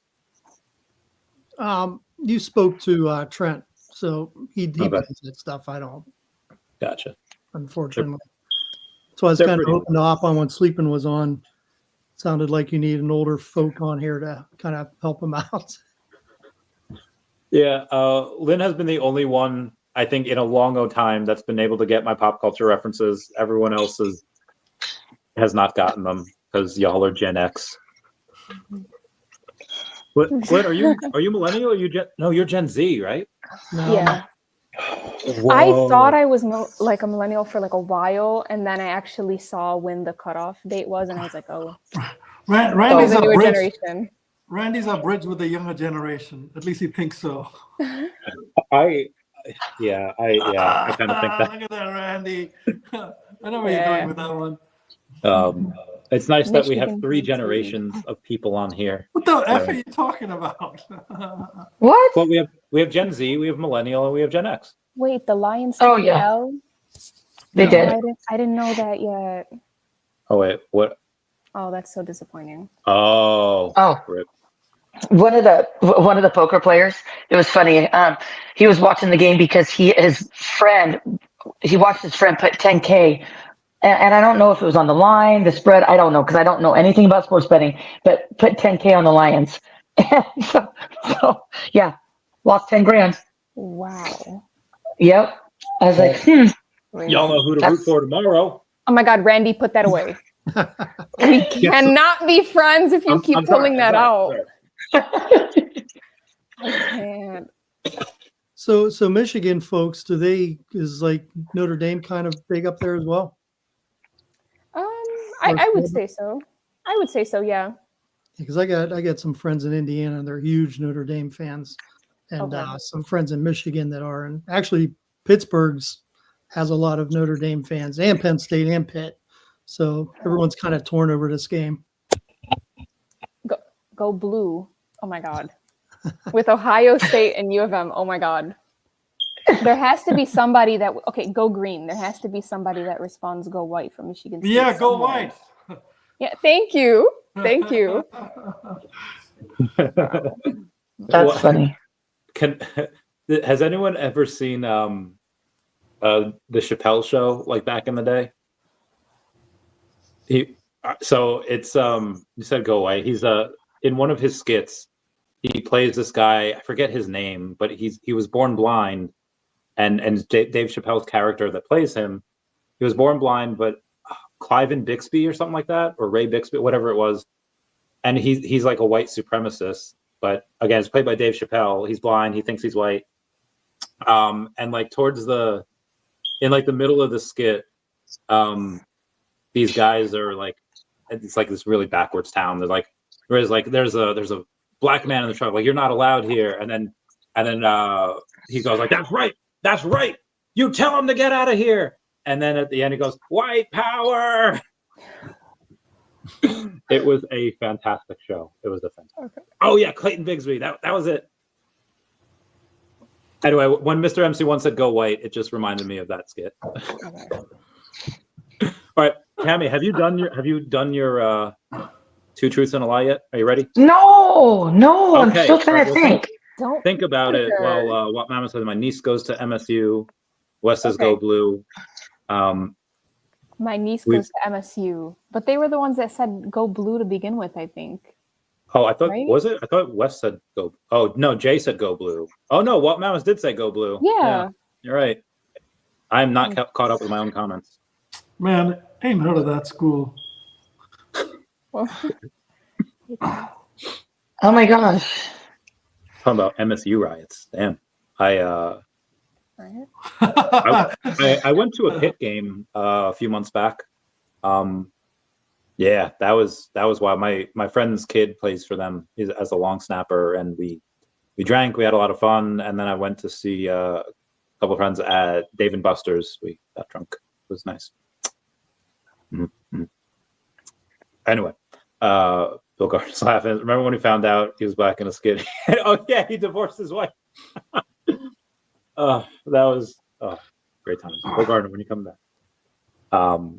Doughboy, what news do you bring from the pit? As far as what? Anything. What's the local news going on over there? Is there how are people dealing with the TikTok ban? How are they dealing with Is TikTok really banned? It is. As of like, I don't have TikTok, so I don't have TikTok either. That's her guilty little pleasure. I let her play with that, and I'm mostly on Twitter. How long is it going to be banned for? I don't know. Till they find somebody who can own most of it, right? Somebody has to buy it, correct? An American has to buy.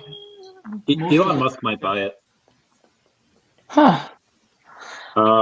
Sparky says that this is all propaganda, especially how it was worded with the phrasing. Then CEO of TikTok is attending the inauguration, saying that the algorithm will be so different when it returns because Trump will likely return it back. I don't know what. Honestly, this whole thing has backfired because they had said that they're worried about it's the Chinese app, but even though they're using U.S. servers, but then everyone downloads Red Note, and that's like all of that's in China. People, I don't know, they're like kind of signing up for things and they're agreeing to terms and conditions without knowing what it was. Wild, but I still love my TikTok. Anyway, I figured it out. 3 truths. Okay, all right. So I bought the Trump token yesterday. My daughter's a TikTok influencer, and I'm expecting my 5th grandchild. I know the answer to this, so I cannot say anything. Yeah, you cannot. Okay, wait. I'm going to need to hear them again. I bought the Trump token yesterday. My daughter is a TikTok influencer, and I'm expecting my 5th grandchild. The first one is the lie. Anyone else got a guess on here? She has such a strong poker face. Oh my God, I can see it. I told you I don't know how to play poker.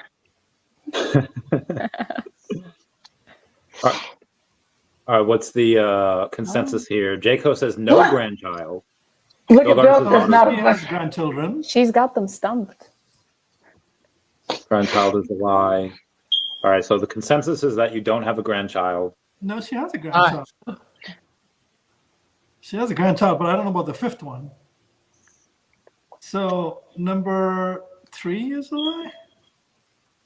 What was number 3? Okay, so the first one was the Trump coin, second one was the daughter influencer, and third one was the 5th grandchild. Wheels, what up, Wheels? And daughter's not an influencer. Ooh, VeVe Wheels.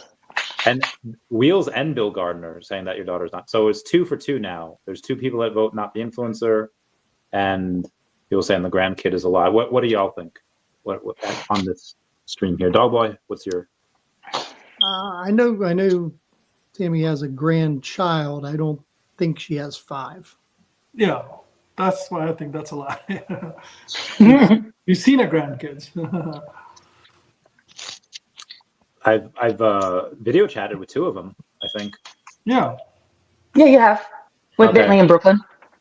Lynn, what do you what's your thoughts here? You know, originally I said the Trump thing, but I think you guys won me over. I think it's the grandchild thing. So I know this answer. So Tammy, you want to go in and tell everyone, or I could tell them if you want. You can tell them. Okay, so she did just get news from her daughter influencer that her 5th grandchild will be on the way. And so yeah, it was the Trump yeah. coin is the. I should have just stuck with it. Should have just stuck with it. Yeah. Yeah, so I had to think about it because Randy and I have not gone live since before Christmas. When I went home, I was notified that I'm expecting my 5th grandchild, and that's why I was asking about TikTok because she is a TikTok influencer. That's why I was like, "What?" And she just started YouTube. She hasn't got to 1,000 yet on YouTube, and so Oh, how cool! Okay, yeah. So I was like, "What?" Yeah, no, number 5.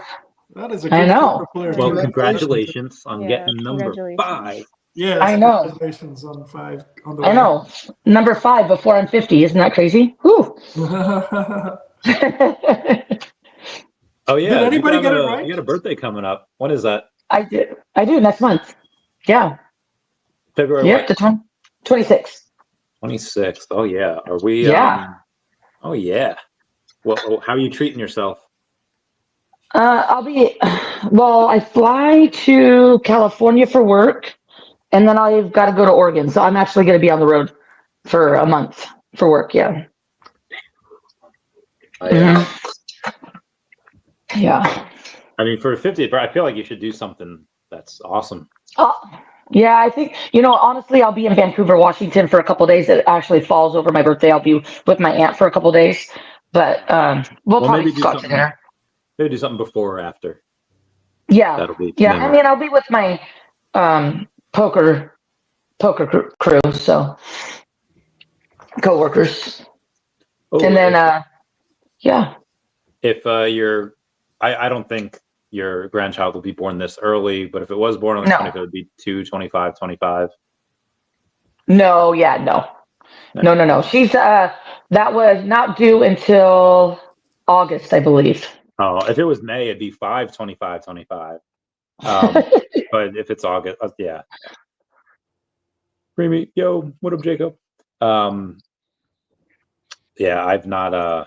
I don't even have a kid, much less a grandkid. I would freak out at a kid. I would not be able to. Yeah. No, I'm good. No more. Everyone's saying what up. Lynn, how's it feel? Where so me and you don't have kids, but how's it feel? Where people are talking about having grandkids, where we're just like, oh, bro, I don't even have a kid yet. I don't know. It doesn't really impact me all that much. So a couple years after I was born, I was already made an aunt because there's like a really big age gap between me and my siblings. Yeah. So I currently have 4 nephews and 2 nieces. So I grew up just taking care of them. So to me, I'm always like, yeah, okay, that makes sense that everyone's at like different walks of life. So yeah. Actually, I don't think I mentioned this early in the stream. So I have 1 younger sister, 1 younger brother, and then 6 older brothers. Oh goodness! So yeah. Wow. Big family. Big family, right? Big family. So you see what? Where's he at? Where's Jay? Jay, you see what you have to deal with if you try to go after Linda. You got 6 older brothers. They'll be staring you down, girl. Yeah, they're very protective. So I don't have any siblings. I've always wanted 1 or 2. And the crushes just left the chat. Yep. Oh, Jay's gonna fight for you. Oh, that's so funny. Damn, I honestly respect. I kind of wanna, like, I'm rooting for him now. Like, am I Hawkeye in Thor, the first one? Because, like, you better call as I'm starting to root for this guy. Yeah. Well, the other Jay just topped in. Is about I don't scare easy. Oh, okay. They will love me. That's funny. I don't think the Jays know which one you were directing that to. Because it was both of them earlier. Oh, yeah, it's true. That's true. Both I Jay and Jay. I think you confused them. Jay and Jay Co. both. I mean, you had other fans in here too. I don't know where they. Yeah. The Sketch Lab was right. I think they left. Yeah, they bounced. They dipped. So Linda, you have to get all your other friends to watch you in action on YouTube in this whole digital Web3 type space. Right. You definitely have to get them to take a look at. They would never let me live this down, so I think it's fine. I mean, I told them about it, but Leah and I are actually starting a YouTube channel pretty soon. Okay. So I don't know. Sounds great. By the way, Tammy, the pillow that you see behind her, that's their company. Oh, nice. So that's called the Tropical Pillow. Maybe you can tell Tammy a little bit about it. Yeah. Oh, yeah. Okay, I'm gonna go into it again. So hello, Linda Comis, the COO and the co-founder. So Tropical Pillow is an eco-friendly machine washable beach pillow that has an adjustable strap that fits onto any size beach chair, a little embroidered sun patch so you can slip in your sunglasses both vertically and horizontally, and it has a zipper that matches the outside color of the fabric, which reveals like a little pouch so you can put your valuables in there, like your phone, your wallet, your keys, essentially anything that you take on vacation with you. So yeah, great for traveling, great for the vacation and for the beach and all that. So what a salesperson. I love it. Thank you. It's $29.99. I'm in now. And if you use the promo code, what's the promo code? LA Wildfire. LA Wildfire, yeah. So if you use the promo code LA Wildfire, they'll donate 15% of the proceeds to a charity for the LA wildfires. And the product ships end of February. Yeah, I think whoever buys the most pillows should win your fair hand on a date. Randy, I think trouble. Jay's in. Man, I'm a mentor to this team. Yeah, why say this? You should be the one like promoting this. I was gonna say, I think the Jays are gonna be buying lots of pillows. I love the commitment though, Randy. Love that idea. It's for charity. You gotta do it. Hey, charity. Not happen. I'm an advisor and an entrepreneur in residence in Michigan State, where this Tropical Pillow is founded from, and they're both student co-founders. This shit ain't going down, boys. If someone buys 1,000 pillows, I'll throw in some. I gotta throw in something. What am I throwing in? 1,000. We could double date. You get one Jay and I'll get the other. Oh, and you'll get the other one. Yeah. Consolation prize. Oh my gosh, consolation prize date with Randy. I don't know. I think after you said that, I think they might actually buy the pillows, Randy, but I think it's more for you, not for me at this point. Can you track I'm the consolation prize. Can you track like how many buys are on there right now? How many right now? Yeah, like can you track like, oh, we just got an order? Hold on, let me see. My other. All right, guys. It's all for a great cause. So let me go check. They're student founders. Go. It's a all right. So while product. she does that, Randy, so don't get me killed here, man. Don't get me killed here, because I have to. I actually am part of that organization. I go speak there, man. And we're about to get you some sales here, so I don't see the issue. Like, am I Hulk in Avengers Endgame? Because I see this as an absolute win. And you're going to be live streaming for 12 hours. Is that what you said? I've been live streaming for 9.5 already. So right, but didn't you say? I thought I saw that. Are you doing it for 12? I was going to start at 12. Yeah. Can VeVe hire Linda for marketing? Yes, can VeVe hire me for marketing? Thank you, Wes. I love that. All right. Well, So you have your own company to run, tropicalpillow.com. Missy. Hang on, guys. They People want to know where they can buy it. Yeah. It's tropicalpillow.com. Yes. And okay. The product is on. So yeah, just go check out the website. Yeah, I can. Yeah. So I'm pulling it up right now. Tropicalpillow.com. Yes, tropicalpillow.com. It's on sale currently for $29.99, where usually it's $34.99, and 15% of the sales actually will go to Mutual Aid Los Angeles for wildfire relief. So again, you can use LA Wildfire. And you get to pick between the 3 colors. Yes, between the 3 colors. Look at this. Yeah, the orange one isn't here. We call it Sunset, but the Sunset is actually my favorite. But yeah. Okay, so as far as the colors, which is the common and which is the secret rare? I guess the orange is the secret rare because it's not there actually, right now, right? There's 2 of them that are 400. One of them is 300, right? 2 of them are 300. The other one is 400. Yeah. Okay. Wait, 300 what? Like our inventory. So we currently have 300 of the dark blue, 300 of light blue, and 400 of the orange. Okay, so orange is like the common, and the other ones are rarer. The other ones are scarcer. I mean, kind of. So we actually started off with these 2, and then we added the Sunset Orange just kind of based on popular feedback that we've been getting. And a lot of people wanted it, so we were like, it's our first inventory. Let's just go based on the stats that we have. And so we did 400 for the orange. Do you think you could make one special that's red and white?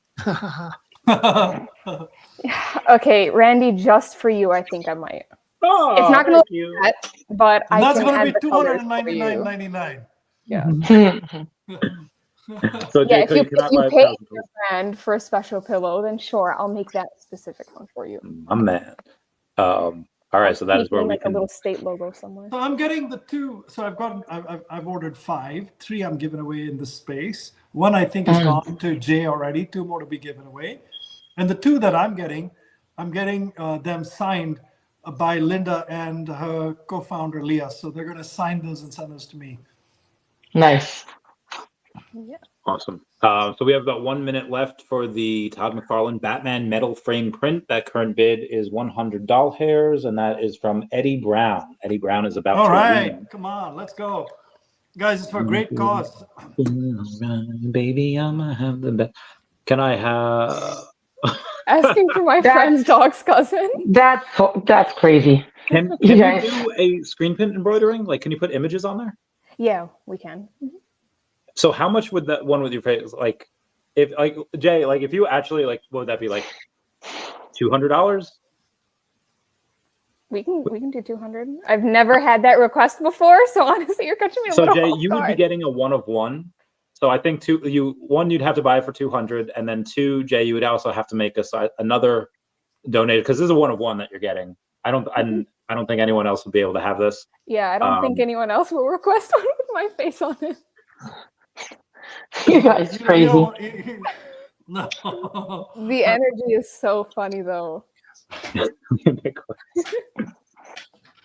There's so I mean we could have some fun with this too. We could have a Jayco's face palming. Goodness. Is this going to keep me up to 2?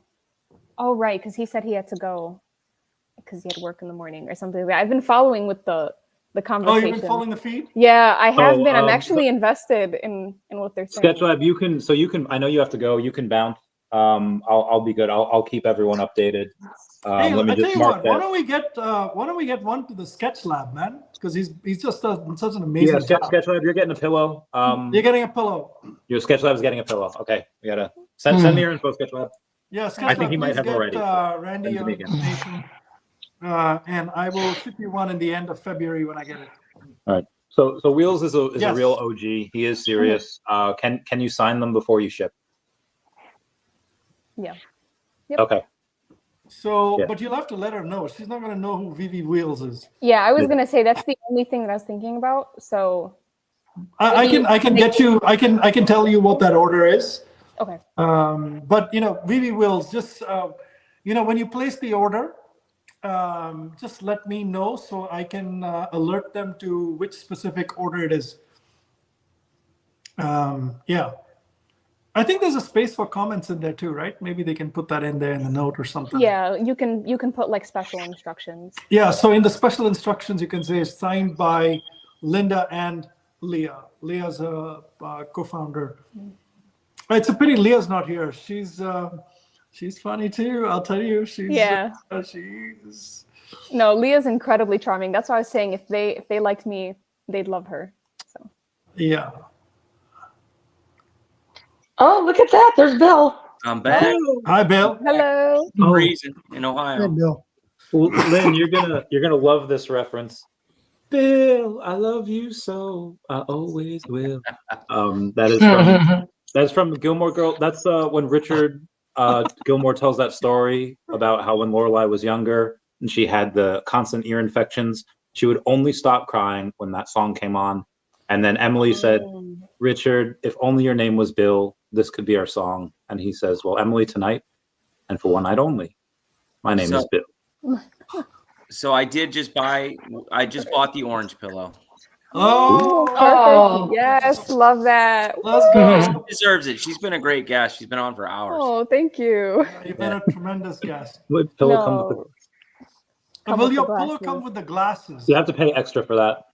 Well, I was just at the beach, and I was like, where am I going to put all my stuff? Hey, which glasses do you have? And I'm back like, there, this is a great idea to slip this into a take this pillow. out? No one's Right. gonna steal your Are pillow. those your glasses? Yeah, these are mine. Yeah. Yeah. I have my. So no, they don't come with the glasses, unfortunately. But I don't know. Maybe we can expand to that. But in terms of just being at the beach and having that, I love that. These are my other glasses. You guys want to see my granny glasses? Yeah. Your granny I glasses. think they're a I do fashion wanna see. statement. I Let me think see- they're let a me see the fashion granny glasses. statement. My friends don't agree. They think I'm kind of. They said I give off grandma core. Like it Oh has well, these when you little have things. the Well, latch, that's Graham I Lisa. think it's cute. It's not the glasses. I think it's cute. now I you like get an it. Ariana Grande type of look. Oh my gosh, Do you I? look great. Super Thank vintage. you. See, I think it's different. I like it. It has a little cheetah print. I At like least it. this I like way it. I can keep them safe in my tropical pillow. There you go. Maybe I should. I like these. So a lot of the I know SketchLab's kind of kidding, but if like the dollar store has actually pretty decent sunglasses, and if you go in and you have you could say like, oh, you could buy one that comes with glasses, and then for an extra like $5, but the dollar store glasses are like $1, maybe $2 now. Right. So I would say you could have that as an option and just have like, buy them like 100 at a time. Right. Maybe we can do that at one point. Yeah. So you know where I've been getting a great deal on glasses lately is eBay. I've been buying Porto Romanos for like $70, and they're normally like $1,000. But they're on clearance because they're like there's a little imperfection in them, and so they'll just clearance them out for whatever they can get for them. And they're plated in gold and made of custom wood, and they come with these amazing boxes.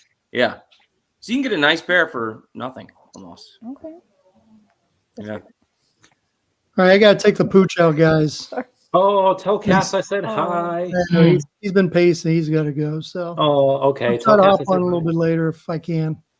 Okay. All right. I love you, Doug. I'm gonna drop for a little bit as well. I gotta take care of a few things, but Go take a nap, Mr. MC1. No, not taking a nap, man. I'm flying tomorrow, so I gotta get some shit done. But I'm gonna be listening on the thing on YouTube, and I will come back on a little later. Let me know if I win that piece too. I will let you know. Yeah. I'll be back in a little bit. But we'll see you guys. He's going to bed. No. Yeah. Most of the time when I say I'll see you in a little bit to my friends, that's what it means. Let me see you tomorrow. Good night. Yeah. Most of the time. That's funny because I'm going to bed pretty soon. Y'all are crazy. A little bit. Has anyone here seen Supernatural? Yes. Yes. So Dog Boy, when he has to walk his King Charles Cavalier, his new puppy that he got, they named him Cass after Castiel. The angel excuse me. Tammy, you're gonna make us all tired with those yawns. I know. I'm so tired. So we were in Vegas. This is like 2 months ago, and Oh my God. So we're everyone's partying. They're about to do like karaoke. We're watching the Mike That's Tyson Vegas. fight.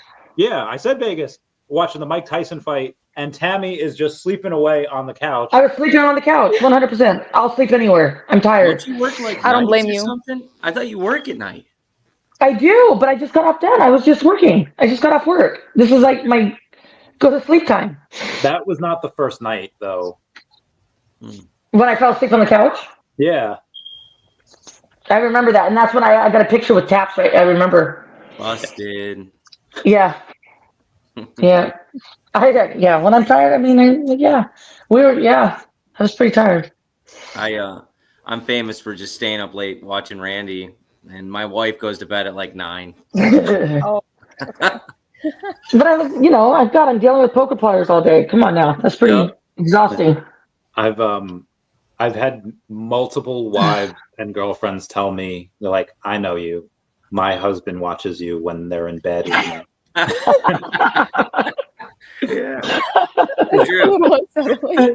Like if I had $1, I'd have.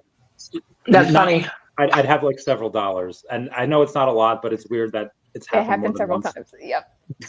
Love the reference. That's funny. Love the reference. I was thinking about that earlier. I was like, man, if I had $1 for every time I fell in love with a Ukrainian stripper. Randy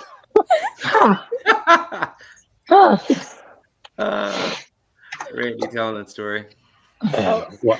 Wild times. Mm-hmm. So I feel like we're fairly different people here. We're like the breakfast club of this stream, entertaining these 3,800 people that are currently here. Is it really 3,800 donations? Are we out of stuff? Is that how many people are on here? I'll take a photo and I'll send it to y'all. On YouTube, it only says like 50 or something, but on X, it's like 3,400 or something. Yeah, like that. so I'll. Oh, nice. I will email this to you, reply all, and then I'll send the photo of the thing that I just took, and it will show the 3,855 that are there. Is this going to be the last? Is 1 o'clock the last thing you're going to auction? Are you going to do anything? It is currently 1 a.m. That's the Justin Yang. Mr. Rolex is winning that bid for 125.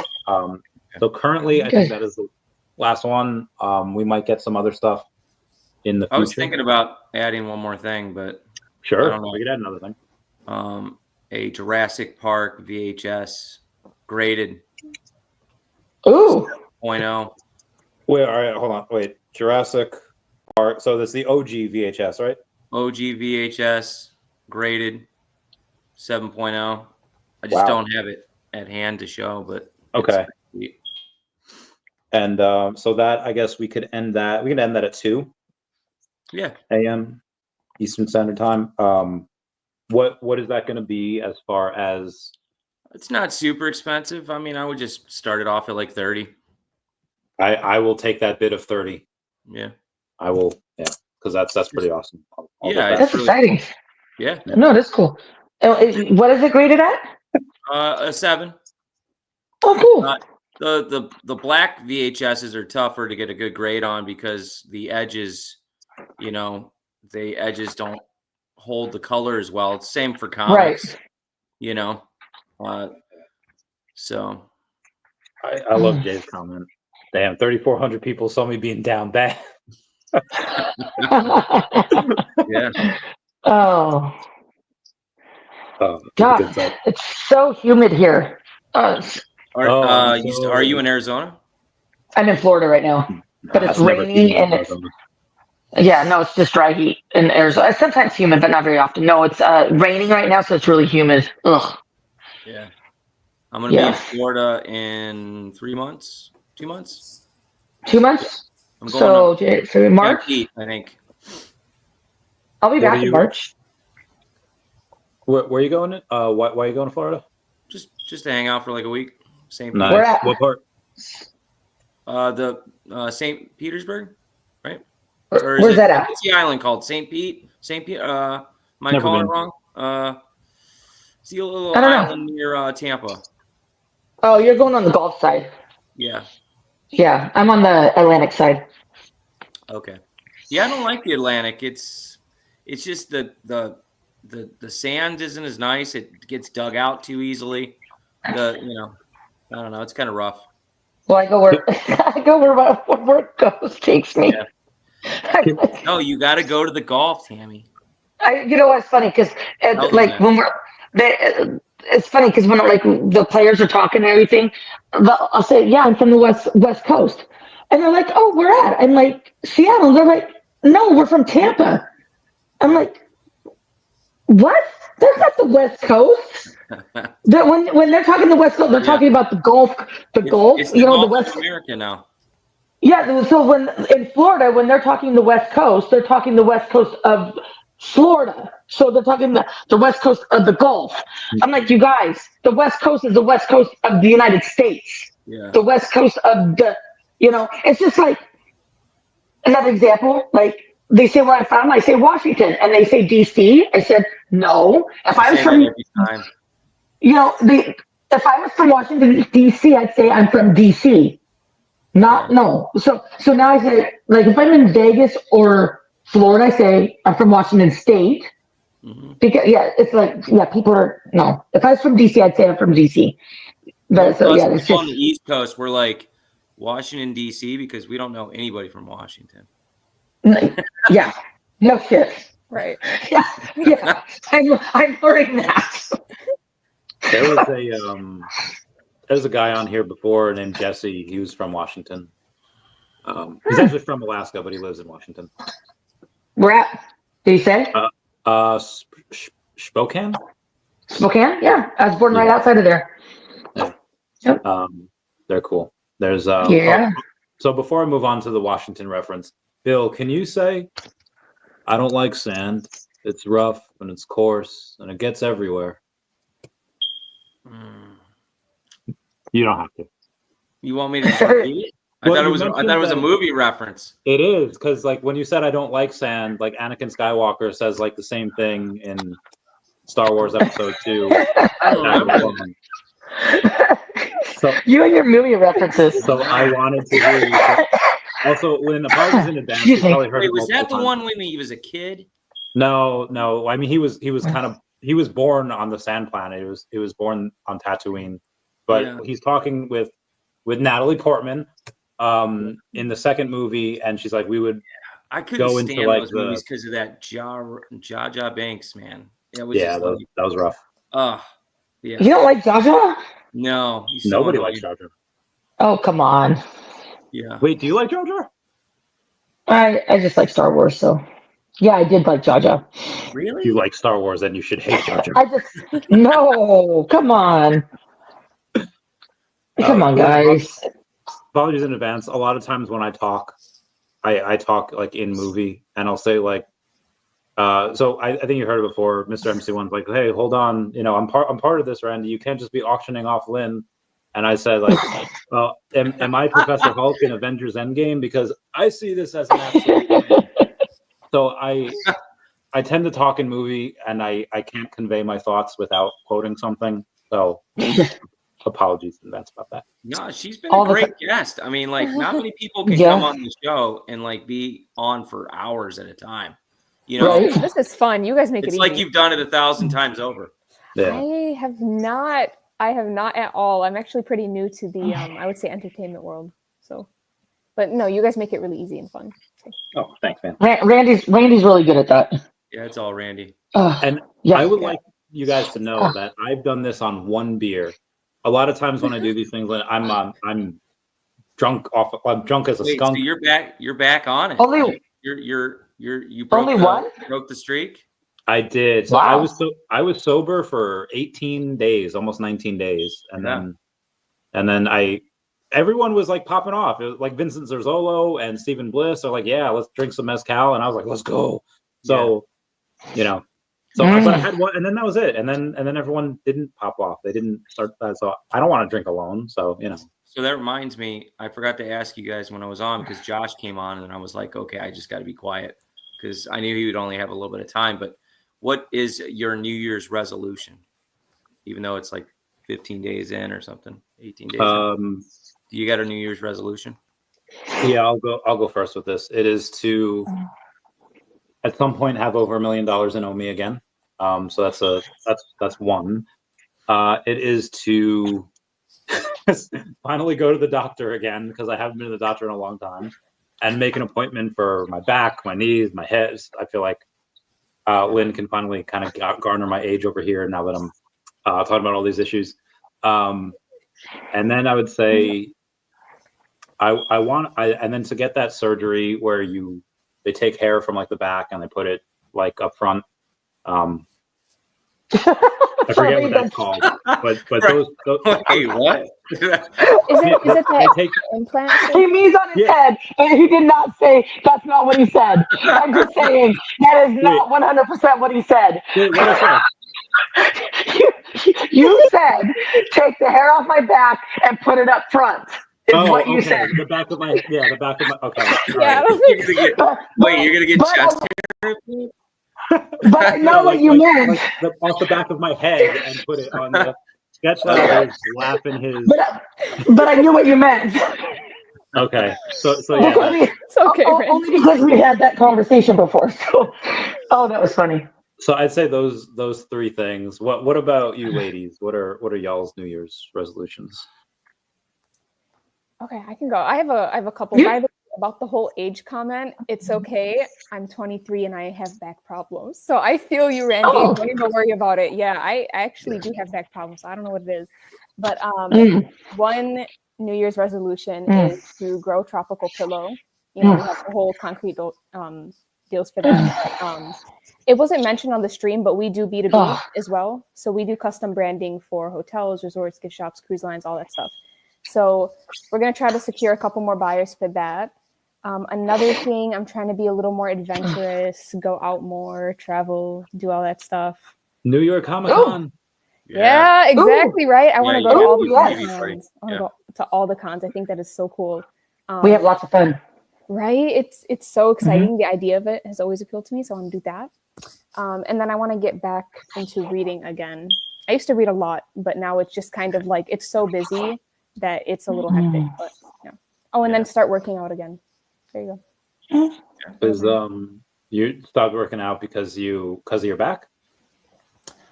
Just in general, I think it's great to work out. I used to be a runner for 6 years. So I did long distance and I was like running every single day. And then I was in the weight room for 2 hours every single day for like 6 years. And I was also a swimmer. So like I was doing a lot of physical activity and then I kind of just stopped. And yeah, so I kind of want to just go back into it.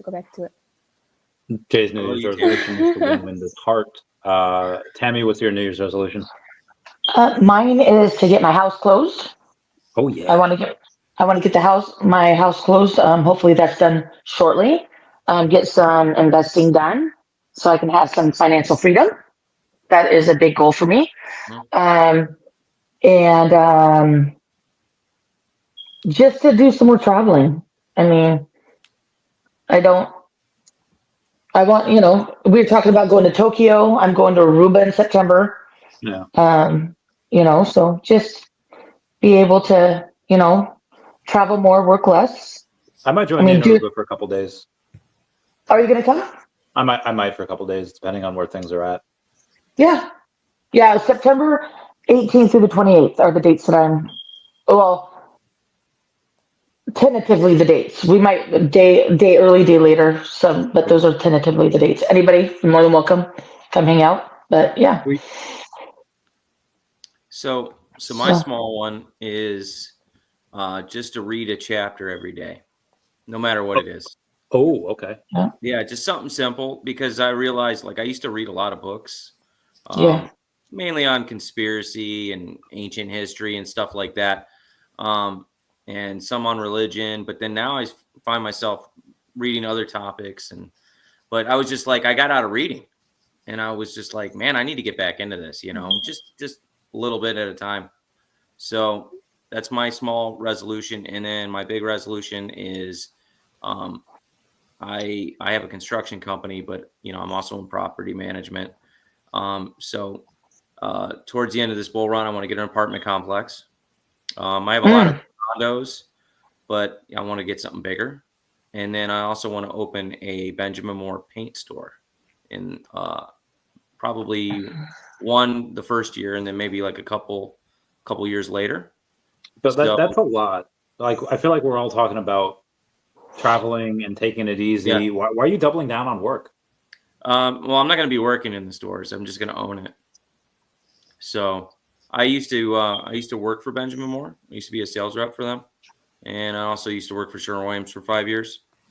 And there's a lot of money in paint. So Yep. And there's also not a store nearby. And when there's a need, you can fulfill that need. So got to have a lot of coals in the fire. Am I Lena from Scooby-Doo on Zombie Island? Because may I offer a suggestion? Yeah. Do you remember those Ask How, Ask Now, Ask Sherman Williams, those commercials? Those were trash. And I hated those. And you need to update those commercials. Yeah. I used to have nightmares when I was younger. I would say in my sleep I would go, Sherwin-Williams, this is Bill speaking. How may I help you today?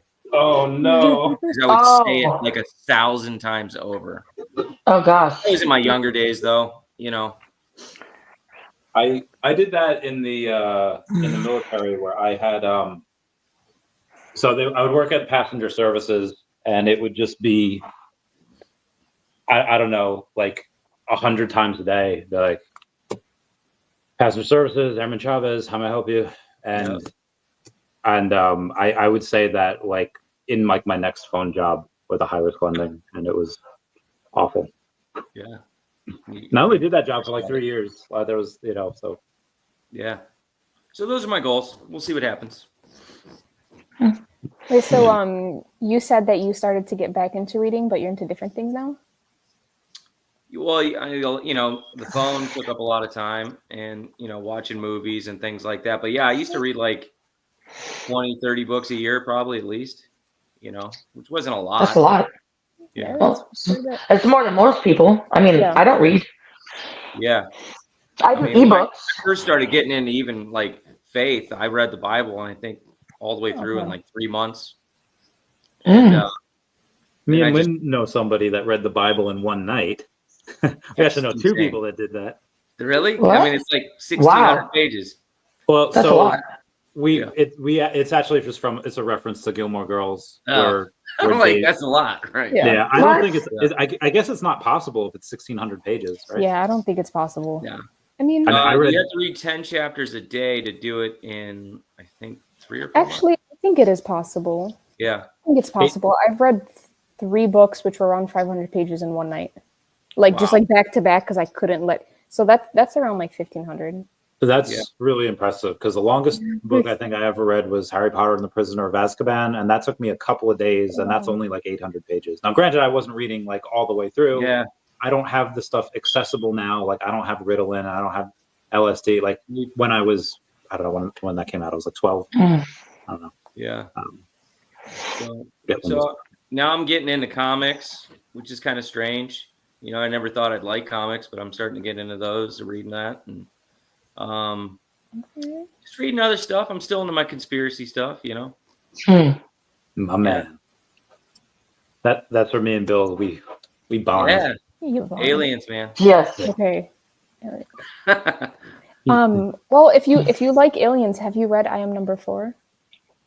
I know that's a hit or miss with some people. But I've seen. Isn't there a movie? There is, but the movie's not. The movie's not as good, because I think I have seen the movie. I've seen the movie. I know some people like the movie, but I feel like if you've read all of the books, when you look at the movie, you're like, this isn't hitting the same. Yeah. I'll have to check that out. Wait, so Tammy, what did you think of the movie? The movie is fine, but like you said, the books are always better than the movie. Yes, I agree. I'm trying to even remember the movie. I don't even remember what it was even about. Yeah, it's been a long time. I just remember the title name. Yeah. Yes. No, I'm number 4. Definitely got me into Aliens. I would Absolutely not. love it. I didn't think that was aliens. I thought that was just like this kid with powers, and he's. No, they're aliens. I had no idea.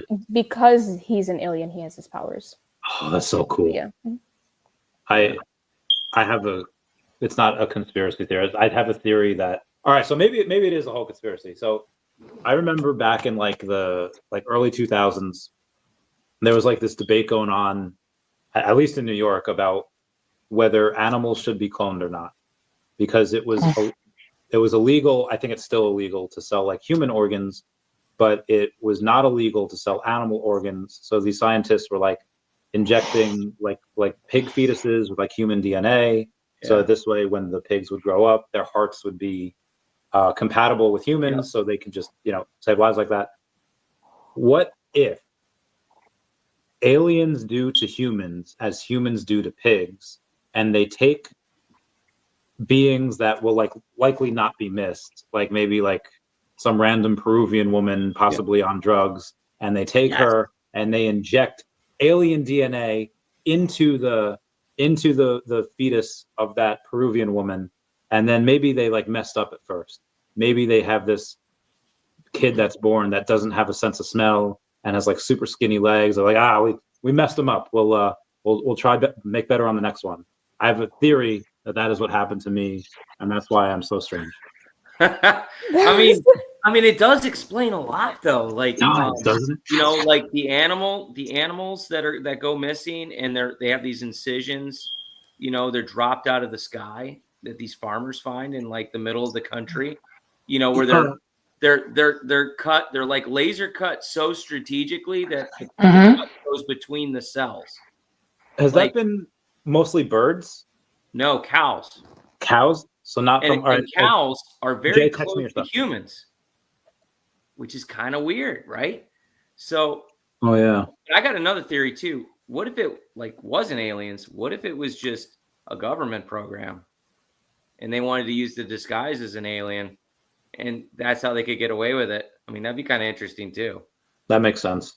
Like they got some super tech that they're not telling the public about, so they keep it shielded. Then they're also got a clone program, or maybe you see these little aliens, right? They're not trying to suppress it in Hollywood. What if the aliens were created as like a clone or some kind of being that the government created to do their will and kind of like do like a fake alien invasion? Jay messaged me on X. It's just something, a little wild. I like the theories. Yeah. I mean, it's the same thing as cloning, is it not? They could have put multiple species together to create these little people. They're just little anatomical androids that just go do their will. They don't have a purpose other than abducting people, supposedly, or abducting cattle. Government's done some crazy stuff. I mean, they've admitted to just like absolute horrendousness back in the past. Like, what was that town that they are they infected with influenza, or they throughout history they handed smallpox to Indians. Yeah. They'll do anything. They're running kids at the border. Like, they will do. I mean, if you think about it, the government, they don't care. It's just power. Power corrupts. Like the TikTok ban. I'm not saying aliens don't exist. I'm just saying it's just another thought, Or maybe both happen. Maybe aliens exist in conjunction with this government thing. I feel like this is Lynn's last time on the podcast. She's like, you guys are too weird for me. No, I love this. Yeah. No, I love this. Well, you brought up remember when the government got exposed making spider goats, and then the web that came out of their milk. Spider goats. Wait. Back up. When was the spider goats announced? This was like 20 years ago. So look up the newspaper article. They cloned a spider and a goat, and out the milk came this super strong web. Okay, and they used it for body armor. For making special suits. So it might have been 30 years ago. genetically modified goats that produce milk containing spider silk proteins. Yeah. Silk Super can be strong. extracted from the milk. Oh my using goodness. a variety of strong materials. Spider genes that contain the instructions for making silk proteins are inserted into the DNA of the goat embryos. The goats are then raised and milked like normal goats. What the fudge? That's crazy. Dude, I'm telling you, that's just the beginning of what they're doing. That's crazy. Yeah. Okay. And then This you is nuts. and then you wonder about all this Epstein stuff, right? So like what are they really doing with the cloning? You know, Epstein was cloning people. He was known for Epstein? Yeah, for trying to genetically duplicate himself in labs at Zorro Ranch. Wait, back up. I Epstein's heard doing something what? along those lines. Yeah. Yeah, so Okay, he would take women and try to mix his DNA with the baby so that he can clone himself. It was like they call it you know, like basically like Freaky. Genetic yeah, rape? it's super Like, I don't- freaky. Yeah. You're, So freaky. Yeah. you're talking about Jeffrey Epstein, Yeah. like The he one- also the did not one kill that- himself. That Epstein. Check the out one that killed him, that hung Zorro Ranch. himself? Jeffrey He did. Epstein. No, Tammy. He did not kill himself. Okay, There's okay, that's a whole other killed story. himself, but The one that, oh my God. So what I'm saying is Oh Lord, help us. so the government uses front people like Jeffrey Epstein and Diddy in the rap industry, right? Yeah, yeah. And they use they have these weird, crazy sex parties, right? Yes. But some of it is involved in creating kids. And Epstein and a lot of the rich, sick, old elites, they're obsessed with cloning. So they have these facilities where they try to do these things, and they pay these women to have babies for them. You never heard of this? I have. So no. Look into No. I No. I've heard of people That's what using. Zorro Ranch was all about. That's crazy. I heard he was trying to clone himself, but I didn't know that was the way Yeah. he was trying to do it. Yeah, and another rich elite guy, he just got busted, and they actually took him down. I forget his name, but he was involved in the same stuff, and they would hire women to have their kids so that they can also take the blood from the kids too, use it to. So that I've heard of. Thank That you. dude Yeah. from PayPal did that, but he Yep. did it with like 18-year-olds. Yeah. Like he would have like a farm of them. So the reason why he did this because his body would accept the blood. yeah, from his so they own did kid. it in rats where they had if they injected younger rats' blood into older rats, the older rats would start acting younger. So then this guy from like PayPal, I have these like farm of like 18-year-olds, like give me your blood. I think he'd pay him for it. But yeah, that's. I mean, I would do that. So it really is like it's like the story of vampires, right? You know how they Oh, suck yeah. blood from people. So the Oh. rich elites are into draining babies of blood. That makes so much sense now. I know. It's really like some Count Dracula stuff. So there were actually, my friend Jadine told me this. She's from somewhere outside of London, Kent, I think it's called. And she said that back in, it was like way back in the day, like late 1800s, there were a lot of blood bank or hospital robberies where people would take the blood and they like suppressed it because they're just like, we don't want people to think that there are vampires on the loose. So like they didn't tell anyone that they were being consistently robbed. And then like, why are these hospitals going down? Then it became a whole thing because like they never had blood anymore because they kept getting robbed. And why did you not tell us? And this whole thing. Yeah, the royal family's all involved in that stuff too. You know, and they claim that they hail from the house of Vlad the Impaler, which is Count Dracula. I don't know too much about that. I'm very ignorant on those. The story of Dracula comes from Vlad the Impaler in Transylvania.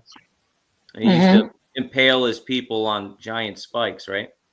And he was considered sadistic. So they claim that that their bloodlines come from him. And they're all into that stuff. It's really weird. So that's a lot of the stuff I'd read about. I see why you read about it. That's so interesting. Wild. Never heard about that. So knowing all that stuff, why wouldn't they just create their little anatomic androids? It makes sense, right? If they're into cloning already, they're probably cloning all kinds of animals. You know, they did the human ear on the back of a mouse. You know. Oh yeah. Remember I that remember reading experiment? about Oh yeah. So did you guys see the so on like the Epstein list, one of them that I would have never expected was Stephen Hawking, and Really? what he did, Yeah. he wanted, and it wasn't what you think. He wanted to see midgets try to solve impossibly complex equations and like fail. Like that was his kink. Watch it. Like I don't think the midgets were like naked or anything. They would just try to solve complex equations on the board that they couldn't do, and that was his like kink. And it was so There's strange no to read. way. That's crazy. There's no That's way. crazy. That's so weird. Jay, what's your X account? Comment down below. I'll message you. I'll message him. Tammy, what do you like to read? Yeah, Tammy, what do you like to read? Oh, recently I've just been reading poker books. Nice. I thought you didn't know how to play. I pretend. I pretend every day.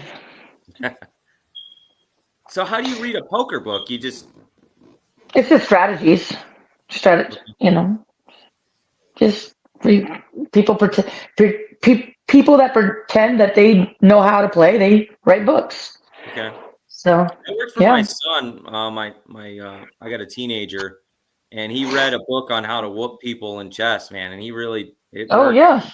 Yeah, no, and a lot of poker pros are excellent chess players. Yeah. Yeah, it's all about strategies, and so yeah.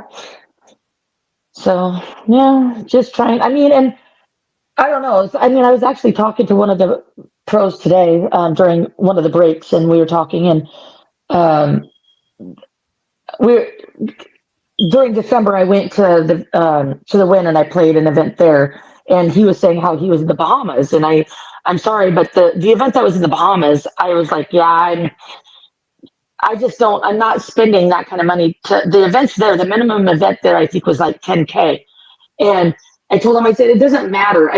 I can make, in this cycle, I could become a multimillionaire crypto cycle, and I'm not spending $10,000 on an event, a poker event. I'm not. Yeah. I value my money. Well, and I do gamble. But that's not the point. The point, I mean, I value my money. I'll take, I'll take, $1,000, go play some. I mean, I'll play blackjack. I'll do whatever. Yeah. I'll go. When I was last year during the WSOP, I got knocked out in an event. I went down on Fremont, turned $300 into $9,300, $9,600, right? Yeah. But I'm not going to take $10,000 for one buy-in into one event. Right. I'm not doing. Now I'll play satellite. And if I win my seat, I'll do that. But at least with cards, you've got better odds than a slot machine, though. 100%. Yes, you do. Control over what you're doing.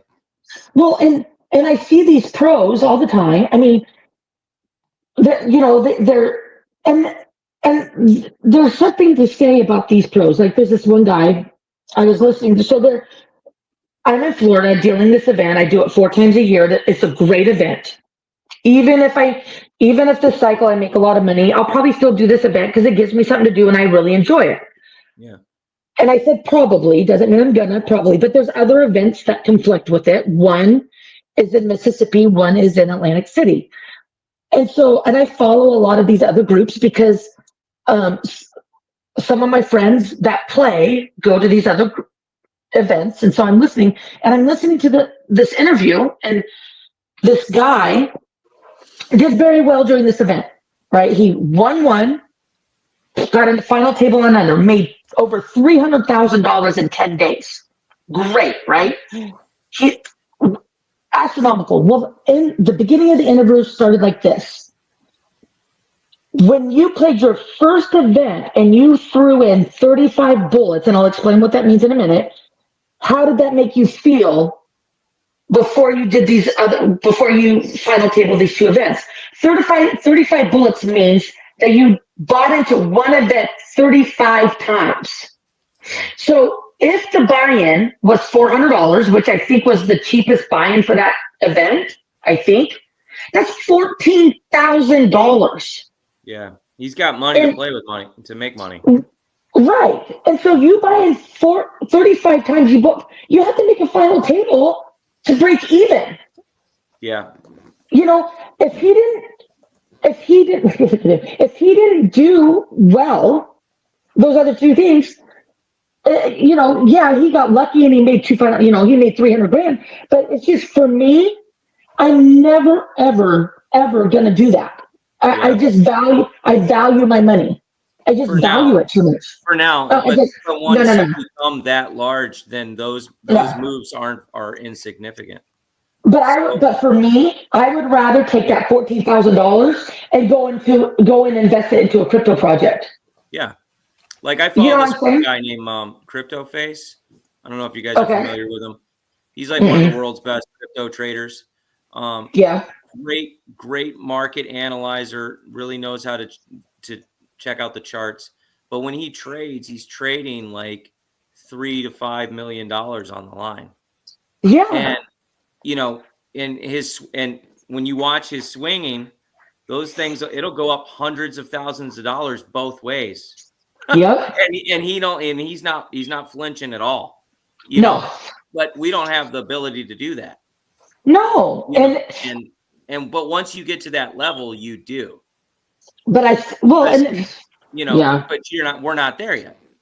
You know, I don't. Well, even if I'm there, I don't know, $10,000. But and this thing in the Bahamas, $10,000 was the cheapest. They had $50,000, $100,000 buy-ins. I'm not buying in a tournament for $100,000. I'm not doing it.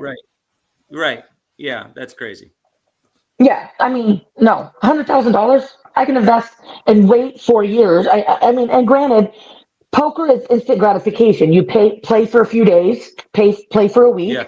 It's a lot faster, you know, the adrenaline, a lot faster gratification. But it's still, no, I'm good. Hey, give me 1 second. I'm going to grab something real quick. Okay, copy that. VeVe Arizona, thank you so much for the super chat saying that the event we just wrapped up, 2-day wrestling tournament in Winslow, Arizona. Happy to hear you're raising money for the Cali. Have an early start, heading home at the moment. Wanted to say hello. Also, Lynn, is that you?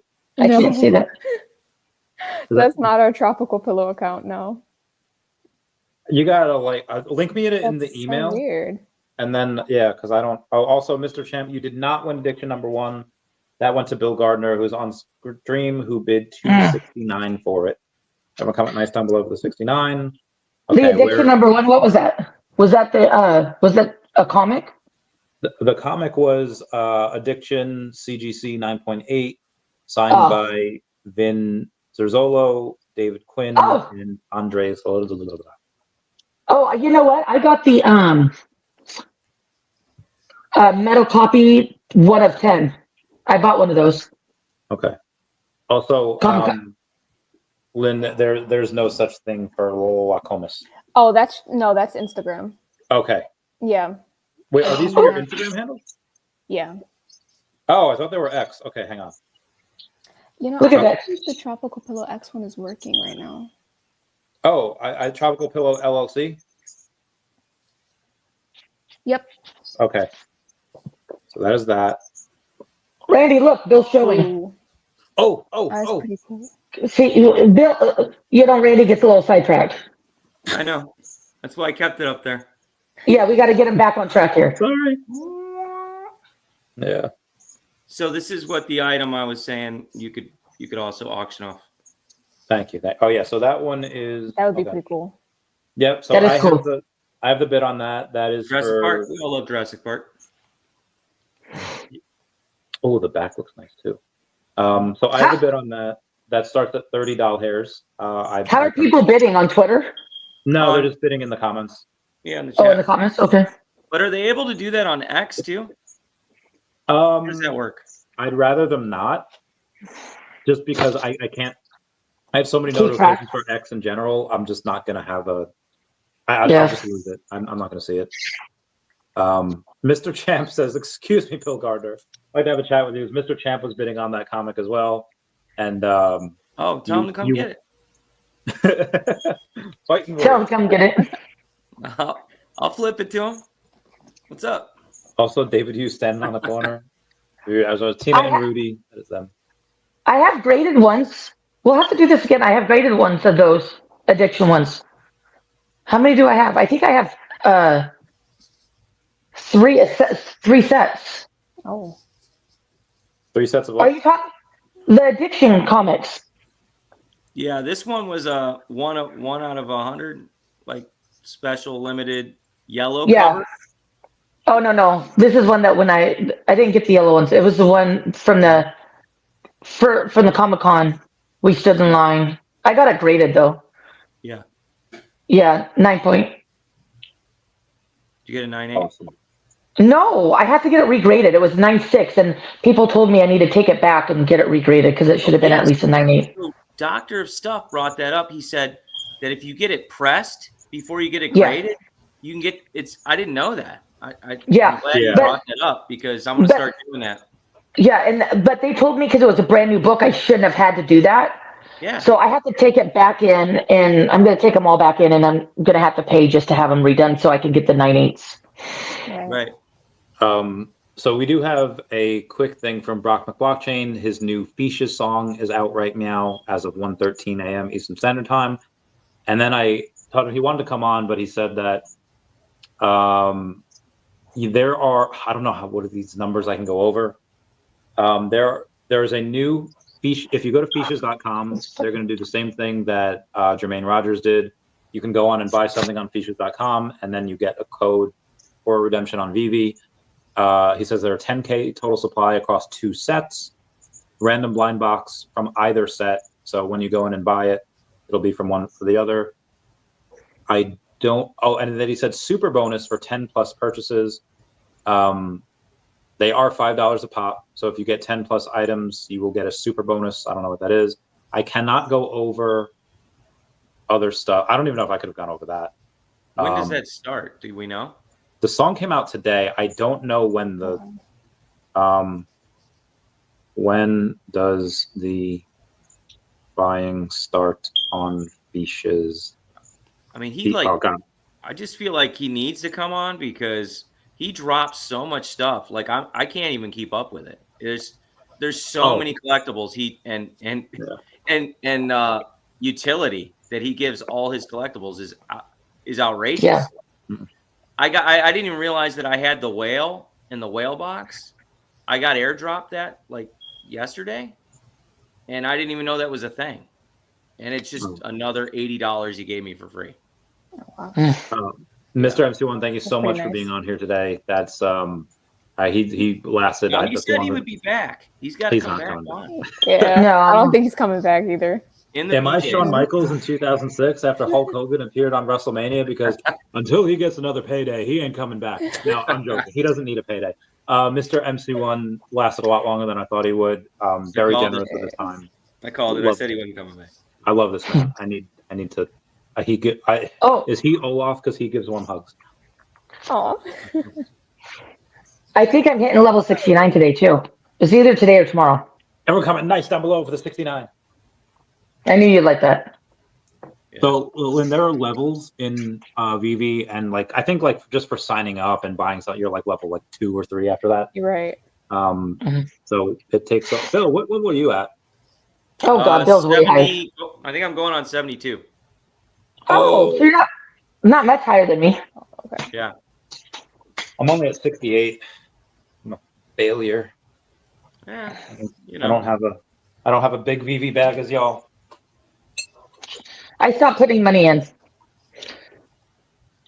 Same, fam. I'm focused on crypto mostly right now. Yeah. I bought another $675 today. I'm gonna have to start on that. What was that? Oh, the Galactus. No, the auction. Oh yeah, that's true. The number 11. I mean, that's incredible. Yeah. Yeah, yeah. Yeah. And I've never owned a first of anything. Yeah, no, I haven't. I might when my house sells, I might buy another logo. Yeah. We'll see. It depends on how much they're at. So when on these, they have like mint numbers, and like there's not too much of it. Let's say for like Superman, there's 8,888 editions. So the number 3,764 is pretty much the same as 5,387. Right. But the 3-digit editions, numbers 100 through 999, those are pretty special. And the Sanjay sub was explaining 100s, that. yeah. And they typically, a lot of them start at 41. Some start at 21. Bill's getting one that starts at 11, which is bananas. Yeah. So and these, not just that, it's also used for utility to buy their artwork. Yeah. And they're putting your name in the artwork? Yeah.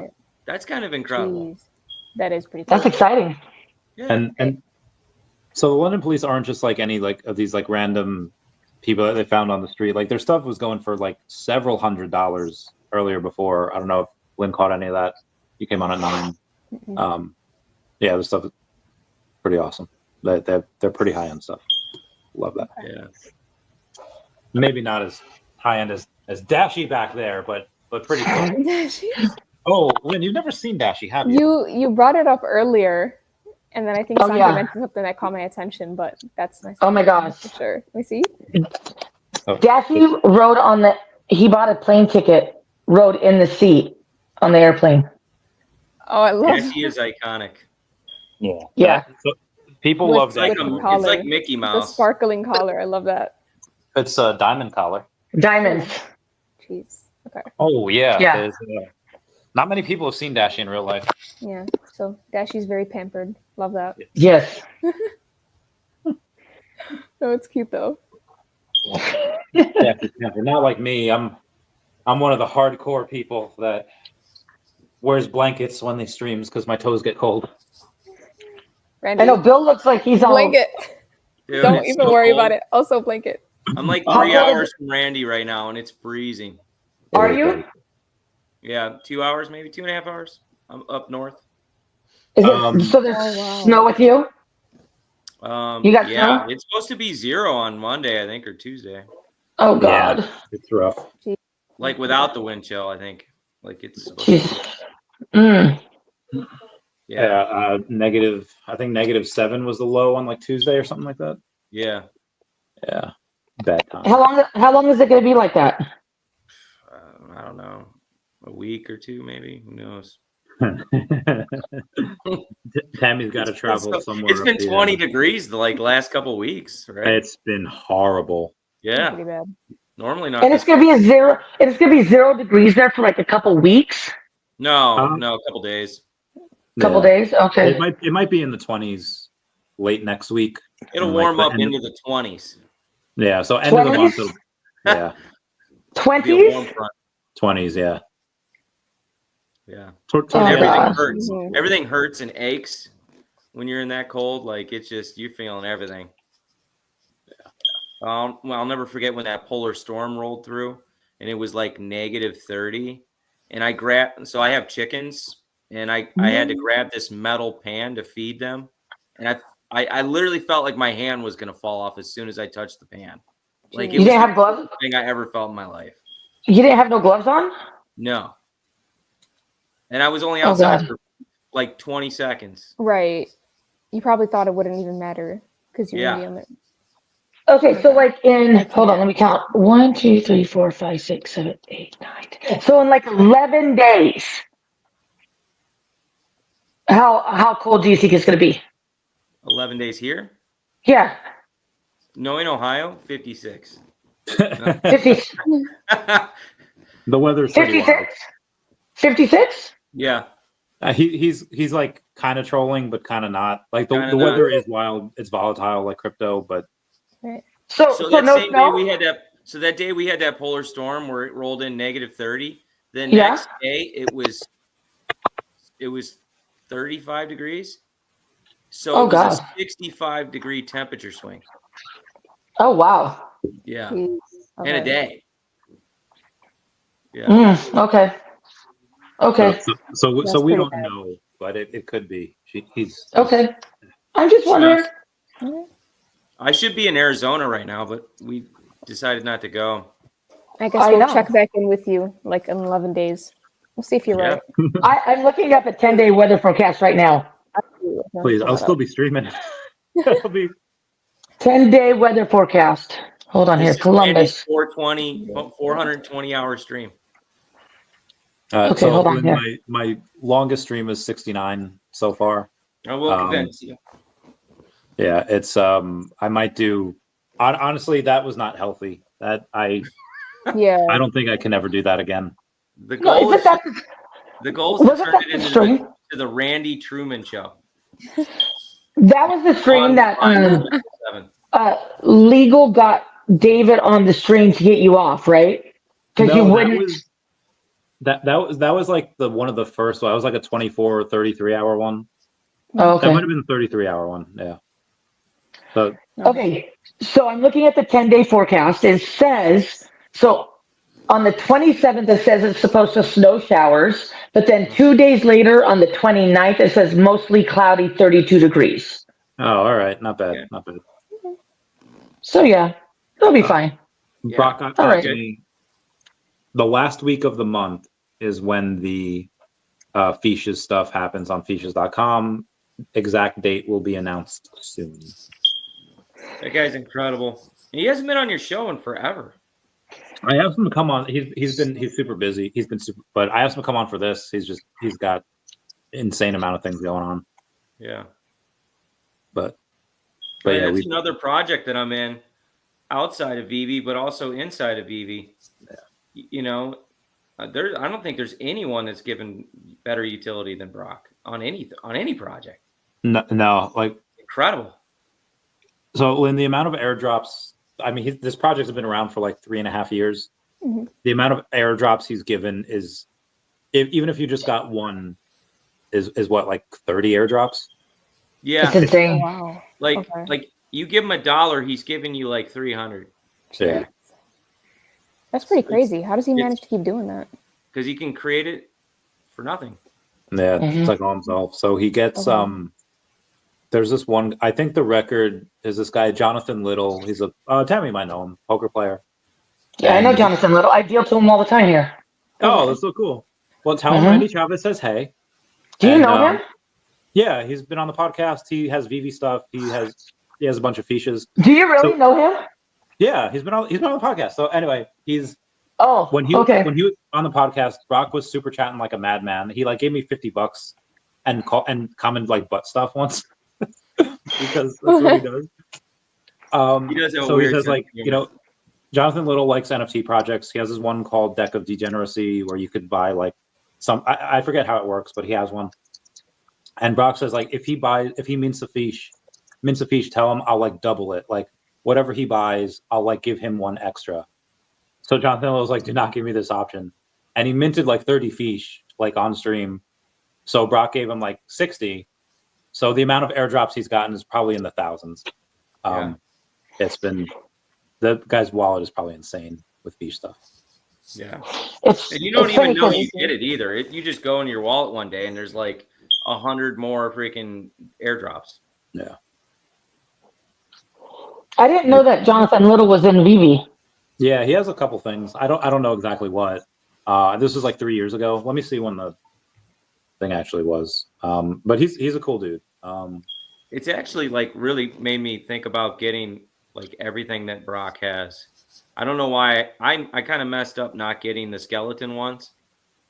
And I'm like, and then all of a sudden he started just airdropping for those too. And I'm like, what am I doing?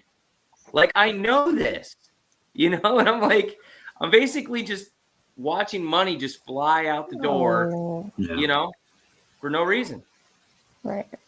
So it was June 10th of 2022. Look how long my hair was. Oh my gosh. And the fridge. All right. The fridge is there.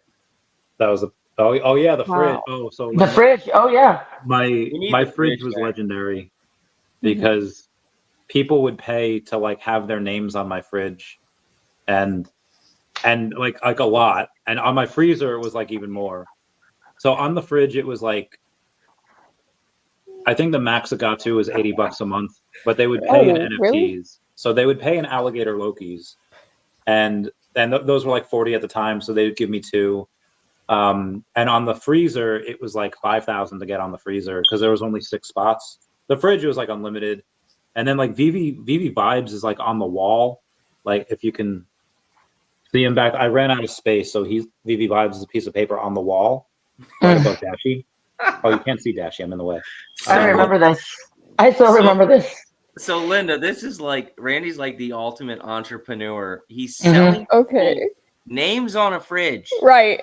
And they're buying it. That's what I'm saying. I was like, excuse me, what do you mean people are paying you to put their airdropped a fridge NFT? It would sell out in seconds. Yeah, crazy. No question. And then when he used to open up his intro, he would have all of the people that would subscribe to his channel. He would have a piece of paper and he would bring it up, and then he would just keep going, and then he would turn it around. That's all he would do. It was so great. That is super it was cool, awesome. though. Yeah. So each time I would start the stream, I would sing I wouldn't just roll it up. I would sing a song. Yeah. I'd be like, he would sing a song. You ever feel like a misfit? Everything inside Yep. is dark and twisted. It would be a new song every time, too. Every day. It was awesome. And then I'm pretty sure you could pay him to play a different song. Yeah, and he so just would. On the live streams, if you were part of the Meow Gang on my Patreon, you can like request a new song or like even now, like you could super chat and say like, Randy, sing this, and I'll be like, okay. Okay, so And that's I how don't you know how pick you the learned all songs. those songs. Okay. Like, So back in the day, Lynn's a little too young, but you guys should know, like we didn't have computers back in the day, and we just we watched the same things over and over again. Also, we have 4,000 people here now, so shout out to yeah. Oh, wow, okay. Wow. Pretty cool. Nice. Well, let's get them on auctioning. That's true. We have Supporting it ends in charity. 27 minutes. The Jurassic Park VHS. Only on the YouTube channel, not on X. Comment down below. Auction. I think you can comment on X, and I think it'll show up here. But Oh, will it? Yeah, but not in like the comments on a post. Like if you click on the video and comment on there, then it'll show. Okay. VeVe Magic messaged me before, and she's like, "Hey, how do comments show from X? I never see comments show from X when she streams." So I don't know. Maybe it decides who's worthy and who's not. I don't know. Anyway. Well, I didn't even know this was on X, showing on X until you said it. Well, I think why I have so many people here is because Carl Choi was on before, and it's also streaming to his YouTube and his X. Because I've never had more than like 2,300 people, and there's 4,000 people here now. So I think a lot of that has to do with Carl Choi streaming to his audience, and he left and it's still on. So well, exciting. Doesn't matter how, as long as it's happening. I'm fine with it. I'm fine with it. You got to honestly, bring back the singing paper, though. Right. So people would do it for Linda. Do it for Linda. Yes, please. Oh, I mean, I kind of did it before, but I'll do it again. I'll be like, okay, we'll do. Well, yeah, but you don't have all the names. You have to write down all your all of them. Missed out. Well, tough luck, that boy's mine now. We are more than just good friends. This is how the story ends. Too bad that you couldn't see the man that He's got the paper plates.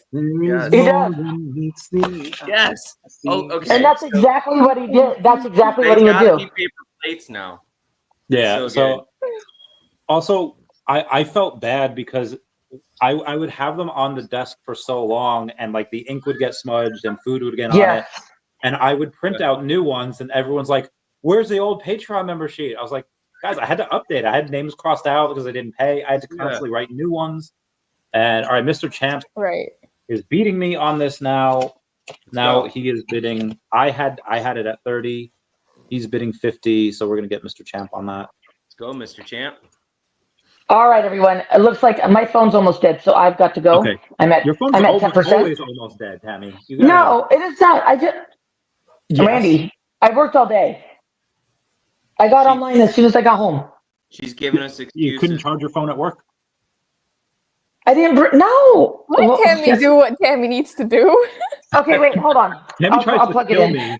Okay, She's a Tammy woman tries to of get me on these Hold roller on, hold on, hold coasters on. and zip lines Oh my God, you would not go on the zip line. Don't even. because I like my life. Okay, hold on. All right, we're plugged in. Okay, let's see. Okay, there we go. She's back. So what are you Okay. at, 3%? She's back. No, I'm at 15. Hold on. Okay, there we go. But and it's not like you went on the zip line and you wouldn't go on the roller coaster. So don't even. I exactly. You always try to get me these death-defying things. I think You this won't calls even for a do sting it. rate. Do you have a fear of heights? No, I just He said he doesn't want to die. He's a chicken. or be like seriously maimed. Like I've lived my life very dangerously up until a few years ago, and life is good now. So I no longer want to take the forever nap, and I don't want to put myself in a position where I could just be like, done for. So and I'm a little older. Yeah. Just a little. And I just want to, have some fun. Let's go.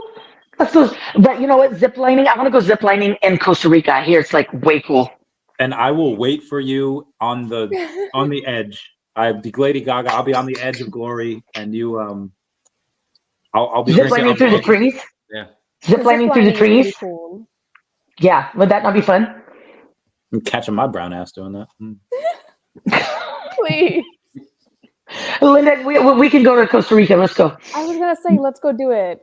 Okay, Yeah, you guys go do that. I have a fear of heights, but I'll still zip line. I think it is Will so you? cool.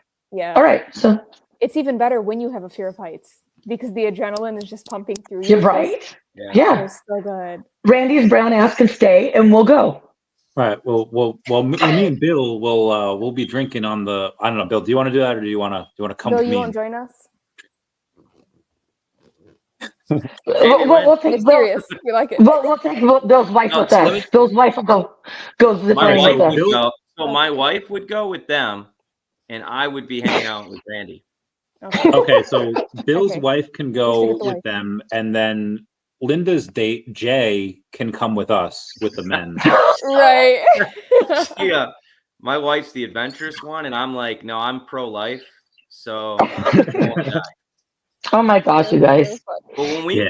we went on our honeymoon in Mexico like 15 years ago, we zip lined through the mountains, and it was like the highest I've ever been on a zip line ever. And you have to sign like death waivers when you're on Right. those. Yeah. And then we took these donkeys up into the mountains, and we were on these paths on the mountain edge like this, and they were That running. would scare me. They were running full sprint. Like I thought I was gonna die. Yeah, that would scare me. I don't like that. Yeah, so I've done that stuff, but now I'm like, no, I got kids. Yeah, that's fair. Yeah. I mean, I don't have kids, but I just want to continue living my life. Like preservation skills. Mhm. I got kids too, but they're grown. They're grown. adults now. They're grown. Yeah. Who cares? Well, Yeah. I still think I am a kid, so I think maybe. Yeah, same. Yeah. Right. I was like, maybe I should take care of that a little bit. Yeah. So Bill and Tammy, when did you guys feel that you were adults? Because I still barely sometimes feel like that. I guess Linda says she's a kid. I barely feel like that sometimes. When did you know? They're like, okay, I'm an adult now. The day I found out I was pregnant, I had to become an adult. Oh, okay, that's fair. I was gonna say when I had my first kid, but when my first kid was born, a little different. Right? Yeah. Because then you see him for the first time, you're like, I gotta get real. Like, Mhm. I gotta get to work. I had to grow up real quick. I was pretty young. Yeah. They're just because they're so fragile and little, and you're like, I gotta take care of it. Like, Yep. And they eat. And Yeah. the amount of diapers you gotta buy. Yeah. Yeah, they can't do it. Yeah. So we got to do it for them. Yeah. It's crazy. Because I was younger than Linda. I was a little younger than you when I had my first son. Yeah. Really? Yeah, I was 19. How old am I now? No, how old were you? Oh, I was 19 when I had my first son. Yeah. I even in the military, I did not feel like an adult yet because everyone like kind of told you what to do. It wasn't until I got I was supervising other people where I was like, okay, But then even then it was just like, okay, it's just a job. Just tell them what to do in the job, and like that's it. I honestly, even that, like in my off, I don't get too much off time. In my off time, like I watched a couple episodes of Recess the other day, and it was the Gretchen Does Yo, where she does the Invisible Man walking with yo-yos, and she hits her shoes with the yo-yos, make it look like there's a man walking. Great episode. I gotta go back and watch that. It's season 1 or season 2, episode technically 12, but it's 6 because there's 2 episodes per. Yeah. I'm in You this know what kick that look now like? where I go back and I'm Spider-Man? rewatching like everything. Yes, it looked like Spider-Man. Wait, Bill, what'd you say? You're watching what? I said I'm in this kick right now where I'm going back and rewatching everything that I grew up with. So I just reordered all the Lethal Weapon films. Oh, heck yeah. And it was because I watched that Joe Rogan, Mel Gibson podcast. I'm haven't like, seen that yet. that's it. I got to go watch all Lethal Weapon now. You know? And then I Are they got making a new into, one? I know this is a little older, but Steven Seagal films. Oh yeah. I mean, it was just incredible. So I had to order that too. I almost died watching a Steven Seagal film. Yeah, so it was gonna get a little X-rated. Sorry, everyone. It's all right. It's like 1:30 or something, right? Yeah. Yeah, that bid ends. Mr. Champ is winning. That ends in 18 minutes. Anyway, so I was with this chick and we were watching some Steven Seagal movie. I forget which one it was. And I was like falling asleep. I was like really tired. And she tries to wake me up by like doing something. And I say like as I'm falling asleep, like, I wish you were Steven Seagal. And and she grabbed my knife from under my pillow and she's like, what? And I was like, I don't know what I just said. And she's like, you just told me you wished I was Steven Seagal. And I like had no answer for her. And I was like, I was falling asleep. I'm sorry. What? So bad. Yeah. Oh, So I've never done that actually. Yeah. Wow. Yeah, it wasn't doing anything cool. I mean, I guess it was kind of cool, but it wasn't I was like expecting you to tell me this story where you were just like, Right? And no. Right. Yeah, not that. But I No. think I like this version better. Yeah. Yeah. I think I like this better. There was a time when I was trying to copy a movie, like it wasn't like Steven Seagal, it was Space Jam, and I had this little like Fisher Price like basketball hoop. I was like 7 whenever Space Jam came out, like 7, 8, whatever. And then as the Monstars were like doing all these crazy dunks, I was trying to do that outside on like my deck, and then my mom yelled at me for having the TV on and play while I was outside. I was like, no, Mom, I'm trying to like dunk the ball, and then she just like cursed me out and told me not to do it again. Dude, TV can do powerful things, man. I once when I was a little kid tried hanging myself because I saw it on a movie. For real? Oh. I wrapped a cord around my neck and like jumped off the stage. No. Yeah. What movie were you watching? How old- So what think ended it was up happening I think though? it was a Clint Eastwood movie. Where was the parental supervision? Well, What I the- didn't tie it off or anything, but it Oh was my enough to give me gosh. like it was enough to give me rope burn. Oh wow. Oh, honey. I was like That's 5, crazy. you know. Oh. Crazy, So my right? my friend, I won't say his name because he's been on the stream before. Do you guys know Legend of Zelda? Yes. I grew up Yes. playing Zelda. Of course. Okay. Ocarina of Time. Yeah. All right. So you know Navi, the little like listen. Listen. All right. So a buddy of mine was doing the autoerotic asphyxiation with like an N64 controller while like, and then Come he on. like he wanted to like What is wrong with people? pleasure himself to like Navi fanfic, like the Navi fan like Rule 34 Navi. Oh my goodness. N64 controller. He survived, thank God. But he was like, he was after it was over. He like was not okay for a while. I was like, what did I just do? And now 4,000 people know his story. Right. But we don't know. But we don't know who he is. No. That's great. That's crazy. Oh my goodness. All right, I feel like I've given out a couple of stories here. You guys got to give some crazy ones out as well. Crazy stories about what? Bill, you already went with your trying to hang yourself at 5. I mean, I tried to jump off. I tried to jump off a roof because I wanted to fly when I was a kid. How old? I was probably 6, 7. What? Any broken bones from that? No, I wasn't stupid. I put a mattress on the ground. Oh, so it wasn't like a thought that popped in your head. You were on the second story window. Let me try. You thought about it. Yeah, no, we were just on the roof, and it wasn't just me. It was a group of kids, and we were like, let's see what'll happen, and we jumped off, and yeah. Obviously, we didn't fly. Yeah. Right. But like no broken bones because there's like a mattress on there. Yeah. Yeah, it was like, and it wasn't a second story. It was a 1-story house. Oh, okay. I got a wild one. So when I was like, I want to say 6 or 7, maybe. I think I was in 1st or 2nd grade. So whatever that is. My friends they triple dog dared me. So I had to do it. Triple dog? We found a fish tank in the back of this apartment complex. Oh gosh.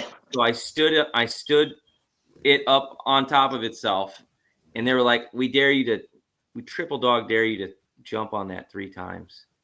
And I'm like, I got this. Well, I was thinking there was going to be algae and stuff with fish, and okay, never mind. Right, I was getting a little worried. Yeah, so okay. I jumped on the top of it 3 times.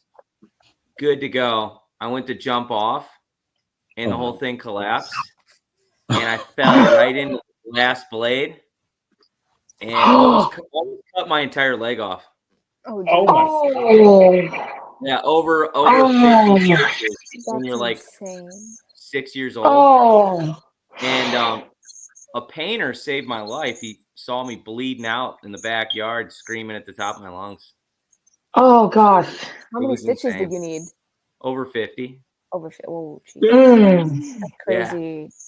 Yeah, just blood Oh, okay, that's gross. Yeah, that's a lot. Yeah. But I was triple dog dared, so I had to do it. Yeah, I did. Yeah, no. Right, naturally. No. Stupid, right? One of the times I got stitches because I was really fat. There was do you guys remember the Cutco knives? Yes. Yeah. Yeah, they cut through the can, right? Yeah. Yeah, they cut through like pennies. They can cut through like can whatever. or something commercial. Yeah. So there's this one Cutco knife called like the sandwich maker, and it's like a spreader, but it's also serrated at the edge, so you can cut the sandwich that you just made. Fucking brilliant. Anyway, so I got one, and from using it so much, the little cardboard sheath that it comes in, it like kind of frayed. Ridiculous, yeah. Yeah, so like I couldn't get it out, so I go like, ugh. And when I went like that, I cut my head. So I didn't have any health insurance. So I go to my friend Mark, who's been on the podcast too, he's a veterinarian. And I was like, Mark, I don't have health insurance. Like, you gotta like stitch me up. So he stitched me up and Rambo style? Like Rambo style, yeah. Wow. That's amazing. I mean, if it works. Yeah. Well, again, he wasn't just he was a veterinarian, so he's stitched animals up all the time. Right. All right, Lynn, you gotta tell us a story. Yeah. I was gonna say I was still thinking of my coyote story that I told earlier. Yeah. That was I think the craziest. really savage. Yeah, I fought a coyote in Lebanon when I was there because I lived there for 3 years right after high school. And one day I got out of the car or out of my house to go into my car, and my mom was with me. And so this actually came from the 2 truths and a lie that we did earlier. Yeah, I had a bunch of cats and dogs or whatever, but 2 of the puppies were fighting. And so we were like hearing them growl stuff, didn't think much of it. I got into the car and my mom got into the passenger seat, and then we heard a lot of growling, like a little too aggressive. So she came out to go and stop them to make sure they didn't do anything. And then she starts screeching and like clutching her chest, and she's like panicking everything. I don't understand what's going on because I'm asking her what's wrong. She's not speaking. She's just screaming. So I get out, and when I get out of the car, I see like this golden retriever, like mix of something else, like come underneath. And I'm like, oh, okay. And she looks absolutely scared. And then this, what I assumed was a really big dog, comes out of under the car as well, like just follows it, right? And I'm still thinking it's a dog and it's just a stray, so it's not a big deal. Yeah. So I took off my Nike slides and I'm like slapping this thing around because I'm like, get away from my puppy. And then it turns around and I'm like, oh, that is not a dog, right? And I didn't know what it was, but I was like, that is not a dog. And it just like jumped in my face. I got really scared, but I don't know what it was. I wasn't really making like a sound. I think I just went into like shock, and I just kept hitting it. Finally, when I was like slapping around hitting it, and I think I hit its nose or something, and that's when it finally like backed off. It ran away. Wow. And my mom like took off her slide to start checking it too. But I think I handled it pretty well up until I saw like a little scratch on like my puppy's belly, and it just like, you know, he was like so scared and all that type of stuff. So I was crying. That's when I like let it go. I'm like, okay, now I'm a little scared, but yeah. You're caught up in that that adrenaline emotion. Yeah. I had that recently happen to me. There was this car, I think it was like in the summertime or fall, maybe the fall. I was on the freeway and this SUV flipped over right in front of me and just smashed right up against the sidewall. Oh, geez. And so everyone started hitting the brakes, and then we just see this guy hobbling along the road trying to get out of traffic and not get hit. I think he snapped his leg on a motorcycle. And then all of a sudden we see the doors pop open on this SUV, and there's 2 3-year-old little girls screaming at the top of their lungs, and they're hanging upside down in the car, and the car's smoking. And I'm like, this car's going to explode. So I dive out of the car with this other guy who was with me, and we jump into the car trying to save these little kids. And meanwhile, we're in there, and another car hits that car. And we look up after the car gets smashed, and it's another person who was trying to help, didn't put the car in park, and it smashed into that car, pinning it up against the sidewall. And I'm pulling these little kids out of the car, right? And I'm thinking I'm going to have to cut the seatbelt with this blade I had on me. And meanwhile, the smoke is barreling in the car. And I'm thinking the whole time, I'm about to die pulling this kid out the car because it's about to explode. And like, I hand the kid off, and then there's one more kid left to get. And I'm like my body's like halfway in, and I'm trying to reach and grab this other little girl screaming at the top of her lungs because some stranger is just grabbing her out of her car. Right. You know? Right. She's scared. And I was able to mangle her body out of the seatbelt and hand her off. And then the car didn't explode, which was good. But when I like stood back up and everybody was fine and like the traffic was stopped, like all these like adrenaline just flooded through me. And I'm like, all I could think about was, man, what if this kid would have died right in front of me while I'm trying to pull him out? I would have just lost it, you know? Right. And then you start thinking, what if that was my little girl? You know, like, oh my gosh, like, and it's like the adrenaline, I started tearing up. I couldn't help it. I was just like emotional about it. So you probably were, you know. Well, yeah, but I mean, compared to that, that's crazy. Yeah. And like, thank God the girls were okay. Everyone was fine. Nobody was broken bones. And amazing situation. I wasn't the only one that helped. So it wasn't anything like too crazy. It was like, it felt like when it happened, it felt like it was a movie, you know, but you know, I can relate to how you felt. It was probably a flood of adrenaline when that dog jumped up into your face, because coyotes are huge out here. Yeah, I don't know. Yeah. I've just never seen one in person before. They're big. Same. They're big, and they're like little wolves, you know, and that could be scary, you know, and you were probably just like, yeah, like, didn't register anything. Yeah. I can relate. No, but that's crazy. Yeah. Well, you're a hero, honestly. For being I felt like able to save those Batman. girls. I did. I really could relate, and I was like, I know that if something goes down now, that I won't think twice about doing it. Right. You know, so you at least you know feel that. reassured. Yeah. No, I can get that part. Yeah. Oh, that's crazy. It's because I've been reading all those comics. Yeah, that's what it is. Yeah. Yeah. I mean, so many times where heroes that put themselves in danger. I feel like that rewires your brain after a while. Like, I gotta be like Captain America. Yeah. Right. Yeah. And on the ride home, like, so I just got back into my car, and because I was blocking like hundreds of cars from driving off, and I didn't say anything to anybody because nowadays you could just get sued just for, what if I'd have broke the little girl's arm or something pulling her out? Right. Yeah.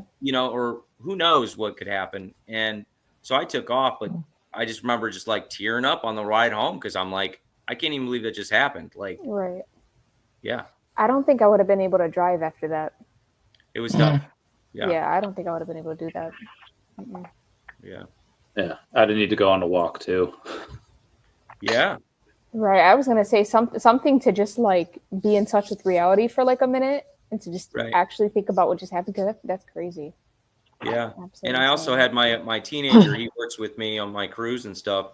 And he was in the back of my car that I jumped out of in the middle of the freeway. So then I was also thinking while I was pulling this little girl out, what if a car smashes in the back of my car and kills my kid while I'm pulling this other kid out of the car? Right. Yeah. It's like a million thoughts all at once.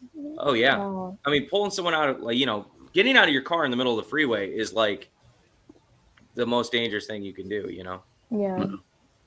So, but everybody was okay. Yeah. Thankfully. Yeah. Thankfully.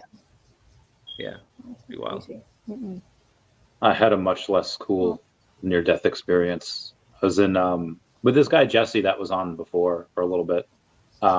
We were in a staircase truck for the passengers getting to the C5, super large aircraft, and they were trying to refuel, and something happened with the refueling guys. They didn't connect it correctly, and suddenly like hundreds of gallons of fuel were pouring out of the C5, and the crew and like they get off, and I'm like, I have no idea where the regulation is, like, as long as there's people on the aircraft, somebody has to stay in the staircase truck. So I was like, Jesse, go and make sure everyone's off like the aircraft. The crew were assholes. They like saved themselves. They went over there. So it was like Jesse was the one that made sure everyone else like got off the aircraft. And I don't know that. I think he's just like leading like the people to the other aircraft, and like this plane go up in flames at any minute. So I'm just like, I put like my hand on the window, like Titanic in the window. I was like, Jesse, and and eventually he's like, "What are you doing in there? Come on!" I was like, "Is everybody off?" And I don't know if he lied or not. He's like, "Yeah." So we get out, and the plane doesn't explode, so we were fine.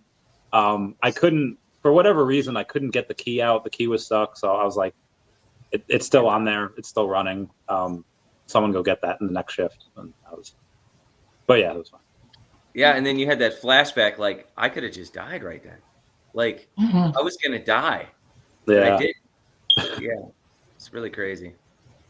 I got flight kitchen, and that was it. What did you say, Tim?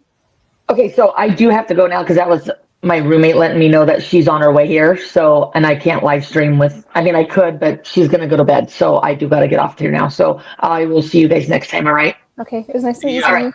You too, Linda. Have a good night, guys. Thank you. All right. All right. Have a good night. Talk to you later. Yeah. Yeah, y'all get to see her at New York Comic Con. She's hella fun. She's a little trouble though. She likes to get people to do things. She seems fun. Yeah, like zip line and stuff. Mhm. Her and you don't know Fam Bam yet. She also likes to get people to drink a lot. I think earlier in the comments, I think they were commenting. Yeah, right? she was on. Let me see if she can. Yeah, I think where's she's busy she been? tonight. And also, where has Queen VeVe been?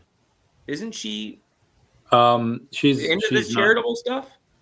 She loves this type of stuff. She hasn't been feeling well. Okay. Yeah. Yeah. So, but she'll be back at some point. Okay. Let me go and text this StreamYard copy URL over to the VeVe Bam Bam, and be Well, like, while you're Did doing that that, auction end? the auction? Yes, it did. Mr. Champ is the winner. Okay. Lynn, were you dipping out? You had a. No, I was, well, I mean, after this, yes, but what I was gonna say was, I've been on here for 5 hours and That's I incredible. have so many exams due. I'm still a student, guys. But and I was gonna say, I don't think I've had, I wouldn't consider that like a near-death experience. I think it was just kind of scary. But when I was in Lebanon, so again, for people who mistake, I have very like strict traditional parents, so I wasn't really allowed to dorm for a while. Didn't really think that was like part of the college experience. So when I was in Lebanon, the closest university was 2 hours away.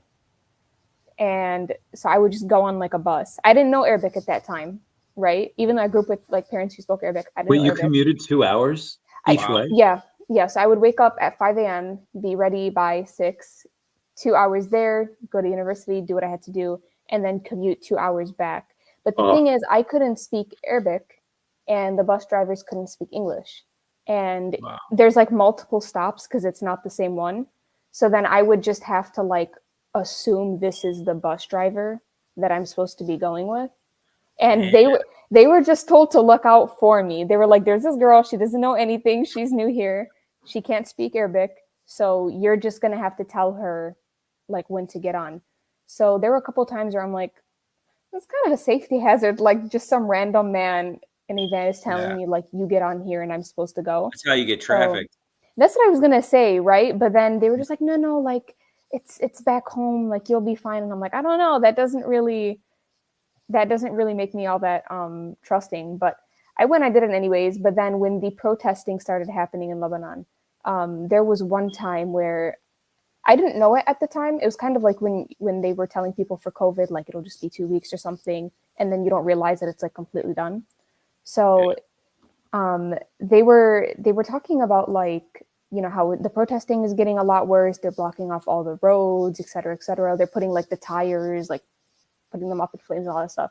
So my bus driver didn't come for like another 3 hours. So I'm just stranded in this like city, and I'm like, I don't really speak Arabic, right? And I'm like, I don't know where the hell I'm at, and there's no way that I can get home. And I'm like, well, I wonder if this has anything to do with them blocking off the roads. But if that's the case, like, how would anyone be able to come get me?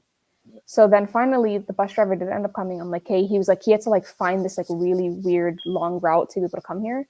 So he came anyways, and on our way back, they closed off that route. And the protesters weren't moving for anyone. Like, they did not care. And it's like, okay, but what are we supposed to do? Like, at one point he was pleading, he's like, you know, we have people who are not even like from this country, right? Like, they might, like, we need to be able to go home. So it took a couple hours, but like, I just remember being like, there's this one very specific like main road. It's pretty popular down there, but they covered it up with those like really big tires, like the really, really big ones that you see on Jeep. And it's just fire everywhere. So like we couldn't go anywhere. And then finally at one point, I think like it was just getting really late. And I think the protesters, felt bad because we didn't really have anything to do with it. Right. So they finally let us go at one point. But that was actually the day the university closed. So I didn't really get to go back. After that, it went to online schooling. And then these were protests because of COVID? No, it was before COVID by a little bit. And it was actually just because, so the government there is really corrupt. Yeah. And I think they had like a bunch of things that was really going on, but like the thing that really got people to the streets is that, so WhatsApp is free, right, for them to use, but they tried to tax WhatsApp and charge users, which isn't what the creator of WhatsApp even wanted. So they were doing it like against his will in Lebanon. But that is the only way that people there can communicate with other people around the world for free without having to pay. So that's what got them mad, because they wouldn't be able to like talk to their family or anything down there. So that's what got them into the streets. But it was really, really crazy. So then that happened. Then COVID happened. And then the embassy closed down, the airport closed down, all that good stuff happened. My passport expired. So even though I was only supposed to be in Lebanon for around like 3 to 5 months and then come back, it ended up being like 3 years before I could come back. Damn. Insane. Yeah.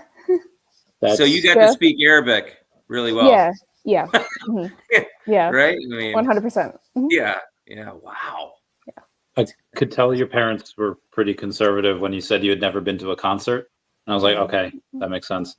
You ever read the book 10 Things I Hate About Me? About me?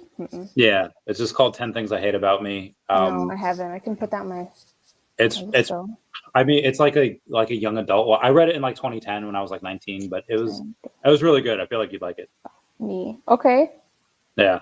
It seems fairly similar to The Strict Parent. I feel like any kid with Lebanese strict Muslim parents, culture. Okay, cool. any Cool. kid with strict parents would have like that. Oh, they'd identify with that book. Yeah, no, I had Drink really water strict parents growing up. Mhm.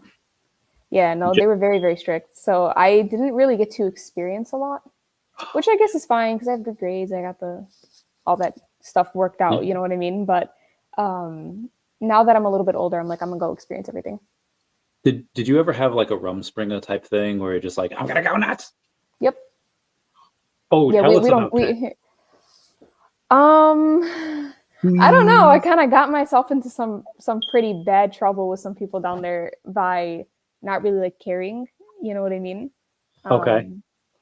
But yeah, I don't know. Maybe we'll say maybe have me back and I can tell you that I story. will, for our separate podcast, we'll have all of that. Yeah. All Hey, that and a bag of chips. That's I was How gonna say, insanely large are the trees there? Hmm? I said, how insanely large are the trees there in Lebanon? They're pretty large. They're pretty large. I lived in the mountains, so Yeah. what they would do is there was what is it called in English? Okay, it's called a sahil, so like a plain, I guess, in between like the peaks of the valleys. So that's where they would grow crops and everything. So it was pretty clear there. But then Yeah. the second that you would like look above that where the mountain, it's just huge trees everywhere. Yeah. Everywhere. So much so that it would kind of cover your view of like the next town over. Yeah. Awesome. Just curious. Yeah. Sorry, just reiterating my back hurts. I'm trying to stand up and I'm trying to put things places and Yeah, I was gonna say you've been live for a while. yeah, That's crazy. not my first time. Yeah. Yeah. Speaking of that though, I have assignments too. Yes, So go. I do go. gotta Thank go, you so but much. thank you so much for having me. This was really fun. It was really nice to meet you too, Bill. I Yeah. followed you on Insta, so I'll message Nice to meet you. next time we get you back. Yeah, of course. And I loved all the viewers. Good night. Yeah, Good night, y'all. And then there were two. You've had what time did you have to? It's 2 a.m. over there. Or over here? What time did y'all have to bounce? I'm just driving to your place. I'll be there in a few minutes. Yeah, so there's a park near me, and it says that coyotes are in every county in Ohio, and I have never Yeah, they once are. seen a coyote. I'm starting to think it's a conspiracy and it's not real, and everyone's just playing this prank on me. I've never seen one. I also don't know where Bill just went.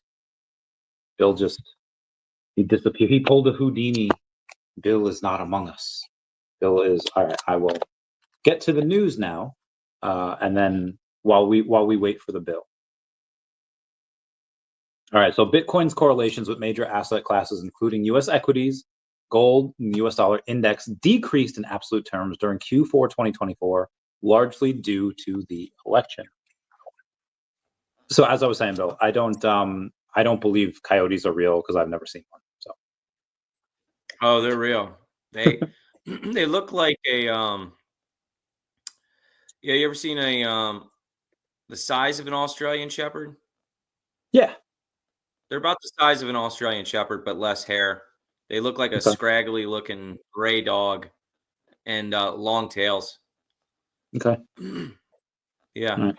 I can I see mean, that. you're down towards Columbus, so you're not, I don't know that it's pretty busy around there. You might not see him as much as you'd see him up here. Yeah, there's my friend Reagan said he saw like two like a couple weeks ago, and it was like right outside. I was like, man, I didn't see it. I did see like Yeah. 6 deer here last week, and because I always go out and escort. We have a little black pug. It's like 15 years old, but he's still pretty spry for an older fellow. But like I just go out with him because he's small, and God forbid, like a deer or like a golden eagle or coyotes go and get him. So we go out and we do our perimeter check. But yeah, I've never seen one. So I was on a property recently. sounds like you're kind of on the same type of property, but it was a large area. It was for those people that I signed NDAs for. Yeah. And they we were working on their boat dock area, and all of a sudden we just heard like this just loud pack of animals squealing, this high pitched squeal, and they almost sound like hyenas. Yeah. When you hear them coming in, and they were chasing some kind of animal, and they were almost right up on us, and even though we didn't see them, you could hear them like yelping really loud. It was pretty wild. It was almost enough for me to almost jump in the water because there was so many of them. And do they not swim well? I don't know, but it was like my go-to. I didn't know what else to do, because I was working on this boat dock that I'm not supposed to talk about, but it's these iron beams that stretched out across the water, and they were rebuilding it. And I was literally walking these steel beams, working with this crew on this job, and they just came up on us. So, I mean, what else do? You just dive in the water, I guess. I don't know. Hoping they can't swim as good as I can.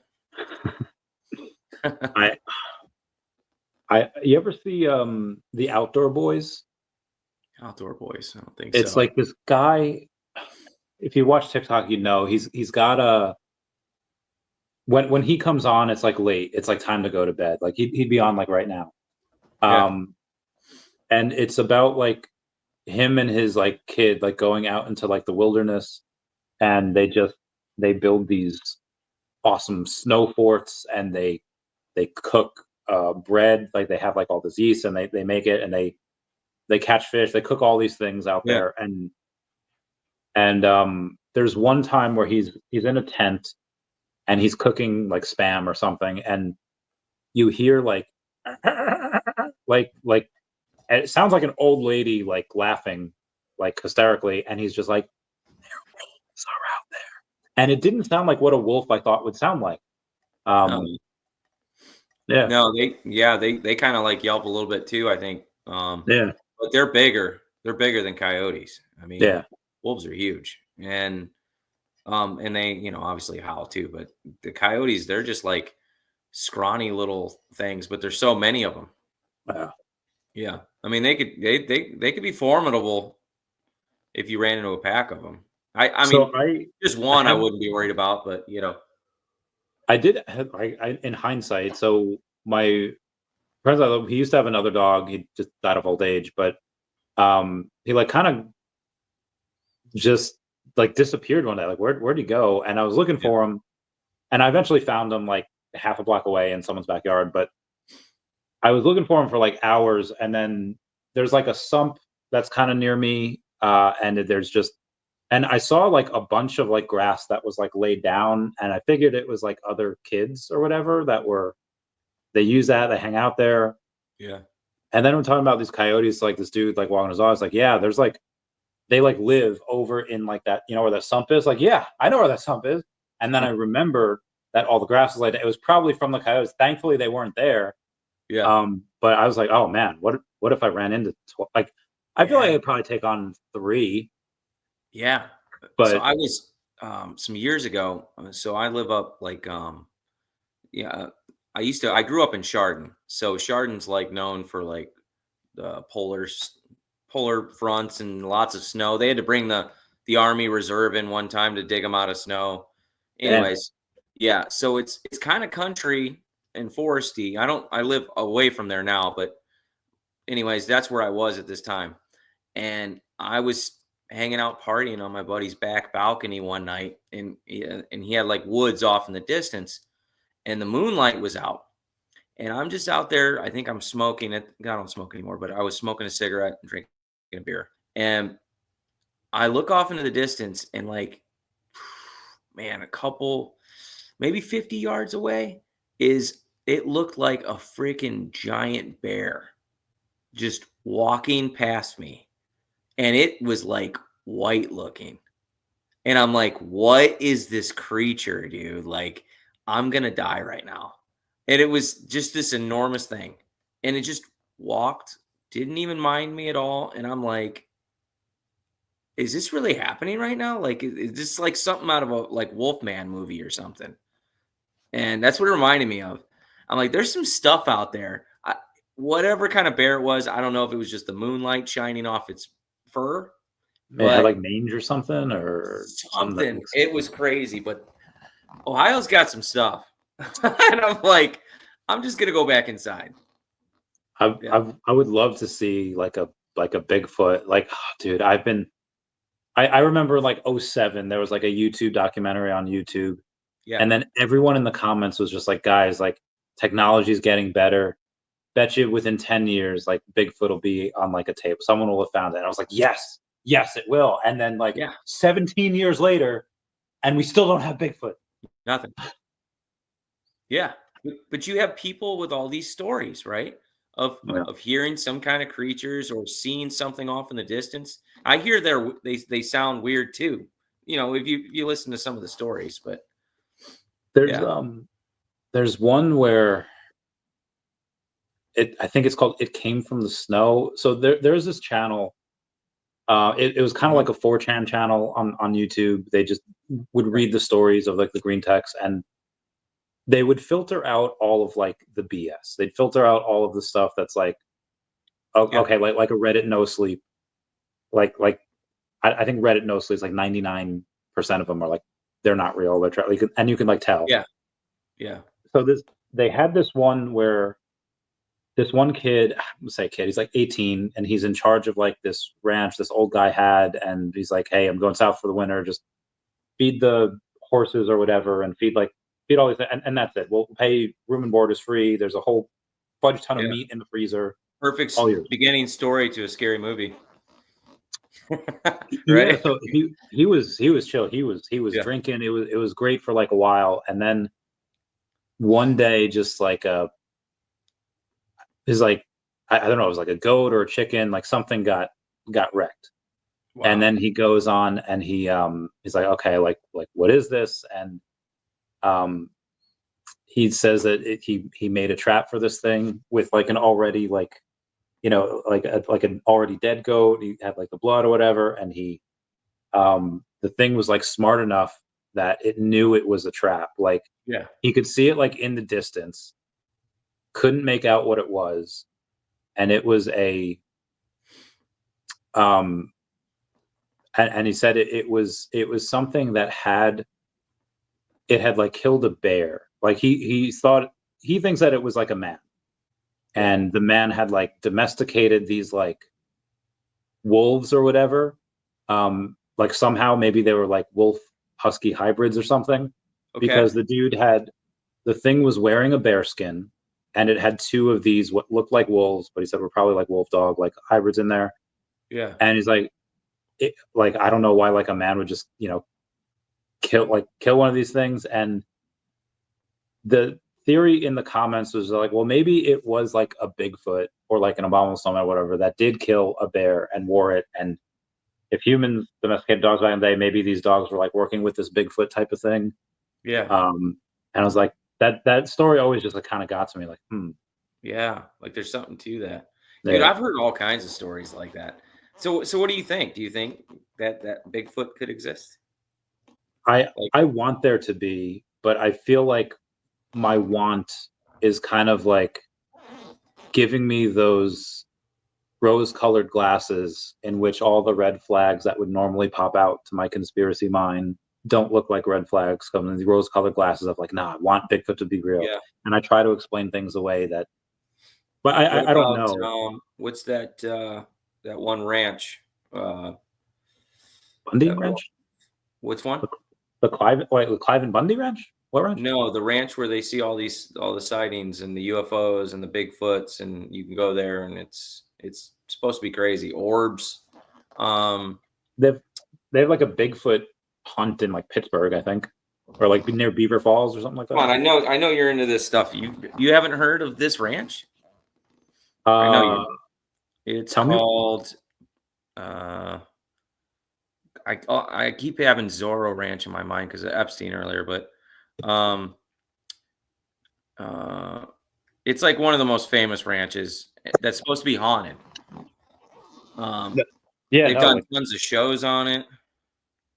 Google it and tell me what it is. Also, I have to like try to sit down on this couch because I am. That's what I'm doing. My back is destroyed. Skinwalker Ranch. Oh, okay. Yeah, I have heard of that. Yeah, I mean, they've seen UFOs, Bigfoots. So, like, what do you like? A lot of the sightings there are really something like, I mean, a lot of people have seen some stuff there. Where is it located? Let's see, Skinwalker Ranch. It was owned by an actor originally, and let me look it up. Skinwalker Ranch. And then later on, I think a different family ended up buying it, and then they realized it was super haunted or something was going on there. It was known as Sherman Ranch, 512 acres in Utah. Okay. Yeah, and I mean, supposedly UFOs, this weird like wolf creature that's constantly sighted. But it's just, it's strange. A lot of strange things going on there. And I don't know, what do you make of it? I've been to Utah like twice, and I've never been. I would love to try to go for it. The part of me, so I hurt my back a couple months ago, and I like have worked out like twice since then. Try to get back in the gym again soon, but there was, and even now, like even with my new, less improved state, I want, part of me wants there to be that thing where I'm out walking Ralphie, and like 6 coyotes might be too much, but a certain amount of coyotes like go and attack, and I get to see like what I'm made of. I get to see like, okay, like so you which want one like dies action first. battle scene. Yeah, and like, so my thought is like, maybe if there's like a rock, whatever, I have that as a weapon. But my thought is just like, I don't know if you ever seen Hercules with the Rock as Hercules. Okay, yeah, I think so. And he takes Hercules will always be what's his name from the show. Remember? What was his name? Remember the show back in the day in the 90s? Was it 90s or Hercules? He's an actor. Go on though. We don't need to sidestep that. Yeah. I mean, like Conan the Barbarian, like Arnold Schwarzenegger. No. Hercules, the show. You don't remember that show? I remember the Disney show Hercules. I mean, there was Xena. Oh, not okay, not Xena though. Long sometimes they would cross. They would go back and forth. I remember. I forget his name, but yeah, I know who you're talking about. Kevin Sorbo. Okay. Yeah. And go ahead. So, in the 11 years ago, Hercules, where the Rock, like, he's fighting like these like 3 wolves or whatever, and he kills one of them by like taking his left hand and his right hand on each top of and bottom of the jaw, ripping and he apart. breaks it.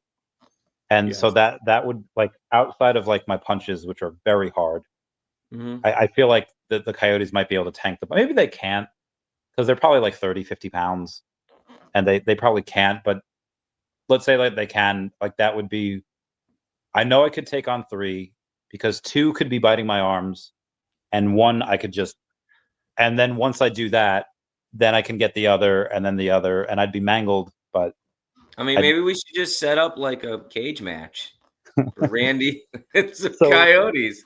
I mean, we could do that. So now that I'm in my new, less improved state, my confidence in dealing with the supernatural like that is way down, because I'm not the man I was 3 months ago. And honestly, even then, like I'm not like I was in like my 20s, or even like, so I would want to fight that, or look at like on my best day, and my best days are long behind me for right now. You're good. You can take at least 4 of them. But again, with something like a Bigfoot, I would. So there's like these theories that Bigfoot is like super intelligent. Maybe it has like a like I know it has a language, but maybe it's, I'd love to like talk to, like, if there are aliens, I would love, and then there's a couple of people that would probably be better than me at this. Maybe you, maybe like Elon Musk, maybe like Neil deGrasse Tyson. But I honestly believe that if they came down and they're like, hey, like, because of the internet, because people lie, like, we don't know what to believe. Can you tell us about just humans and like who to trust? I honestly believe I'd be one of the best people out there, and I would love to like talk to him about that. What if the big feet were more like the Kandahar giant? Like, what if they were something similar to that, to where like these things, they're barely ever seen. They live in discrete locations. They're eating strange animals. I mean, it's kind of a similar story, isn't it? You ever hear of the aquatic ape theory? Mm-mm.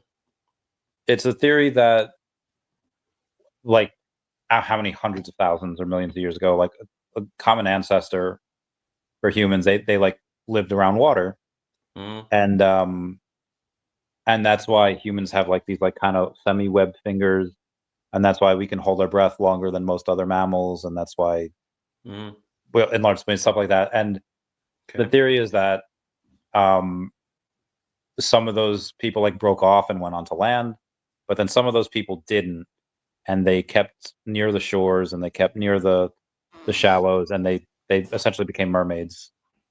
Yeah. So I feel like the giant Kandahar and Bigfoot, I mean, we were once all like connected by that land bridge. We were once all like Pangea. So maybe they're in the same family and they come from the same ancestor, but they've just been separated by, for way too long. They've evolved differently, and that's why there's different stories and they look different. But do you think like the land bridge, that people really just came over on a land bridge though? I don't know if I buy that story. I think people have been sailing to us everywhere for thousands of years, thousands and thousands and thousands of years. I mean, you look at like even like in Native America, the Olmec culture, they were drawing, or they were creating statues, gigantic statues that we would never make, by the way, of Negro looking guys. And supposedly in South America, well, how the heck do they know what they look like if they lived in Africa? Yeah. And they'd also make at the same time, they'd make these giant heads, right? And then they would also make Chinese looking people. And you could tell by the facial features with the eyes and the lips, the noses and all that. And also Caucasian people. But then the schools would tell us, oh, well, they just came over on the land bridge. But I'm like, I don't know. I kind of think, like, even with the whole pyramid thing, right? You've got people all around the earth who built the exact same way, the exact same structures in every continent in the world at the exact same time. But yet they didn't have any contact with each other. How's that possible? It might be one of those things where they've probably been sailing for maybe 20, 30,000 years, and you have this super type of intelligence. I think there are maps of Antarctica, like people and creatures in Antarctica. Yes. And then the Pyrese map. So there was probably that happened. And again, this one line of thinking where it happened like that 20, 30,000 years ago. There's technology, there's intelligence. And Super then technology, yeah. When the last ice age hit like 10,000 years ago, it might have wiped that out and people had to restart. And then in that last ice bridge, or in that last ice age, then there was that land bridge. And so you're saying it's like pre-flood or pre-cataclysmic civilizations. I would agree with that. Yeah. I'd 100% agree with that. Yeah. And the technology was lost. Yeah. Because you have stones in Russia that are 4 million pounds, and they're lifted on top of each other on a mountain, and they're carved like 4 million pound stones. There's not a crane in the world that could lift that. Why would they lift it? And they're like quarried from like 100 miles away. or something. You know what I mean? Like, how is that even possible? I mean, You know, if you flood the region, you could put it on something that can float. And if 4 million, but you'd still have to cut it out the mountain. How are you cutting a 4 million pound stone out of a mountain and then carrying it up? And the better question is why? Yeah. Why? You know, and yet they did. And like I was watching something the other day. It was talking about how the just even a smaller stone like Stonehenge, right? They just did the analysis recently, and they found out that that's one of the stones was quarried from like 400 miles away. Why? Can you imagine transporting a stone, a 12,000 pound stone, 400 miles in caveman days? Nope. Unless they weren't cavemen. All right. It would make sense that you would have some kind of technology. I think the right answer is because they could. Yeah. You know what I mean? Like, we do that now because agreed. we can. And even the lost technology of like, and so obviously follow me on here and for 1 second. Yeah. Where it's like, okay, we go to the moon and then we lose the technology and then we don't have that technology until like the last like 20 years.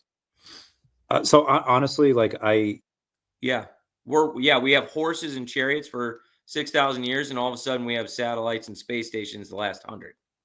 My ex-girlfriend she loves to bring that out, like the horse and buggy people, right? Like the horse, you would get along so well. Yeah. Yeah. I mean, I get the technology.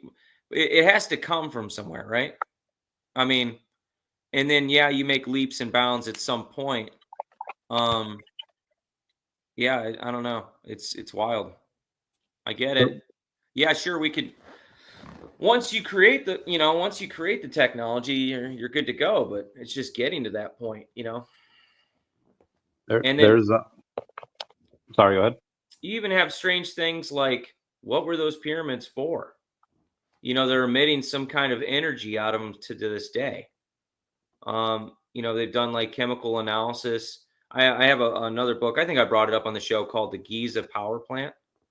How it seems like it's almost built to harness the Earth's magnetic fields to create electricity. Kind of like the Baghdad. It's almost like a Wi-Fi thing, right? Yeah, like the Baghdad battery. Yeah. But we don't find any evidence other than these giant pyramid structures of anything, except for like a hieroglyph of like a light bulb. You know, how else? That's another thing. You're in these pyramids, right? In these ancient structures, and there's no windows. You know? Yeah. Why would you ever build something like that? Why? I would never build something like that. I wouldn't either. Because you need light. Also, I'm a little, maybe not claustrophobic. I just don't like being underground. Yeah. Yeah. Yeah. And it was another thing I was listening to where these underground cities that they're building or that they built, you know, in like Derinkuyu, Turkey, and they held like 50,000 people. They're 12 stories underground, magnificent tunnels and air shafts and cooking things. And the historians tell us that they dug it out with deer antlers and rocks. No way. Like, no, that's not a thing. No, these people were building with megalithic stones. You're not using a deer antler to cut the stone. It's ridiculous. There's something that I went down. I did not mean to go down this rabbit hole, but it happened. I was in South Carolina visiting my ex-bae, and in the hotel we used to stay at, I think it was like a Hampton Inn or whatever one it was. Yeah. It had, and we had stayed in like different rooms, but it always had the same photo in each room. And we're trying to figure out like, what is this building? And we like Google it because we find like little lettering on it, and we like, oh, we found the image, we found the building. Mm-hmm. And it was an old like textile mill. And it's like, okay, when did this textile mill, why here? Like it was like 20 minutes away. Like why have that picture in this hotel room. Like why? Why in all the hotel rooms is this picture there? Right. And we find out that this dude came from like Virginia with his merry men of workers, probably slaves. This is like the 1800s, and they built this place, this textile mill. He was just into textiling somehow, and they go in and they build this town, and the town, like the courthouse, would get burned down like every like 20 years or 30 years, and then like within a year, like 6 months after it burned down, a brand new, amazing, massively tall building was built. And it's like, where are they getting these materials from? Where are they going and getting these? Right. And this is not just in that town. In most towns in the U.S., the courthouses get burned down, like town hall gets burnt down like every 30 or 40 years. Yeah. And then like, yeah. I was in Arizona and there was a town like that.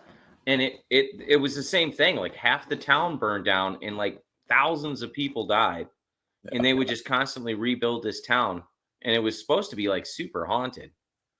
There was an insane asylum there, and it was pretty crazy. Yeah.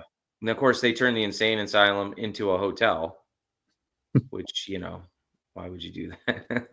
So there's a hotel in between Vegas and Reno called the Clown Motel. Yeah. And I want to stay there. It's called Jerome, Arizona. That's what it's called. Sorry, I just got that thought. That's the insane asylum. That's the town that's burned down like a ton of times. Fire. I'll just put fires, but yeah. There's a bunch of those. I'm listening. Oh yeah, no, I was just saying I want to stay in that Clown Hotel between Reno and Vegas. It's next to like a cemetery. Crazy. Yeah. So there was a story, and I every time I bring it up, I haven't been able to find it. It was a story about this guy in the, I guess the 40s or maybe 30s. I think it was like this dude's grandpa or whatever on Reddit. So this guy in like the 1930s is taking a trip to see his like his grandparents' house or whatever that his dad used to take him to in like the early 1900s. And then he passes by this town and like the grocery store's on fire, and there's this old school fire truck, like it hadn't been used in like 20 years or like old school fire truck from like the early 1900s, or like even late 1800s, and I guess it wasn't like an updated one for the 1930s. Mm-hmm. And he's like, that's a little strange. So he goes on to his grandparents' place. Turns out his grandparents had died, and I guess because they just hadn't heard from him in a while, so there's no mailing system. There was a mailing system, but they're obviously not writing. There's no bill collectors. There's no whatever. And the property was condemned. This lady's like, "What are you doing here?" She's like a neighbor, and he's like, "Oh, it's my grandparents' place." And she's like, "It's like, well, they died X amount of time ago.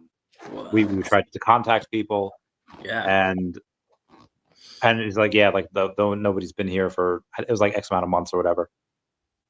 And then he's like, "Okay, well, we'll go into town and we'll find like a motel or something, because this place is obviously just not fit to stay in." And she's like, "What town?" And he's like, the town that we just passed by. There's a fire there actually. And the lady's like, "There hasn't been a town here since the Great Fire of like 1908 or something." And he's like, "We just passed this town, like me and my wife, like we just passed it." And she's like, "No, you didn't." And then they go back, and what they thought they saw coming to this place, they apparently hallucinated, because there was no town. It had burned down. Yeah.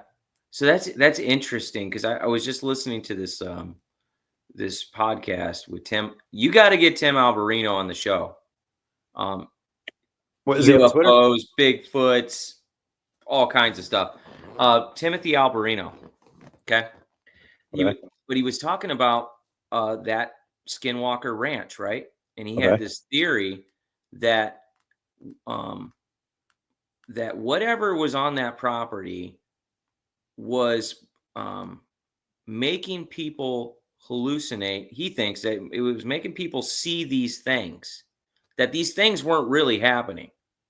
Like you weren't really seeing this giant wolf creature or these orbs or any of this stuff or the Bigfoots or the ships or anything, but these, but almost like a holographic imagery, I guess you would call it, like some kind of technology that could be emitting this stuff, right?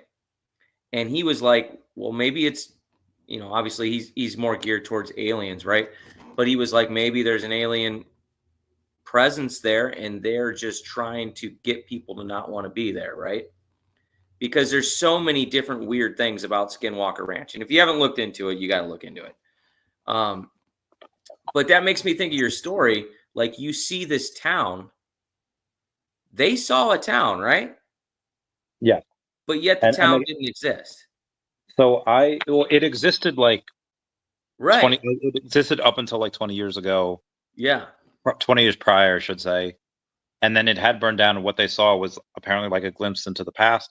I have to, I read this story and I was like blown away by it. And I haven't been able to find it since. It was on Reddit. Maybe it's just gone now, and they deleted it. Maybe the government made them take it down. I don't know. Yeah. But I'll try to find it. So I'm messaging this guy, Tim Alberino, now. Yeah. It's like, hey, my name is Randy Chavez. I host a podcast where I sometimes talk about weird and interesting stories. Tell him you just want to talk about aliens and UFOs. Okay. He loves it. Okay. Just go straight into it. He doesn't care. I'd love for you to come on and talk about, is it like his experiences or his? Yes, and yes. Okay. It's not. So he's not like an abductee, but he interviews people who are abductees. Okay, so I'd love for you to come on and talk about all.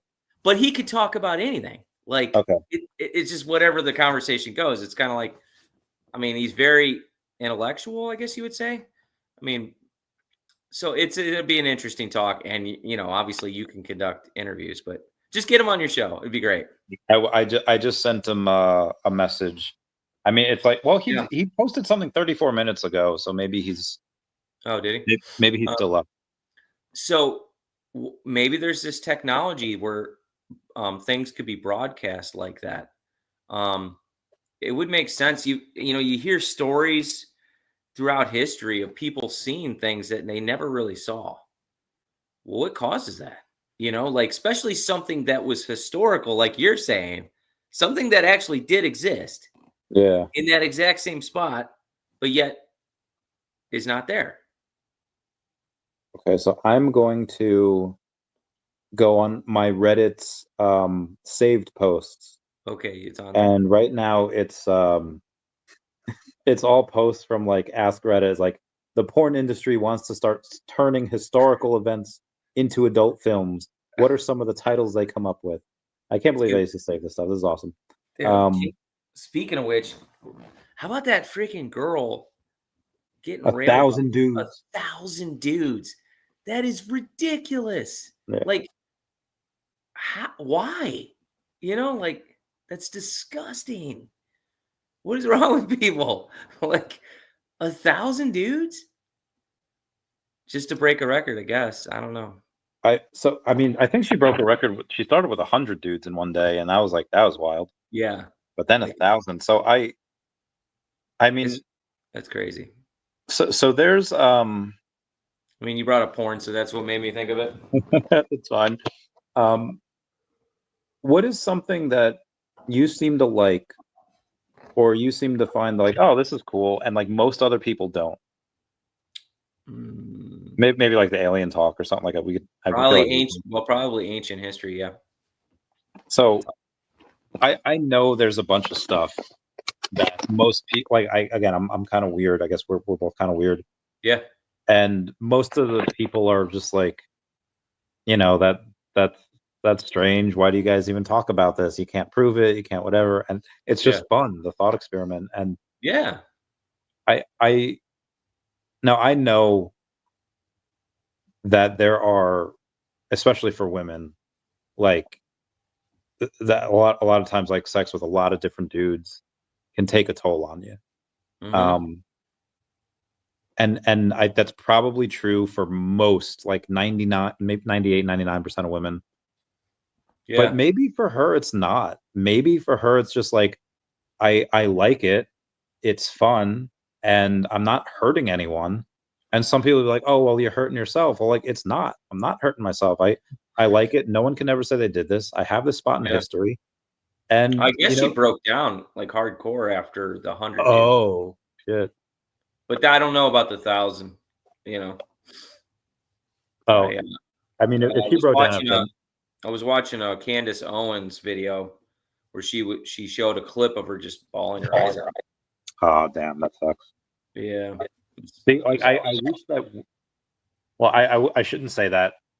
It's probably good that she broke down and she and is super regretting it, because Yeah. now all of these younger women, dude, you know, like 12% of like women dated age like 18 to 24 are on OnlyFans. Yeah. I know. I heard you give that statistic. That is fucking earlier. wild. So now maybe that somebody actually, that had, funny you say that, because some chick just got freaking arrested in Turkey for announcing she was gonna sleep with 100 dudes too, and the police just straight snatched her up and put her in handcuffs and took her, like, basically almost black bagged her. Damn. Yeah, they're like, here, honey. Yeah, pretty wild. So I just saw an article. It happened today, I think. Okay, yeah, send me that when you can. There's this.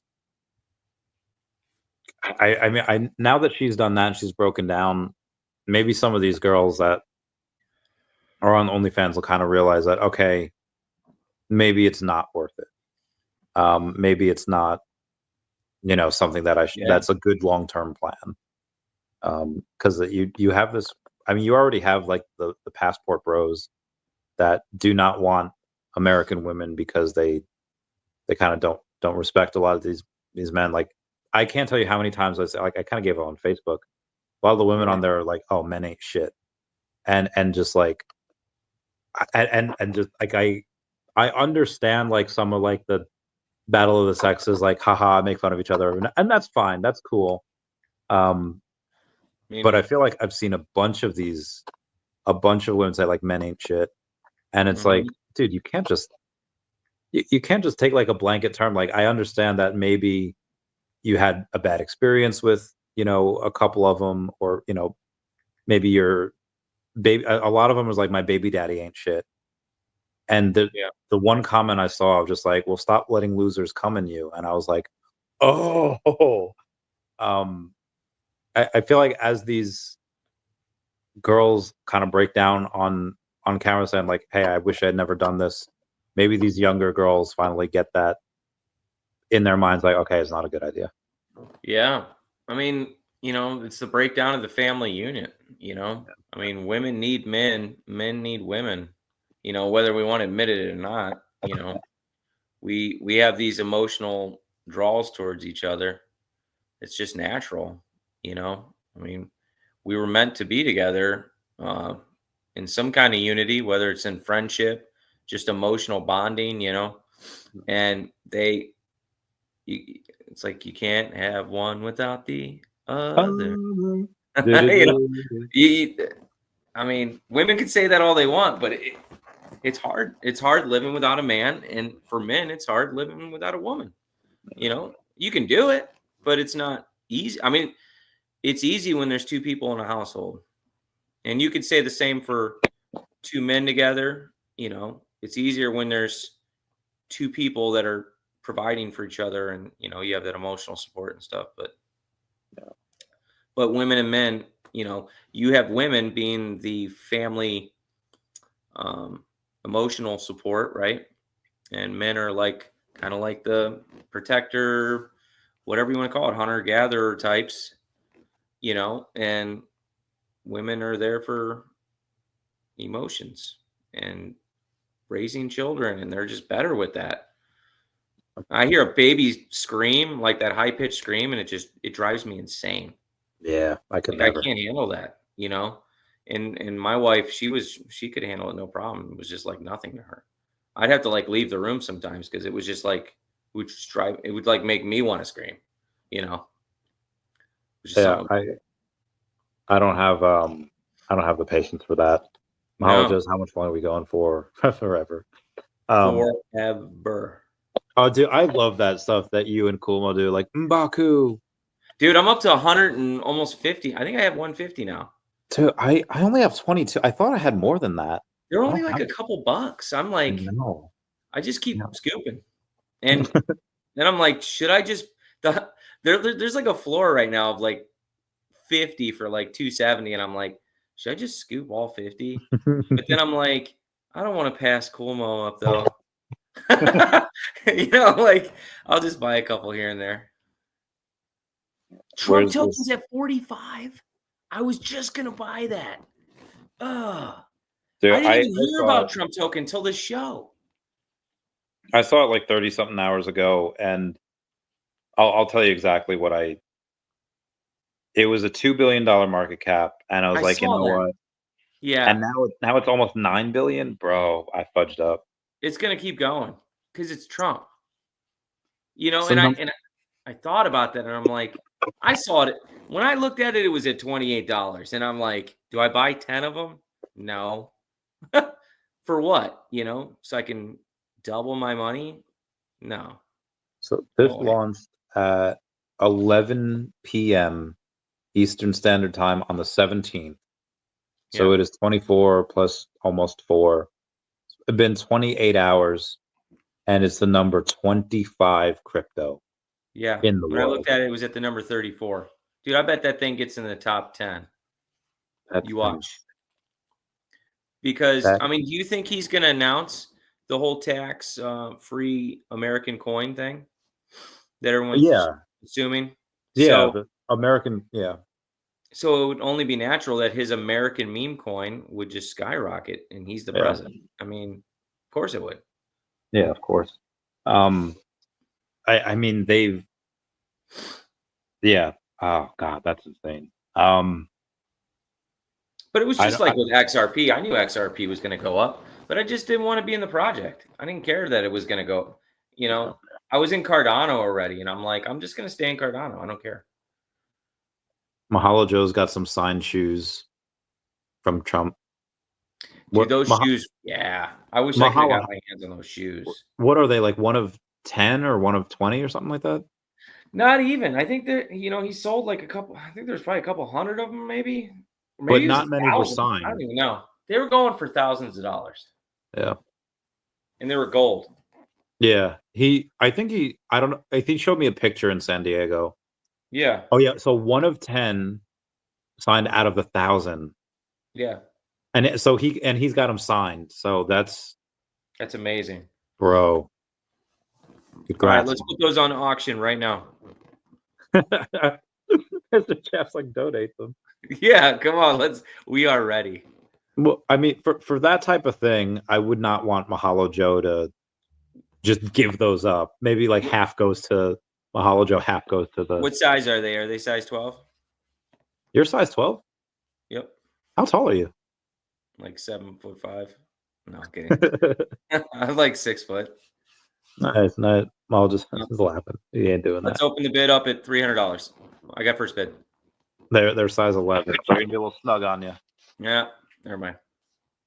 I'm still looking for this freaking story, and like I'm getting all these stories of like these glitch in the matrix of my new puppy bought a glitch into our house, and the elevators. It's a rabbit trail, right? The what? It's just a rabbit trail everywhere you go on the internet now. It's like, yeah. Ugh. Like, how late are you doing this stream, Randy? I don't know. Honestly, my back is really hurting, but You said 3, didn't you? yeah, it's a few minutes to 3. But I mean, I don't know how. I don't know if people are still donating. I So feel if you like and they're local not. someone, I feel yeah, like everyone went to bed. they definitely. I mean, there's still And somehow there's 3,500 people still watching on X or something. yeah, it's like 4,100 now. 4,100. I mean, And they again, I've love never. the alien talk. I do. I do. Imagine like Carl Choi's people right now that they came for that, like, because he's streaming, but he's not here. So all of his people are coming on, and We like covered Carl Choi, where you at? We covered Epstein. We covered aliens. We covered Bigfoot, ghosts. What else? Vampires. We did. We covered all of them. They didn't expect to get all that. That's true. They had. Dude, have I talked to you about pandas? No, let's talk about it. Okay, so there was a post on 4chan that I saw, and like, listen, why weren't the pandas in the Chinese zodiac? They have dragons, they have roosters, they have horses, they have dogs. Like, pandas are such a big thing in And it's Chinese China. culture. Yeah, why Well, weren't they part of the the Chinese Zodiac not Chinese though? No, the zodiac is definitely Chinese. However, apparently pandas weren't discovered until the late 1800s. But to Chinese people, they weren't. I mean, maybe to us. I mean, Chinese that's people what I thought. definitely discovered pandas. Dude, that's what I thought. I thought that, like, wait, like the Chinese had to know about this. But if they did, then why wouldn't they put them in the Chinese zodiac? Because I don't So think maybe- the Chinese zodiac was Chinese. I think it was Arabic.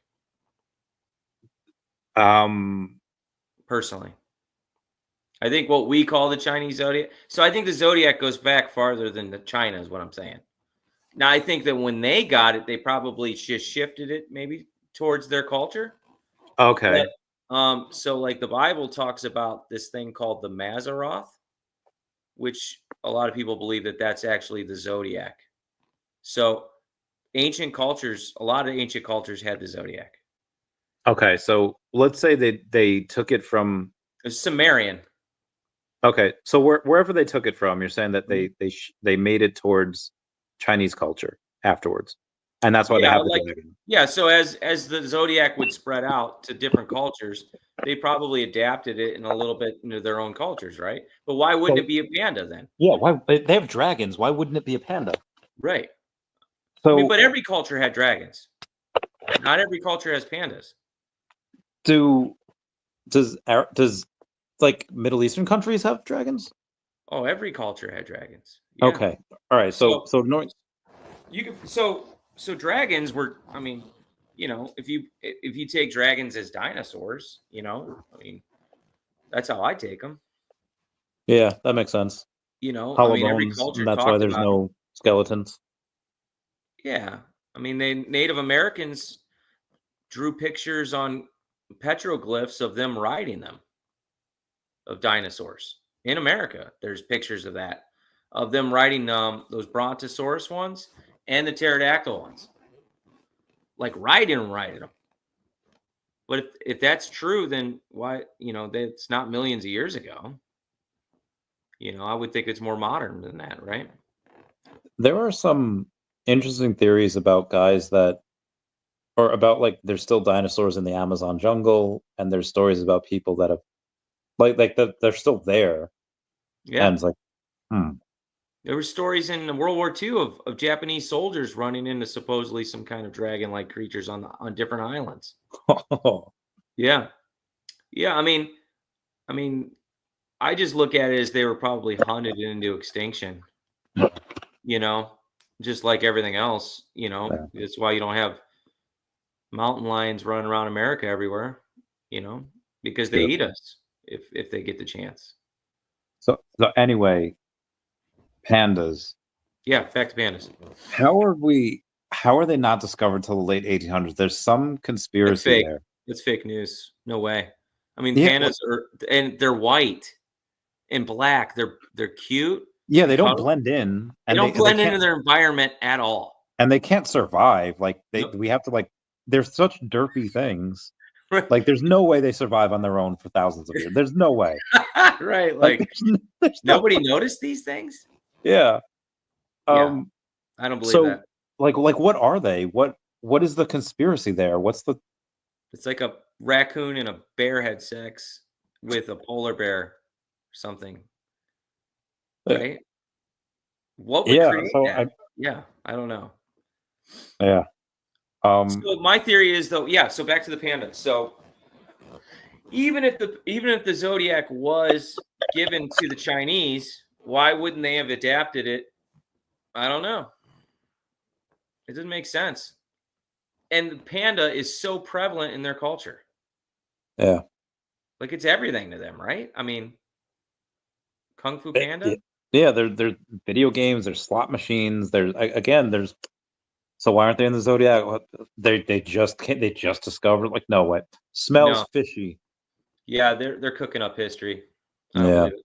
You know, that's another thing. I was so this guy hit me with flat Earth the other day, and I'm like, yeah, I'm not on that flat Earth stuff, but I came at him and I was like, listen, dude, like, I understand that the government has lied to us about everything, and it's gotten to the point where the public just doesn't believe anything anymore.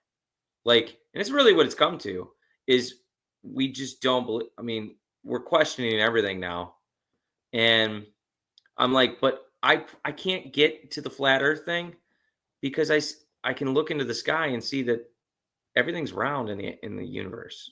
You know what I mean? Like, and I can see it rotate through a telescope. I just can't. I can't. Like, and I see the curvature of the Earth.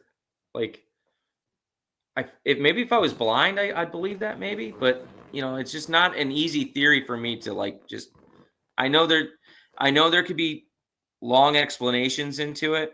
I don't care though. I see that it's round. Yeah. You know what I mean? Same. So I part of, like, again, believe it's round. I'm not 100% convinced that, because I don't understand the science. So apparently the magma inside Earth spins at a certain rate, and then every now and then it just decides to spin the opposite way. And Yeah. I just don't understand that. No. So that Yeah. makes me kind of believe that, like, maybe there is a hollow Earth. So yes, so I do think there's hollow Earth aspects. Yeah, 100%. You know, I think we've talked about that before. You know, that there are definitely hollow areas in the Earth. 100%. Dr. Prophet got back to me. He's salty that Mr. Rolex got the signed gloves. Be like, well, I bid He ghosted 800 you. for you, and you got outbid. Yeah. Sorry, I thought he fam. was going to give you a secret bid or something. He was. He never got back to me. I mean, now it's like 9 a.m. over there. Yeah, he looked like he was going to collapse. Yeah, he looks like he partied hard. Yeah. I also believe that we went to the moon, but I also believe that the footage was faked. Yes. So I think the same thing. Yeah. Yeah. I think so I'm not 100% convinced we went there, but I'm not also not 100% convinced we didn't. You know what I mean? Like, same. I'll what's say weird to me is we haven't been there since. Why? You know, why have we not gone there in 60 years? Does that make sense? No. Well, I mean, so the way they explain it is that, oh, well, we wanted to go to the moon because Russia wanted to, but after we won the space race, then there was no need for us anymore. I was like, I Dude, still think it'd be cool to have. I want to stuff own on- land on the moon. Oh, heck yeah. I will build a skyscraper there, like right now, if they gave me the opportunity and I had the means to do it. Why not? You know, so that's just ridiculous to me. It's like saying, "Oh, we could have went to Mars, but we just decided not to." I want to buy land on Mars too. You might be able to one day. Right? So that's strange to me. So there's a lot of elements. Yeah, the footage was clearly faked, you know, in a lot of aspects to that. But I think we might have went there too. I'm not 100% on it. But that same guy who brought up the flat Earth also brought up the moon, and I'm like, I hear you. Like, I don't believe anything that they tell me either. I don't know what to say. In fact, I'm to the point now where everything they say, I'm just like, yeah, it's. I'm just going to turn it 100% opposite, and it is exactly what you're not saying. And it's sad that it's got to that point, but I mean, like Biden was touting online the other day that he was the greatest president. It's like, dude, you are the worst president of all time, and you can't even talk. And I'm pretty sure you don't even wipe your own butt. Like, who are you? It's very curious what things are going to come out. Like, okay, if he's signing these things, dude, who's running the country? So, not him. I also think that it's pretty bullish for the U.S. to be like, bro, we didn't have a president for 4 years, and we're still number one, and we're still alive, right? Yeah. Yeah, it's crazy. So, and now we get a president that is super intelligent, maybe back. annexing part of Canada, annexing part of Greenland. I was like, bro, let's go. So you want to hear a cool conspiracy is so when Trump and Biden were running the first time, right, about a month or so before the election, I went to renew my gas contracts with we have land in West Virginia for my family where we get paid in futures for gas contracts, right?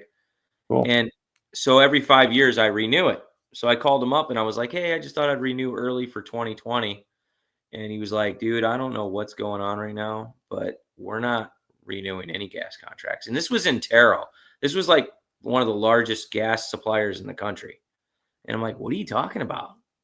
And he was like, I'm like, how are you going to get new gas? And he's like, I don't know that we are. I'm like, well, how do you stay in business then? And he's like, I don't know. And I'm like, okay. And at that point, I'm like, oh no, they're going to put Biden in because Biden was running on shutting all the gas off. Right. So sure enough, that happens. They don't renew the contracts. They cancel all personal gas contracts of personal contracts where you could sell for gas back to the government. Right. So about a month before the election for Kamala, I suddenly get all these offers on my gas contracts from these new gas companies, ones that didn't go out of business. Hey, we want to buy your property and or lease it from you. And I'm like, really? And I told them straight up, I'm like, so Trump's getting in, huh? And they're like, I'm like, it was just ridiculous. Because what's Trump doing? I'm going to turn the gas back on. Drill, baby, drill. Drill, baby, drill. Yeah. Did you see this from Omar saying Linda Lee helping Trump raise money that used to help Kamala but stole millions of donors' money? She's now with Trump from Dem to Republican. Linda Lee? I don't even know who that is. I don't know. I guess she had. We all saw Linda Lee helping Trump raise money. That used to help. So she used to help Kamala raise the money. Chinese lady? But I guess now that Kamala stole, I don't know if Kamala stole it or she just mismanaged it horribly. She's missing like billions, isn't she? Yeah. Like, well, she spent 1.5 billion, I think. And I think I did see that. I know he's talking about. Yeah, it's Yeah. a real skinny Chinese girl. Like looks like she came out of a concentration camp. Oh, damn. Yeah. I do not know who she is. I don't think. Her Maybe arms I are- do. Her arms are like this or something. Yeah. My I mean, I bad. saw it. Dude, there's a lot of people that are waking up. My brother-in-law, I talked to him over Christmas, and he was a liberal, voted for Biden, I think, last time. And then he's a Trumper now. He's like, look, dude, he's like, I'm making more money than I've ever made in my life. And I don't feel it because everything's so expensive. He could feel it in the wallet. And he was like, I don't see the amount of wealth that I should have coming in because my groceries are too damn high. And so are utilities and everything else. And so that's all he could relate to, from a basic level. And I'm like, yeah, they're taking everything. Yes. We need to turn things around big time. think we can. Whether it's the Bitcoin reserve, whether it's annexing Greenland and Canada, Dude, are we buying Greenland? Because I am all about that. So there's this theory that, well, I hope that we would just annex them. Okay. Because even though Denmark owns them, they are a self-governing body. Yeah. So if Trump goes and has a deal with Greenland or with Denmark that says like, hey, we're buying this from you, they could vote no. But if Denmark tells Trump to go F himself, Greenland could just vote and be like, well, we want to go with them because we're a self-governing body. And they just vote to be annexed. But the theory is that as the ice shelf melts between Greenland, Canada, and Russia and all that, there'll be a new shipping lane that opens. Yeah. And if we can get that, that's going to be worth like hundreds of billions of dollars. Right. Because it's a brand new shipping lane in the Arctic that the U.S. now would have control of. And so we could own land there. That would be incredible too, right? Well, you wouldn't own land in the Arctic because there would be no land to own, but you could own land in like Greenland and Canada, sure. Well, that's what I'm saying is you would want to own it before it's no longer an Arctic. Just like you want to buy the lot of land that's on a corner where there's no Walmart, but the Walmart might want to be there someday. So that shipping lane is right now in between like Greenland and Canada. So right now it's just a big block of ice. Right. But when it melts, they would own the shipping route if they owned Greenland and Canada. Yeah. I get what you're saying. Yeah. Yeah. So you're just buying it for futures. Yeah, pretty much. Yeah. So that's the theory on why he wants to do that. It's great. Buy it all. I think we should buy Canada too. Yeah. So Greenland and Canada annexing them would be amazing. And Mexico. Might as well just take Mexico too. While we're at it. I don't know if we should what can Mexico offer us? Dude, Mexico is full of like resources. Especially but you know I know that because of Earth 2. The silver, the gold, the freaking plunders are there, man. But I mean, we don't really need Mexico, but it's just a giant border, Yeah. Along with same with Canada, but Canada has less population. Yeah. And we can blame everything on them. Well, I like Canada. They have less people, but you get a lot of land. Canada. Oh. The Mexican border is like I don't know. I feel like there's so much want to get like a border set up and building a wall. It's like right now just Biden was selling that wall for 5 cents on a dollar. What an a-hole. Wait, he was what with the wall?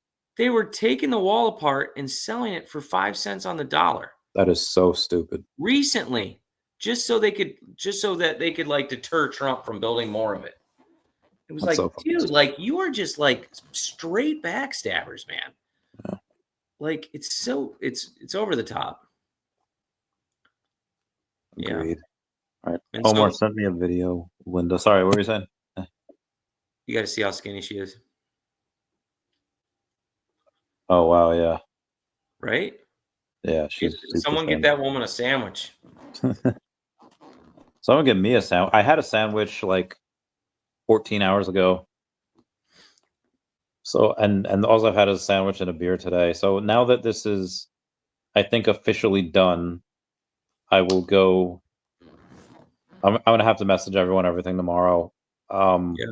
Everyone's details because my brain is scrambled eggs. You look like you're crashing.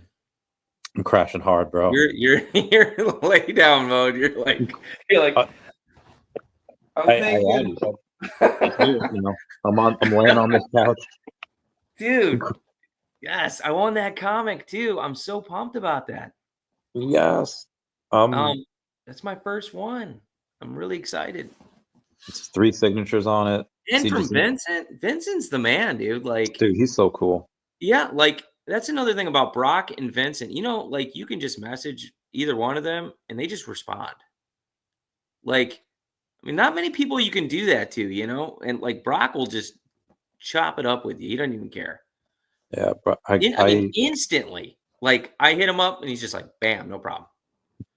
On Discord. I think that Brock might also. There's a conspiracy there. I think Yeah. he's actually 3 different people. What? There's So no he is way. Foster? There's like no.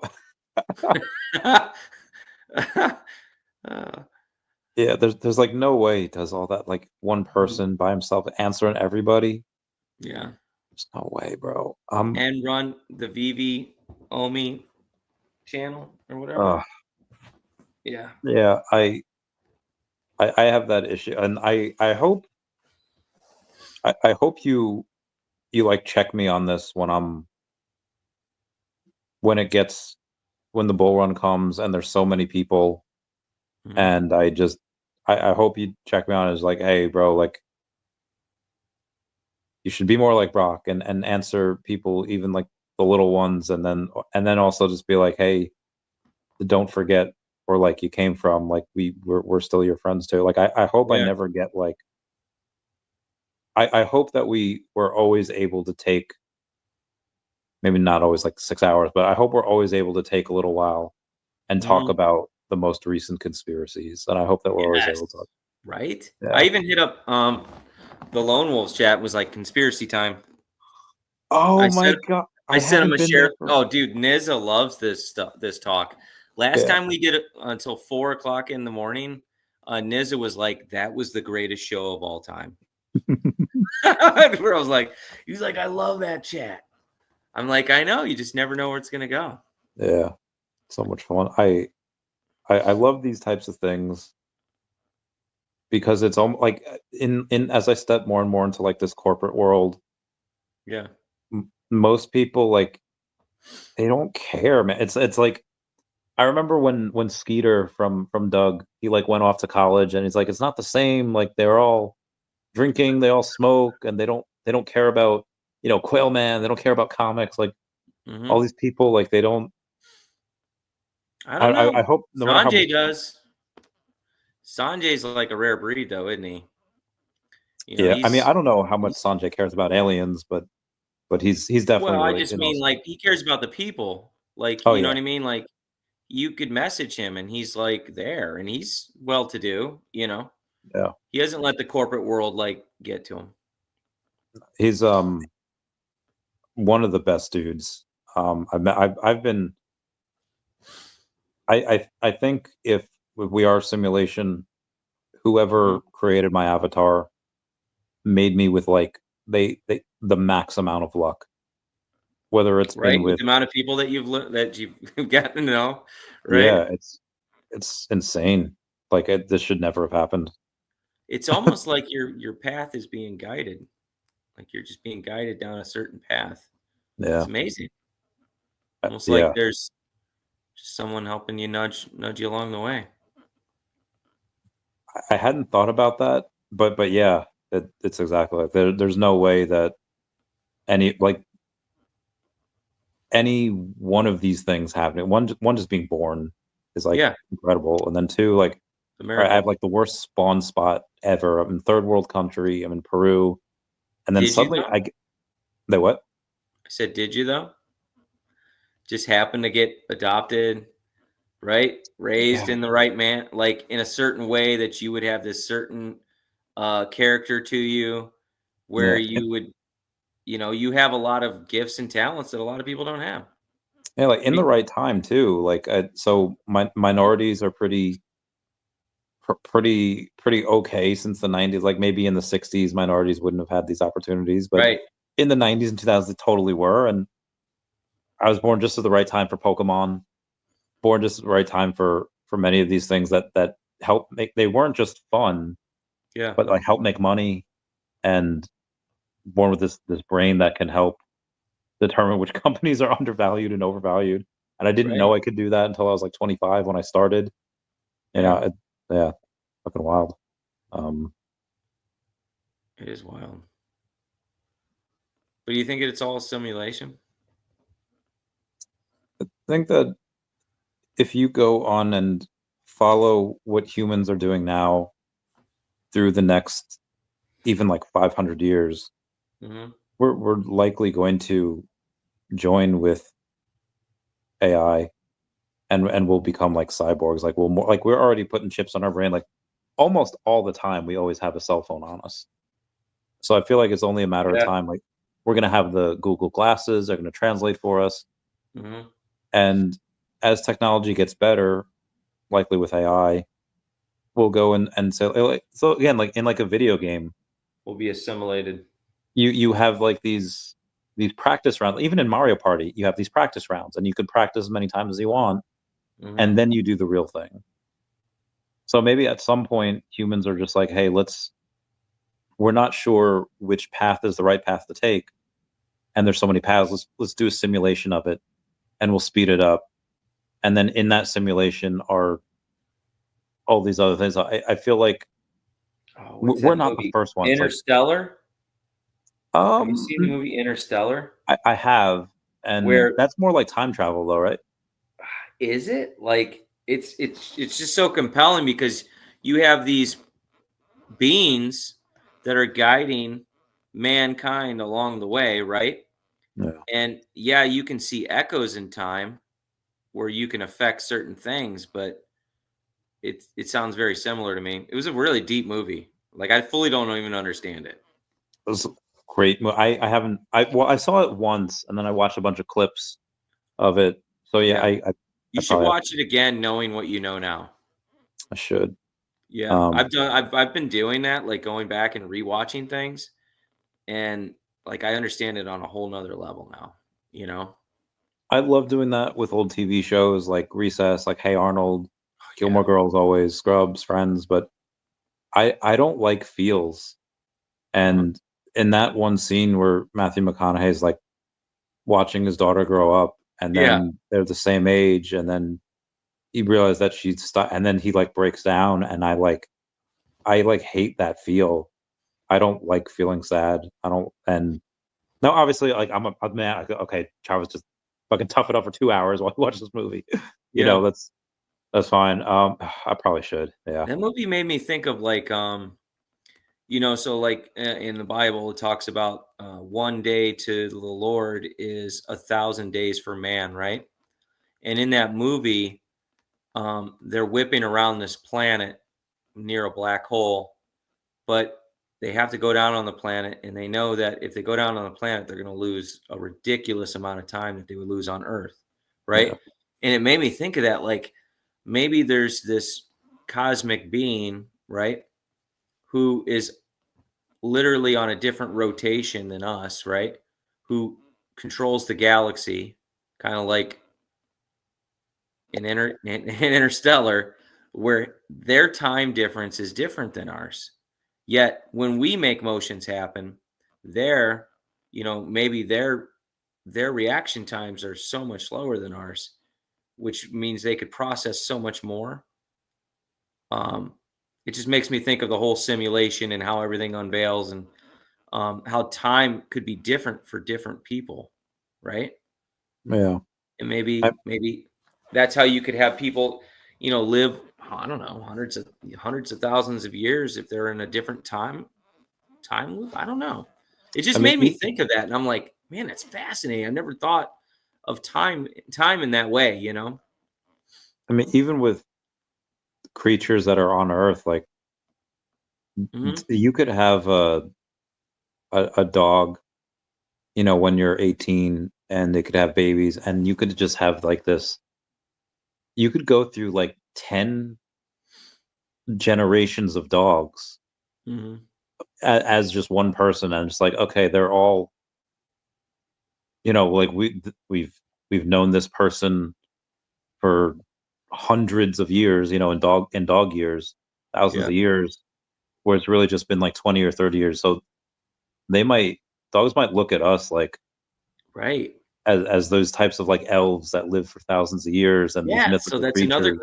another great similarity is the elf story, right, where they're living thousands of years to man, which is only living like 100 or so. First time. Omar, you just saw Braveheart for the first time ever? Dude, I wish I could watch Braveheart for the first time again. Dude, it's so good. Yeah. And Patriot. Yeah. I love Patriot too. Yeah.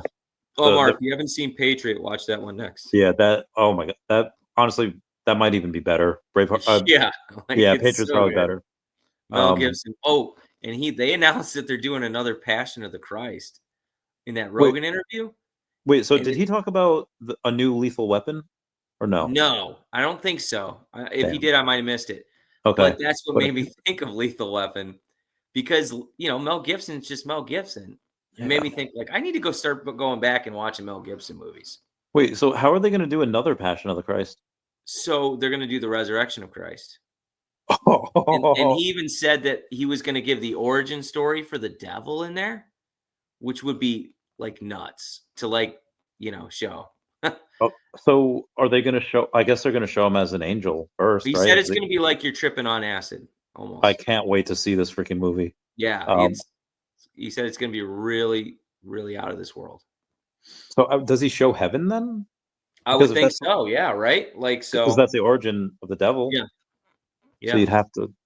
Did you ever go watch Jupiter Ascending? I have not. So when we talked last time, it's kind of how I view the world, or everything is very similar to Jupiter Ascending. Check it out. I want to hear what you think about it. Okay.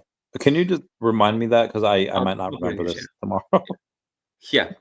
You're like, I don't even know what I even talked about. Yeah, message me that. For those who haven't seen Jupiter Ascending, watch it. I don't even know if anyone's watching anymore. I have a meeting at 1 p.m. So that's not for like 10 hours, so that's fine, but 9.5 hours. All right, are we ending it? Is that what you're saying? We'll go for another 4 minutes to get it to 12:30. Okay. I mean, it's not going to matter. Like, this part isn't recorded, which sucks, but yeah, I noticed you cut it off at like even times. OCD, I guess. I don't know. Yeah, it's kind of like with me with VeVe.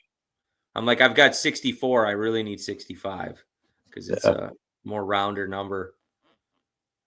But yeah, like if humans are like, if we're gonna make the simulation, like we're not the first ones that are ever. It'd be very egotistical to think that if we go and make a simulation, that we're the first ones ever, because eventually that simulation that you make is probably going to have a simulation at some point when they get to that point. Yeah, like simulacra, whatever. It's like the book in the Matrix, the simulation within the simulation. Yeah, so I mean, there's and like, how far down the line are we? Or that's just like the movie 13th Floor too. Have you ever seen that? I have not. It's an older movie similar to the Matrix, but before the Matrix, and it's all about a simulation within a simulation. Okay. Yeah, it's pretty decent. So yeah, that's probably one of those things where we're just like, what, number 800th in the line of simulations, or maybe we're just number 1. Maybe it's kind of interesting, like, when you think about how we're just stuck to this rock in the middle of the universe, flying around at however fast, and we don't really know if we can get off the rock. If we did get off the rock, are we really in a galaxy, in a universe, flying at certain millions of miles an hour? They say we are. The scientists say we are, but are we? I've never been up there. I mean, it's like the, what's that? There's an uncontacted tribe off the coast of India. Yeah. And they don't know that the world exists. Like, they don't know anything off of that island. They think we're aliens, probably. What if we're the uncontacted tribe of the solar system?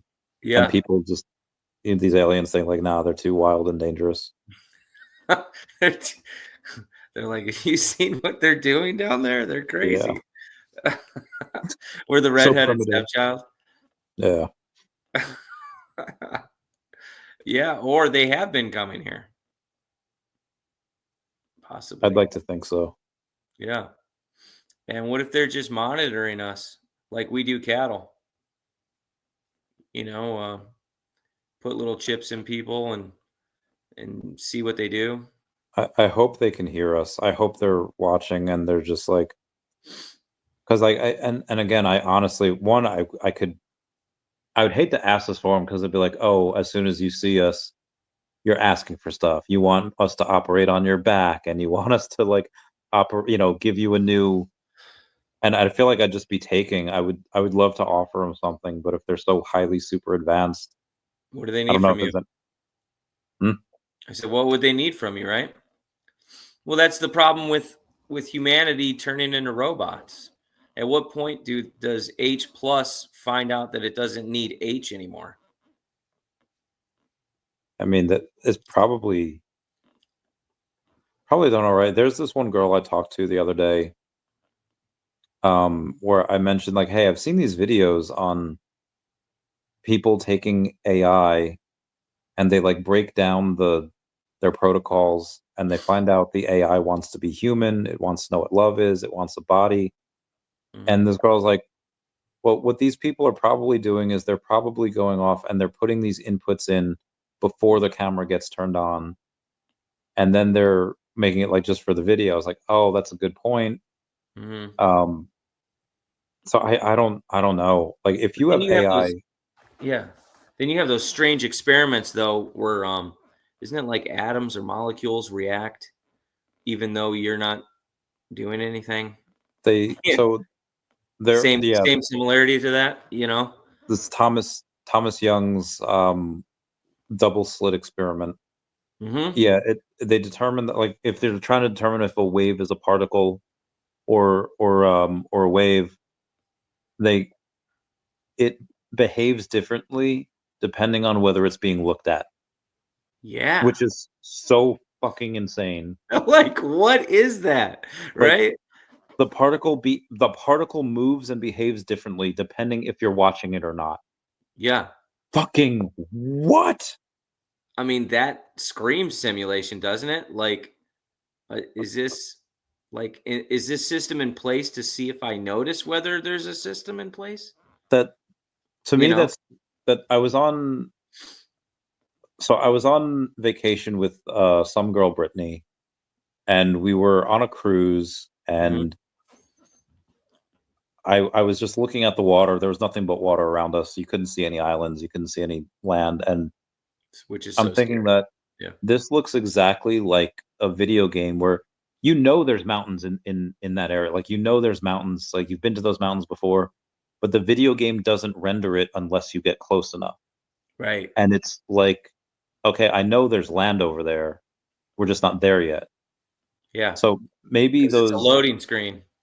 Yeah. So maybe these subatomic particles like light and is it a wave or whatever, maybe it's like a video game where it doesn't waste computational power unless you're looking at it.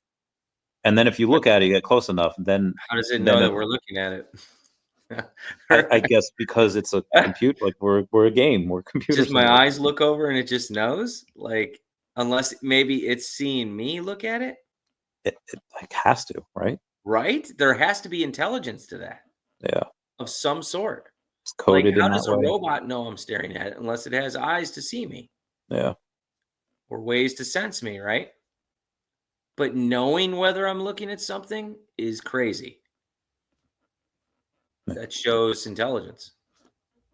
It's designed that way. It's got to be coded into the thing. It's designed that way, Randy. Good wordage. Nice. All right. I would agree with that.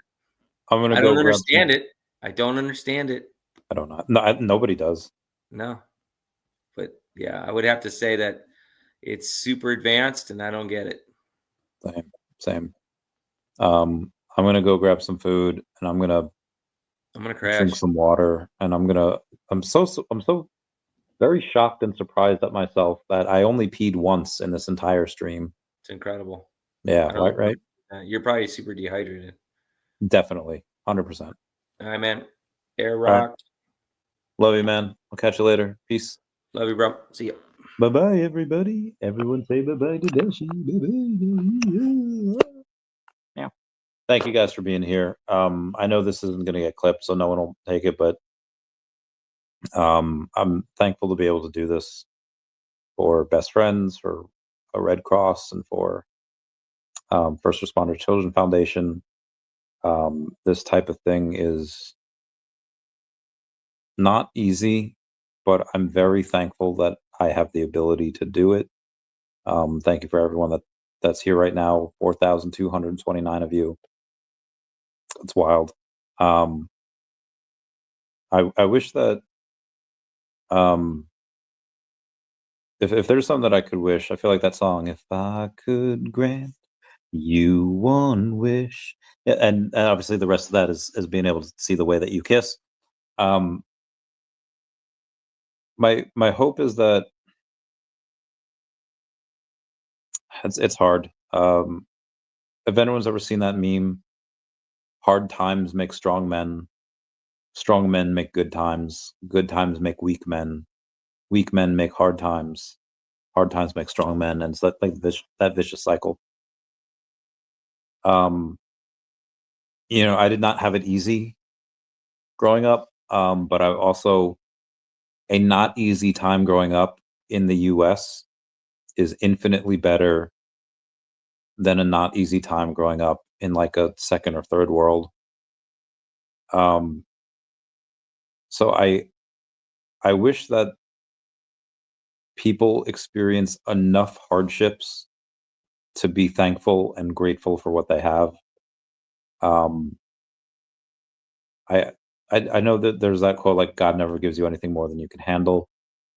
Obviously, that's not true because some people, they end up not being around. But I think that comes from a thing where if you can survive it and you can, I'm thankful that I was born and had the struggle of being poor for many years, because now I appreciate it more, being not poor. And I know a bunch of people from back in the day that, they had parents that were very well off, and they had all these things that were kind of handed to them. And it reminds me of a quote from this one movie called Sucker Punch. I think Leonard Nimoy is like the bus driver, and he says, "For those that work for it, life has a flavor that the sheltered will never get to taste." And it's like, oh my God, that's like, and you don't get it unless you've kind of struggled. And I feel like a lot of people here probably had that struggle. There's an episode of Boy Meets World where Corey and Topanga are like in their first apartment, and like nothing works. Like the faucet doesn't work, the heat doesn't work. Like the apartment is like crap. And when Corey asks his dad for help, his dad's like, "No, you're the man of your house. You have to figure it out." And he's almost kind of like a dick about it. And then Corey like pulls the Thanos and says, "Fine, I'll do it myself." And he does. He winds up he figures it out. And then Corey goes to his dad as like, "I did it. I didn't need you." And his dad says, like, "How did that feel?" He says, like, "It felt great. I did it." And Corey's dad says, like, "And that's why I didn't help you, because I didn't want to rob you of this feeling that you got when you were able to do it yourself, because I'm not going to be here forever. And, you need to, cut those apron strings." I don't know why I'm talking about that. It's the end of the night. I'm going to go to the bathroom. My back is destroyed. I don't know if you should expect a video tomorrow or not. My throat is gone. My back is gone. I'm gone. I love you guys. And we already said bye-bye to guys. Bye. Bye. Meow, meow, meow. Meow, meow, meow. Thank you for the super chat. I love you all. Class Smith.